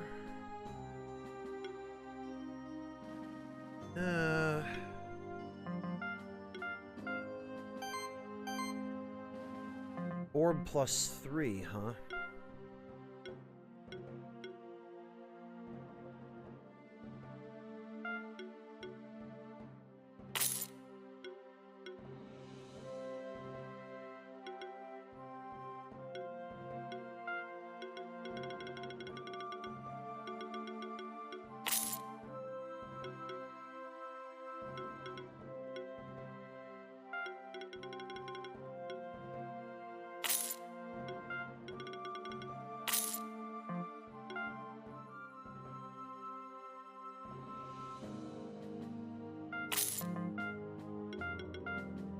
Well, we can certainly do better than that.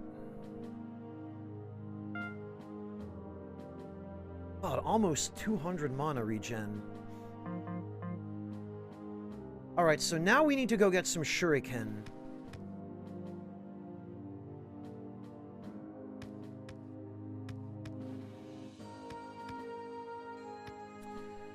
To which end our destination will be the frozen area again. And we will need to fight... not those.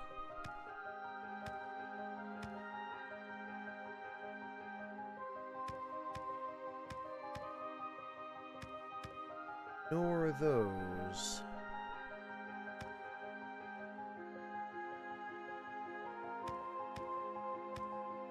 Ah.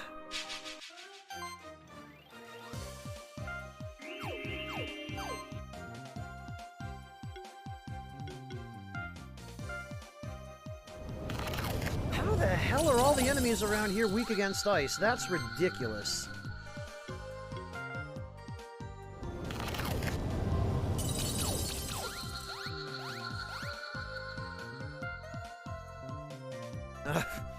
We got a ribbon, which is not what I need.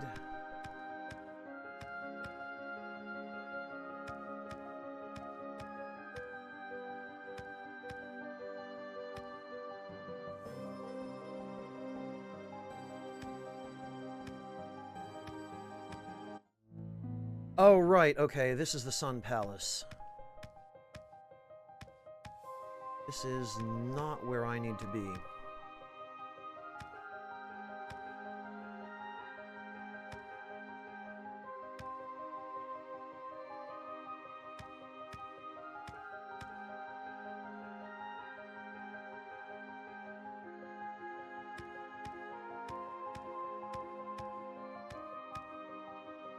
This is what I need, this battle.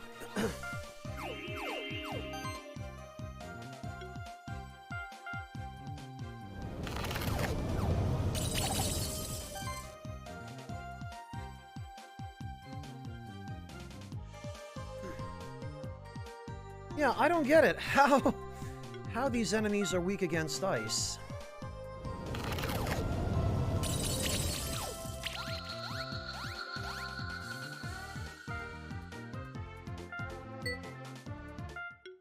Well,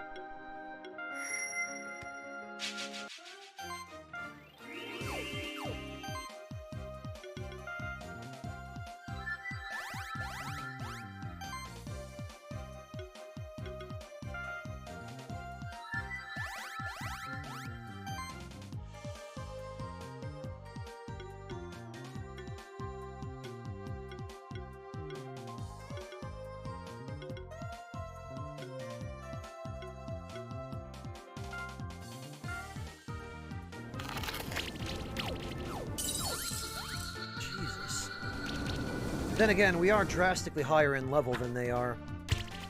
Which is funny, because I remember yesterday, or maybe it was the day before yesterday, these guys just destroying us.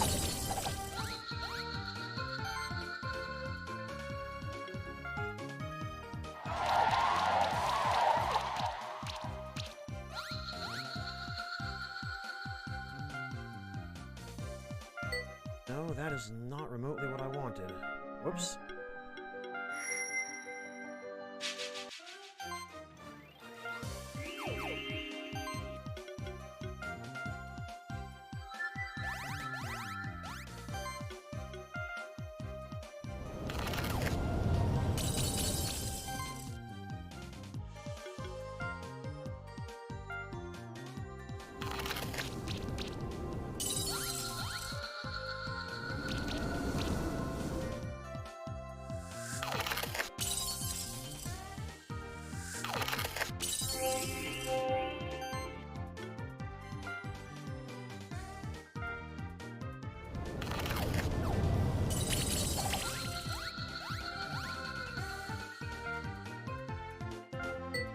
Blasted, I just keep getting eggs. Ah, we got a dark one.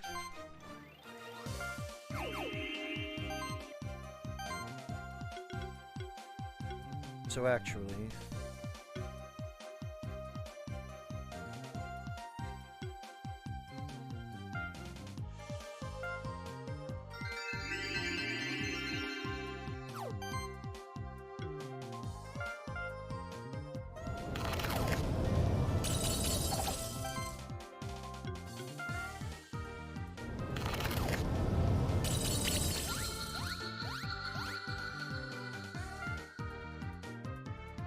Even still?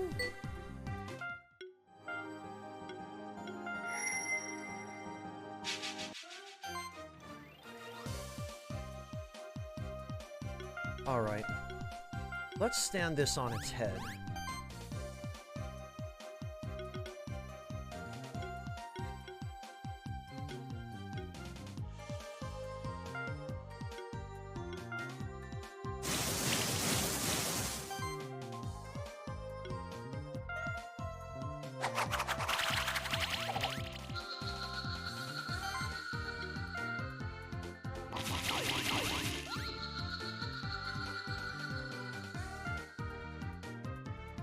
Jeez.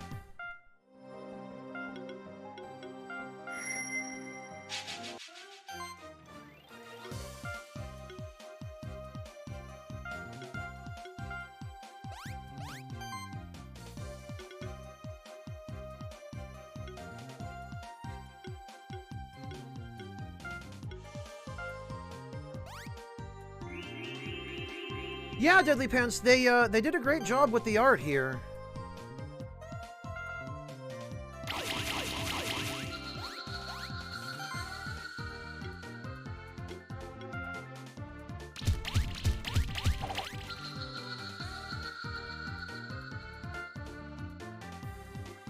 What is it? Why are we not getting the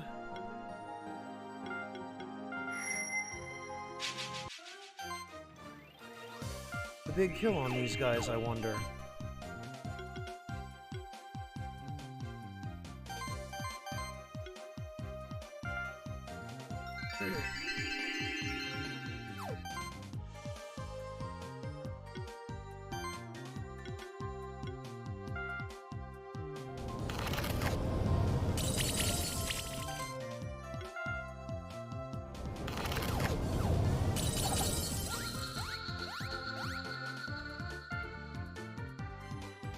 Okay, we got one shuriken. We need at least 2 more, I think.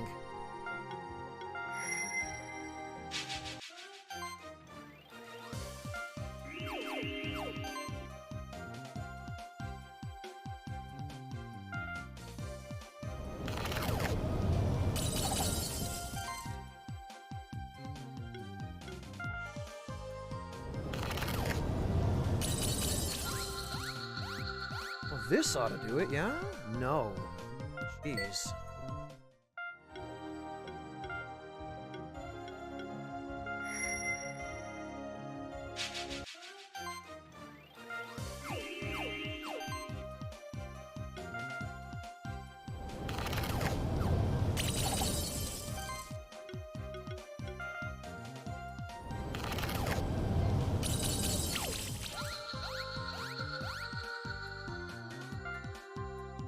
Okay, where did... Oh, execution, I guess, is the problem.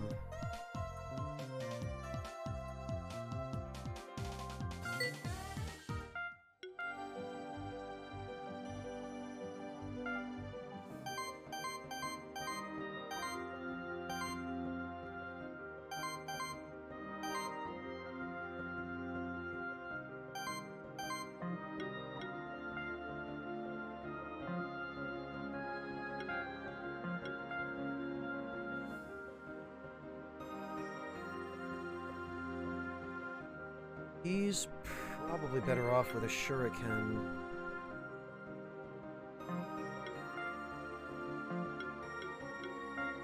Who else did we need one for? I've now forgotten already.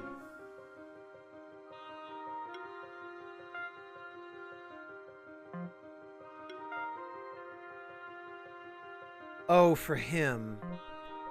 Basalt needs one.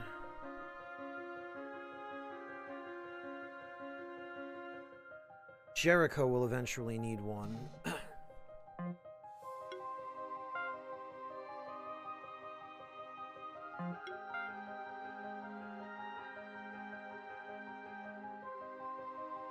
And Hojicha.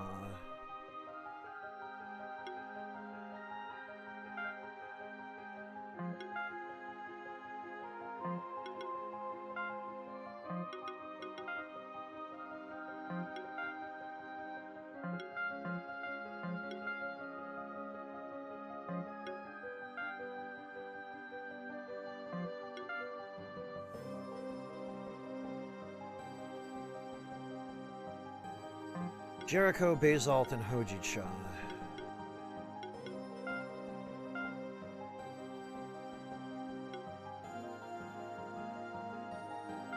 Okay. That's a bit better.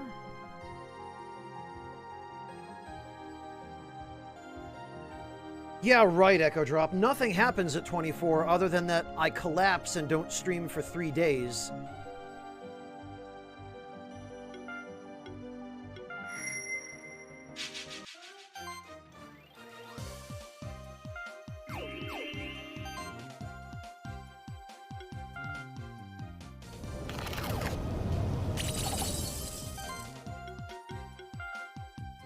Frankly, I don't want to see what happens if I make it to 24 in terms of my, Oh, there's a second one. In terms of the consequences I would inevitably pay.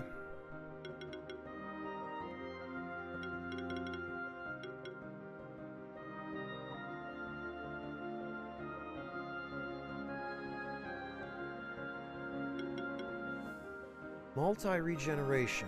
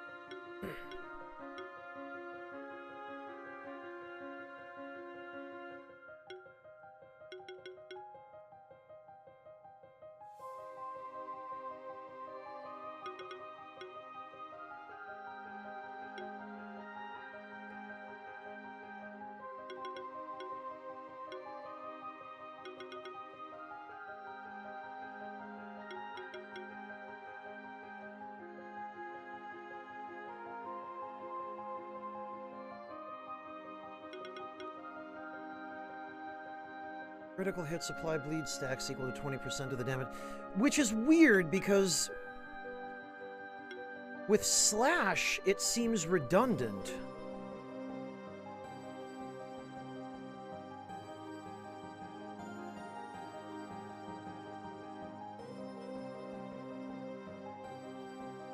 First hit of an ability has a 10% crit chance and cannot be dodged.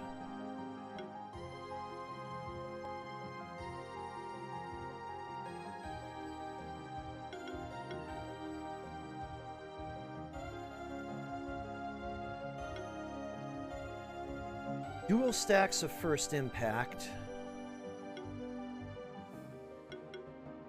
More crit damage, more attack.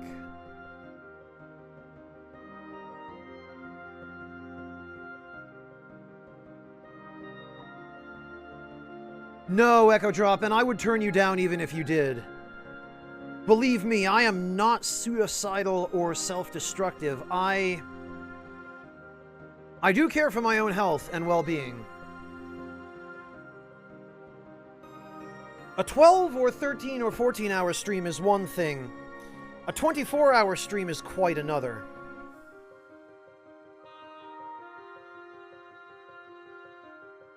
Like, you couldn't pay me enough to do a 24-hour stream. Because my personal health and well-being are a little bit more valuable to me than that, frankly. Alright, level 3 Shred.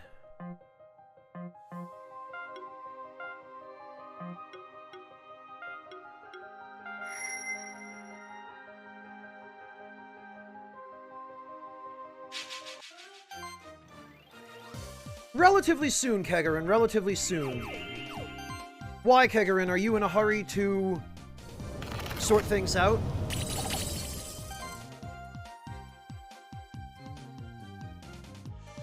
Because I wasn't planning for going too much longer, but...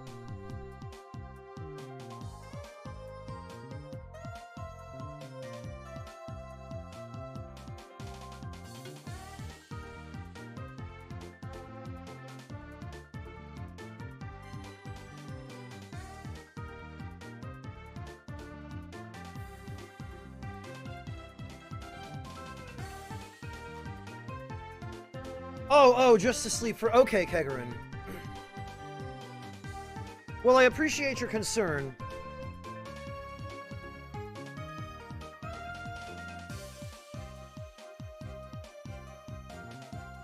"5 days, Mad Hollow? That is... Well, the only correct word for that is that it's dangerous. I'm always conscious of not streaming for too long because... Oh, there's... I think that's number 3. There was a guy who streamed for, I think, 48 hours straight one time, and I guess as I understand it, I'm not 100% sure exactly the details of the story, but I think he was relying on caffeine to keep himself awake, and he ended up dying.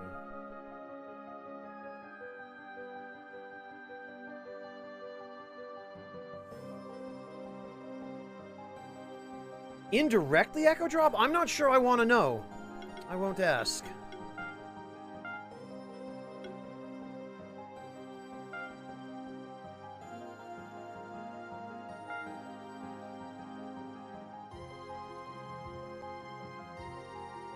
Oh, actually...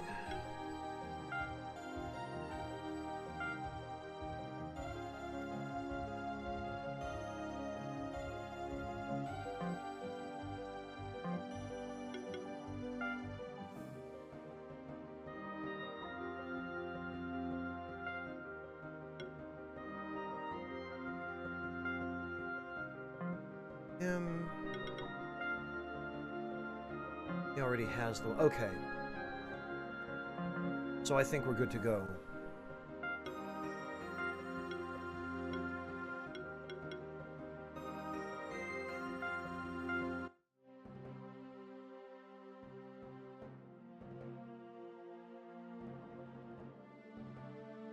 Echo Drop, I have no idea what that means.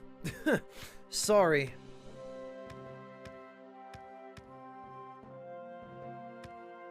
Carries probably some sort of cardiac strain from both the caffeine and from staying up.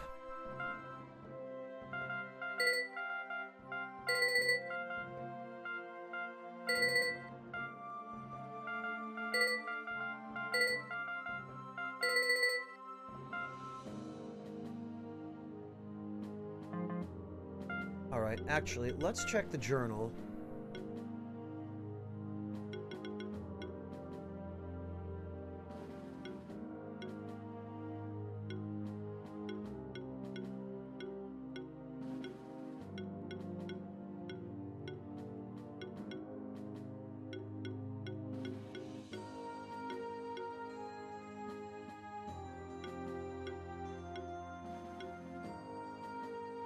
Mount, okay. Slash, and of course.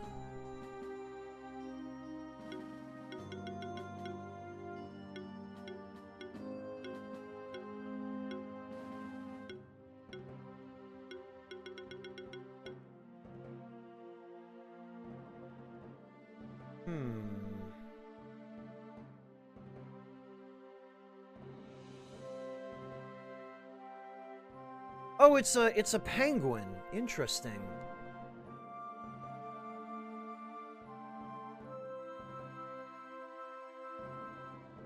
I don't know where we'd ever find them. Cargo. Oh, tackle. Okay. Beast warrior? Really? Raykozul. Proved flying. Okay, so he doesn't have anything we're going to be missing. Does have some rare loot and an item, though.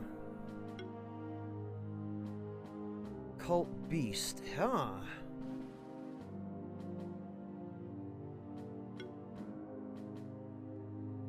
Yeah, this is the guy we need, but he is going to be a little while coming, I fear.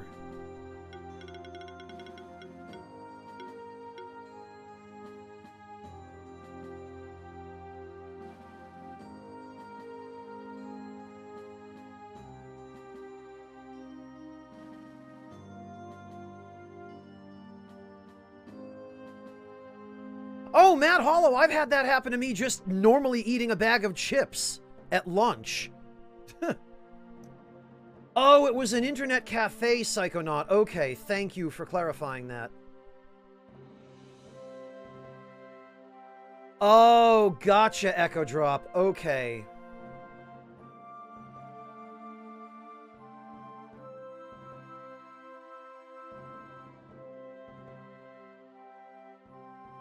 And it was something along the lines of a deep vein thrombosis. I gotcha. Not a pleasant way to go. And that's one of the important reasons why you should always get up and stretch, or at least shift your posture a little bit every once in a while.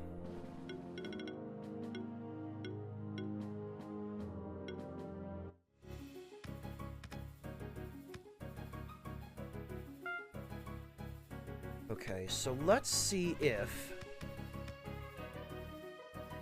this new comp works for...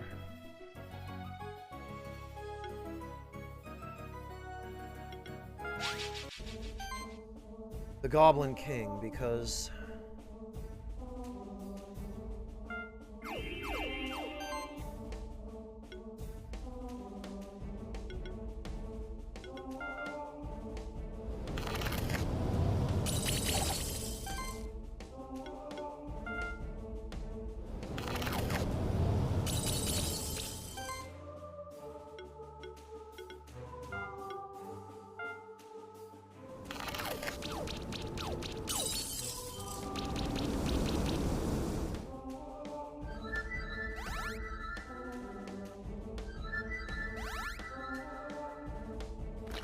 we're gonna have to just go all in here.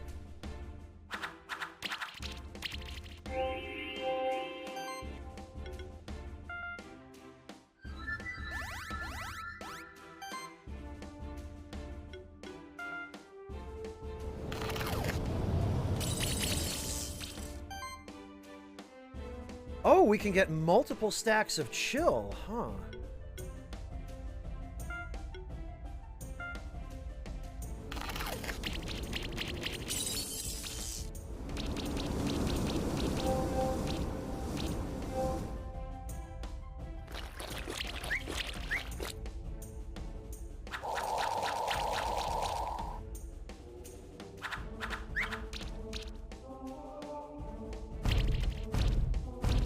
Yeesh.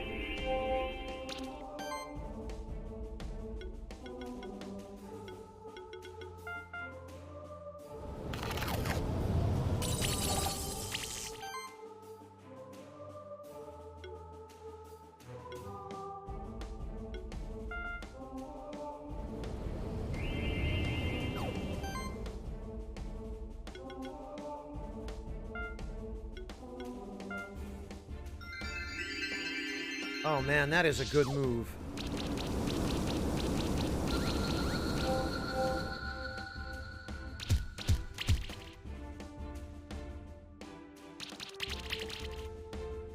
Of course, this is going to take too many turns.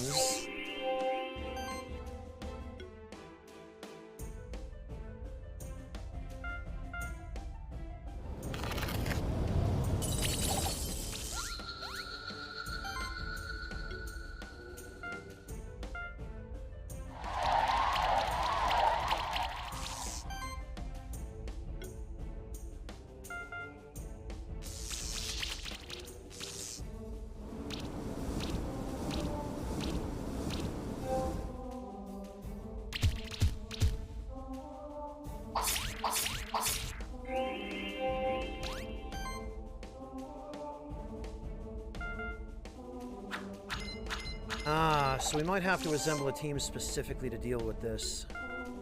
Because, yeah, we're using his strong element.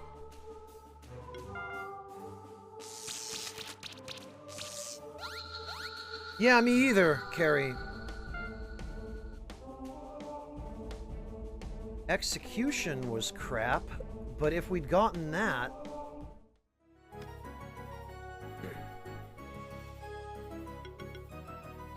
yeah, we could have done it. We were really close.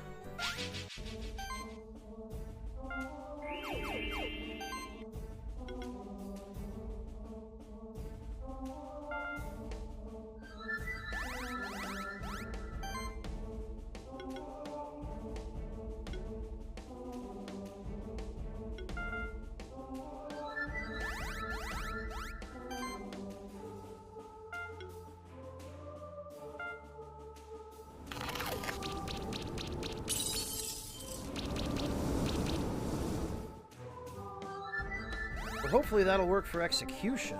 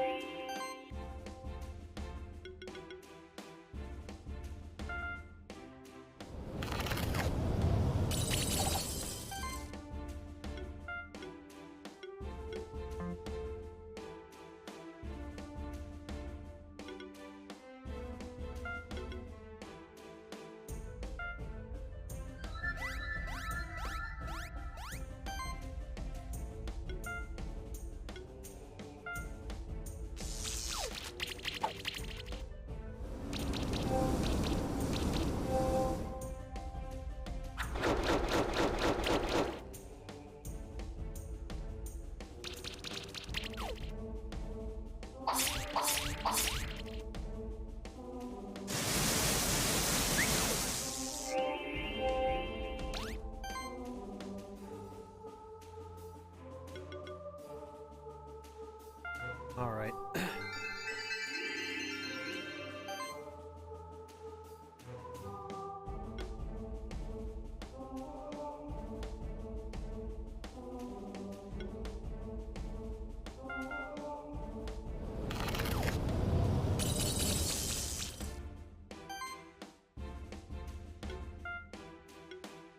Oh, and they're weak or strong against wind as well. Great.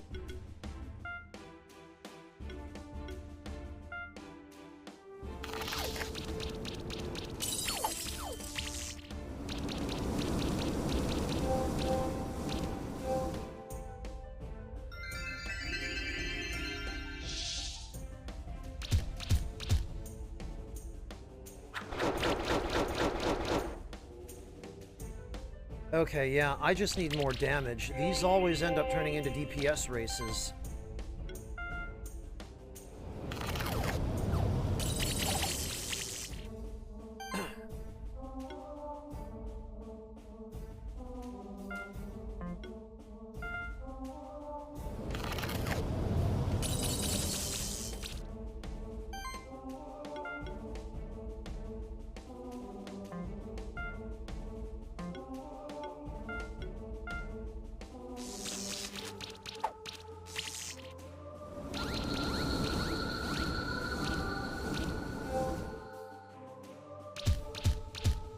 Now we can pile on damage, but I'd be really surprised if we get this.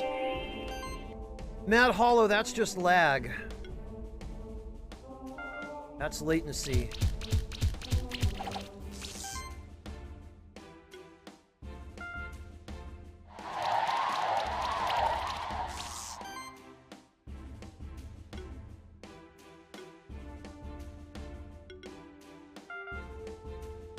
If we crit enough...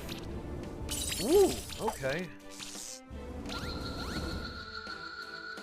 Oh, really? So 5 turns are still feasible. As long as we get decent execution, and as long as we stack up tons of buffs and debuffs, and have full health. No problem. Have a good one, Deadly Pants. Thank you for stopping in. Take care of yourself. We got the Goblin King egg. Actually, maybe we could make this work.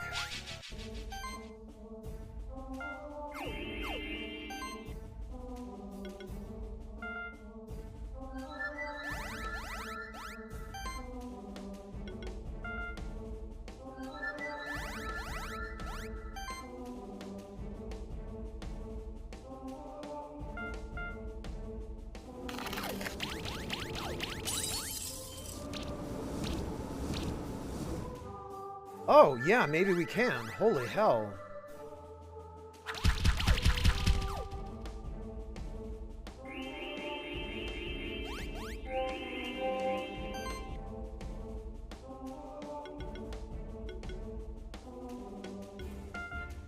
Yeah, we're gonna need lots and lots of shields.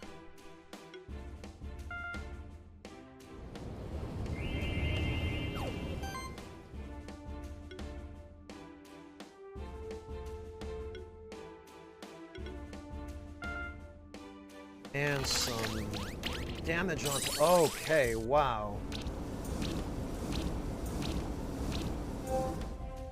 Yeah, this might be it.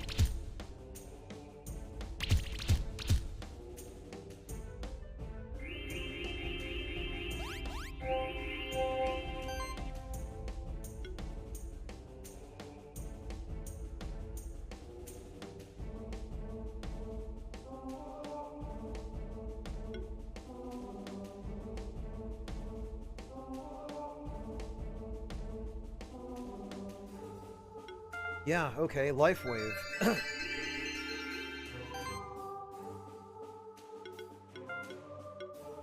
And then Full Offense on Waddle. And Deep Freeze. Holy hell. And that Deep Freeze damage. One more turn and we've got this guy. And I think our shields are going to be enough to carry us, because...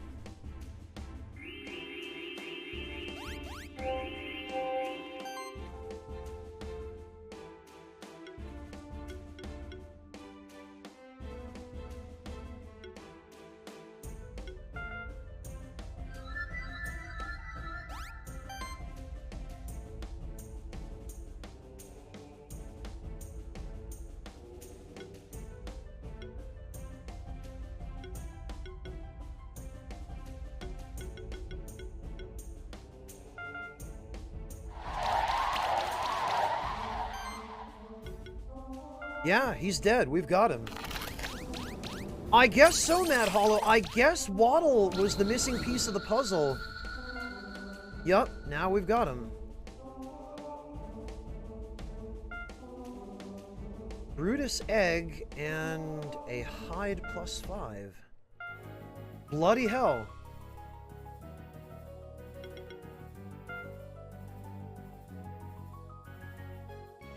Oh, and look at this. The hide +5 would give us some defense.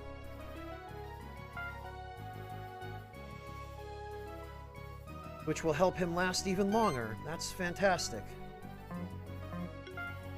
Alright then, let's do it. Echo Drop, this is a Brutus. And there is only one correct name for this guy.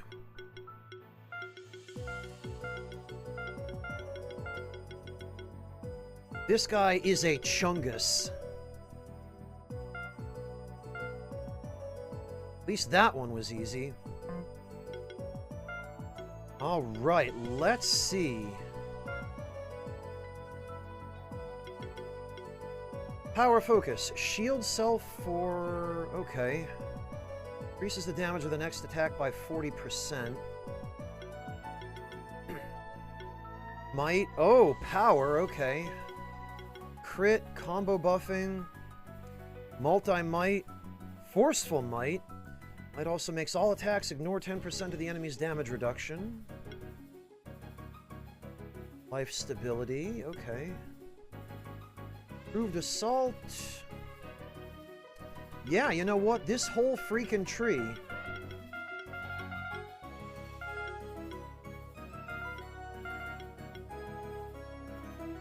other than maybe life stability. We got mana regen, neutral affinity. Yes, we definitely want that. Severe hit.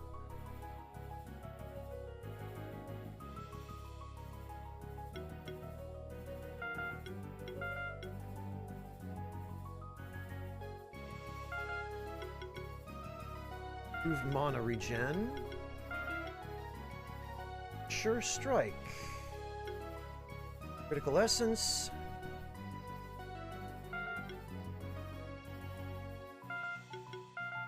So that's just going to be super duper crit.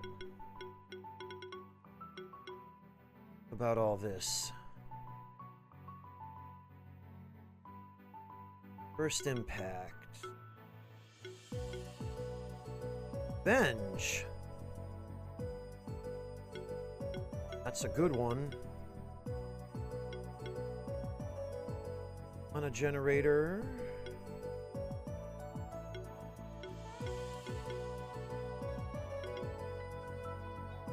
King of Beasts. Increase this monster's damage by 5% for each beast in the party.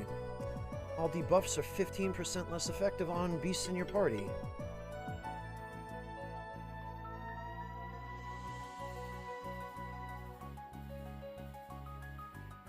Echo Drop, what do you have in the house?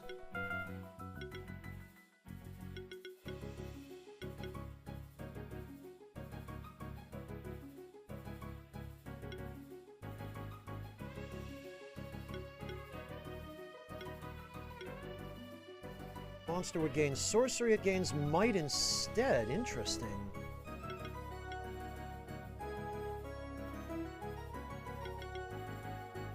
Okay, well that's important. Yeah, that's good.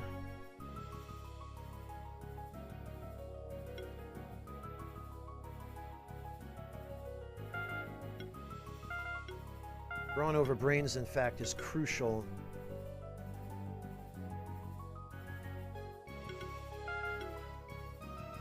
Health values from equipment increased.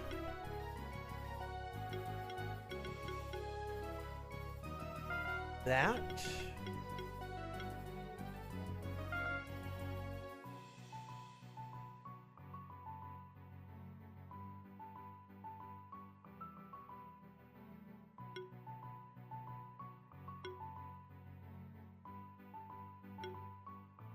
Then we need a skill potion for him, I guess. But actually, once this guy's done, that'll be,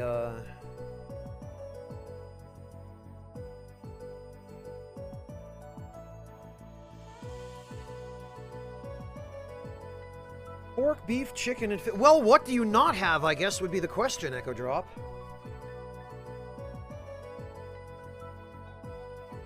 Okay, well, I'm gonna pick something out for each one of those.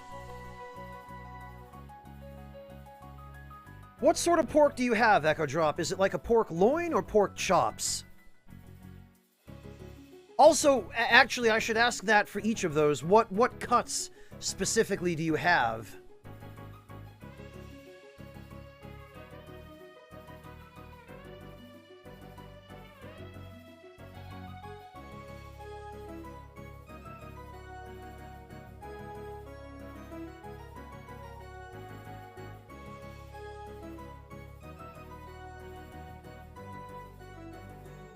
Because knowing what cuts you have would make it easier to give you recommendations.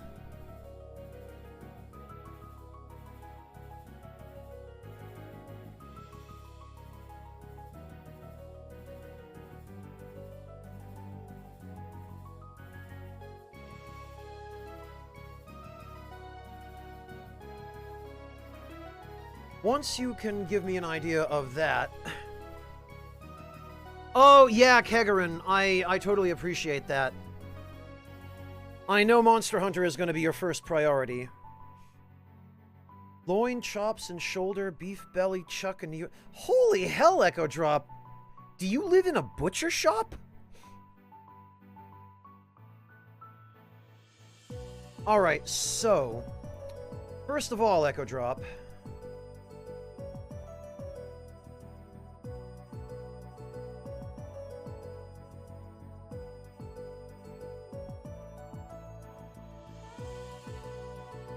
As for the pork,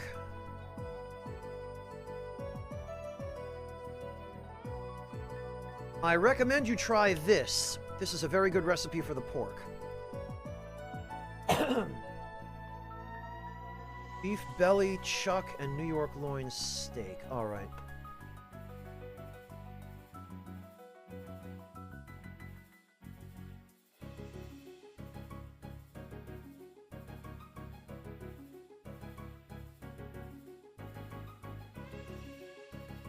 So, Echo Drop, for the beef belly,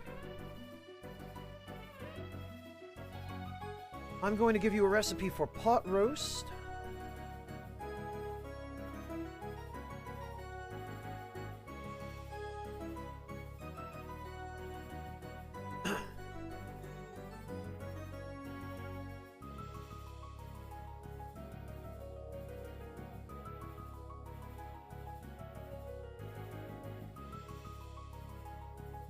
Actually, maybe not. The more I look at that,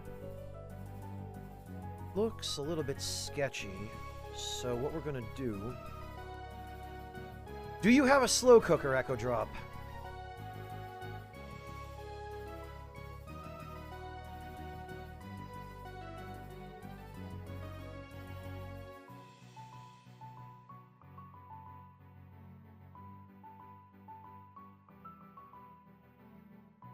Bought it when it was on sale, vacuum sealed. Okay, that stands to reason.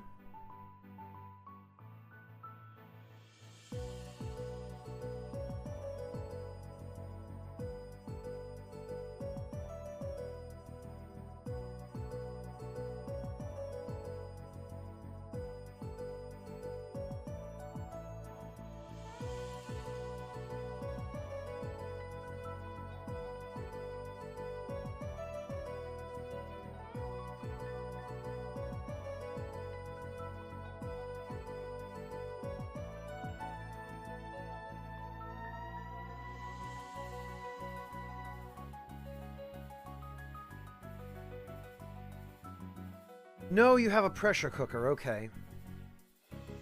No, that's fine, Echo Drop. I certainly don't mind.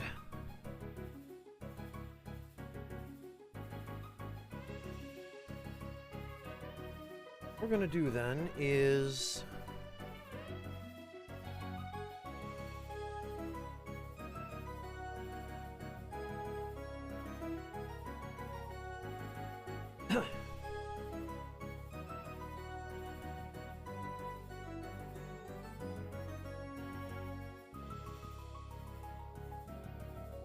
Oh, okay, that's pretty...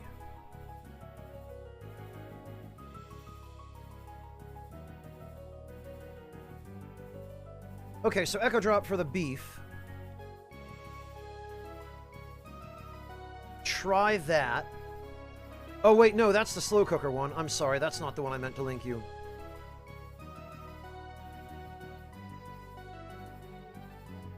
Disregard that. I meant to link you...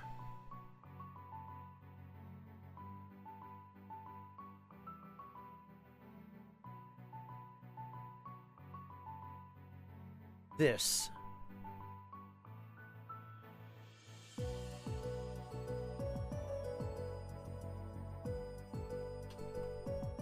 As for the chicken, what did you say? Chicken is breast and thighs. So...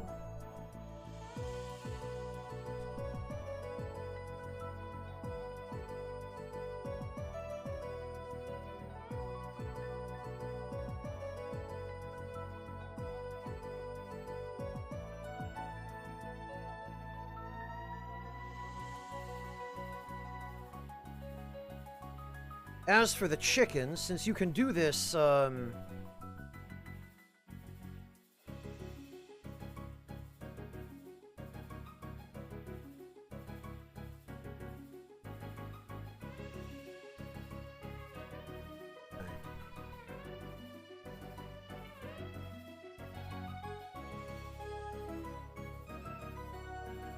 I just need to find it.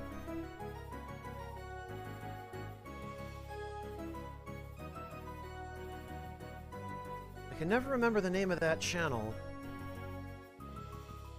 Oh, here it is. It's All Things Barbecue. Alright.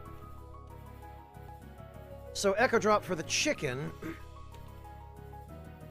I recommend this. That's one of my favorites. And... I have salmon and tilapia.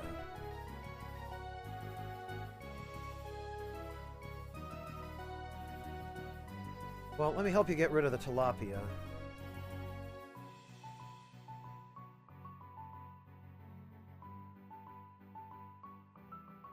Here are a couple of my favorite recipes for lighter fish like tilapia. Actually, who am I kidding? This is the only one you need.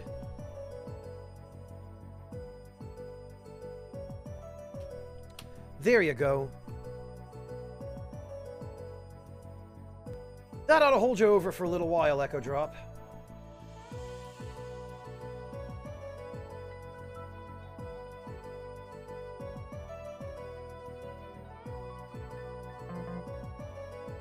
Whoops. Oh, we're not done here yet. No problem.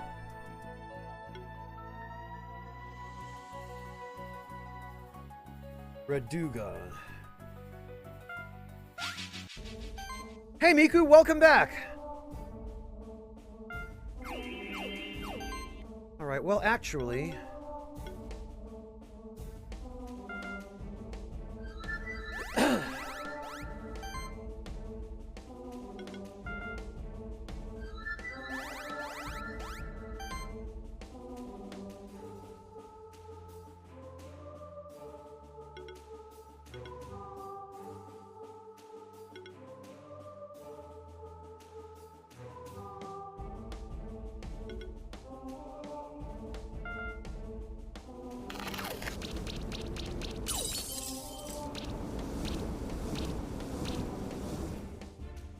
Oh, okay, yeah, I think we've got this.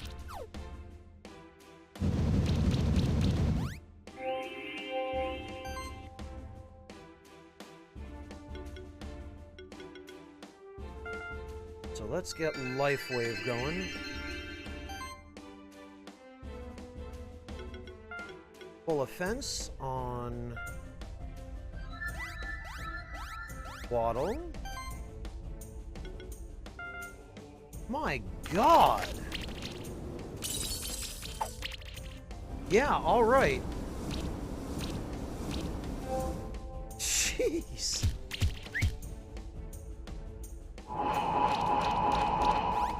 Oh, that's Soul Beam, huh?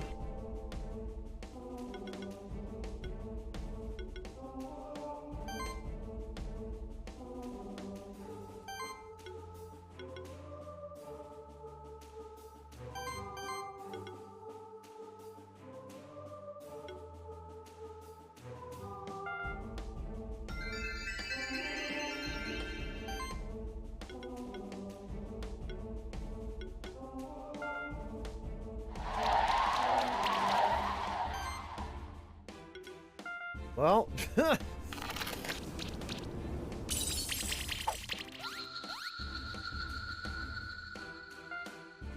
unsurprising. We keep getting crappy execution bonuses, though.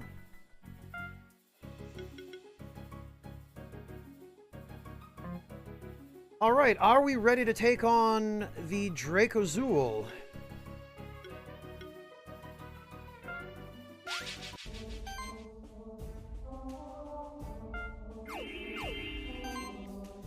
Hopefully, we should be a bit better off this time.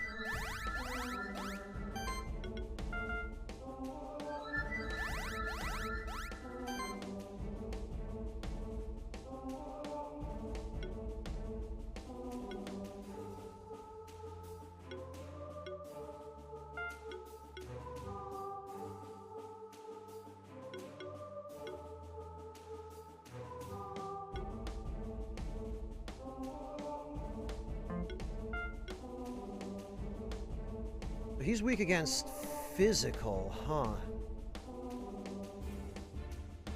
And he resists water and wind.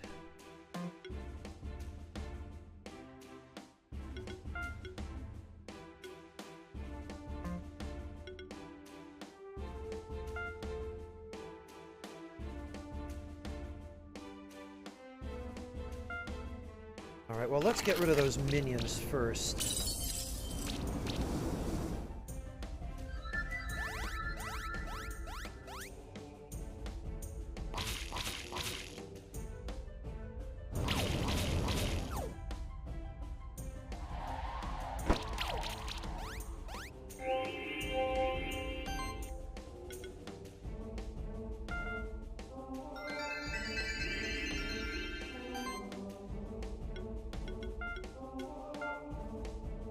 Get full offense going.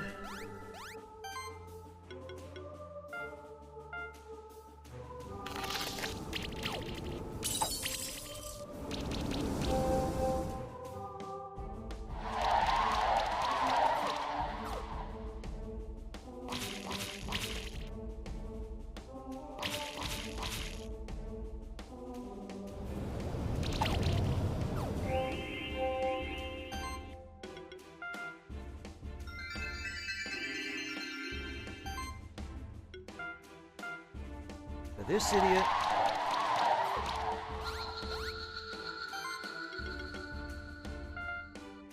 Get rid of our debuffs.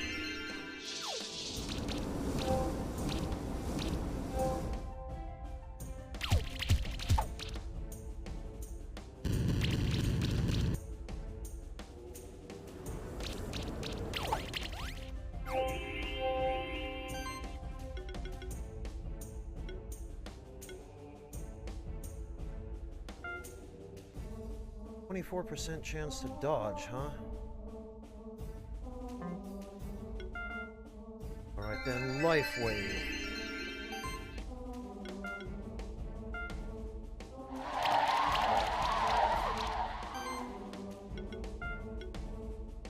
And we shall hopefully get rid of him. Yup.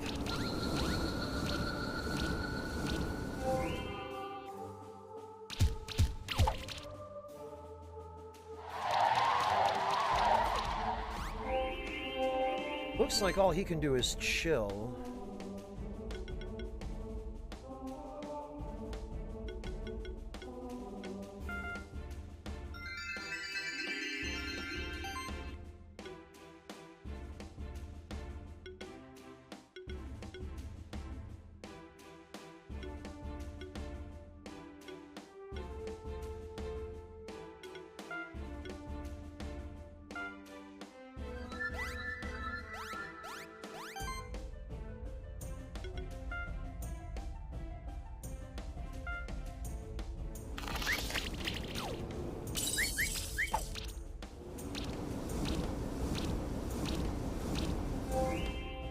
This is still gonna take forever, though. So for this, we might need a poison setup.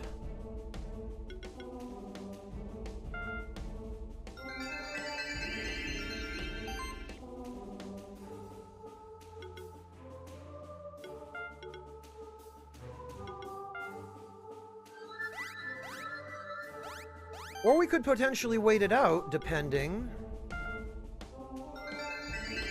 Because we do get a higher score the more buffs and debuffs we inflict and cure, respectively.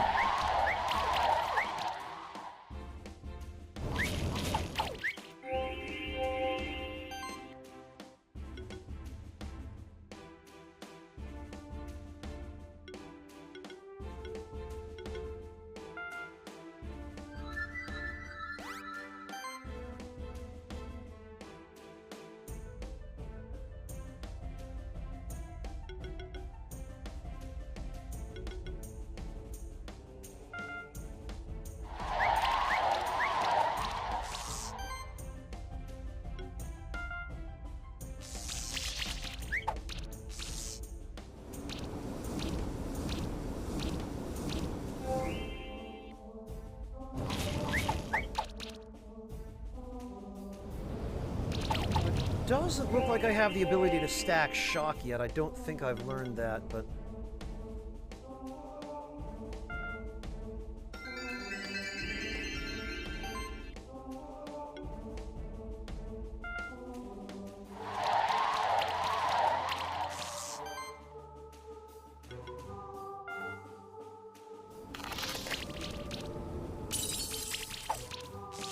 Wow, despite him being strong against this, damage is certainly significant.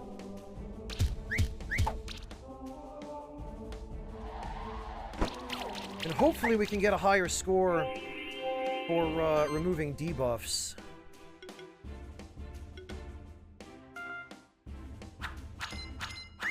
Because we're sure as hell not gonna get the score for time here.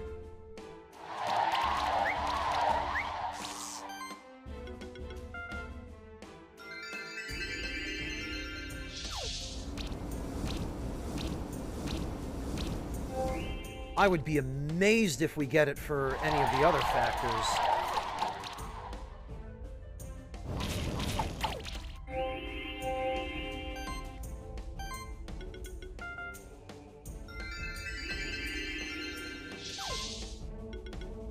Although maybe if we cure a ton of debuffs... Oh, hi, Tramer. Welcome back.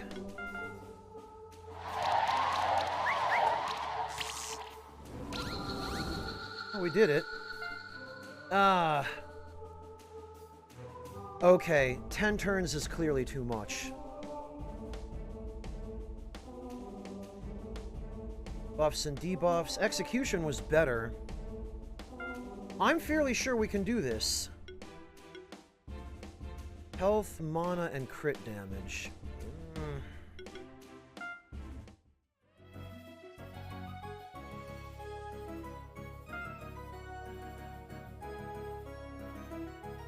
Okay, so I think I have an idea.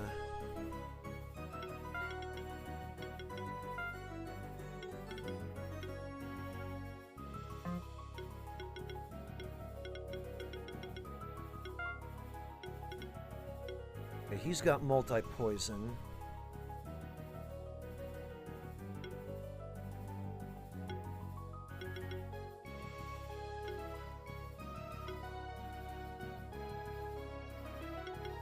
Yeah, we start off with him, I think, and then we get armor break.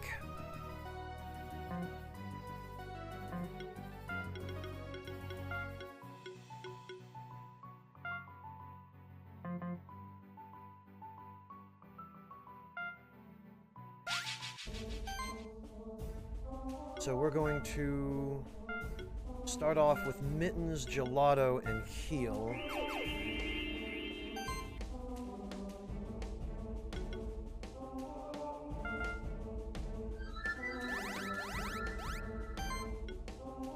We're going to get a shield on everyone.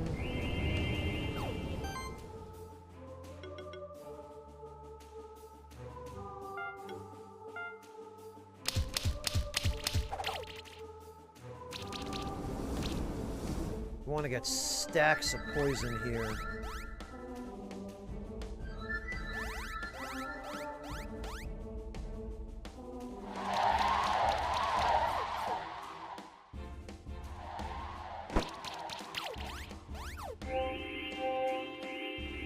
And we just keep everybody shielded.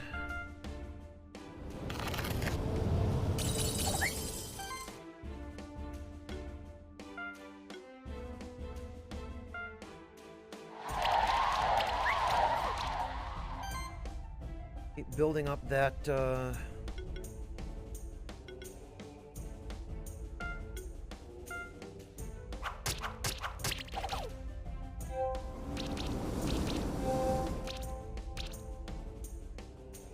armor break and those stacks of poison.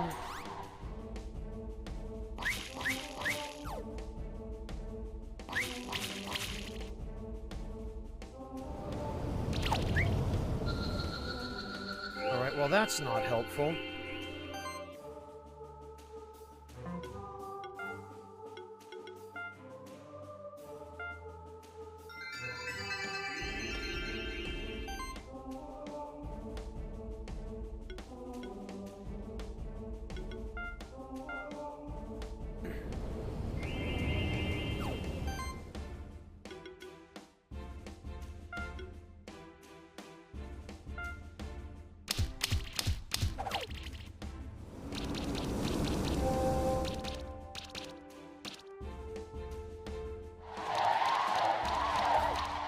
Okay, we got poison up.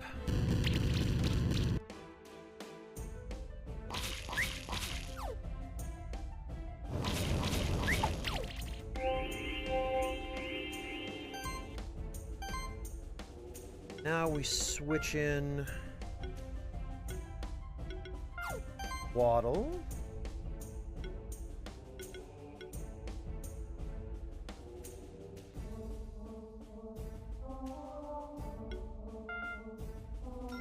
Get Life Wave up. Full offense.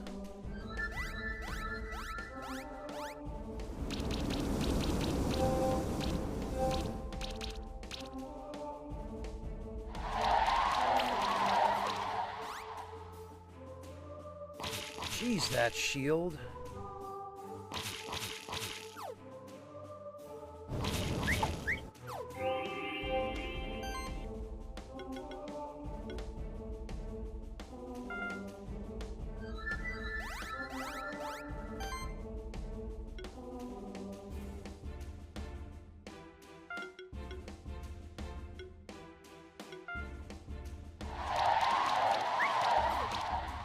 I wonder if it counts if we...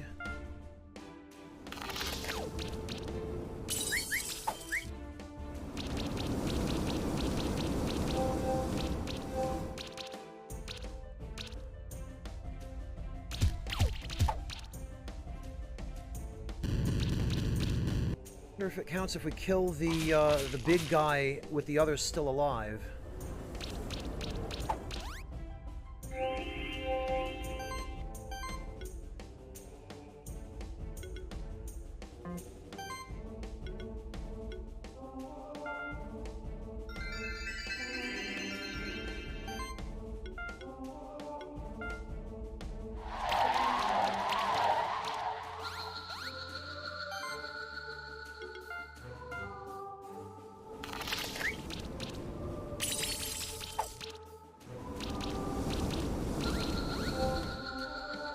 Alright, no, we have to kill the little ones too.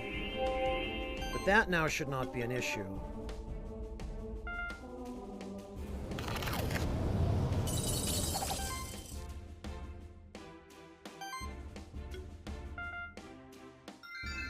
Get rid of this crap.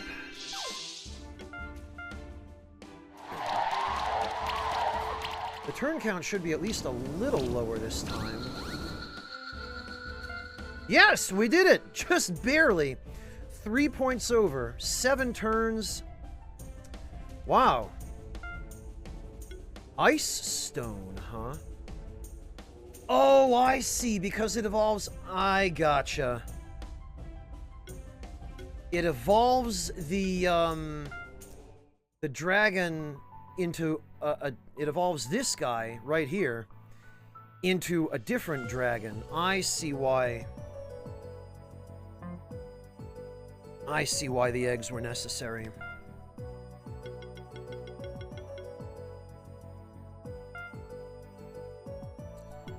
So we're going to need a Drakenov.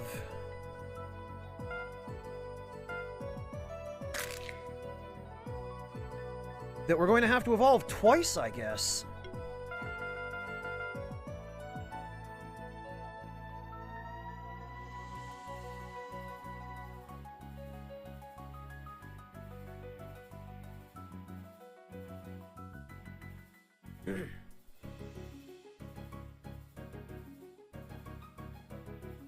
So under the presumption that he is going to be an ice dragon...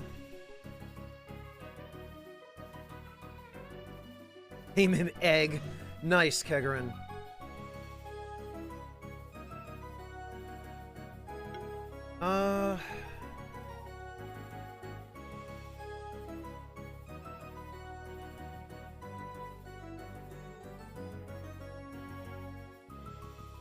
Ivan the Tundrable? Wow, Echo Drop.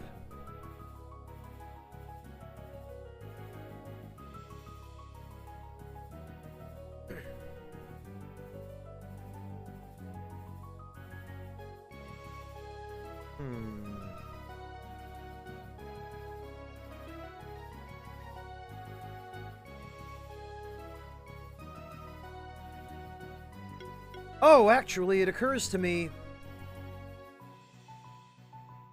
Frost Dragon, Olaf,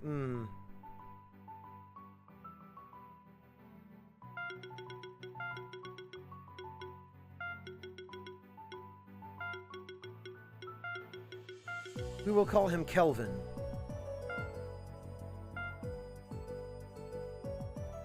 Now, under that presumption...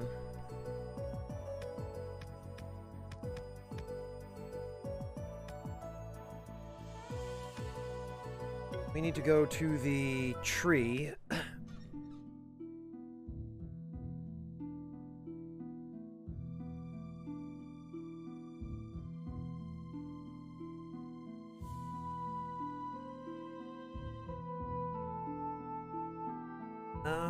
And we need to use an ice stone.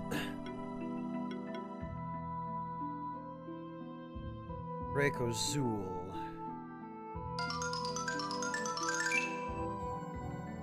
Very good. Into a light-shifted Dracozul, which...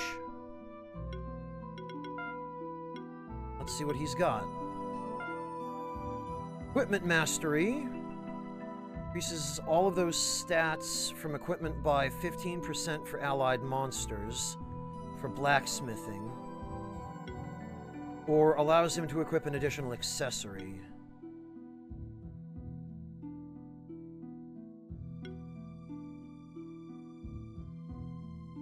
I don't know. Let's see in which direction his skills lie, and...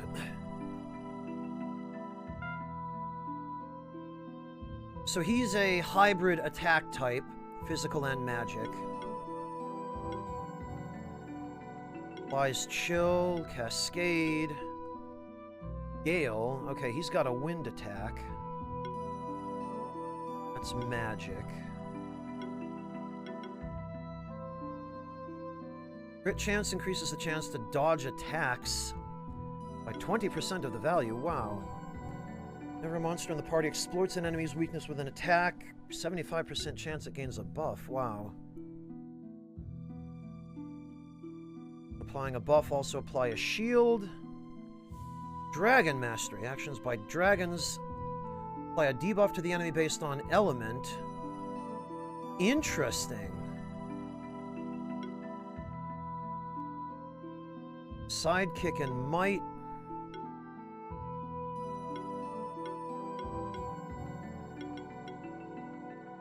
That's all wind. These are all buffs. Spell shield and barrier. Multi-barrier. Copy shield. Mana shielding.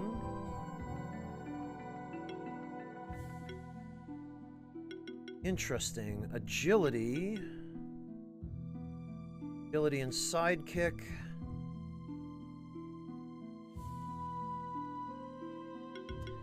Actually, this guy could replace Gelato. He'd be a better damage dealer, and he's got all the crazy buffs going on, too. Critical damage. Mana proc, mana focus.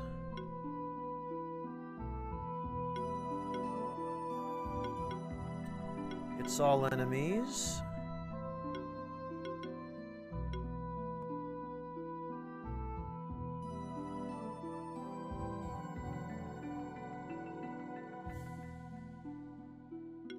The question is, does he have multi-chill? He does. Okay, well...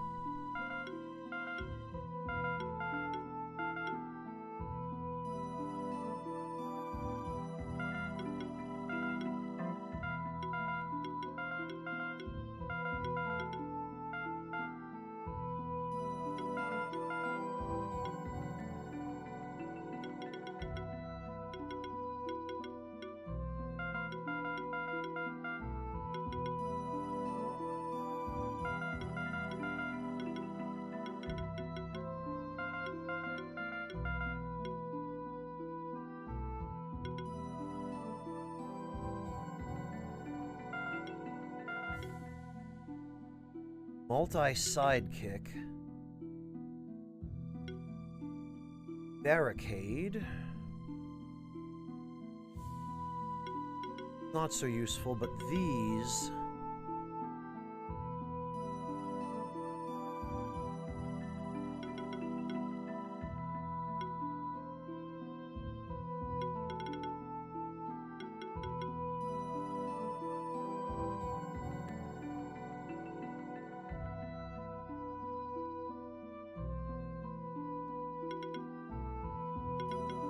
Yeah, this guy's fantastic. We could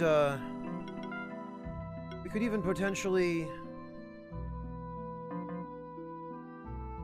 Where's the merchant?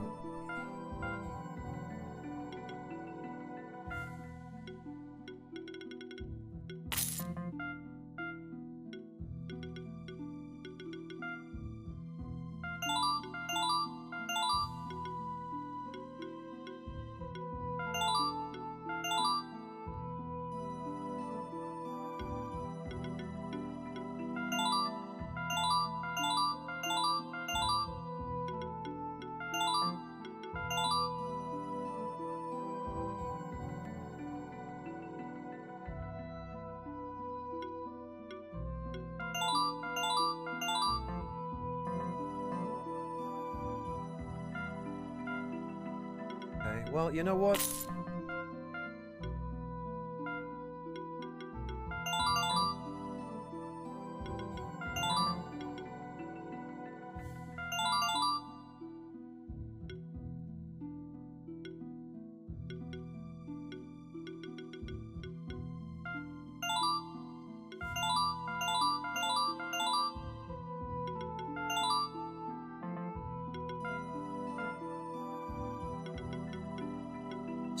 Fatal upkeep. Yes, congeal damage plus 15%. Then Frostbite, which I think...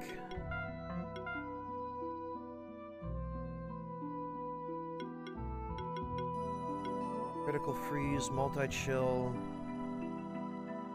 Oh, he doesn't have Frostbite. Okay.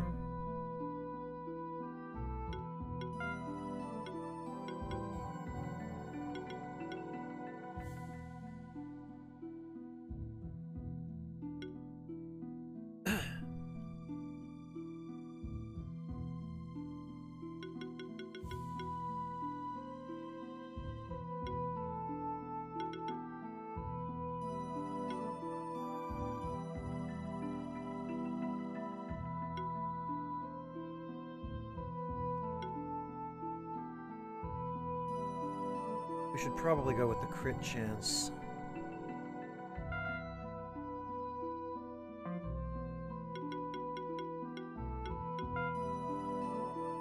And then...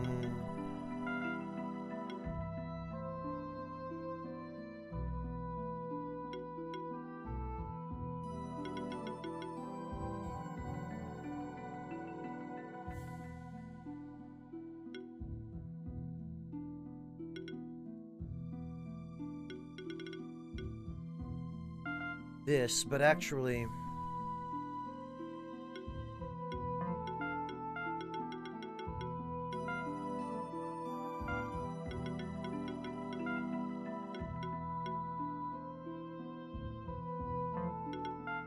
So this guy is going to need crit. Which of course means Shuriken yet again. I feel like the Shuriken is kind of a dominant strategy here.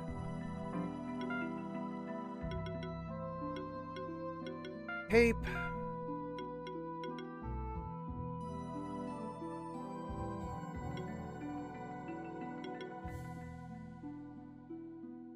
Defense and crit chance.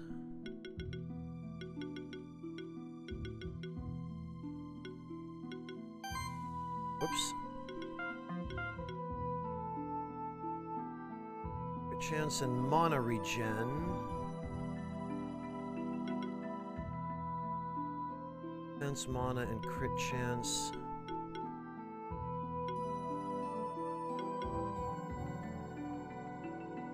Attack and crit damage. Actually, that might go very well on him. But, wait a minute. Health, mana, and crit damage.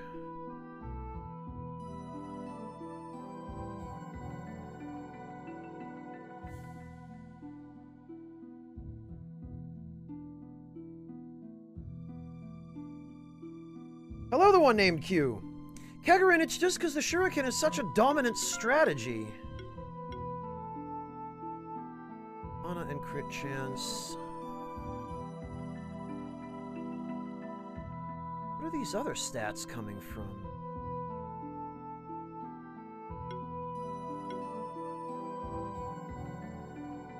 Oh, I see why, because the mana boost is giving him... Alright.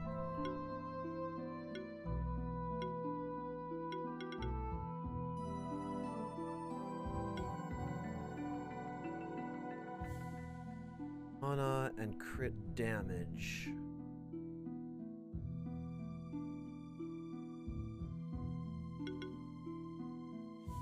Damage and mana regeneration.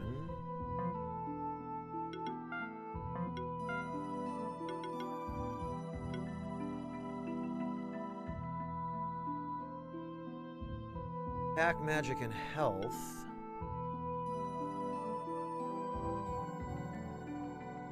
Attack, magic, and mana. Actually, that's...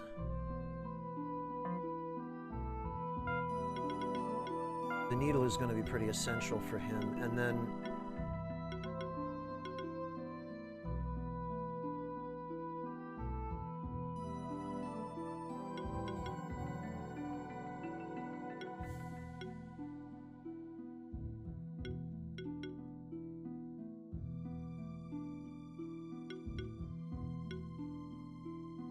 Crit chance.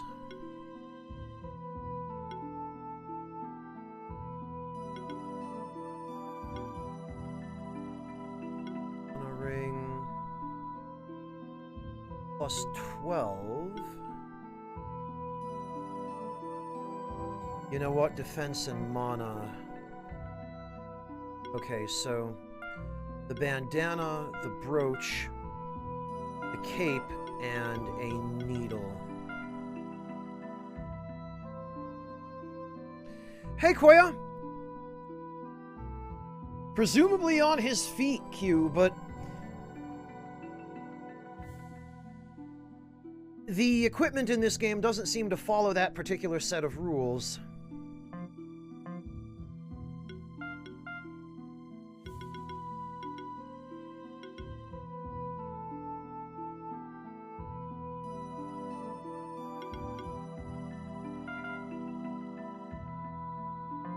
All right.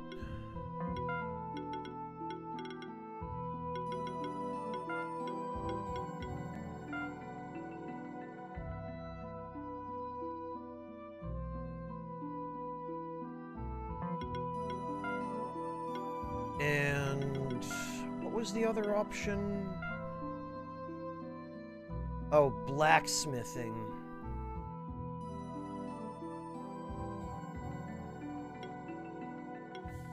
Increases defense, health, mana, mana regen, crit chance, and crit damage from equipment by 15% for allied monsters.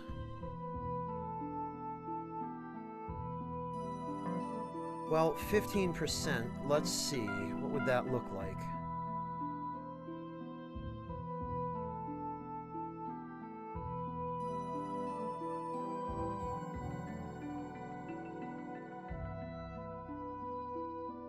Actually, that would be pretty significant.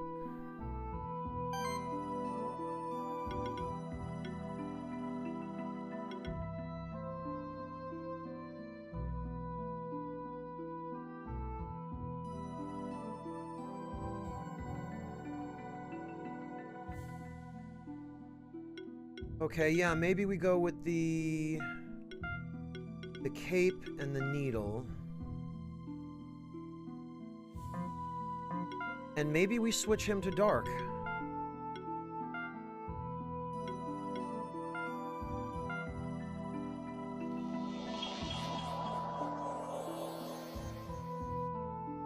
Well enough, thank you, Q.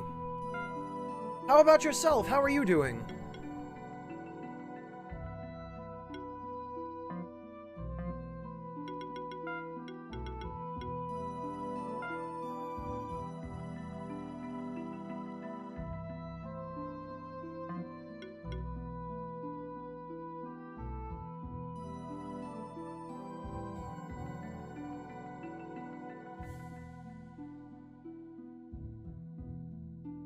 Actually, I think this may end up giving him more stats just by himself.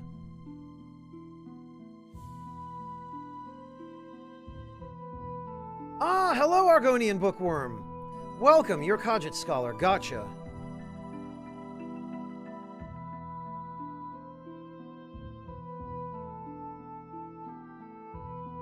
Oh, congratulations, Q. Very good. Good luck with your writing. That is something that I can relate to, actually.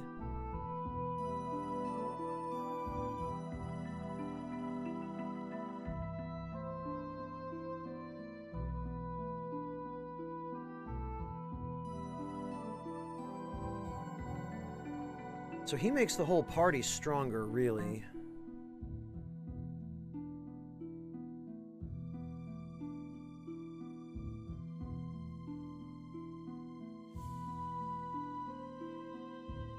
And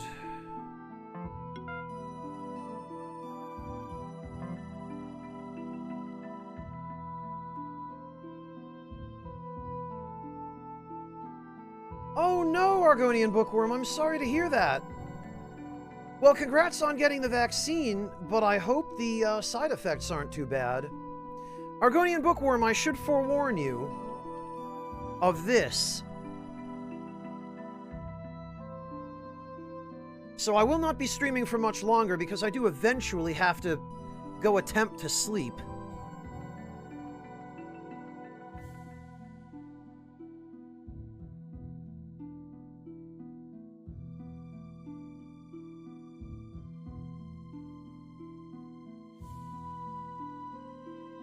Oh, that sounds like it's shaping up to be a very fascinating book, Q.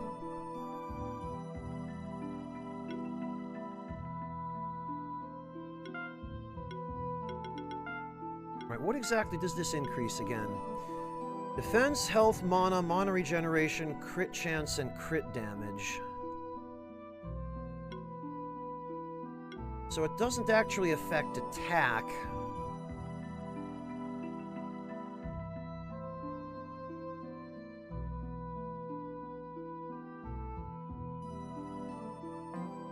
Defense, health...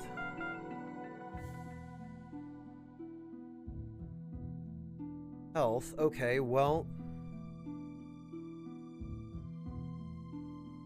Mana regen...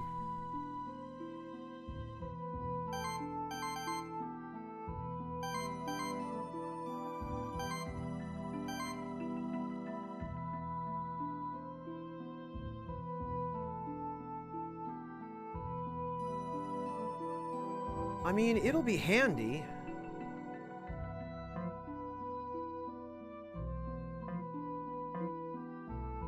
Actually, what other catalysts do we have?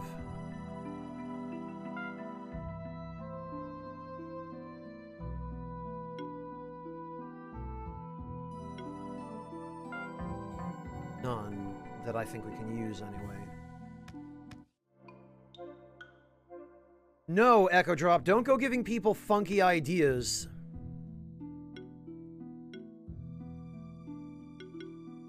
Actually, we could go test this now.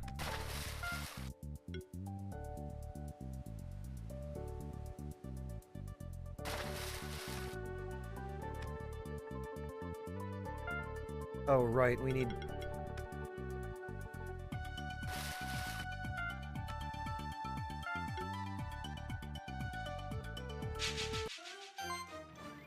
Alright, let's see...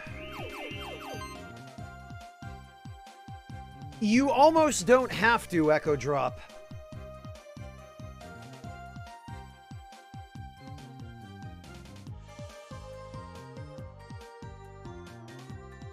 Yeah, Argonian Bookworm, although don't rush it, because remember...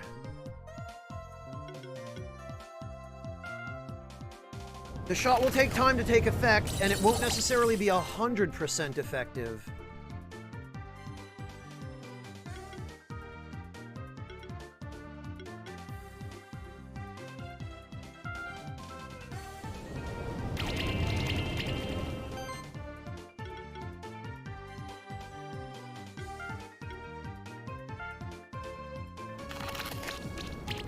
It will help protect you, but, you know, nothing is a guarantee.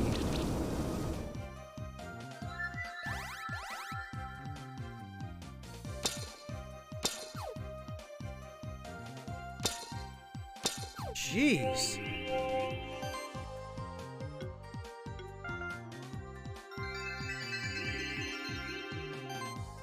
It is, Bookworm. I think you would like this. It's... Well, I picked the wrong place to try to,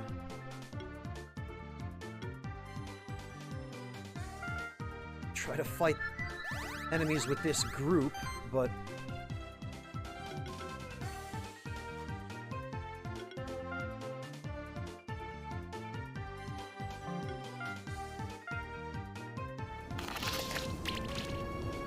Oh, yikes, Q. Well, I'm glad you didn't have any permanent damage, because... Depending on what it is, that can potentially be a worst-case scenario than just dying from it outright.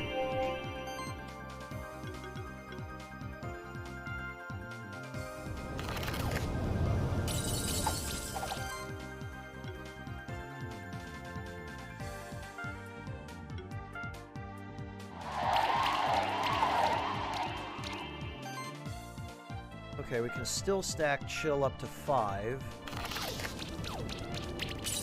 Yeah, alright, I mean...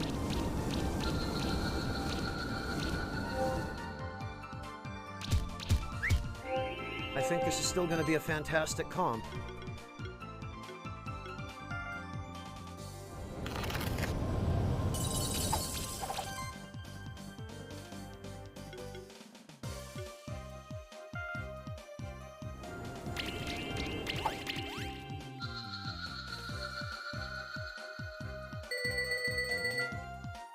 Not the greatest performance, but...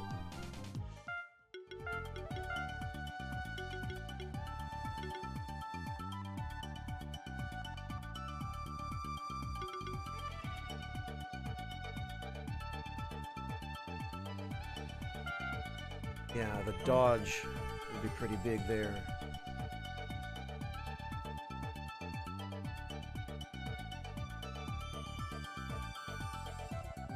Oh, yikes, Q. That also sounds quite unpleasant. Actually, let's see.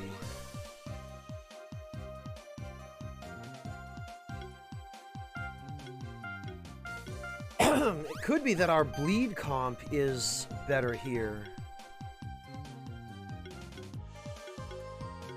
Nope.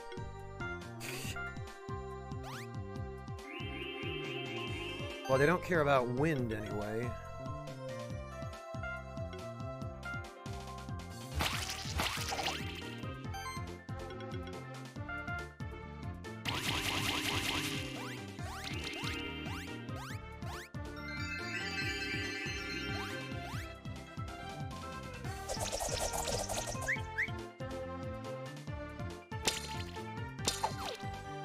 Actually, this is working out quite a bit better.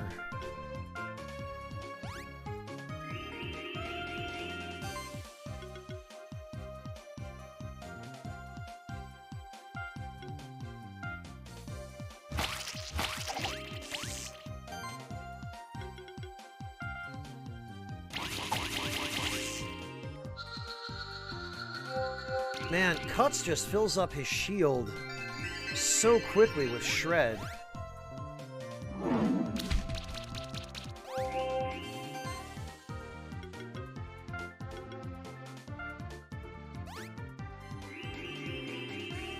Ah, the Cat Zerker!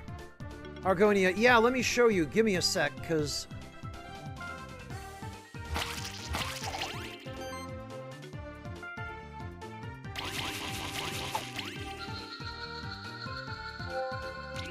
there's a monster journal where you can look at pictures of them.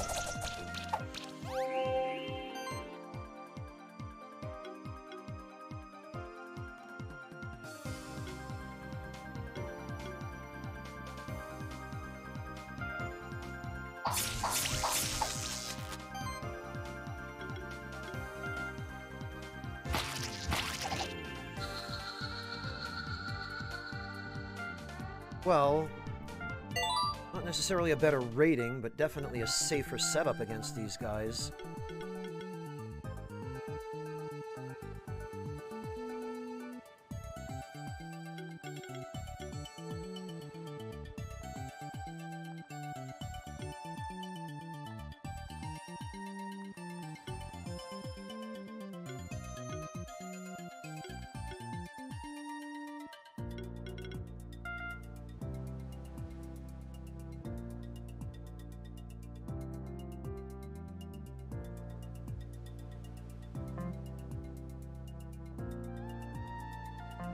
Okay, so this right here is the enemy you were referring to, Bookworm.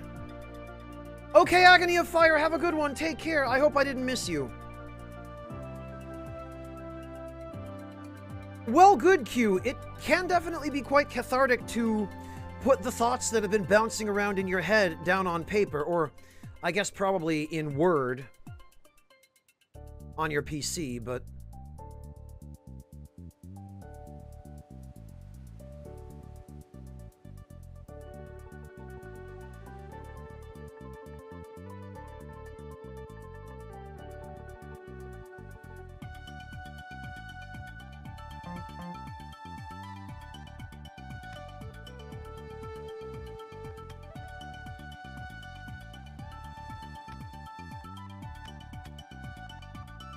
Let's see what else is through here.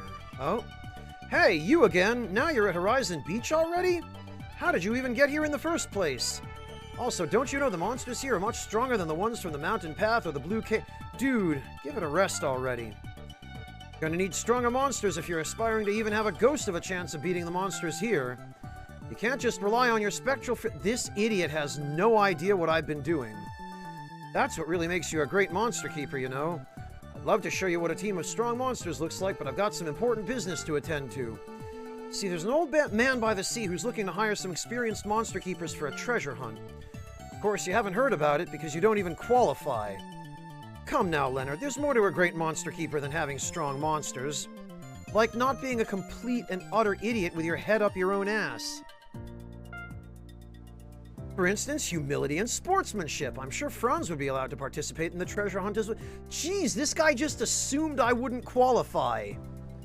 And now he's standing here in front of me running his mouth, when I bet I would thrash him in a duel.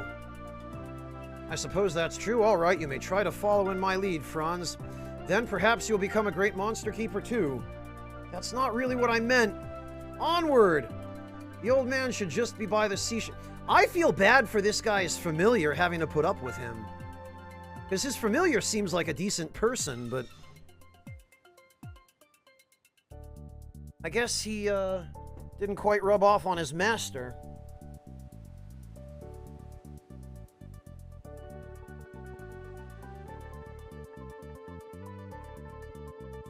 Plus, this treasure hunt sounds like a setup.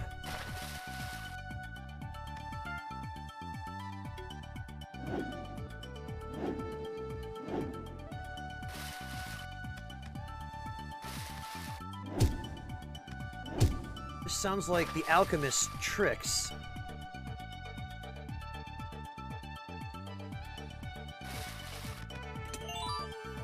Ooh. Level 2 reward box. Don't mind if I do.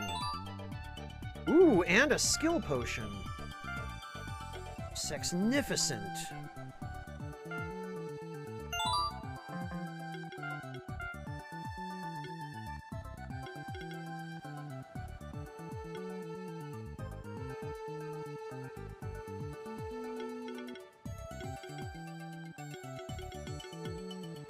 Evasion.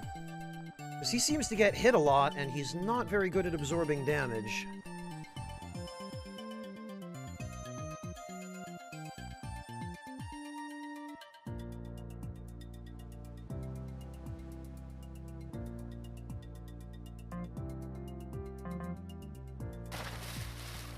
I have to say, the music in this area is pretty catchy.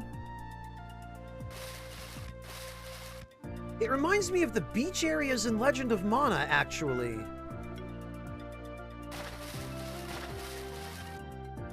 What have we here? Brawlish. And Yukon, or Ukon.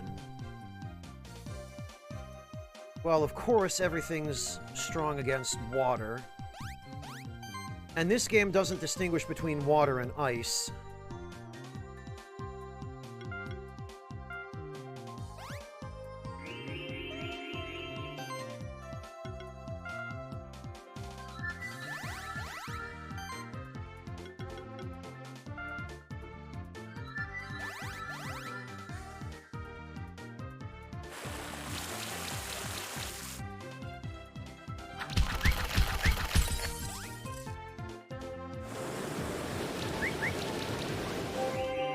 Man, Shroud really doing some work.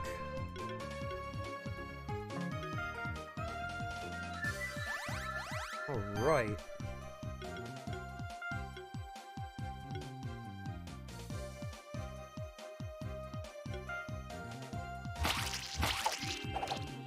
That healing.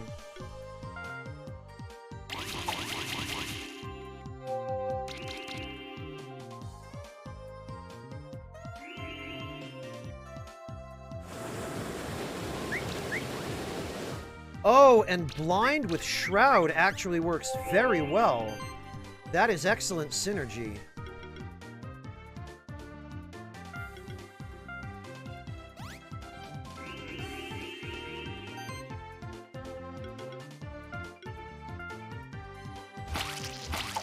Get bit. Or shredded, whichever. Okay, yeah, now I'm starting to see...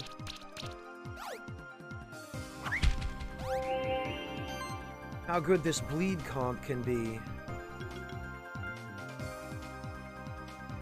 To just have him protect himself. Oh, nope, that just gives him the shield. Well, alright.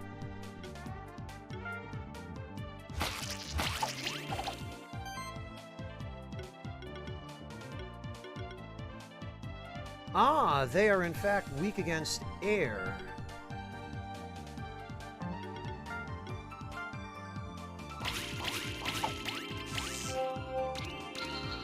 Ha! That's fantastic.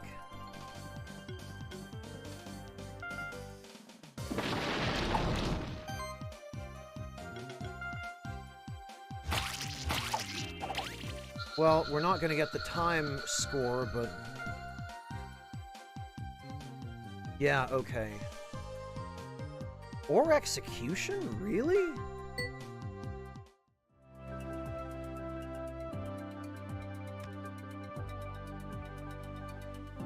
Well, hello there, young keeper. What a pleasant surprise. I was just looking out at the ocean and reminiscing about my family history. I can see you're the adventurous type who'd rather just go out there and live your own stories, but stay a while and listen, won't you? There might just be something in it for you, too. Hey there, Franz. Did you come here to take some time off at the beach? Or did you hear about the treasure hunt that's supposed to be happening around here, too? Heard right. I'm encouraging monster keepers to go looking for a treasure cave that I believe is hidden somewhere deep under the sea. But first, let me explain a little bit so you know I'm not just making all of this up. One of my ancestors actually happened to be a very well-known pirate infamous across the oceans of the old world. He lived around 300 years ago and he was actually a monster keeper. You're probably wondering, how did he become infamous in the old world even though he was a resident of Monster Sanctuary? Considering the barrier that's separating us from the old world, which only very few keepers are allowed to cross on specific occasions. I'm telling you, my ancestor had a ship that allowed him to cross the barrier freely at any time he wished to do so. That, and the fact that his whole crew was composed of monsters, made him the terror of the old world seas. But eventually, he super died. Most of his treasures were never found. He did leave behind some clues for his descendants. Of course, our family's always kept these clues for themselves. Well, I've decided I want to see the treasures uncovered before I pass on myself. My own children just sit around playing video games and looking at their phones all day. So now I'm hiring any keepers who have the curiosity and the will to go play outside. Who knows what could be down there in that treasure cave? You know for sure that there's a memorial ring down there with the ancient words of our family inscribed on it. E puerbus unum. So ancient, in fact, nobody in my family even knows the darn words anymore. That's all I really care about. Bring me the memorial ring. You can have whatever else you find down there. We're actually looking for sanctuary tokens, one of which could be somewhere at Horizon Beach. It's rare if it has any value at all. You can bet on it that my ancestor took it and hid it down in his treasure cave. I see. It's probably worth investigating at the very least. As I said, my ancestor left behind some clues. For one, I'm pretty certain about the fact the treasure cave is at Horizon. Haven't we already established that? He also left behind an encoded message, which I've only recently managed to fully decode. It says, "It takes 3 to enter the Maw of the Beast." I'm sure that must be the final hint necessary to find the entrance to his treasure cave. Oh, how intriguing. I'm sure we'll find that treasure. We should be able to find one of those sanctuary tokens in any case, at least. Let's get going. We've got a lot of ground to cover. Ha! Just run right under the water. Dive right in. Everyone can breathe underwater in this universe. By the way, there was another keeper who passed through here just before you arrived. He was quite eager and already went ahead. Alright, sounds fun. Let's try to find that treasure. Maybe we'll find it before Leonard and Julia. Or maybe they'll just walk into the alchemist's trap.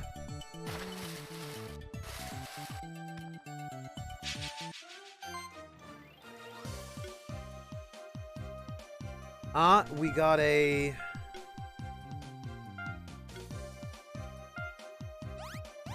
We got a, what looks like it might be a Dark Elemental Brawlish.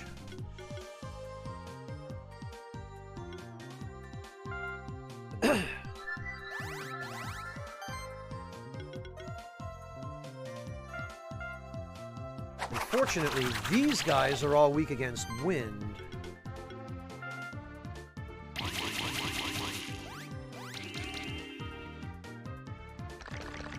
So we can start stacking up some damage.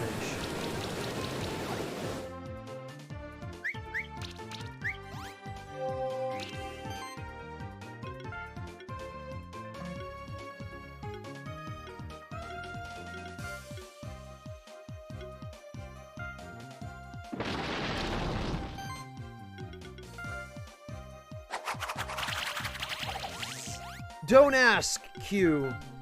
It's never explained, and I doubt it's going to be.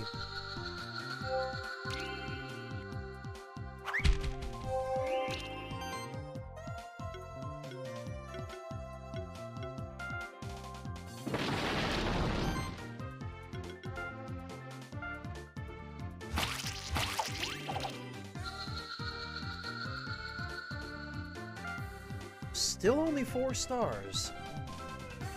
We're bombing the execution. I wonder how that's possible.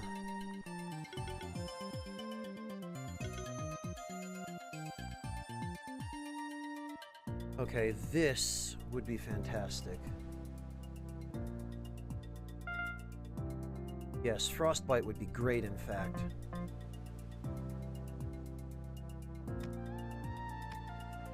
Hey, Monty, welcome! Oh, but we can't get through there. I guess we need power swimming of some kind.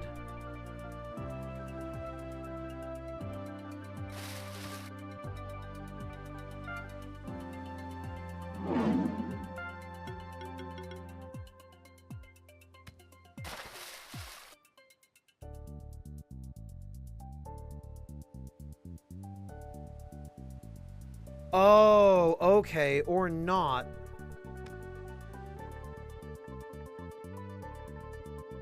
These are one way is what they are.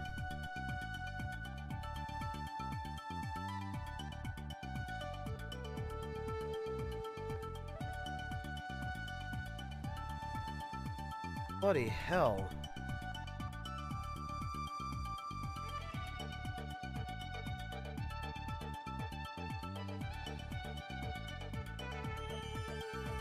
It sure would, Miku.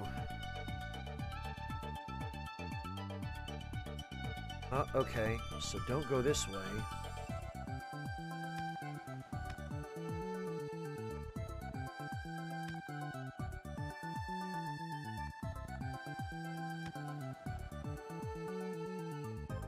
Okay, don't go that way at all then. It looks like we need to go down.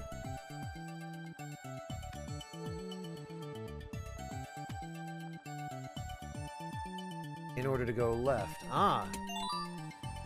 Level badge!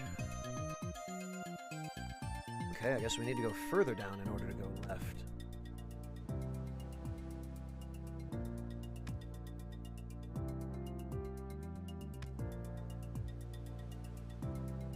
Honestly, though, with this nice chill music, I almost don't mind.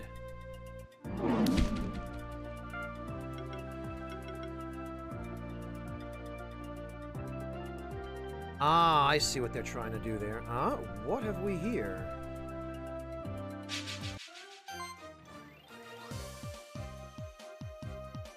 Nautilid. Weak against ailments, huh? Strong against physical.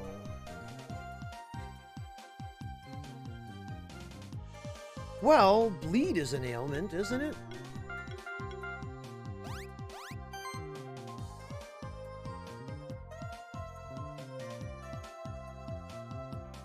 Oh, unquestionably flight, Q.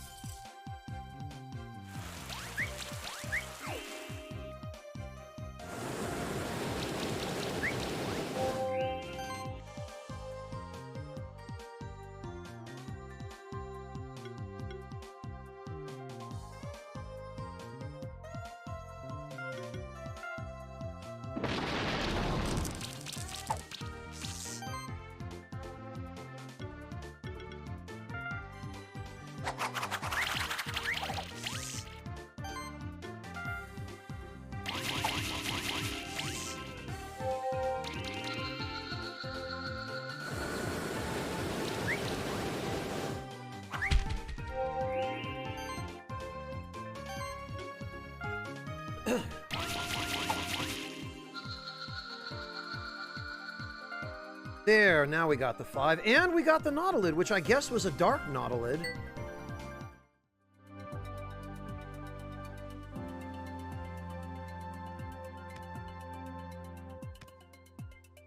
Okay, we have to go this way.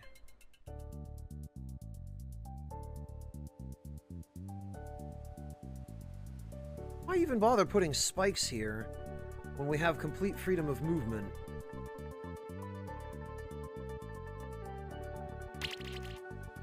Oh, I guess that's why. Because we sink if we stop moving.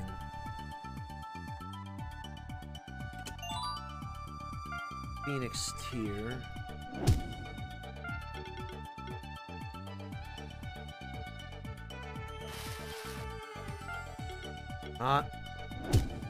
No?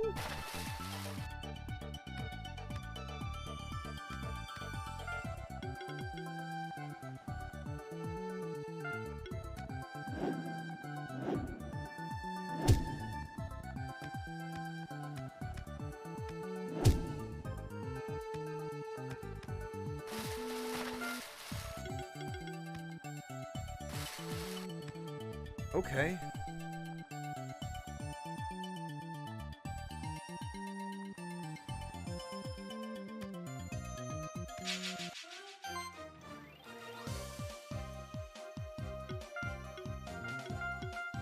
All right, well...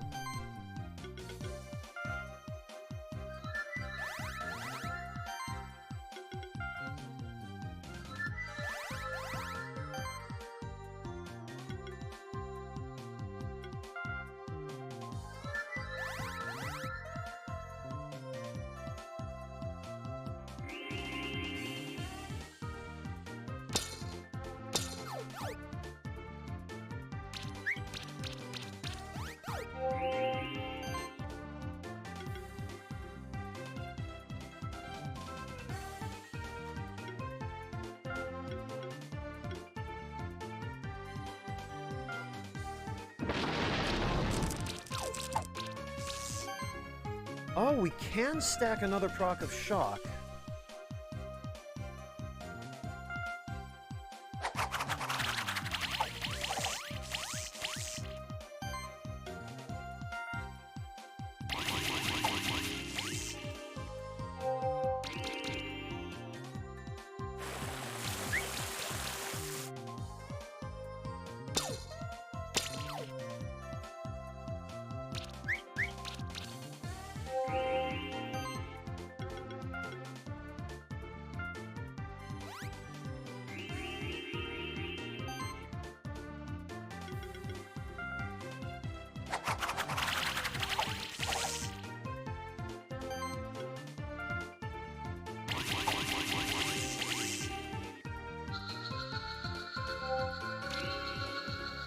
Okay, well... Bah. Verdant Gem, Phoenix Tier, and Steel. Still getting garbage for execution bonuses here.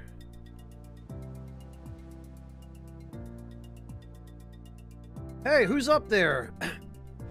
Oh, it's you! Fate truly is a harsh mistress. I'm stuck down here, fated to starve in complete isolation, and just when I think that I'm seeing a ray of light on the dark horizon... Don't listen to him. We need your help. We can't get out of here on our own. But don't just rush into this pit like we did. We'll need a flying monster. I mean one that is capable of improved flying. It's true what my trusty companion is saying. For better or worse, you're our only hope. I can tell you, though, that there are flying monsters in the eastern cliffs of Horizon Beach that are capable of improved flying. So all you have to do is get one of those. Shouldn't be too hard. We should probably help them, right? Even if it's Leonard, leaving them down there would just be cruel. We do have a monster capable of improved flying. Let's save them. Oh, and we don't even... Okay, I can't believe it. I was actually saved by you. Didn't you get your first monsters just recently? I think what he's trying to say is thank you. Huh, I wouldn't go that far. If it wasn't you, maybe somebody else would have come along eventually. Anyway, I guess I owe you something now. I'll let you in on what I've found so far, alright? There was a strange-looking place in the underwater caves below us, and there were some switches on the ground. I think that was the entrance to the treasure cave. Let's meet there. You can help me solve this puzzle. Oh, do your work for you, you mean? Alright, seems like we're getting closer to that treasure.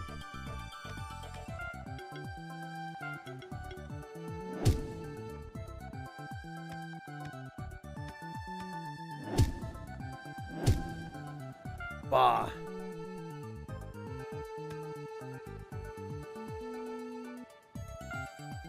Wait a minute.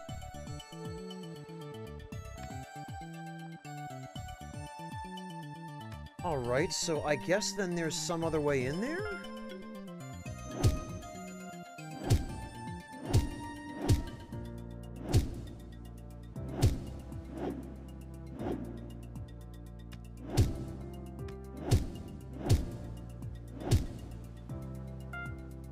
Hello, KCK. Not for much longer, though. Because it's been long enough that I really ought to be thinking about going to get some rest.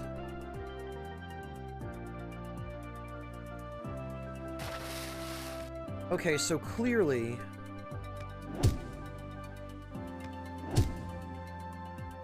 not.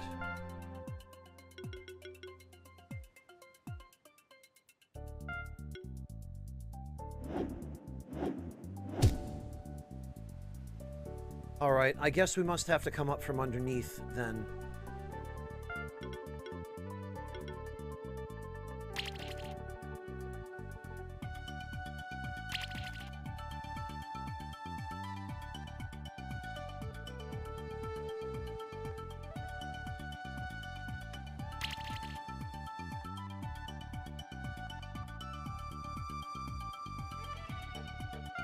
Whoops.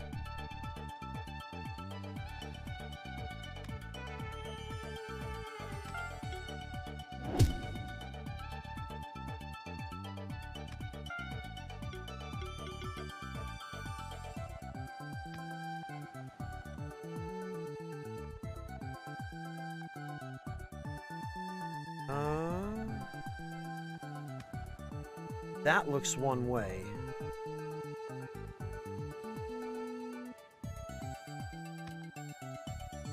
Ah, but this might be our ticket to getting into that area. Oh, I've never played it, Q. Ah, okay.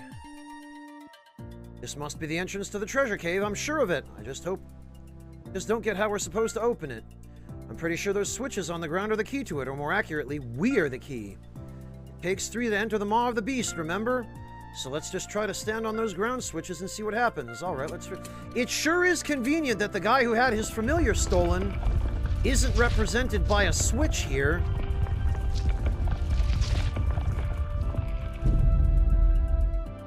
Unbelievable! We must be the first people in centuries to enter this cave.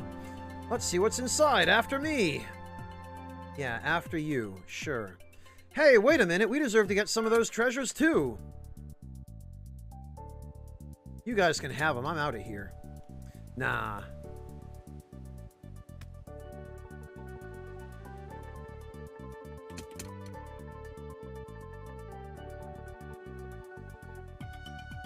In before it's actually a boss fight.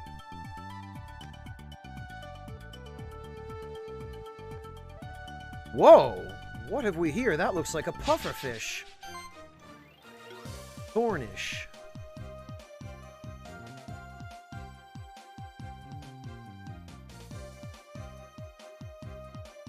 Oh, you know what? None of these enemies are strong against water. So we can just fight them as we are.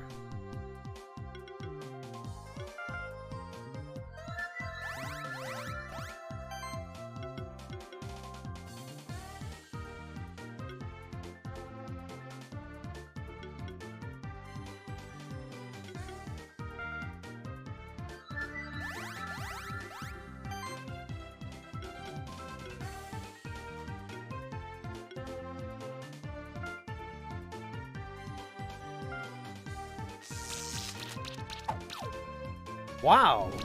Shock on all 3 of them.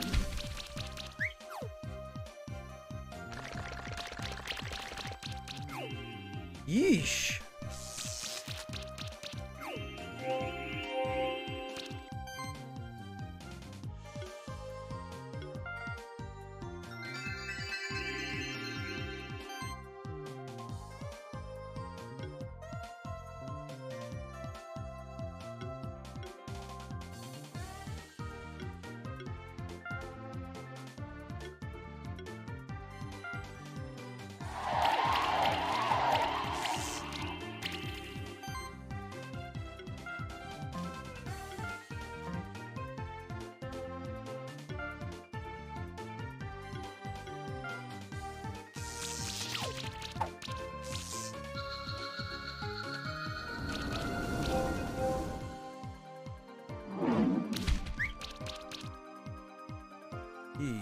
Okay.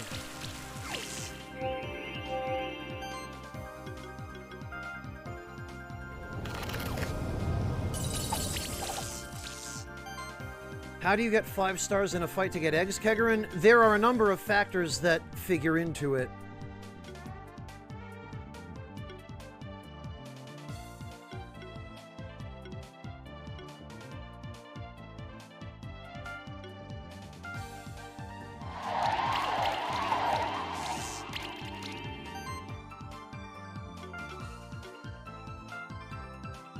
Part of it is how quickly you end the battle. So the fewer turns, the better. Part of it is how much health your monsters have left at the end of the battle. Full health equals good.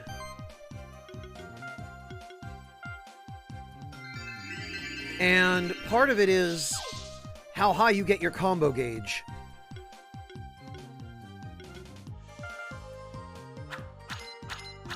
But there appears to be a little bit more than that involved, and I'm not sure what else.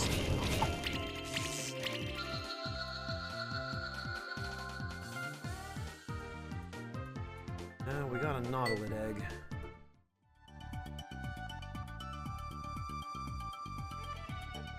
Oh, okay. This comes out here. A rare seashell.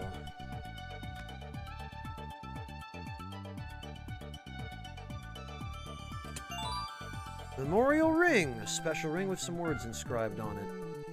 There's some interesting looking old books here. One of them seems to be a diary.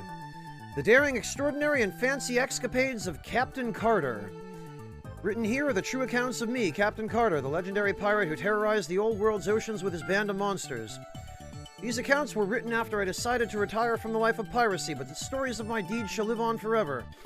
If you're the first one to read this, you must have found out how to enter my treasure cave. Well done, you've proven to be my equal. However, to get my most valuable treasures, you'll have to defeat the guardian that I've left behind. One of my most loyal monsters, an ageless creature of the deep. That's the end of the introduction. There's a bookmark stuck at one specific page later in the book. November 10th, 202 AC. Today, when I was enjoying a fine drink at a certain wretched hive of scum and villainy, which shall remain unnamed, it wouldn't happen to have been in Mos Eisley, would it? I was approached by a strange character. He called himself an alchemist. What I liked the most, though, is that he started the conversation by dropping a heavy pouch of clinking gold coins on the table. Uh-oh. He wanted to hire me for a simple smuggling job. Him and a group of other alchemists wanted to get inside the monster sanctuary. Thanks to my ship, which was freely able to cross the barrier between the old world and the monster sanctuary, I was the only one fit for the job. Oh, so that's how they got in. Sure, they were all rather strange fellows, wearing robes and masks, with names unlike any I'd ever heard in any of the countries of the old world.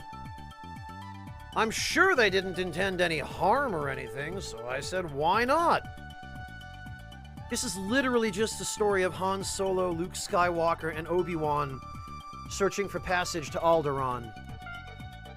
But on the other hand, they had a lot of gold, almost as if they were able to craft it themselves. Yeah, being alchemists, I wonder why. I realized too late that it was false gold. It all turned brittle after a month or two. They tricked me, and I'm not ashamed to admit it. There's another reason why I regret accepting the job, though. Their leader in particular, they called him Marduk, gave me the creeps.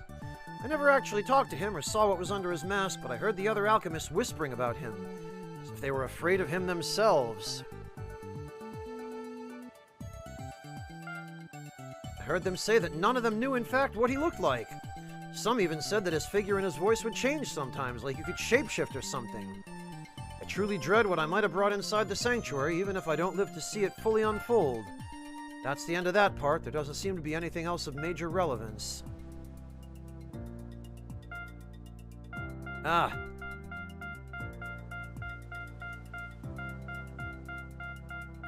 Remind me not to look for additional dialogue like that. Although...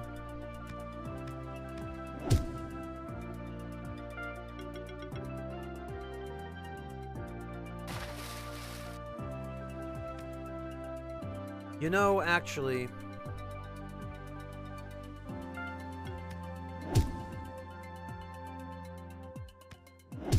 I should check all of these. Hate the fact that I have to, but...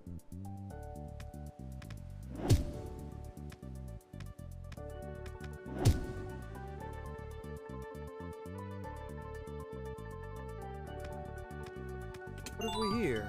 2 combo potions.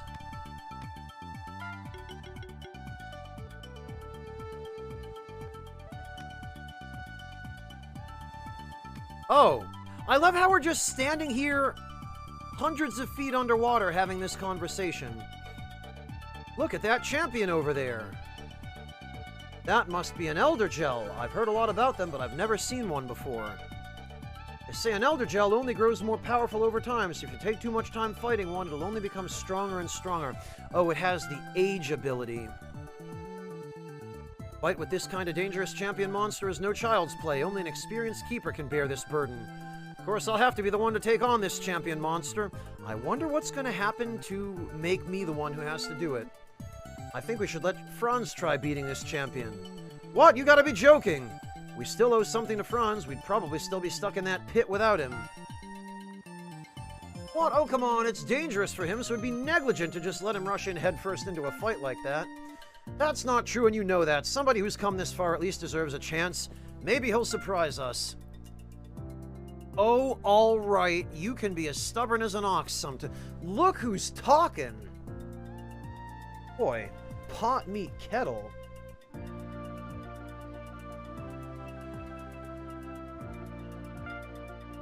Hey, wait a minute. Aren't you all forgetting something? I didn't get saved by Franz out of any pits, so why should I let him fight that Elder Gel? I know just how to settle this like responsible keepers. Let's have a keeper duel. The winner gets to fight the Elder Gel and get all the glory. How about it? Are you ready? Sure! Alright, I challenge you.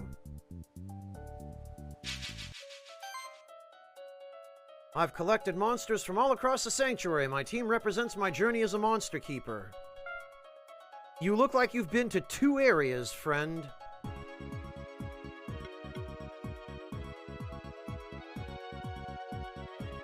Oh, and how about that? Not a single one of her monsters is resistant to water. Well then. Sorry, Julia, my dear, but...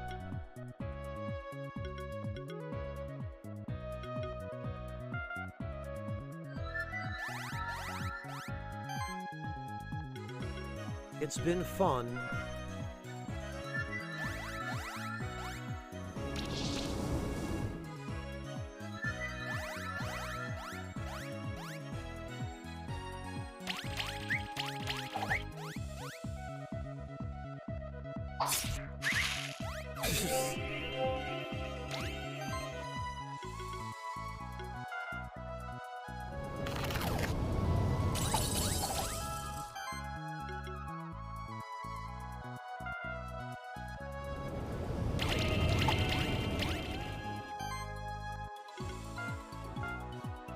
Bye, Mole Bear.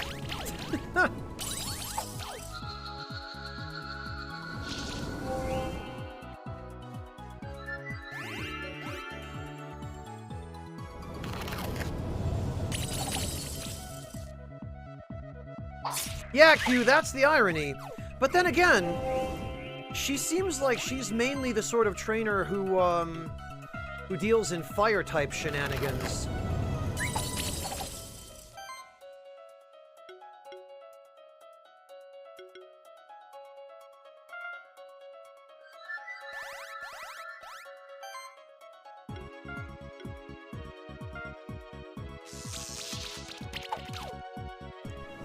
And now they're all shocked. It looks like we had her number from the very start. Too bad for her.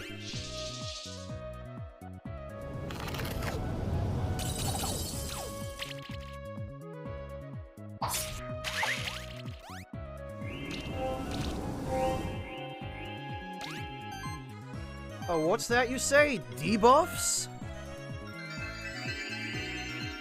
What debuffs?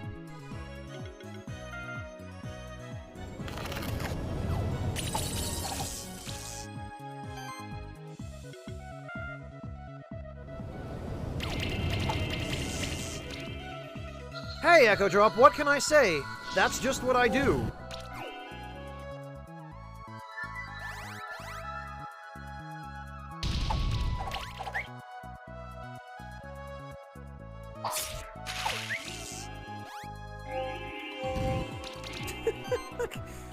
Her poor team.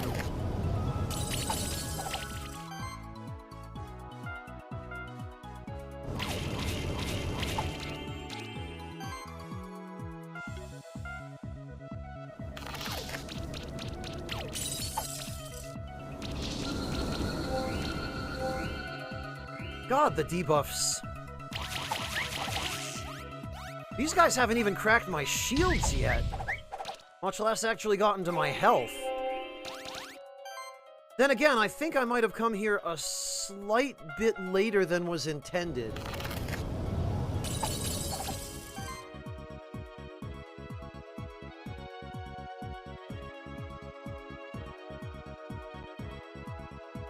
Yeah, Orange Reaver, you can end up on either side of the arena depending upon which direction you approach from. And we did approach from the right here, so...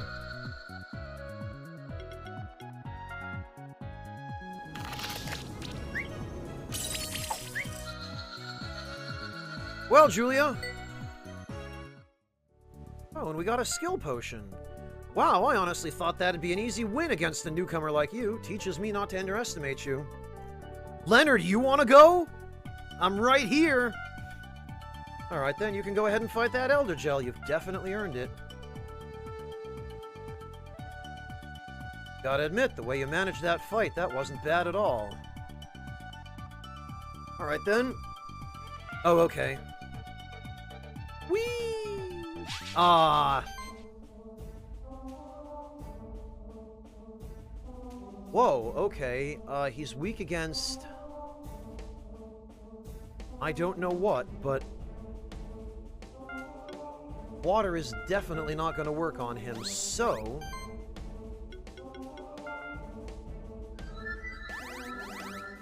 he probably has age.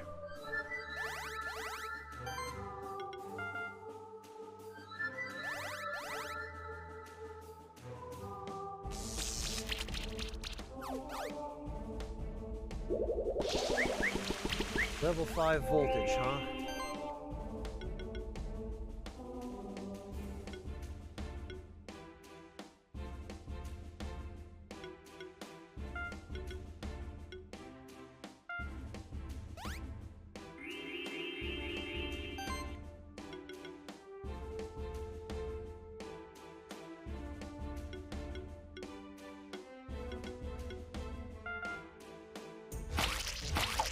Jesus!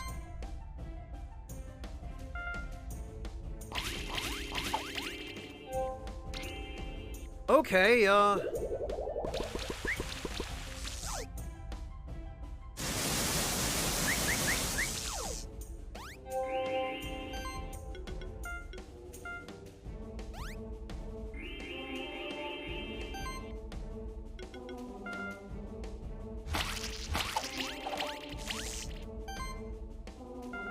I don't think this is gonna take very long.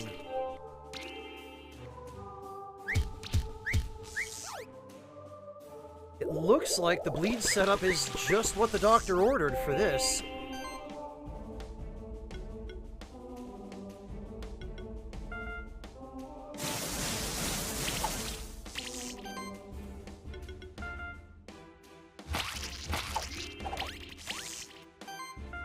Bye! 5,000 bleed damage. Really? Oh, I didn't get the execution. Pirate's Hook. Oh, it's a weapon. Crit chance plus 5%. Heal self for 150 on the first critical hit of an attack. Okay, I'm sure we have a use for that. Alright, I guess we'll have to go fight this thing again. But I'm sure we can do it.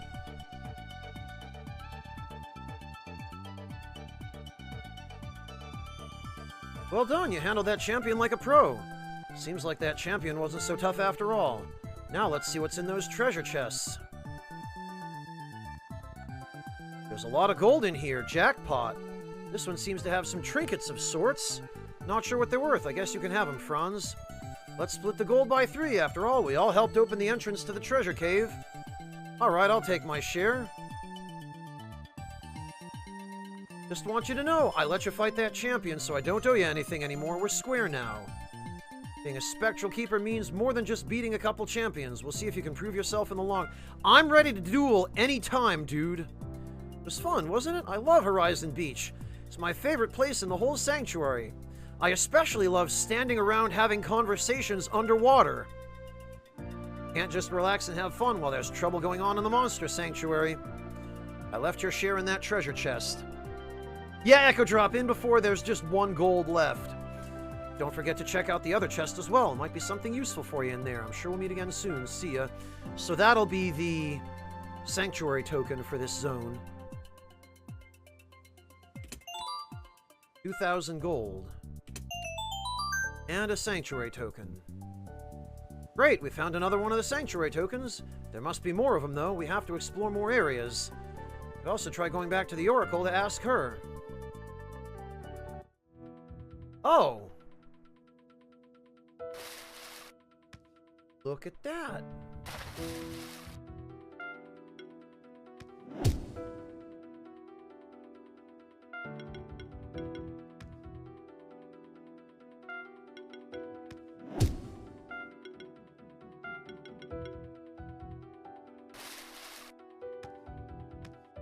Well, what's over here? Oh!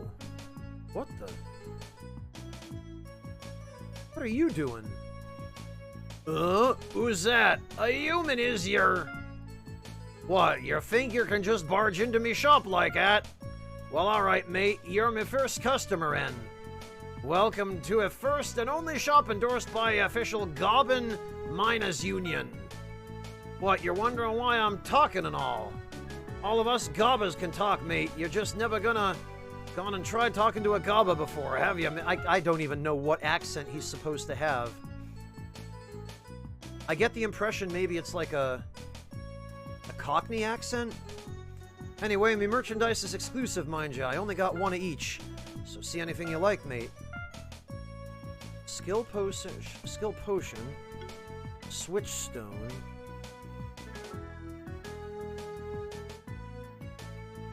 And a shift stone.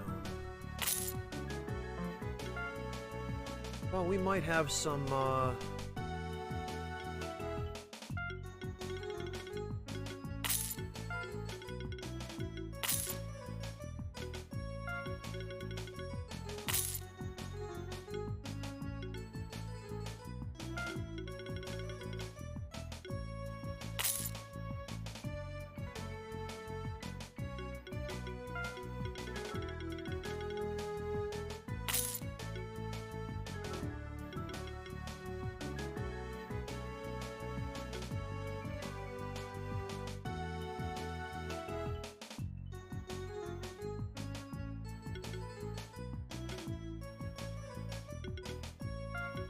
boy, I sure have enough corn. That ought to do. Hello, Hypergen. Welcome. We'll buy him out. You're done it, mate. You gone and bought out me entire stock. That means I gotta go back to a mines and get some new stock for me shop. Thanks, mate.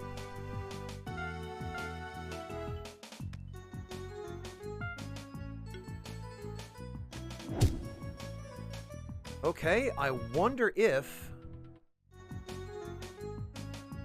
Okay, so this is... some trigger is required to reset this, then.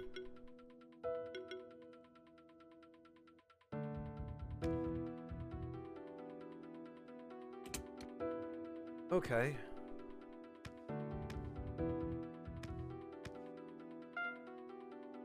So that leads here... Wait a damn minute.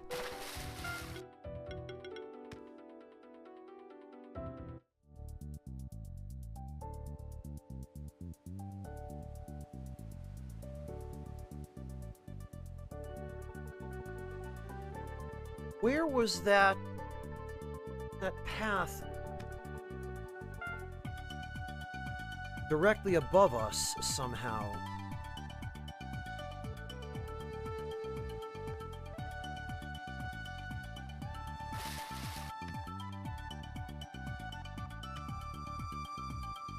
Ah, I see.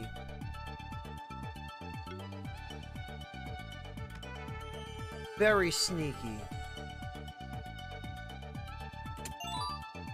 Moon Sword?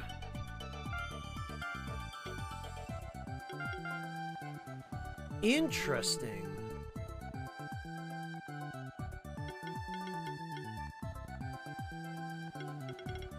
Actually, crit damage.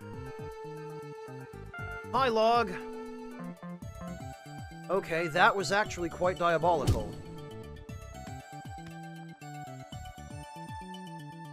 Yeah, because this looks like a dead end.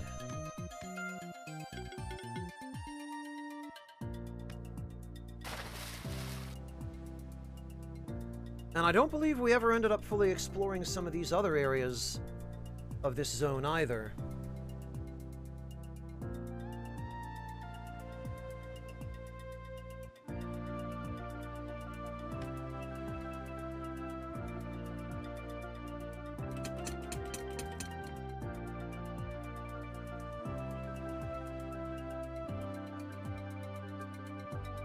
Well, Q, what it looks like is, it looks like it has no special effect, it just has ridiculously high attack power.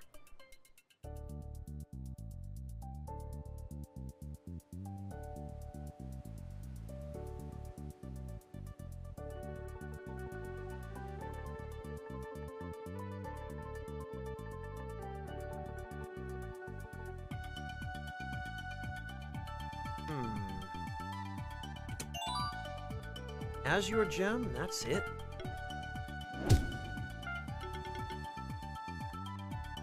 Yes, it was.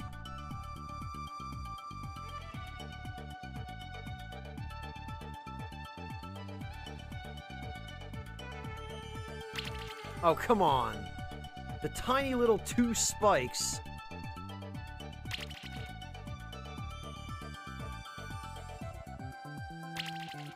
Oh, okay. Looks like the spikes have a slightly larger hitbox than I gave them credit for initially.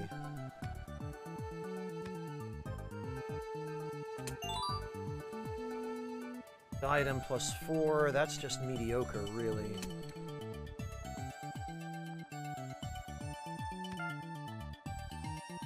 Okay, I guess that's all that was down here. Unless... Oh.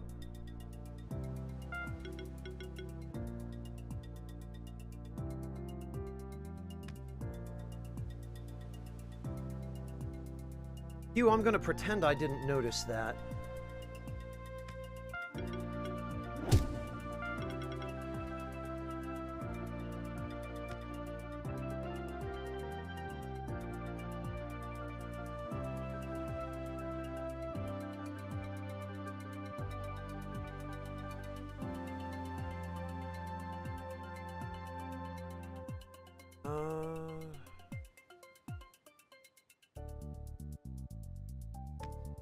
Oh, okay, actually, we want to go down and to the right now, so...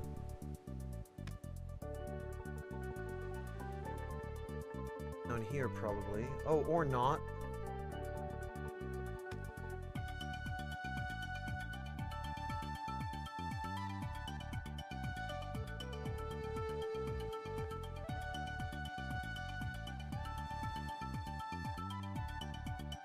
So not there... Maybe here. Nope.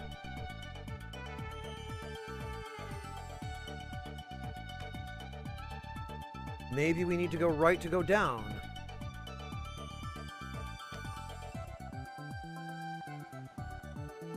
Cream and Sugar, I've never played any of the Lion King games, so I'm not sure what the point of reference there is, but I have a feeling the answer is probably yes.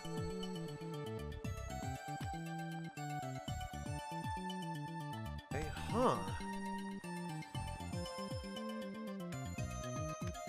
Maybe these then are all exits, or both exits rather. Maybe we have to go...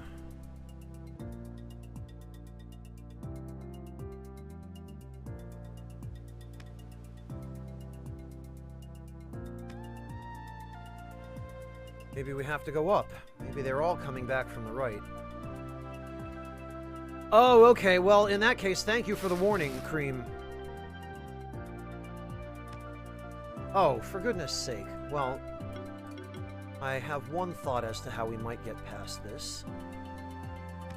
That is most certainly not it.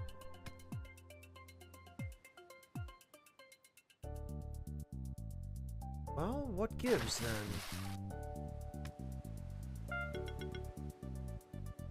Actually, I have a sneaking suspicion I know what gives. Improved swimming. Unaffected by water streams. That's what I thought.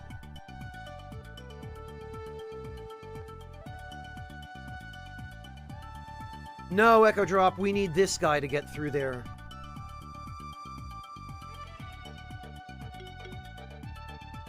Oh, no, we don't. Nautilus has it, too. Oh, and for that matter, so does Thornish. Wow. Look at that ugly pufferfish.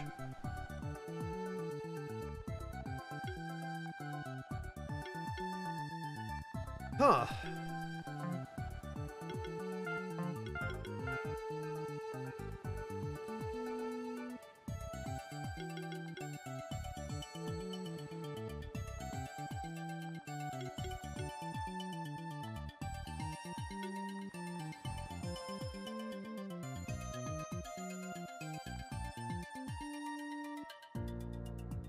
Okay, so this guy doesn't actually have any AoEs.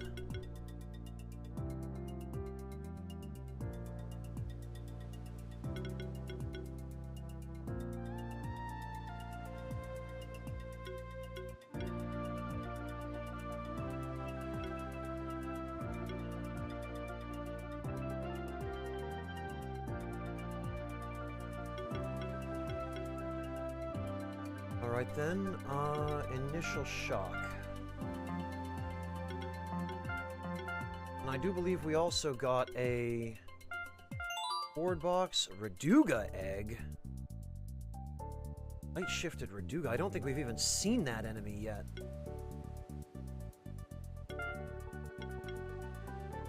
Skill potion. And on him. Then we will get Shocking Current.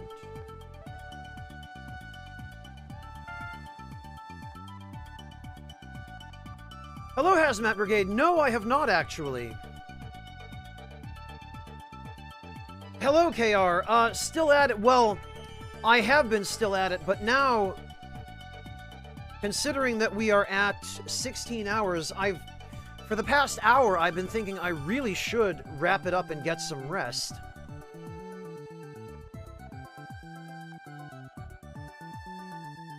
Because we're now at the point where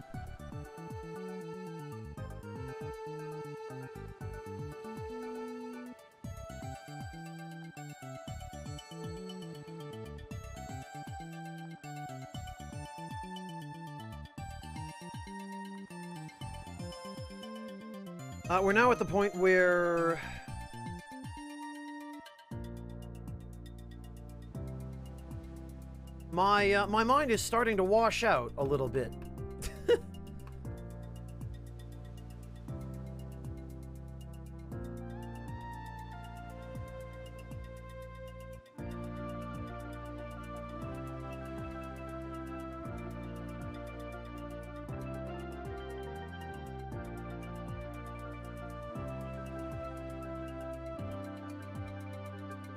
Cyrilim's more monster collectathon, strategic, tactical, and party setup. It's all 6 monsters on your team are on the field at once and each have battle-altering effect. Okay, that sounds very similar to this, Hazmat, other than that this is a 2D Darkest Dungeon style battle system.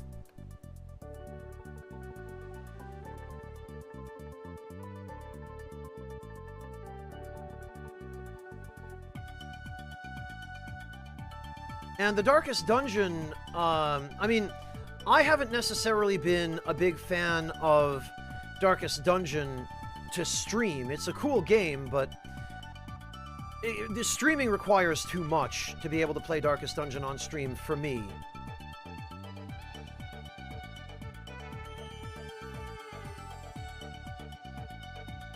And it sounds like Cerulean might be the same deal. Dragon Quest style oh, okay, so it's like a more modern JRPG from the sounds of it.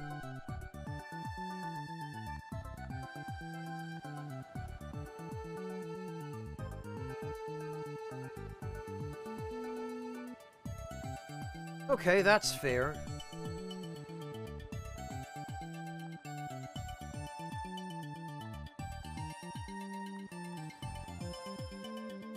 I can't say that I'm terribly into the Dragon Quest games themselves, but I did actually play Dragon Quest VII not all that long ago, and... Or, not Dragon Quest VII, I'm sorry. You see what I mean about my brainwashing out. I played Yakuza 7. Yakuza Like a Dragon. That one.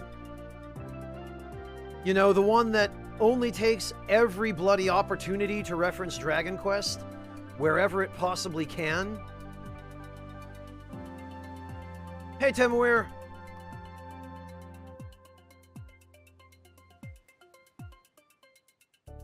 Oh, take it easy, Paper Bonsai. Fighter right now focuses on killing one of its own teammates to cannibalize them, gain 20 of its stats, and then deal... Oh, okay. Interesting. More classic JRPG than modern. Okay.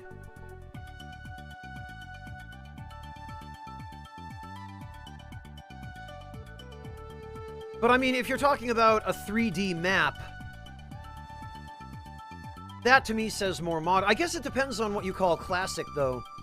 Like, if you call Final Fantasy VII classic, then yes, I can see that, but...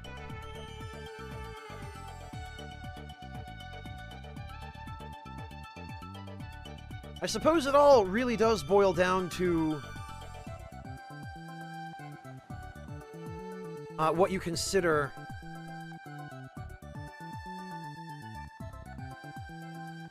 to be a classic RPG.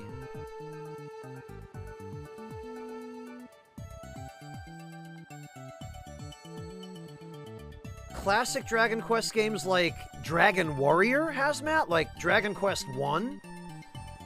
Hey, Chopin, welcome!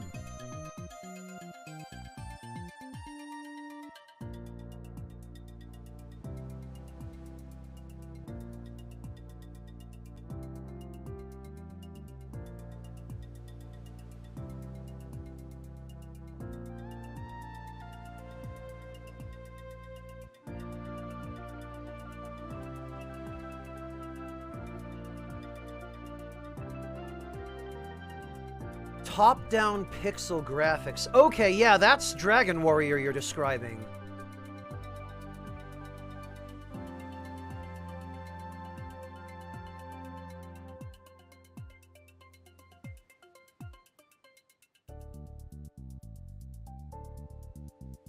Okay, yeah, fascinating. I don't know that I would... that a game like that would hold my attention, but it sounds interesting.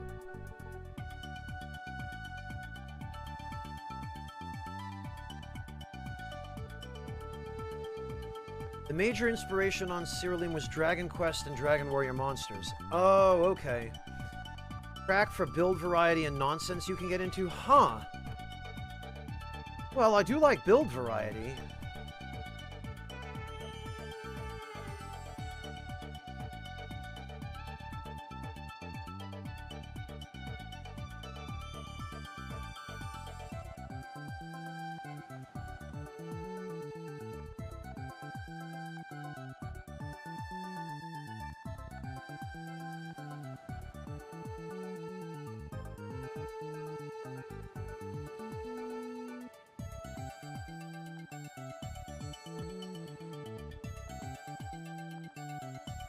Ah, I see you agree, Hazmat. Okay, interesting.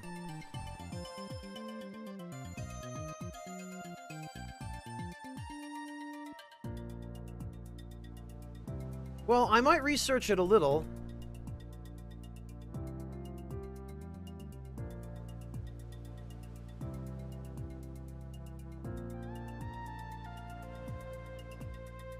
That certainly,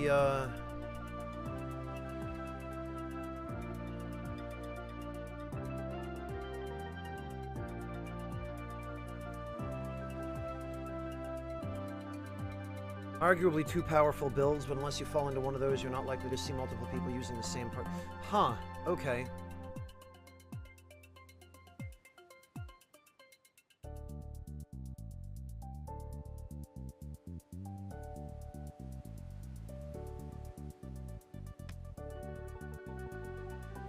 Oh, right, yeah, I need the... Okay, well, hang on.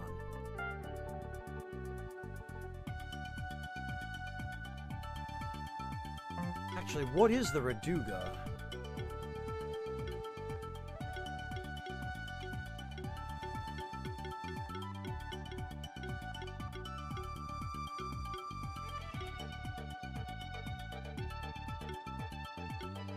I don't think I've even seen a Raduga.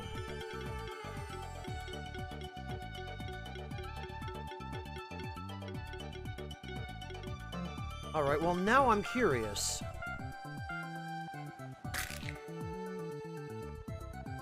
Oh! It's him.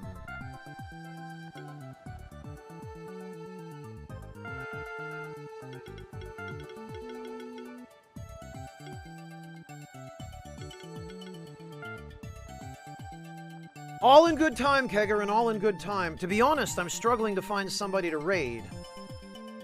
Kegarin, why don't you start streaming so I can raid you?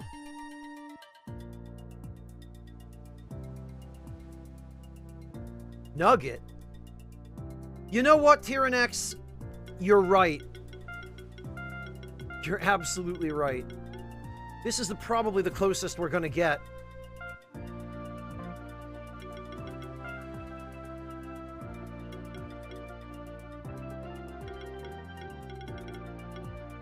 Flying, okay.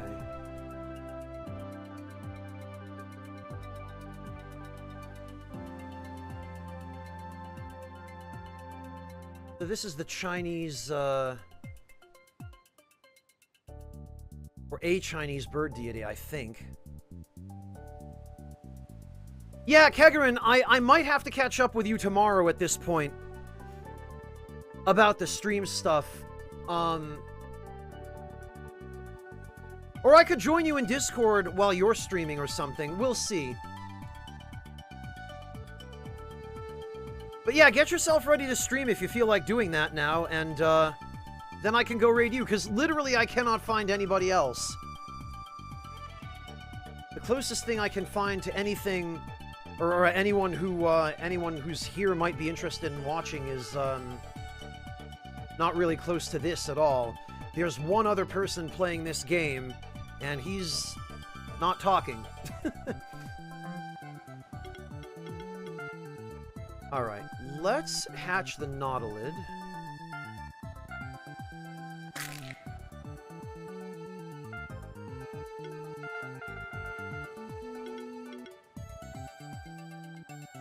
This one... I mean, this isn't technically correct, because Sazai is a turban shell, and that's not what this guy is, but...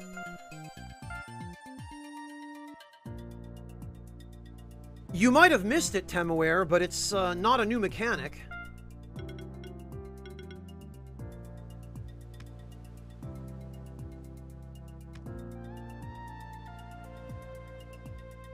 Okay, yeah, so...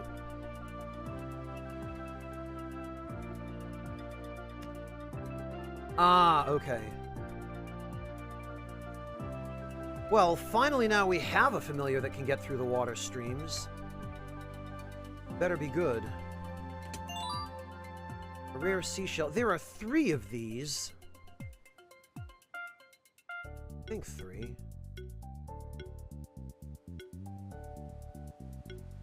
Yeah, there are 3. I wonder if these are the keys to the slime statues. Hello, Miranai, welcome!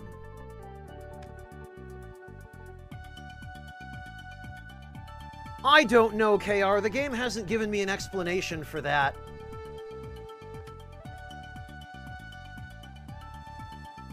Ah, like I don't see this.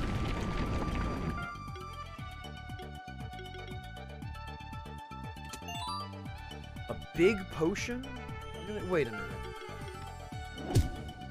Okay, I guess that's all there was. Yeah, several hours ago, Miranai.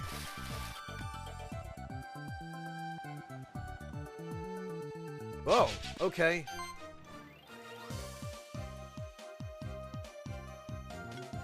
All right, then.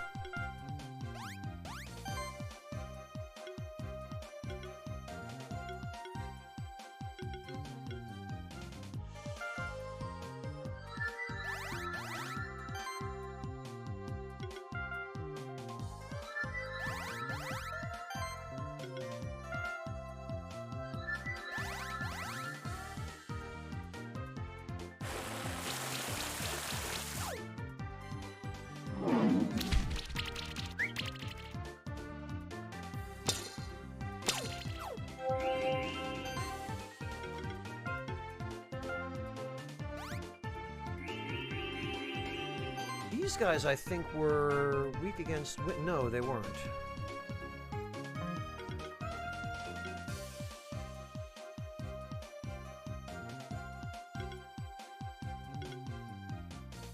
Man, I need to get an upgraded version of Bite.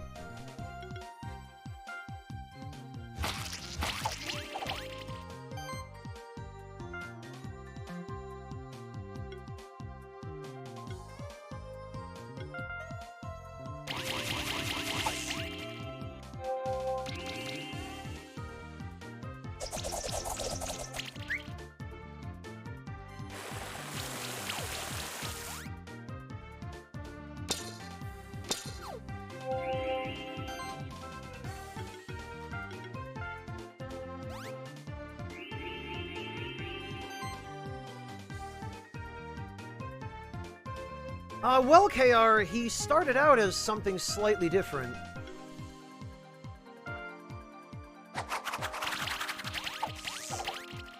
Basically a smaller knight who looked a little bit more like Shovel Knight. Now he's slightly more reminiscent of Solaire. He was even more reminiscent of Solaire before I gave him a light affinity. But as luck would have it, it turns out he's better as a paladin. Oh, very good, Kegarin.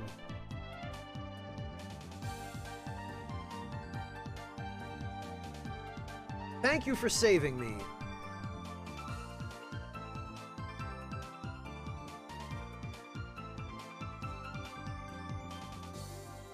Okay, Space-Time Dragon, have a good one. Take care.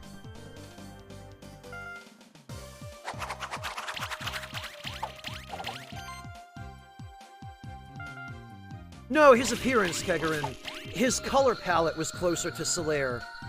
More gold and iron.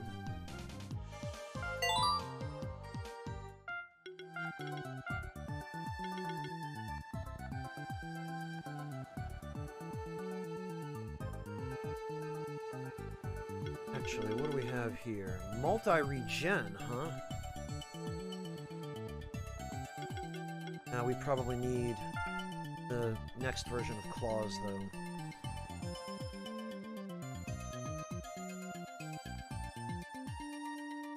Well, no, Kegarin. I think I can show you.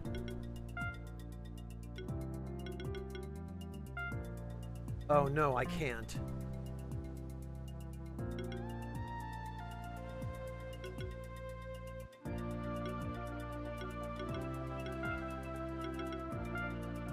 So this is his light color palette, and this is his dark color palette. But his original one looks like this.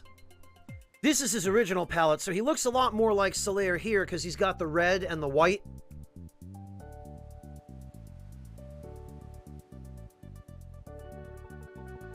And he has a similar sort of helmet.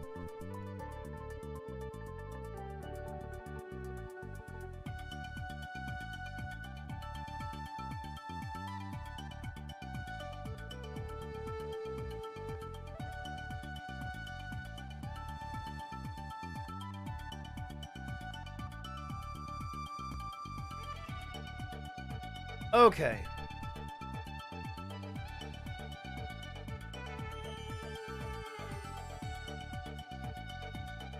Oh, you went with the water wolf. I started with the toad. This one right here.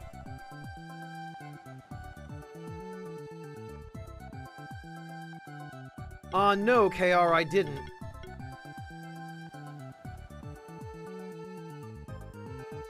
What happens when you expose a Crackle Knight to the incandescence?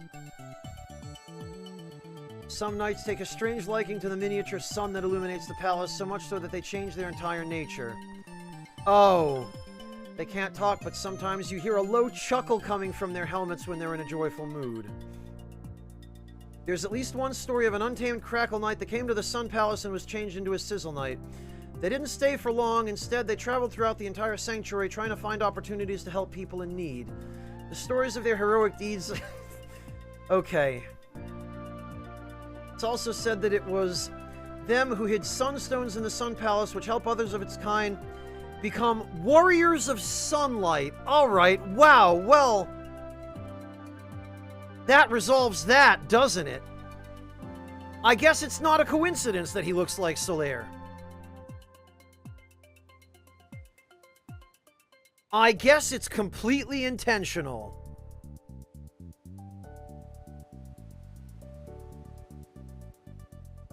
Very good, Kegarin. Well, actually, this is a perfect opportunity.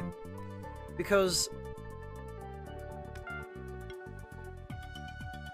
Oh, okay. Oh, and those guys can evolve, too. How the hell do I even get up here? Oh, that way. Okay. Well... Either way, guys, now that Kegarin has done me the favor of starting a stream, we're gonna go raid him, because I really, really need to go get some rest. And as a matter of fact, I think this will be the first time in a long time that I've raided a fellow German. So guys, if you don't know Kegarin, Kegarin is a mutual friend of mine and Rurikon, and he is a big fan of Monster Hunter, which is what he's playing right now. So let's go over and surprise Kegarin with a nice raid. He'll never see it coming. Thank you all so much for hanging out with me for the past, God, 16 hours or whatever it's been. And I look forward to seeing all of you whenever I've gotten enough rest to be able to get up and stream again. Thank you all very much again. I really appreciate it. And I will catch you all next time. No, he's playing World, Miku. Rise isn't out yet. Take care, guys. Thank you all again.